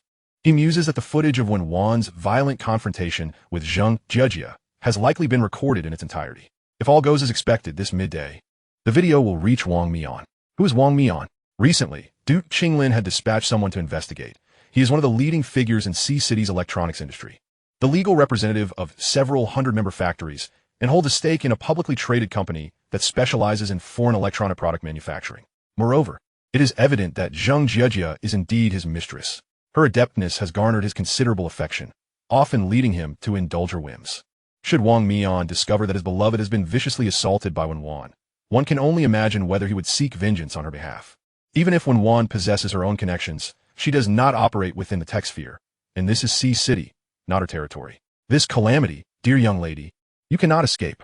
Lengming closes the umbrella, placing it gently at Wen Wan's feet. His task is complete, and there is no need for further pretense. The umbrella is yours. Wen Wan inhales deeply, scattering the tumultuous thoughts of violence swirling in her mind. As she observes Lengming preparing to leave, she calls out, "Stop." Lengming turns back to her. Wen Wan's gaze is resolute and defiant. You intend to simply walk away? Lengming, well acquainted with her nature, retorts. What else should I do? Wen Wan demands, what is your relationship with her? Lengming replies, what is my relationship with you? Why should I disclose that? Wen Wan bites her lip, fists clenched tightly, her spine straight. You may seek retribution against me, but please do not insult me. Lengming understands her all too well. She is an exceedingly proud individual, with an inherent arrogance befitting nobility. The more she is compared to those she deems beneath her, the more incensed and humiliated she feels. Her self-respect severely challenged. This is precisely why Lengming is certain she would retaliate against Zhang Jejia. A smirk curls at the corners of Lengming's mouth. Is that what you consider an insult? Then tell me, miss, when you refer to teacher Zhang as a trifle, was that not an insult? When you confined me in a dog cage, using nail clippers to slice my flesh, forcing me to consume tissues you had touched, was that not an insult? Wen Wan's eyes glimmer with a crimson hue, nearly spilling over with rage. Miss, one cannot adhere to such double standards. It renders one utterly hypocritical and repugnant. Chapter 63. Withdrawal of funds, dining, investigation, cadaver. Zhang Jejia was taken to the hospital by her classmates. The school administration became aware of the incident. Due to the severe repercussions of this matter, coupled with Zheng Jiejia's connections within the institution, the school swiftly decided to expel Wen Wan, the assailant. As for additional compensations, those will be calculated separately. Wen Wan sat in the principal's office, showing little reaction to the decision, casually making a few phone calls. Soon, the principal and secretary received a call from the project leader of the West Campus, stating that the investors had just issued a notice to withdraw their funding. The principal, exasperated, exclaimed, "Why on earth would they withdraw funding at this stage? The blueprints are finalized, the contractors are selected, materials procured. We are on the verge of constructing the building. What do they intend to achieve by pulling out now?" The project leader of the West Campus was equally baffled. "I heard that the investor is being expelled from the school. I don't quite understand what that means. Are investors students?" The principal instinctively glanced at Wen Wan. Seated on the sofa, his heart racing, Wen Wan coldly regarded the middle-aged man in his 50s, tossing the expulsion notice onto the desk before him. "Are you still going to expel me?" The principal's heart sank to the depths of despair. While Wen Wan faced a joint reprimand from the academic office, faculty union, and admissions office, Lengming had already resolved his enrollment matters. Having received his textbooks and campus card, and with no accommodation arranged, he decided to grab a bite at the cafeteria, intending to linger in the library for a while afterward. At the South Garden cafeteria, past the mealtime rush, the crowd was sparse. Lengming selected a window and casually purchased some food. Just as he was about to find a seat, a voice called out to him from behind. "Lengming." The voice was bright and energetic. "What a coincidence. I just saw your name on the class list. I didn't expect to run into you here." Turning towards the sound, Lengming recognized the speaker, Zhao Shuiying. "What a coincidence. Are you here for a meal as well?" Zhao Shuiying nodded eagerly, clapping her hands in delight. "Wait for me for just a moment. I'll join you for dinner." It feels wonderful to see a familiar face. Haha. Today, she was dressed quite nicely. Her hair, which she usually kept tied up, flowed freely down her shoulders. The black-rimmed glasses perched on her nose had been replaced with contact lenses, and she wore a vibrant orange long dress that exuded vitality with every movement. While her appearance was not strikingly beautiful, it radiated a refreshing energy, akin to a juicy, sweet orange. Zhao Shuiying was destined to become a leading figure in the field of microelectronics, a rare gem among technical talents. Lengming held a deep respect for such individuals and naturally harbored goodwill towards her. The two found a cozy corner to sit. Lengming's dining etiquette was refined. His chewing was nearly silent, and the clinking of his spoon and chopsticks against the small bowl produced no audible sound, showcasing impeccable manners. Observing Lengming's composed dining behavior, Zhao Shuiying suddenly felt rather uncouth, lacking in restraint. Unaware of her youthful demeanor, Lengming struggled with social interactions and, out of courtesy, forced himself to make small talk. "Did you mention seeing me on the class roster?" Zhao Shuiying set down her soup bowl. "Yes, we're in the same class. By the way, has the homeroom teacher contacted you? I heard their SA Freshman Awards ceremony this afternoon, and as the top scorer in the college entrance examination, you must be on the award list." Lengming vaguely recalled such an event, but had declined to participate. He had no desire to attend such public occasions. "I think they reached out, but I had other commitments, so I politely refused." He offered a vague response before sharing his thoughts. "I know a senior who is a graduate student in microelectronics. He is quite knowledgeable, and if you have any questions, you could ask him. Would you like to meet him?" The senior he referred to was, of course, Song Li. Zhao Shuiying was enthusiastic about getting to know someone academically accomplished. "That sounds great. I'm quite interested in the major I've chosen, but since I'm starting from scratch, having someone to guide me would be immensely helpful." With her approval, Lengming sent a message to Song Li, informing him that a passionate junior would be adding him on WeChat. The meal went well, at least the atmosphere remained comfortable. Zhao Shuiying had to return to tidy her dormitory and took her leave. Before departing, she said, "Don't forget their SA class meeting at 7 this evening. I heard they be electing class officers." Lengming smiled politely. "I probably want to attend. Remember to chat with the senior. He is quite strong academically, and you'll benefit greatly." After saying this, he shouldered his backpack and turned to leave. Zhao Shuiying stood at the entrance of the South Garden cafeteria, watching Lengming's retreating figure, lost in thought. She murmured to herself, "He is quite an odd person. The more I interact with him, the stranger he seems." As Lengming was at the library searching for materials, Du Qinglin had completed editing the video of Wen Wan beating up Zheng Jiejia and silently sent it to Wang Mian's assistant's email. Wang Mian learned of the incident involving Zheng Jiejia that evening. Upon discovering that Wang Mian was driving to the hospital to visit Zheng Jiejia, Du Qinglin planned to take Gao Longwan along for a first-hand experience. In recent days, Gao Longwan had been utterly captivated by Zheng Jiejia's charm. Moreover, other employees had also been getting close to her. She would come to the office daily, ostensibly to visit Gao Longwan, but in reality, she was subtly conveying to other men that they could pursue her as well. With her coy demeanor, she had bewitched a group of older men. Du Qinglin surmised that soon, these men would almost forget who their employer was. Now, with Wang Mian visiting Zheng Jejia, it was crucial for Gao Longwan to witness the true nature of this woman. At 10 o'clock, Wang Mian arrived at the Sea-City Traditional Chinese Medicine Hospital with his assistant. Upon seeing him, Zheng Jejia was momentarily taken aback, then immediately burst into tears. Enough with the tears. I've seen the video, and it's clear you've been wronged.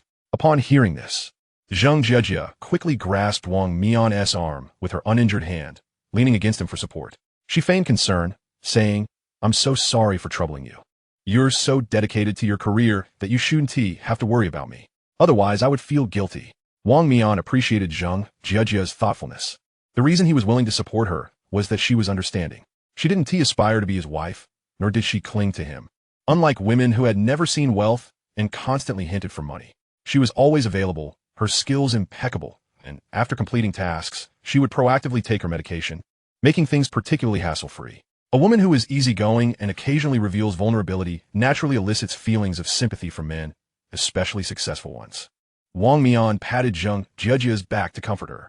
Don't worry, I've looked into Wen Wan. Her family background is decent, but she lacks competitiveness in Sea-City.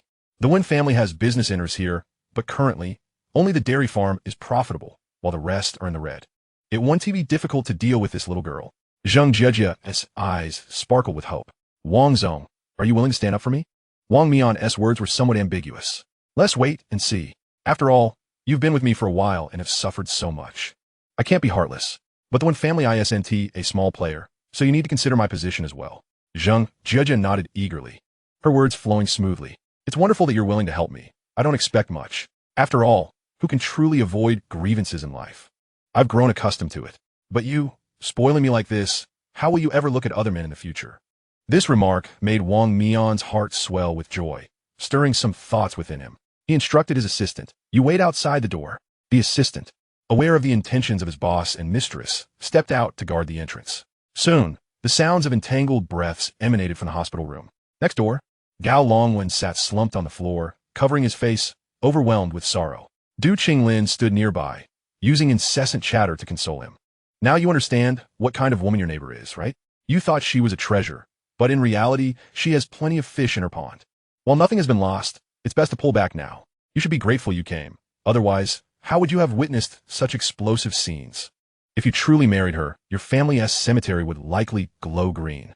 Gao Longwan curled himself into a ball, motionless like a statue. Du Qinglin understood his plight.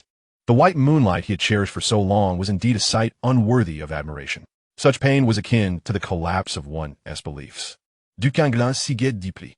Thus, wise men avoid love, unless the river is filled with gold coins. Clearly, Zheng Jejia was nothing more than a murky gutter, filled with dead rats and sludge, yielding no gold. As Lengming exited the library, he carried several newly borrowed books. The night was devoid of moonlight, blanketed by thick clouds. The streetlights along the main road of a university illuminated the night, dispelling the darkness, while a cool evening breeze wafted through. Turning a corner, Lengming suddenly spotted a figure standing in the shadows. The individual was slightly bent over, holding a bag of something, meowing towards the flower bed. Upon noticing Lengming's approach, the person straightened up and turned to look at him. Lengming's gaze met theirs, a connection made in an instant. In an instant, an undercurrent surged between the two individuals, akin to a torrent in tumult, stones flying amidst chaos, and volcanoes erupting with fury. All manner of unrest, agitation, and dark thoughts, writhing with malice and hatred, erupted in the chilling embrace of the night. The figure standing opposite Lengming was Ji Hung, clutching a bag of cat food, while several domestic cats nearby vied for the morsels he offered them. Ji Hung's laughter rang out, unabashedly wicked. It's my younger brother. Long time no see. Lengming was not particularly surprised by Ji Hung's presence at a university. Although he had relinquished surveillance over the Ji family, he could still surmise Ji Dessen's reasoning. If all was well with the Ji clan, then sending Ji Hung abroad would pose no issue. Yet now, with Chun Guangxiang gone and the coveted land slipping through his fingers, coupled with the scandal surrounding Qin, he making headlines. Dessen's nearly obsessive desire for control would inevitably seek an outlet, and that outlet could only be his son, Ji Hung, whom he had always held tightly in his grasp. While Lengming maintained an outwardly calm demeanor, a tempest of emotions churned within him. The last time he had left in haste, he hadn't had the chance to wish his brother a happy birthday. This thought successfully transformed Ji Heng's smile into a menacing grimace. Ji Heng's teeth nearly ground into bloody pulp as his gaze turned as cold as that of a ravenous wolf. I'll graciously accept your birthday wishes for now. Rest assured, when your birthday arrives, I shall repay you in kind. Ji Lengming felt an ominous premonition arise from those abrupt words. Being a person of keen insight, he pondered the roots of his unease, yet he could not pinpoint its source. Suppressing the darkness that loomed within, he spoke with a voice that, though low, resonated clearly. There will be no birthday for me. I am but a base-born wretch, unworthy of such celebrations. You might not even live to see that day. Yizeng, eschewing a battle of wits with Ji Lengming, retorted with a cold smirk, whether you celebrate your birthday or not, I fear that is not for you to decide. With that, he departed, still clutching his bag of cat food. The night deepened, shrouded in mist, the air perfumed faintly with the scent of osmanthus. Lengming, feeling a cloud of discontent settle over him, furrowed his brow and resolved to return to his rented apartment for further contemplation. After just a couple of steps, he was startled by a few low coughs emanating from the nearby thicket. Turning to investigate, he discovered the very cats Ji Heng had been feeding. As he approached, he observed them foaming at the mouth, weakly mewing before collapsing in a collective heap, their bodies soon convulsing. In under 3 minutes, all 6 cats ceased to breathe. This harrowing scene sent chills coursing through Ji Lengming.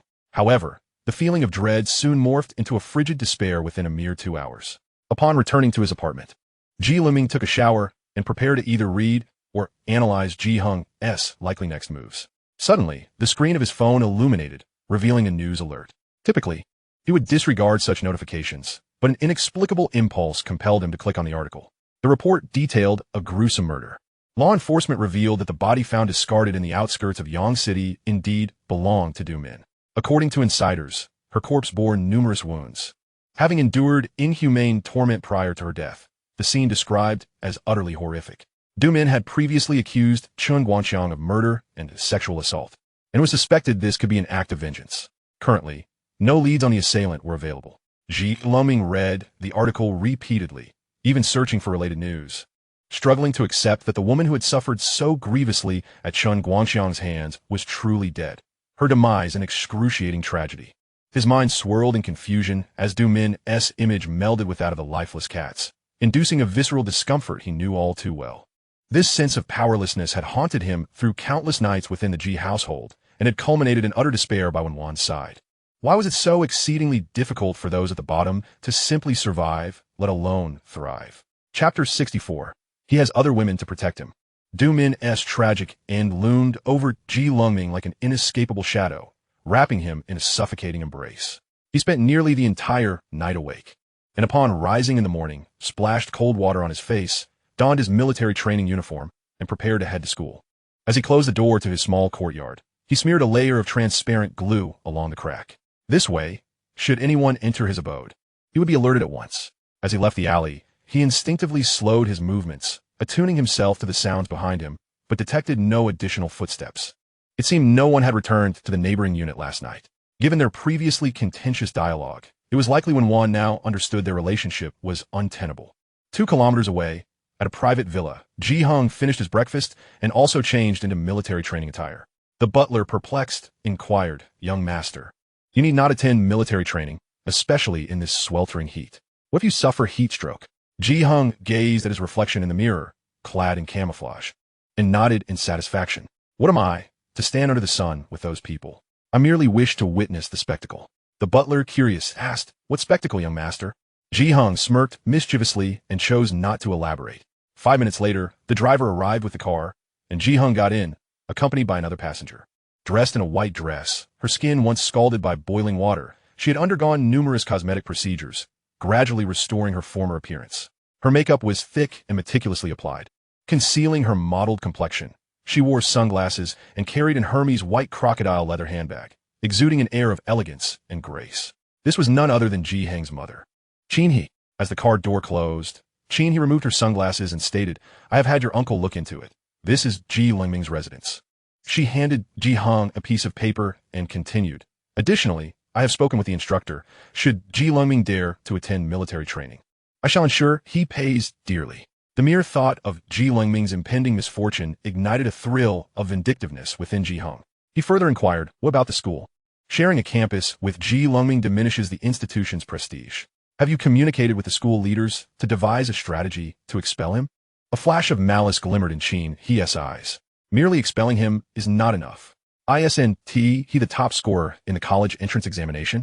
I intend to make him a pariah, a scapegoat whom no institution would dare accept. Ji Hung felt a sense of satisfaction with Qin He's plan.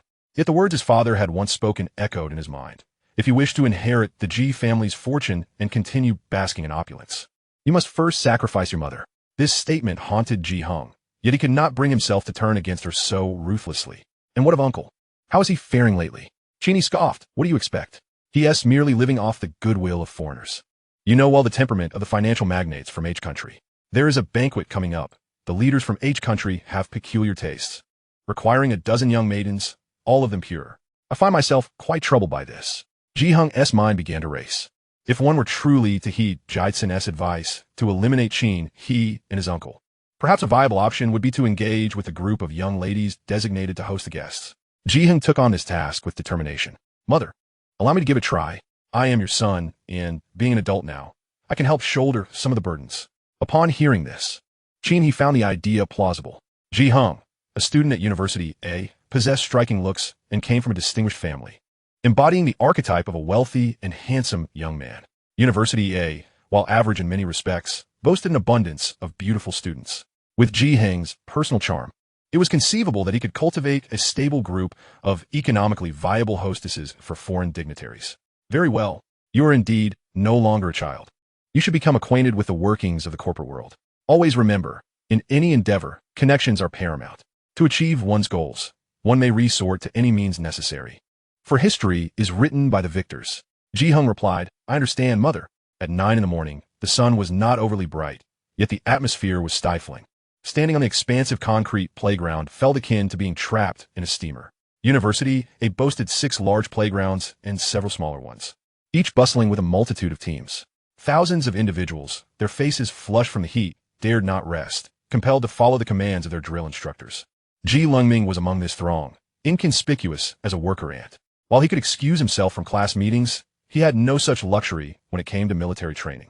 The military training for university students fell under the purview of both the Ministry of Education and the Ministry of Defense. As an ordinary individual, he had no privileges.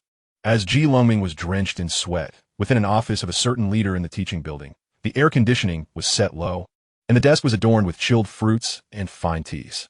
Wen Wan stood by the window, gazing at the uniformed freshmen below, her thoughts drifting into confusion. Among the sea of similarly dressed individuals, she nevertheless spotted Ji Lengming immediately. Yet, recalling his words, a chill pierced through her heart, bringing forth an ache that made her eyes sting. Upon reflection, as a young lady of status and wealth, why should she pursue a man devoid of any prospects? The world was vast. What manner of men did it not contain? Moreover, life could continue without a man. Why should she willingly demean herself? Even if she had wronged him in a past life, what did it matter? The number of people she owed apologies to far exceeded one Ji Lengming. What weight did he carry? My lady, everything has been arranged on our end. You may attend your classes at your leisure. If you choose not to, it is of no consequence. Rest assured, your credits will be awarded in full. And should you wish to graduate early, we can facilitate that as well. If there are any certificates, accolades, or honors you desire, simply inform us, and we shall endeavor to fulfill your wishes. The university's leadership gazed upon Wen Wan with obsequiousness, adopting a very humble demeanor. After all, she was a significant benefactor. Treating her well could yield funds for 2 new buildings, or even the construction of several laboratories and dormitories, if desired. Wen Wan's gaze remained fixed on the crowd below, her tone devoid of warmth. Understood. Should you require funds in the future, inform my assistant. The 2 buildings I pledged will commence construction as scheduled, and I shall ensure you face no difficulties. Her words trailed off abruptly. The university leaders awaited her next statement. But in the blink of an eye, they sensed an unsettling ferocity emanating from the young lady, starkly contrasting her appearance. Wen Wan turned her piercing gaze toward the university officials. You, investigate who that instructor is. The officials felt a chill run down their spines. Following the direction of Wen Wan's finger, they beheld an instructor mercilessly kicking a freshman in the military training team. Instantly, their hearts raced. Understood. I shall investigate this matter immediately. The official was on the verge of rushing out when suddenly, Wen Wan caught sight of a familiar girl sprinting from a distance, positioning herself protectively in front of the student being assaulted. The girl looked familiar. She was the one Wen Wan had encountered at the private dining establishment during Du Qinglin's dinner invitation. Wen Wan's earlier concern morphed into indignation. Huh, he has another woman to defend him.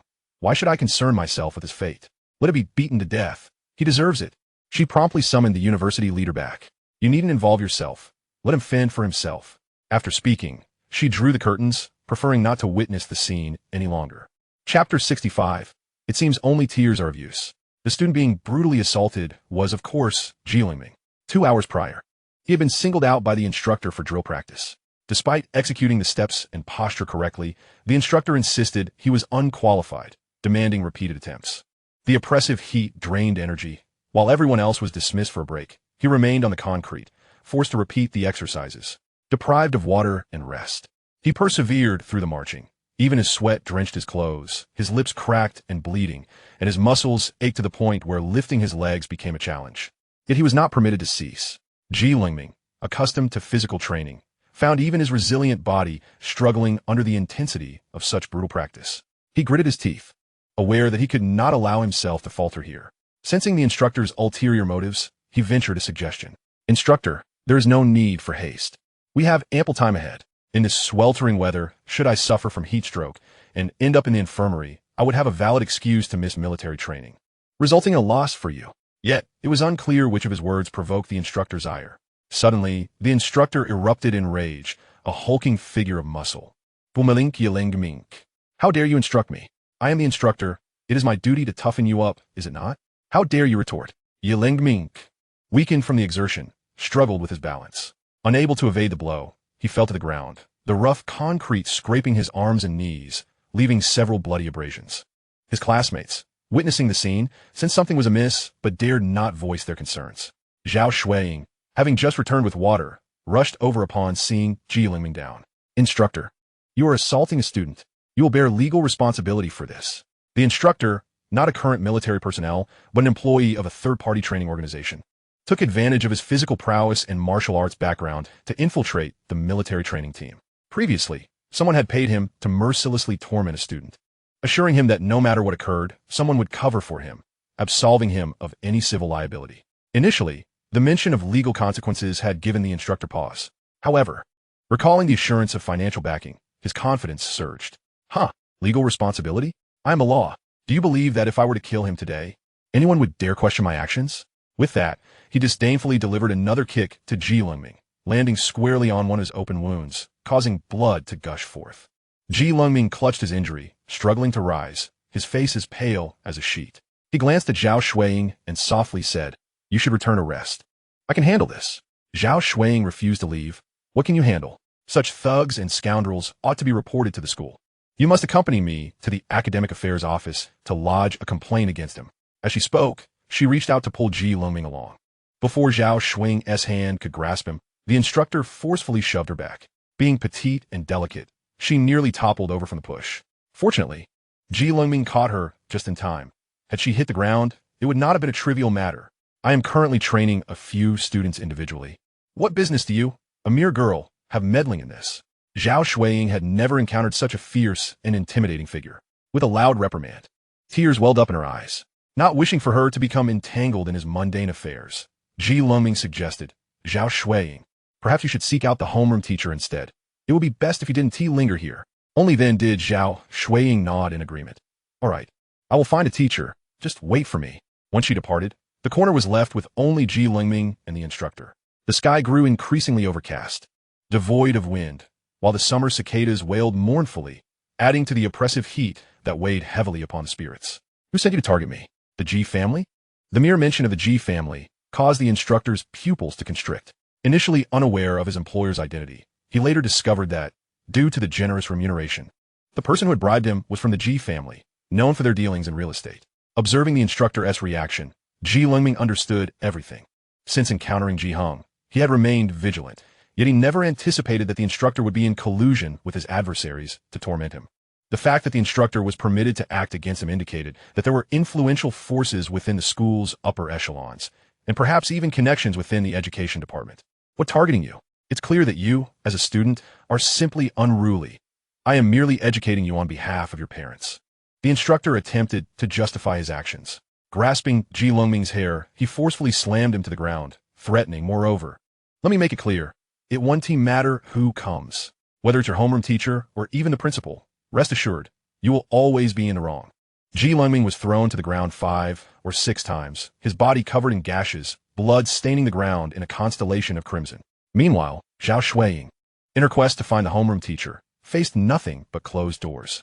With the teacher absent from school, she proceeded to the academic affairs office, only to be told that the difficulties of military training were quite normal and she needn't make a fuss.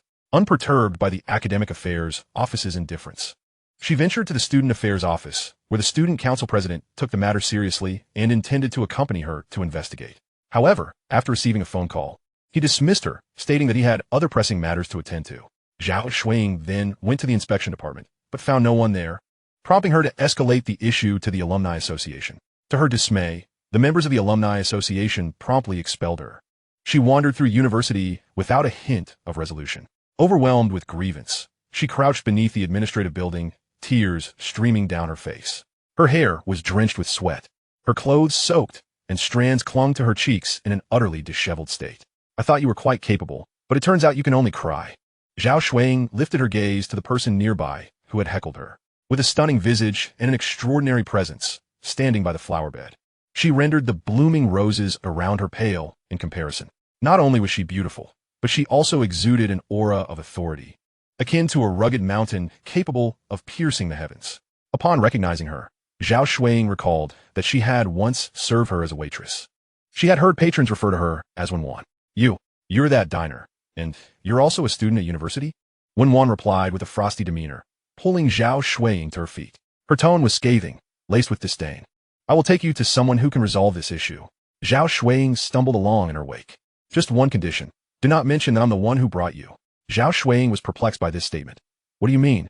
Wen Wan strode ahead briskly, her height allowing her to drag Zhao Shuiying along without regard for her ability to keep pace. "Regardless of what it means, you will follow my instructions." She glanced back at Zhao Shuiying, her gaze sharp as a sword, causing Zhao Shuiying to flinch involuntarily. "Dare to defy me, and you will learn the meaning of a painful price." Chapter 66. Fortunately, it has nothing to do with her. Wen Wan's assertive demeanor and decisive actions propelled her and Zhao Shuiying directly into the student affairs department. Zhao Shuiying stood outside the office, softly reminding her, "I've been here before. They said they were busy." Wen Wan scoffed, "With me here, let them dare to be busy." The student affairs department occupied a significant area, with the first floor housing various offices such as the ideological and political education department, administrative department, student union, admissions office, and career services. At this moment, the student council was devoid of personnel, and the conference room, adorned with banners along its walls, stood empty. Wen Wan activated the air conditioning, seated herself and Zhao Shuiying, then pulled out her phone to contact the higher-ups of the university. "I do not care for your pathetic excuses. You have 10 minutes, only 10 minutes, to summon everyone who needs to be here for a meeting. Also, have someone from the medical office check on the condition of the injured student on the playground. Do you even know how badly he was hurt? I may have agreed not to withdraw funding, but that does not mean I want to expose your actions. My family has stakes in numerous social media platforms. If you, the leadership, do not wish to ruin your careers, do not attempt to bargain with me." With the sword of Damocles hanging over them, it was nearly impossible for the higher-ups at a university to delay their actions. In less than 10 minutes, the individuals Zhao Shuiying had struggled to find earlier all appeared in the student council meeting room. This scene left Zhao Shuiying utterly astonished, her jaw nearly dropping to the floor. Among those who arrived were deputy directors, deputy section chiefs, and staff from various departments, totaling 8 individuals, most of whom carried work notes. They had received a meeting notification from their superiors, but were oblivious to the identity of the person calling for the meeting.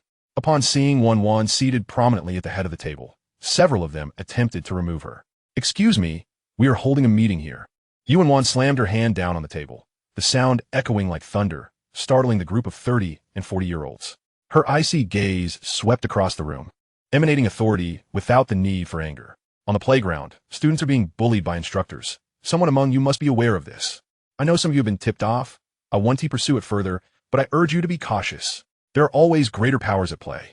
You are merely minor clerks and section chiefs, lacking the capability to wield such influence. I advise you to tread carefully. This is the first and last warning. If I ever see that student named Ji Lengming in a similar situation again, it will not be a mere warning. Some individuals, feeling defiant, immediately interjected. Who do you think you are? This is the student council of the school. How dare you speak so brazenly? What is your name? Wen Wan dismissed the individual as if brushing away a speck of dust. You are expelled. In less than 5 minutes. Someone from the staff office arrived at the student council to inform the person who had provoked Wen Wan to gather his belongings and leave the campus as soon as possible. The others stared at the girl confidently seated at the head of the meeting room as if witnessing a tempestuous wave or a sea of malevolence. Their hearts gripped with dread. The commotion within the student council had stirred nearly everyone in the student affairs office, including Ji Hung, who was discussing the development of part-time work for university students with the head of the career services office. The head of the career services office leaned out to observe the source of the disturbance, discovering it originated from the student council. He chose to ignore it. It's probably just a significant event organized by the student council. The director shut the door once more, turning back to Ji Hung. Now, let us continue our conversation. In military training attire, Ji Hung appeared strikingly handsome, his tall and upright figure captivating the department head to the point where it seemed she wished to affix her gaze upon him indefinitely. Ji Hung had grown accustomed to such attention, and fortunately, the department head was not unpleasant to behold. Thus, he occasionally met her gaze for a fleeting moment. The trend of university students taking on part-time jobs had become quite prevalent, and I believe the Career Services Office ought to pay heed to this phenomenon. At the very least, the university should promote guidance for part-time work out of humane consideration to prevent students from falling victim to scams. Furthermore, the university could serve as a bridge, establishing part-time job opportunities or collaborating with companies in the community. This initiative would also assist students in need, alleviating their financial burdens. The department head concurred with Ji Hung's reasoning, acknowledging that part-time employment for university students is indeed a lucrative venture. This group of young men and women, yet to step into the workforce, remain blissfully unaware of market conditions, their values still unformed, making them quite malleable. A little maneuvering could yield substantial profits. The department head exclaimed with enthusiasm, "You are absolutely right. If the university facilitates connections, students have to tirelessly seek employment on their own. Coupled with the credibility of a university, this would garner trust from both students and businesses alike. It's truly a mutually beneficial arrangement." Yehank fleshed a charming smile, articulating the ultimate goal of his visit. "Since you agree with my perspective, why not draft a report for the office? I can assure you that I will bear all costs associated with establishing a part-time job website. We will also handle the qualification checks of the companies involved. And if the administration has any reservations, they may send someone to oversee the process. If the website turns a profit, the earnings will be split evenly with the university. Should it incur losses, those will be ours to bear, requiring no financial burden from the institution. For the university, this is an entirely risk-free venture. There is no need for investment of funds or effort. Simply granting permission would result in a flood of revenue. Such a fortuitous opportunity would be impossible to decline." The department head promptly agreed, saying, "I will immediately write a report to the office. Await my good news." On the training grounds, students from other classes gradually resumed their military drills after their break. In contrast, Ji Lingming's class had him as the sole target of the instructor's harsh reprimands, while the others lounged idly in the shade of trees. When Zhao Shuiying, accompanied by the school nurse and campus security, arrived, the instructor was in the midst of kicking Ji Lingming in the lower back, demanding he stop feigning unconsciousness and resume marching in formation. Before Zhao Shuiying could intervene, the two campus security officers rushed forward, swiftly restraining the instructor's arms and subduing him. "What are you doing? I have backing. Don't touch me." The instructor protested. "Stay still," one of the officers retorted, delivering a series of blows with his baton. In pain, the instructor, relying on his limited martial skills, began to struggle, prompting the officers to draw out their stun guns. With the voltage set to maximum, they applied it to the instructor. The electric current surged through him, leaving him numb and spasming, and within moments, he lay incapacitated on the concrete, allowing the two officers to drag him away like a lifeless carcass. Lengming, bewildered by the sudden turn of events, attempted to rise. As he made a motion to support himself, he was gently lifted by the school nurse and Zhao Shuiying, one on each side. The school nurse, a man in his 50s with glasses, surveyed the myriad of bruises adorning Ji Lengming's body, his sparse eyebrows knitting in concern. "How brutal, to leave someone in such a state. Can he still walk? Are any bones injured?" Fortunately, Ji Lengming's bones were unharmed. He had taken precautions in vulnerable areas and sustained only superficial injuries. Compared to the brutal beatings he had endured from Qin, he, and Ji Heng's malicious pranks, the injuries inflicted by the instructor were relatively minor. I'm fine, thank you. Teacher, Lengming exhaled. There's no need to worry about me. I can still hold on. The school nurse adjusted his glasses. Hold on to what? Look at you. You need to be seen. Come on. Let us go to the infirmary. Lengming. His gaze, clouded with a hint of worry, did not refuse. He was taken to the infirmary, and due to the extent of his injuries, the school nurse insisted on transferring him to the hospital. Since Zhao Shuiying was a student still undergoing military training and unable to leave campus for an extended period, the responsibility of accompanying Lengming to the hospital fell to the homeroom teacher. After a series of procedures including disinfection, stitching, and bandaging, it was already 2 o'clock in the afternoon. The homeroom teacher stayed by his side throughout. Upon exiting the hospital, he remarked, Lengming, your medical leave has been approved. You won't need to attend military training until you've recovered. You won't have to bear the medical expenses either. The university will pursue civil and criminal liabilities against the instructor involved. Lengming was indifferent to these matters. His curiosity lay in discovering who had come to his aid. The instructor was someone bought off by the Ji family, who wielded considerable influence at university. The university's decision to hold the instructor accountable indicated that Ji Heng's influence had triumphed. Lengming sought clarity on the events that had transpired. Thank you, teacher, for accompanying me for so long, but I want to know, who saved me? The homeroom teacher regarded the young man before him, his cheeks slightly swollen, blood trickling from the corner of his mouth, his arm stitched multiple times, and his legs wrapped in bandages, every inch of him marred with injuries. He felt a pang of sympathy for this student, yet the identity of his savior was not something he could disclose. The homeroom teacher's gaze became complex. Ultimately, he decided to attribute all credit to Zhao Shuiying, as per Wen Wan's instructions. It was Zhao Shuiying who helped you. That brave young lady ventured alone into the Alumni Association, the Student Affairs Office, and the Supervisory Department. She is both courageous and resourceful, displaying loyalty and integrity. Coincidentally, the school is considering reforms regarding discipline and ethos, and the leadership took Zhao Shuiying's account quite seriously. Therefore, your incident has been treated as a case study. Upon hearing this, Lengming sighed in relief, the knots in his heart loosening in an instant. Thankfully, it had nothing to do with Wen Wan. Chapter 67. The tax on flatulence. As Lengming departed the hospital, he failed to notice a rather inconspicuous vehicle parked across the street. Within, Wen Wan peered through the glass window, her gaze greedily sweeping over the figures across the road. Confirming that he appeared to be in good spirits and bore no serious injuries, she signaled the driver to proceed to the food market. The driver, bewildered by the young lady's elaborate efforts, wondered why she had switched from an Aston Martin to a Wuling Hongguang and parked here, accumulating numerous parking fines in the process. They waited for a full 2 hours. During this time, the food market persistently called, informing the young lady of troubles at her family's dairy farm. Nevertheless, she remained steadfast to the hospital entrance. Finally, when the second young master of the Ji family emerged from the hospital, she merely glanced at him, neither approaching to speak nor following him, seemingly unwilling to intrude upon his life. Such behavior was utterly perplexing. Wen Wan had indeed resolved not to seek Lengming overtly any longer. She had devised an alternative strategy.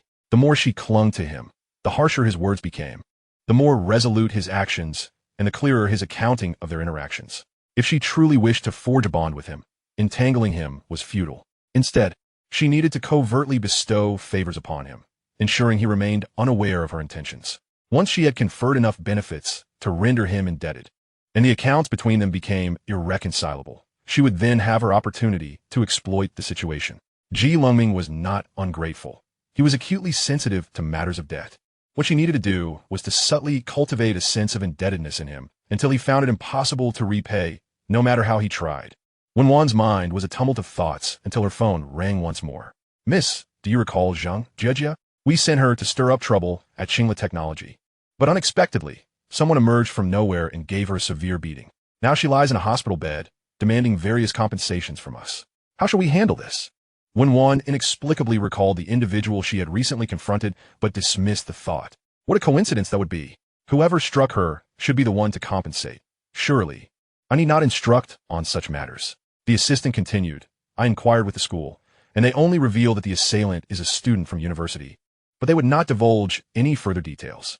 It seems the institution is intent on concealing this individual, maintaining a resolute silence. A flicker of unease washed over Wen Wan. Have you consulted Zhang Jejia about this? The assistant replied. Yes. She mentioned that the perpetrator is a freshman with particularly poor character who verbally insulted her upon arrival, causing significant psychological distress. Thus, aside from medical expenses and labor fees, she is also demanding compensation for emotional damages. At this moment, Wen Wan understood the source of her unease. "Send me a photo of Zhang Jiejia." The assistant, perplexed, complied. "All right." Within seconds, Wen Wan received a photograph of Zhang Jiejia. Upon inspection, she indeed bore a striking resemblance to the person she had recently confronted. How remarkably coincidental. It appears that in the future, one must ensure they are aware of an individual's appearance before engaging them in any dealings. However, how did Lengming come to know Zhang Jiejia? The assistant provided the answer. According to Zhang Jiejia, Du Qinglin has taken Lengming to be his younger brother, and coincidentally, this brother is studying at a university. Zhang Jiejia, having a connection with a teacher there, was asked by Du Qinglin to look after Lengming, which is how they became acquainted. Wen Wan refrained from pointing out any logical inconsistencies in this statement for the time being. The closeness between Du Qinglin and Lengming was evident, as Du Qinglin seemed willing to accept her challenge for Lengming's sake. This indicated that their relationship was anything but ordinary. Earlier, at the private restaurant, she had observed Lengming carrying a laptop bag, as if he were preparing to report some work to Du Qinglin. It was likely that their relationship had blossomed from that moment. Yet, she wondered what kind of collaboration they had undertaken. Did Zhang Jiejia witness anything unusual at Qingla Technology? Did she provide any details? The assistant replied, "Nothing extraordinary, really. Just daily training, but the content remains undisclosed. It seems Du Qinglin intends to keep it confidential from outsiders." Wen Wan realized she understood what Du Qinglin was preoccupied with. Based on the timeline from her previous life, he should be engrossed in cloud computing. However, it would take at least 3 more years to fully realize that project. Should we continue to monitor Qingla Technology? The assistant inquired. Wen Wan pondered. At present, her focus must be on resolving the issues at the dairy farm, leaving little room to attend to Du Qinglin's affairs. Besides, with cloud computing not emerging for another 3 years, there was no urgency. Once she dealt with the dairy farm's challenges, she could then strategize about Qingla Technology. That's unnecessary. I will be heading to the food city shortly. Inform all relevant leaders to convene a meeting in 30 minutes. The Wen family's business in City C pertains to agriculture. Beyond the consistently and profitable vegetable wholesale and breeding, they also operate a fresh milk business.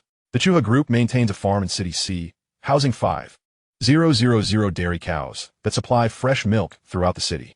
This is the only profitable venture of the Chuha Group. However, since morning, representatives from the Environmental Committee, Quality Inspection Department, and Taxation Department have been arriving in succession.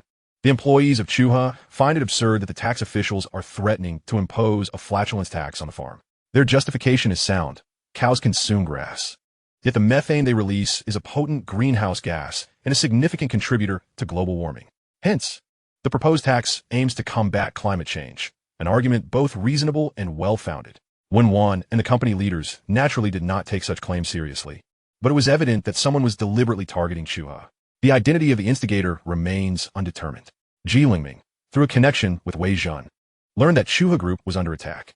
The perpetrator behind this turmoil was likely Wang Mian. Seizing this opportunity, Lengming chose not to return to school or his rented accommodation, instead heading straight to Du Qinglin to demand the continuation of their engineer training program. Du Qinglin was taken aback upon seeing Lengming covered in blood. "You weren't at military training, were you? It looks as if you've just returned from the battlefield." Lengming had no time to elaborate. "Gather Gao Longwan and the others. For the time being, we must complete the final theoretical foundations of cloud computing. Within half a month, we need to conduct experiments using your reconstructed SBK data center. By the way, how is the IDC data center coming along?" Du Qinglin was puzzled by Lengming's sudden urgency to progress in their endeavors. Despite his injuries, he remained fixated on their ambitions, an admirable display of dedication to his work. The IDC data center is still under construction. Barring any unforeseen issues, it should be completed this week. There's no need to rush, but we cannot afford to delay. Lengming interjected. Time is of the essence. Wen Wan's company is being targeted by Wang Mian, and we must seize this moment to accomplish all that we can. Once she resolves her issues with Wang Mian and turns her focus on us, we will find ourselves in a precarious situation. Du Qinglin, upon hearing this, felt a surge of urgency. "Are you certain Wen Wan is being targeted by Wang Mian? Is our trap having the desired effect?" Lengming nodded affirmatively. Du Qinglin let out a sigh of relief. "All right, let's work tirelessly during this period. Are you sure you can hold up?" he asked, noticing Lengming's injuries. The fervor emanating from Lengming was that of a quintessential workaholic. "I am fine. I won't perish just yet." He turned, leaving only his silhouette behind. I will wait for them at the training classroom near the food street. Hurry up. Chapter 68. Data Center, Collaboration, and Part-Time Work. Lengming, citing his injuries, ceased attending school. Over 5 days, he averaged 17 hours of work each day, and under the rigorous training led by Wen Wan and his team of engineers, they finally completed the last sections of their studies. Just in time, the IDC data center also announced its completion, and Lengming took Wen Wan and the others to conduct an inspection. This data center, spanning 200 square meters, equipped with precise air-cooled air conditioning, featuring a single cabinet power of 3,000 watts and a UPS backup time of half an hour, was constructed at an approximate cost of 3 million yuan. It presented itself before them with the grace of the goddess Venus. The silver racks glimmered with a cold light, while yellow connecting cables cascaded down from the towering cabinets, ultimately connecting to the main bus. Though there were fewer than 40 cabinets, they provided a novel experience, as if they were not merely standing in a newly constructed data center, but rather on the brink of a burgeoning revolution. Wen Wan was immensely excited. The pursuit of dreams can make one forget their worries. He was nearly able to cast Zheng Jiejie aside entirely. His hand brushed against the metallic shell, akin to caressing a woman's elegant form, with a fiery light igniting in his eyes. Are we cloudifying these servers now? Lengming inquired, his mood buoyed. Even after 5 days of minimal rest, and with his wounds healing poorly, he still felt an overwhelming sense of fulfillment coursing through him. Time waits for no one. The tasks there to undertake are indeed manifold, encompassing distributed storage, task scheduling, structured storage and processing, monitoring, deployment, as well as the naming and coordination of each subproject, all of which constitute a formidable mountain in dire need of resolution. This IDC data center has been repurposed from SBK's original facility. Lengming and his team possess a remarkably clear objective: to develop their own hypervisor, operating system, and database, with the immediate goal of migrating all business operations of the SBK shopping center to the cloud.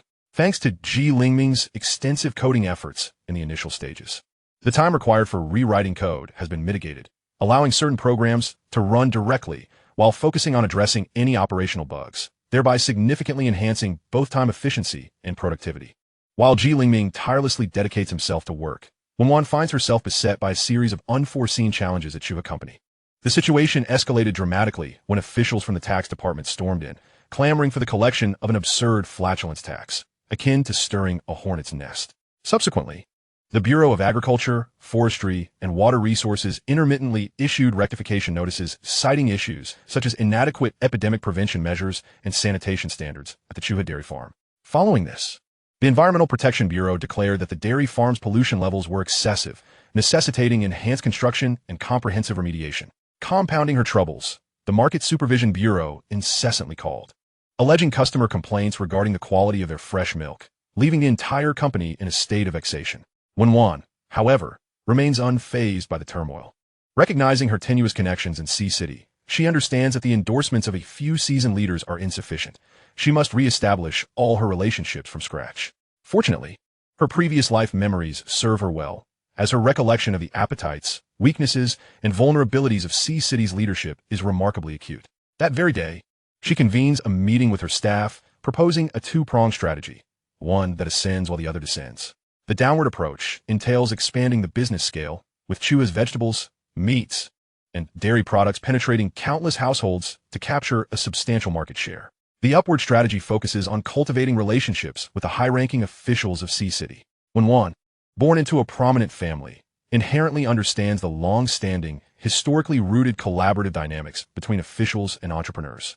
She instructs her secretariat, contact these individuals on my behalf. If they do not answer, send them emails, and if there is no response, inform me. I will pay them a visit. I wish to arrange dinners with them. As she speaks, she hands over a list to her secretariat. The seasoned members of the secretariat, well-versed in the nuances of the industry, glance at the list and feel their hearts sink. It includes over 30 influential figures, ranging from the mayor of Sea City to district heads and directors across various departments, such as supervision, finance, justice, economy, commerce, and auditing. Chuha is a company that has seen better days, and it seems implausible that they could attract such prominent individuals. One of the secretaries voices her concerns, which Wen Wan dismisses with a wave of her hand, nonchalantly stating the approach must have been flawed. Take the mayor, for instance. While others may be oblivious, I know full well that he has a penchant for collecting mitai.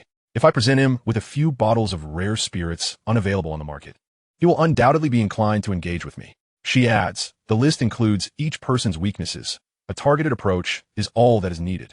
The Secretariat members do not dare to question how Wen Wan possesses such extensive knowledge, nodding obediently as they set about their tasks. Just as they depart, Evan enters the office. Miss, I've discovered the identity of the individual opposing you. He is named Wang Mian. Wen Wan pauses momentarily in her paperwork. Wang Mian? Evan inquires. Have you heard of this person, miss? With her gaze lowered, Wen Wan rummages through her mental archives for information on him. She recalls the name. It seems he is the one involved with Zheng Jejia. A sense of unease washes over her, yet she cannot pinpoint the source of her discomfort. Is Wang Mian acting out of revenge for Zheng Jejia? Evan confirms, at present, that appears to be the case. Wen Wan commands, show me Wang Mian's dossier. Evan hands over the file to her. Upon receiving it, she opens the plastic cover and skims through the contents with remarkable speed. It becomes evident that Wang Mian is no ordinary individual. The information she holds regarding him far surpasses what Lengming has uncovered. Wang Mian is the head of Xian Group and owns several electronics factories. More importantly, his companies have established talent transfer agreements with virtually all educational institutions in Sea City, including 21 vocational colleges, 32 secondary vocational schools, and 25 universities. Graduates from these institutions are funneled directly into Wang Mian's factories. Furthermore, his network is extensive, encompassing relationships with various university leaders, village heads, and city mayors. Unlike Wen Wan, who operates within commercial spheres, Wang Mian is entrenched in the tech industry, with his Xian Group engaged in multiple research initiatives, receiving consistent support from the talent pools of both academies. It is clear that he is deeply intertwined with the technological landscape. If he were merely a conventional business figure, Wen Wan could wield public opinion and commercial sanctions against him. However, within the realm of technology, her influence is decidedly limited. Eliminating Wang Mian in the short term seems implausible. Wen Wan possesses a remarkable adaptability, recognizing that powerful dragons do not easily suppress local snakes. She adheres to the principle of joining forces when one cannot prevail in battle, promptly deciding to cultivate an amicable relationship with him instead. Meanwhile, Lengming is engrossed in his entrepreneurial endeavors, and Wen Wan is similarly preoccupied with her pursuits. Heng is also unwilling to lag behind in his entrepreneurial journey. The collaborative project he signed with the educational institutions for a part-time student platform is progressing steadily. Approximately 30,000 students across various universities have received notifications. This initiative serves to standardize part-time regulations while promoting a platform backed by the credibility of educational institutions. Heng's business venture, Part-Time Hub. Within just one day of its launch, over 2,000 students registered their personal information on the platform. Among the job postings by Liang Entertainment, the call for models attracted 260 vibrant young women eager to apply. The requirements for Liang Entertainment's recruitment are as follows. 1. A commendable appearance and excellent temperament. 2. No romantic experience. Must be a virgin. 3. Age must not exceed 22. Although the stipulation regarding virginity may seem peculiar, many young women, envious of the glamorous lifestyle within the entertainment industry, are nonetheless eager to seize this opportunity to forge a brilliant future. As the orchestrator, Heng is quite pleased with this outcome. Recently, he has been organizing a reception for dignitaries from Country H, who have particular preferences and only accept virgins. In this regard, Heng has been of immense assistance, ensuring that he has a sufficient number of beautiful hostesses to welcome her foreign guests.